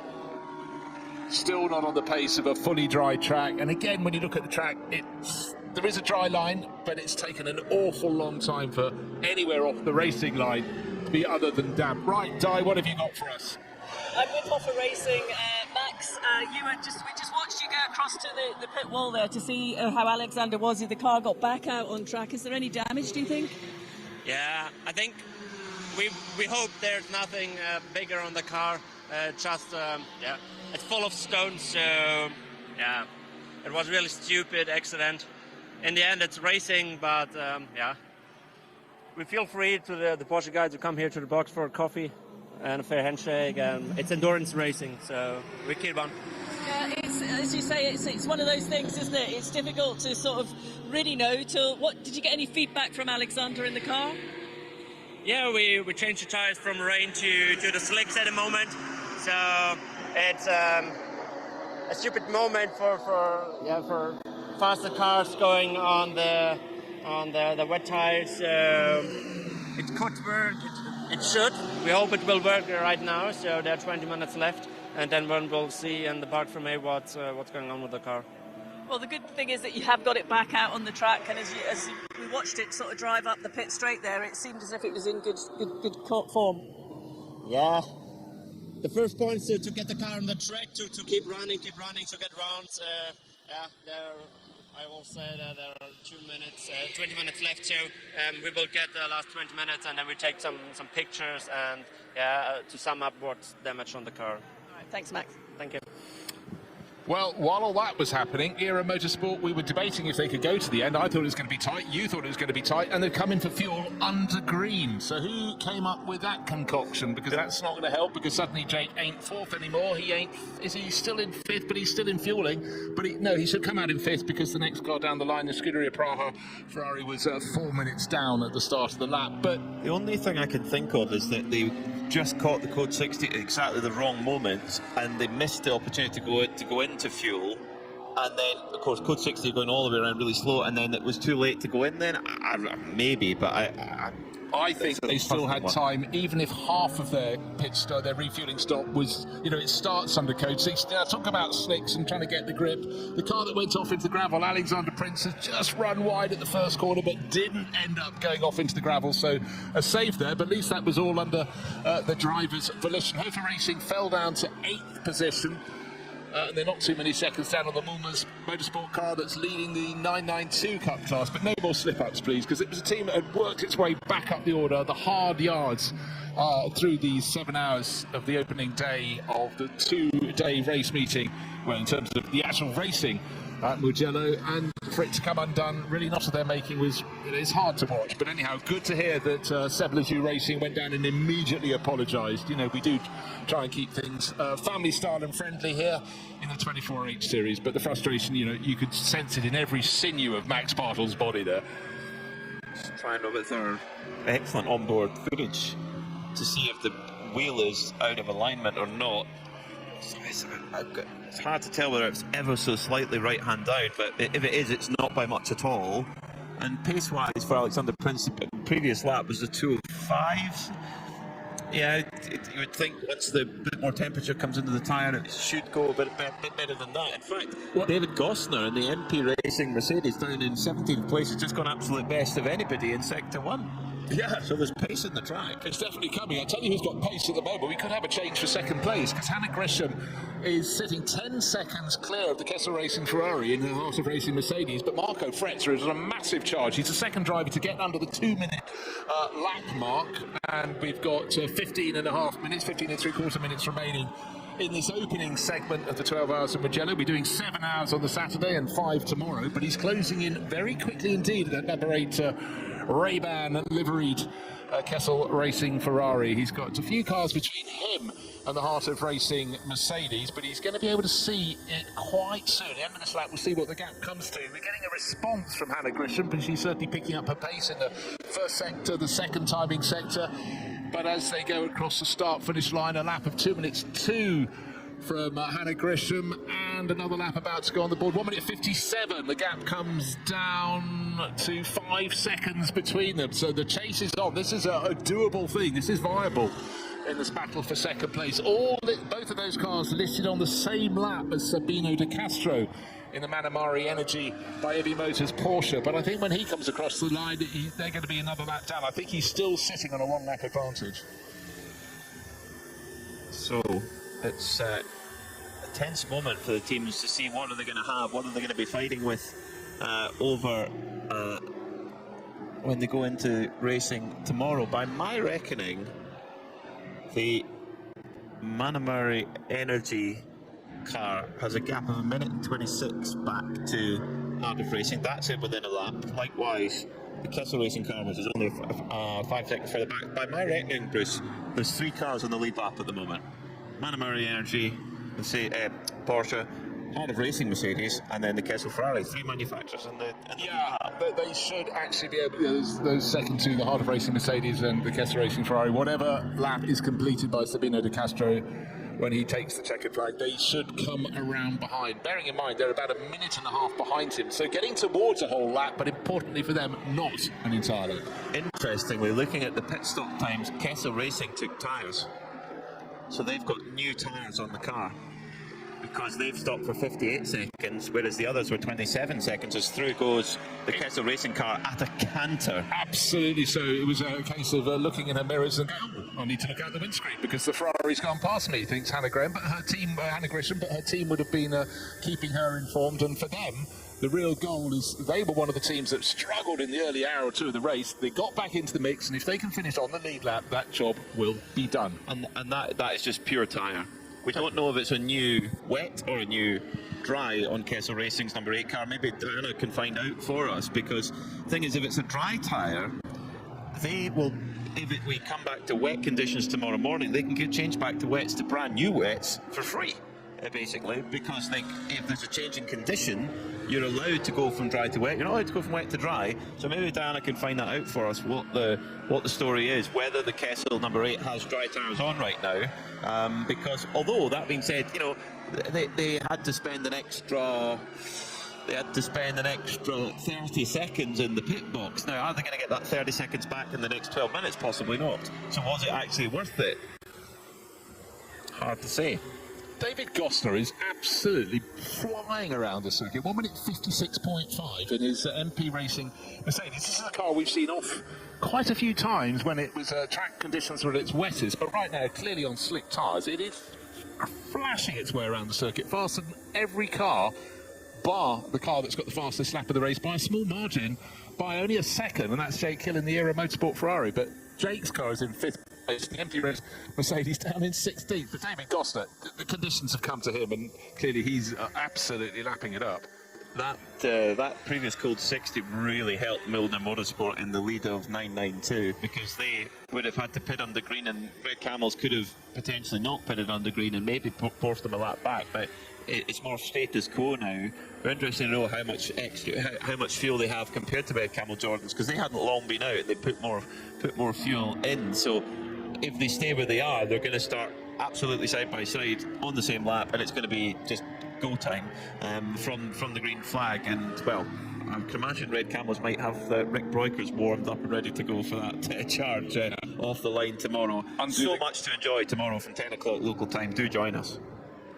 Kessel Racing Ferrari, number 8, has only got one working headlight, so clearly it's been rattled over the curbs at some point, but I'm sure that's will have words. And tomorrow, hopefully, we won't need headlights at all. But so we're getting into the early evening here, at the end of a very grey and soggy day at Mugello. Hofer Racing still pressing on, trying to regain the ground they lost, but the clock will not be their friend. Actually, it's only a few seconds down. The hunt is on. There is half a chance. Martin Rump, though, who's sitting in 6th, one position ahead of them, is in a different class in the race. He's leading the Porsche 992 Cup class, so he doesn't have to fight this one. But for Alexander Prince, he's just going to want to gain as much ground as he can, just to make himself feel better, because he was the one that ended up being pitched off just as he was having his first run on slick tyres, a chance to build up, wait to get the temperature and then attack. And he was sitting in 4th place at the time, but with the contact with the Seb Leger Racing Porsche from the 992 Cup class, he got tipped into the gravel, and all the wind was taken out of their sails. I can only imagine that Marco Frezza in that second place Kessel Ferrari is on dry tyres, because he's just done a 1:56.1. That wouldn't be possible on the wet. So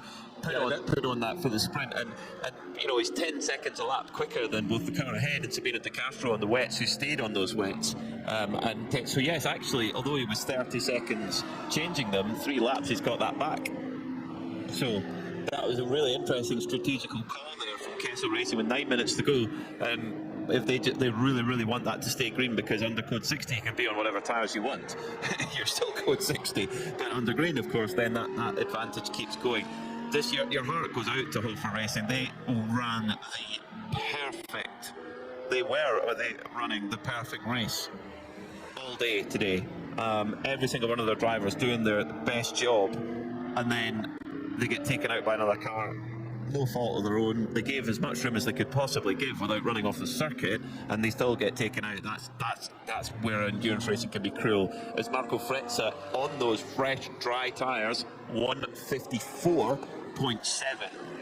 So he's found 6/10 over the best lap set erstwhile fastest driver Jake Hill. So for Kessel Racing, and clearly the Ferraris, we've seen the Ferrari and the Mercedes, they seem to be the cars that shone when we had qualifying and practice and testing on dry circuits, and we're getting towards a dry circuit and certainly coming to their own. But it was about nursing those tyres, making sure you had enough heat before you put the pedal right to the floor, and they've made it work very nicely indeed. Alexander Prince, we talked about him for Harper Racing, getting closer and closer to the tail of the Mulner Motorsport car that's leading the 992 Cup class in 6th overall. I thought for a nanosecond there I was showing a little bit of rain blowing through, but at this point with 8 minutes remaining, it's really not going to matter too much.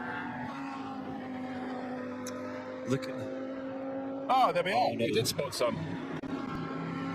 It's starting to rain. Yeah, the rain is coming down, and Quite heavy at the moment. So it's just started. 8 minutes left on the clock. So the drivers who've got wet tyres on, whether they're worn out or not, they are now dancing the jig. So Marco Frezza, who just done the absolute best lap of the race on dry tyres, now he's got 7 minutes, and he was in dreamland, and then within 30 seconds all of a sudden he is in a world of pain. 7 minutes and 44 to go, and now the rain is coming down hard as the Hoffer car, which is it's the Scuderia Praha car, off in the gravel, and does he get it out? Using all the power of that Ferrari V6, and he finally gets going. And the Vortex is off. This will be code 60 because that car is beached up to well beyond the tyres there. So we could go code 60 with 7 minutes and 22 seconds to go, but the pits are closed. But if you're in pure wet conditions on dry tyres, code 60 is maybe just doable. Maybe uncomfortable, but doable. I think as we surely will be going code 60. In fact, we are 20 seconds to a code 60 with 7 minutes left on the clock. So that effectively neutralises the field. But how heavy does that rain get? If it's just little spits, you can probably survive on the dry tyre. Back it off. This has not been a race that's let anybody relax. Drivers, mechanics, team strategist, team meteorologist, and the only person that could relax was the one that was given a pizza in the pit lane. 80 of those distributed to make the teams feel better, but a lot of teams will be feeling, if it hadn't been for X and Y, if I hadn't put the slicks on, then if there hadn't been that code 60. But for Manamari Energy by Ebby Motors, and the rain really is coming down as we get a sight of that car. The clock continues to count down. We've got 6.5 minutes remaining, but they're sitting on an advantage of 1 minute and 11 seconds. That's like a dream. But two other cars on the lead lap. The Kessel Racing Ferrari that just set the second fastest lap of the race, and Hannah Grisham driving the Heart of Racing Mercedes in third. Nobody else on the lead lap, so they've got quite a mountain to climb tomorrow. But really, across the board, Manamari Energy have done a fantastic job for Porsche to lead this one. So yes, Hannah Grayson just on the lead lap, at the moment. So, and the thing is that this was not what, with the rain coming down, when it was dry, Manamari Energy must have been praying for a code 60. They must have been like, please stop the pain. We're on old wet tyres and we're getting destroyed by the Kessel Ferrari that's on dry tyres. And then the rain starts. They're going, okay, no, we didn't mean that. Stay green, punish them. And then the code 60 comes out. This is Christmas Day for Kessel Racing in second, because they're they're a minute and 10 behind. They won't be a minute and 10 behind when we grid up tomorrow because, well, they're on the same lap, so they'll start alongside them on the grid. And if we come into wet conditions, which is what we're expecting, they can get a free tire change to shiny new Michelin wets. If that is, but then if not, it's dry. Yeah, and then that means Manamuri are on old wets, and they've got to come in and change. So whether it's wet or dry, Kessel Racing, I think, are going to enjoy their dinner tonight. I think so. We've seen from that car great pace at various points through the race. I mean, the form has ebbed and flowed in terms of where the code 60s have fallen, whether you were at the start of a lap when it was served, and therefore knowing unless it's going to be a long code 60, there's no point coming in after you've limped the whole way around at 60 kph to get fuel, because there's going to be a queue. And that is where the form and fortune can come. If a code 60 is thrown and you're coming towards Puccin or maybe going through the Biondetti chicane, you've got a chance to get to those pumps before your rivals, not squander any time. A lot of the teams would jump at that opportunity every lap, every opportunity that came their way. Others are a little more cautious. If you're at the wrong place on the lap, is the code 60 going to be long enough for me to go around and come in next time around? Or will it be only long enough as I go around? Well, the cars are lapping at about 4-minute laps when you're on code 60. It seems a long time, and a car can be lifted and cleared within that time, so you don't always get 2 laps to go, I'll miss this one, but I'll come in next time. And you don't want to be taking doing your refueling when suddenly it becomes green again, everyone's back up to full speed. So there's a lot of speculation, but a lot of it really has been down to where you are on the circuit when a code 60 is thrown. This surely will be the final one of the Saturday here at Mugello. Hopefully will be, because I don't think we're even going to get that Gomez car out. Sorry, it's 701. It's the sister Vortex out of the gravel before we've reached the end of 7 hours. It's Philippe Bonnell at the wheel of that. Well, in GT4, Venture Engineering, who didn't have the pace in qualifying, but they really charged through. They've really handled this wet condition really, really well. They're going to start a lap ahead of CCS Racing in GT4. The PB Racing Lotus has been running well since that fuel pump they had to change. They're 23 laps behind though, so they're going to need an issue for both of the cars ahead of them in GT4, but we've seen that happen before. We'll see it again. It's potentially. So Venture are, well, in a good position to back up their victory at the 24 Hours of Barcelona last year. So, in terms of 992, we're going to have 2 cars on the lead lap there, Milner and Red Camel, and they've been in their own division all year. Sepulchre, despite all of their trials and tribulations, somehow they're in the lead of the 992 AM class. I'm not entirely sure how they've managed that, because they've been in the gravel, they've had spins, they've had incidents. Quite remarkable, quite remarkable. We haven't seen any penalty come through for that incident with the Hofer Mercedes. That doesn't mean there won't be one, but we haven't seen one come through yet. Well, I have to say, Bruce, I am mentally exhausted with it. I don't know how the teams do it. No, I mean, we spent most of the race sitting down. They're buzzing around their garages, having to effect tyre changes, and but the brain power of just trying to predict, how much rain is coming in the next natural stint length. But for Manamari Energy by Ebi Motors, they want the track to be wet because the Porsche doesn't seem to have to be equal in performance in the dry with the Mercedes and Ferraris, and embarrassingly for them, or unfortunately for them, their lead of really well over a minute is going to come down to just being on the pole position with Kessel Racing Ferrari on the other side of the track. But it's all about getting to the end of the 7-hour mark when we close the racing for Saturday on the same lap as the race leader. Only 2 other cars will have managed that. The Kessel Racing Ferrari in second, and the Heart of Racing by SPS Mercedes in third position. Everyone else is on the back foot for tomorrow, but as we've seen today, the pendulum can swing one way, swing another. The leader is now on their last lap of Saturday here at Mugello. The leader is the Manamari Energy by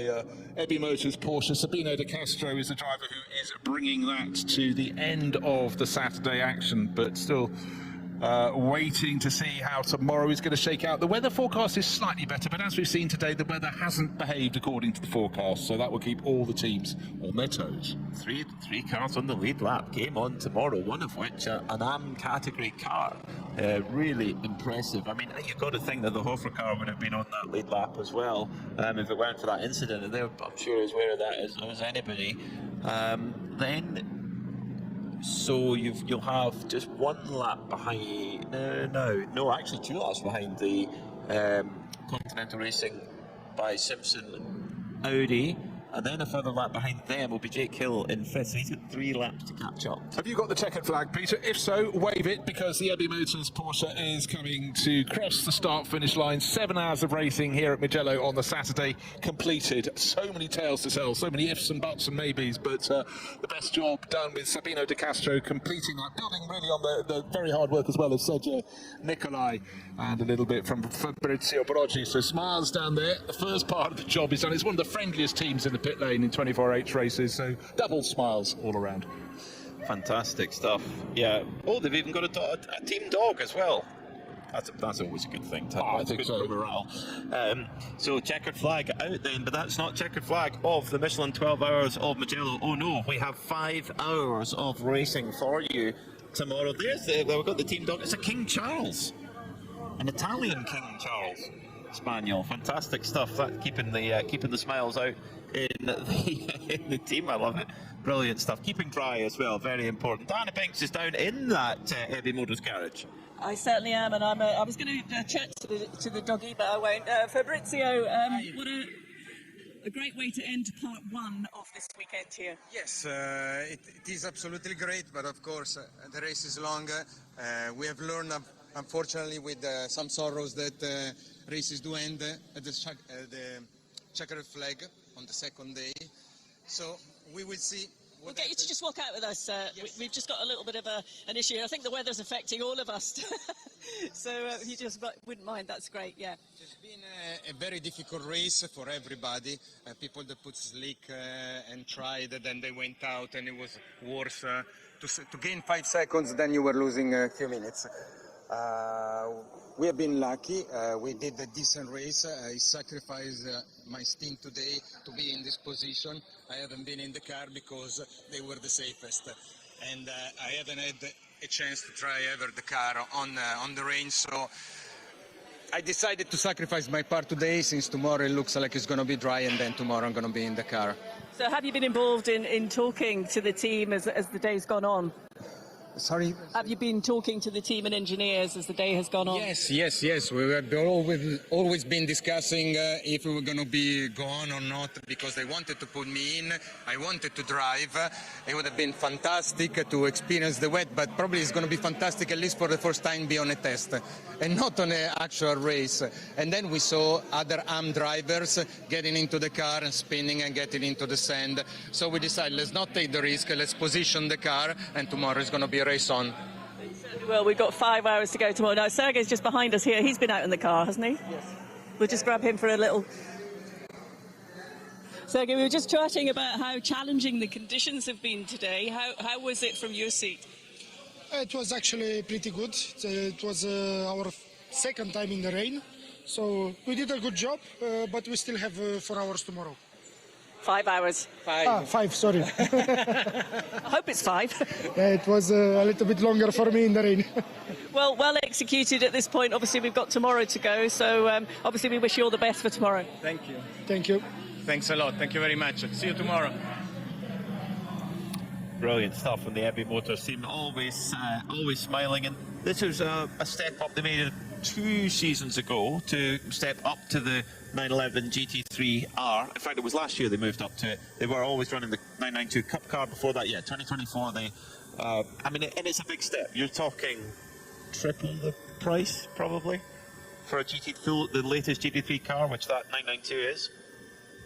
No, absolutely so. It's a big step, and you're coming up against teams that have other experience already with the GT3 cars. It's a big learn. Now, one thing that's really unusual here is the cars will form up on the grid. They will not be parked in their garages overnight. So the car we're looking at to come round and form up on pole for tomorrow is that number 95 Porsche from Manamari Energy by Heavy Motors, and it's working throughout the night. The evening is falling very fast over the circuit here. 6:29 is sunset, but we haven't really seen the sun. Can't set today.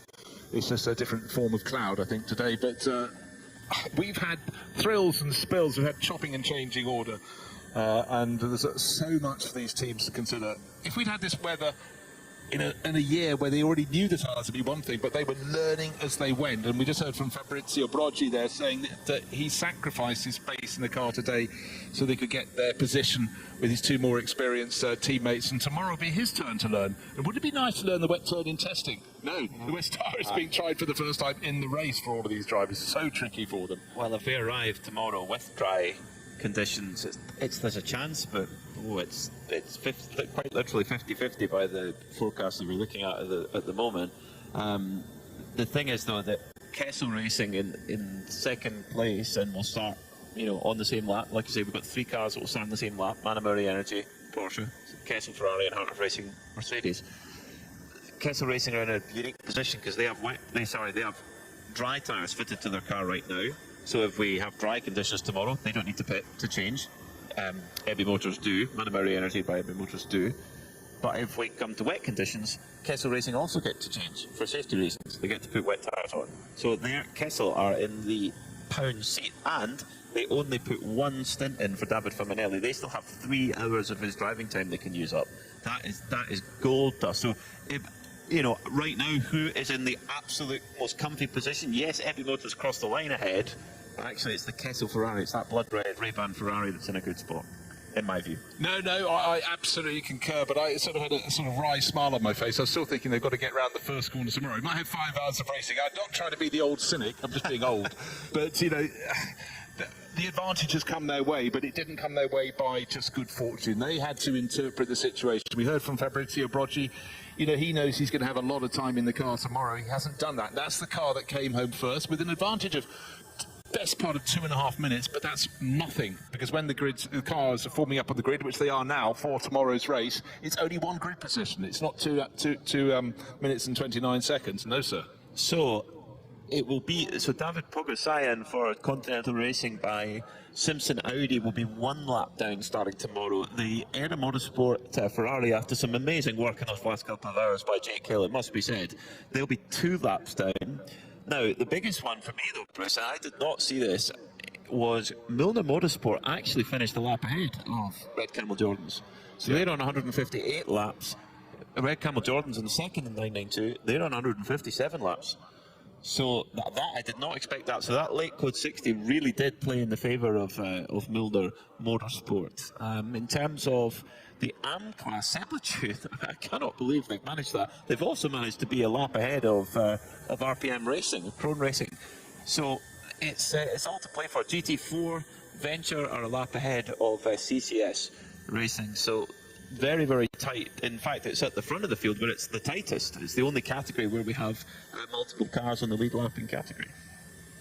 Yeah, really, really is. But it's been an enthralling day. Night appears. The cloak of darkness is falling across the Mugello circuit. But it's been enthralling. The teams have learned as they went along. And then that gamble in the final hour, people starting to go, you know what, let's try slicks. Didn't work for all of them. And certainly you had to feel for Hoffa Racing being spun around there. Alexander Prince, the innocent party there, unfortunately, but that's put them several laps down.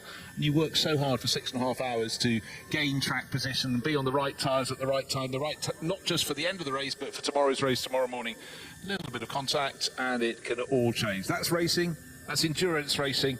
Smile on my face. I think it's been a brilliant Saturday here at the 12 Hours of Mugello. 5 hours to play. Who's going to win? You reckon it could be Kessel Racing. They're certainly starting from the outside tomorrow with an advantage in their Ferrari.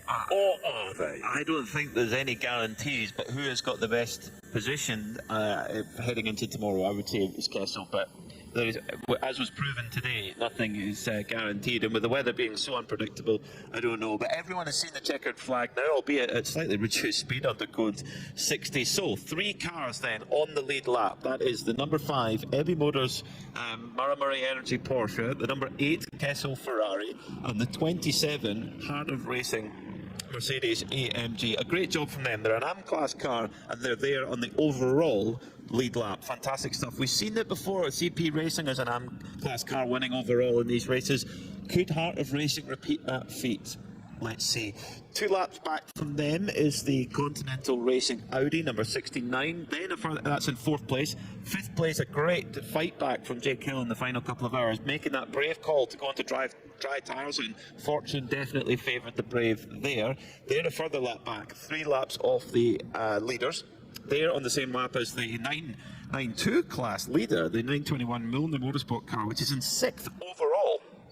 In fact, there's a lot of people on 158 laps. It's Air Motorsport in 5th, that leading 91 Milner car, the 11 Hoffer Mercedes, the 71 due to Audi, and the 93 Mercedes for Red Ant Racing. So very, very exciting there, who comes out on top. Then one thing that just didn't quite fall their way was Red Camels. They are 2nd in category, but they are going to start a lap down on Milner Motorsport. There's going to have to be some strategical genius and some great driving from their pit wall and indeed behind the wheel. In 11th, it's the number 44 ARC Bratislava car. They're on 157 laps. A further lap behind is the Scuderia Praha Ferrari. Then it's the 29 Ferrari of Pelin Racing on 155 laps, which they share with the GTX leader of the Gomez brothers, who actually brought out that code 60 towards the end of the race.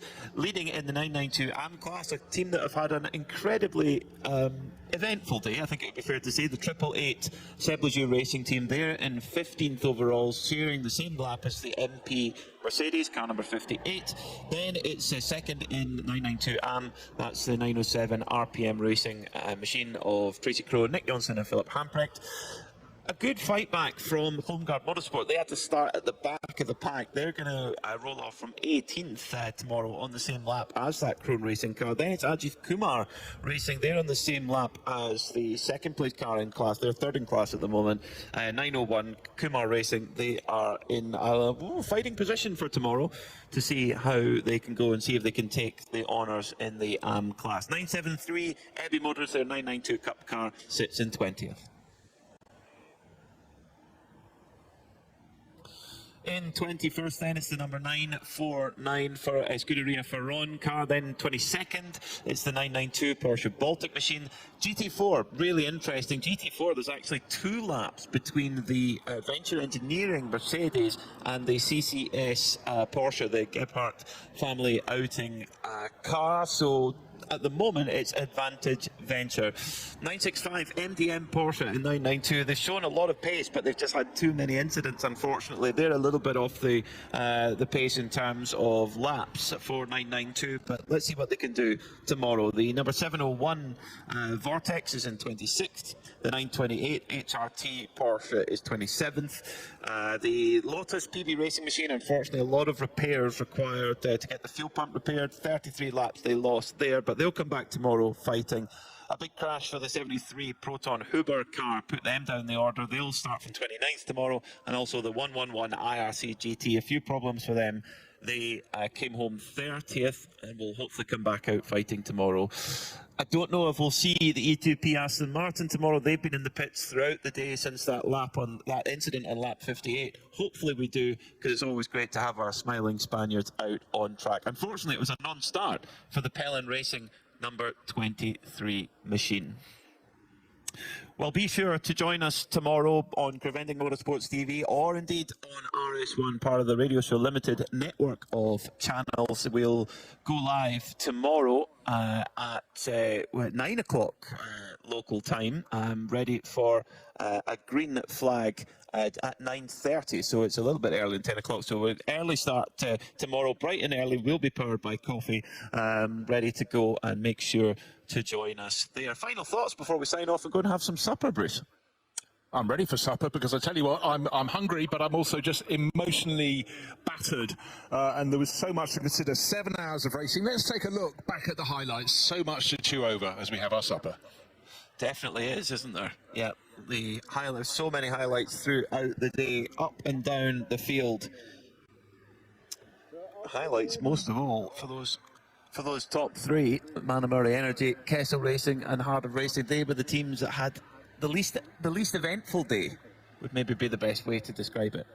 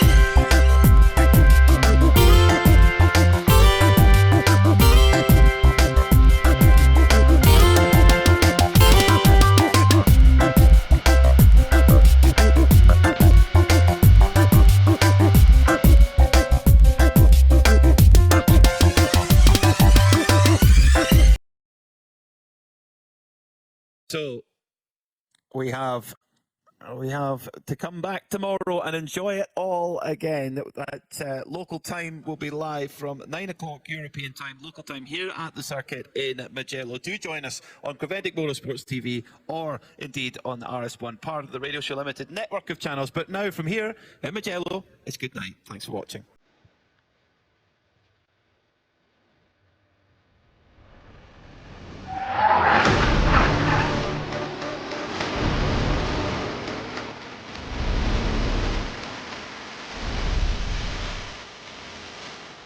This is something I wanted to experience firsthand. I could form my own team, Ajith Kumar Racing. Number 901 car. Every single time it passes the pits. This is the Ajith Kumar racing car. I don't ever slow up, no I don't take shit. I got no love for the fakeness. If you wanna play tough and wanna hate this, I'll always show up. I don't ever slow up, no I don't take shit. I got no love for the fakeness. If you wanna play tough and wanna hate this, I'll always show up and make a statement. I don't ever slow up, no I don't take shit. I got no love for the fakeness. If you wanna play tough and wanna hate this, I'll always show up and make a statement. Everything I do so instinctive and so passionate. Every word I move so descriptive like an adjective. I got a vendetta against people who patented being negative when you should be getting after it. I got facts over tracks, this and that. Spitting slow, spitting fast. I could roast, I could gas. Think I'm okay at last, but I don't know if that can erase all the past. Ever give up.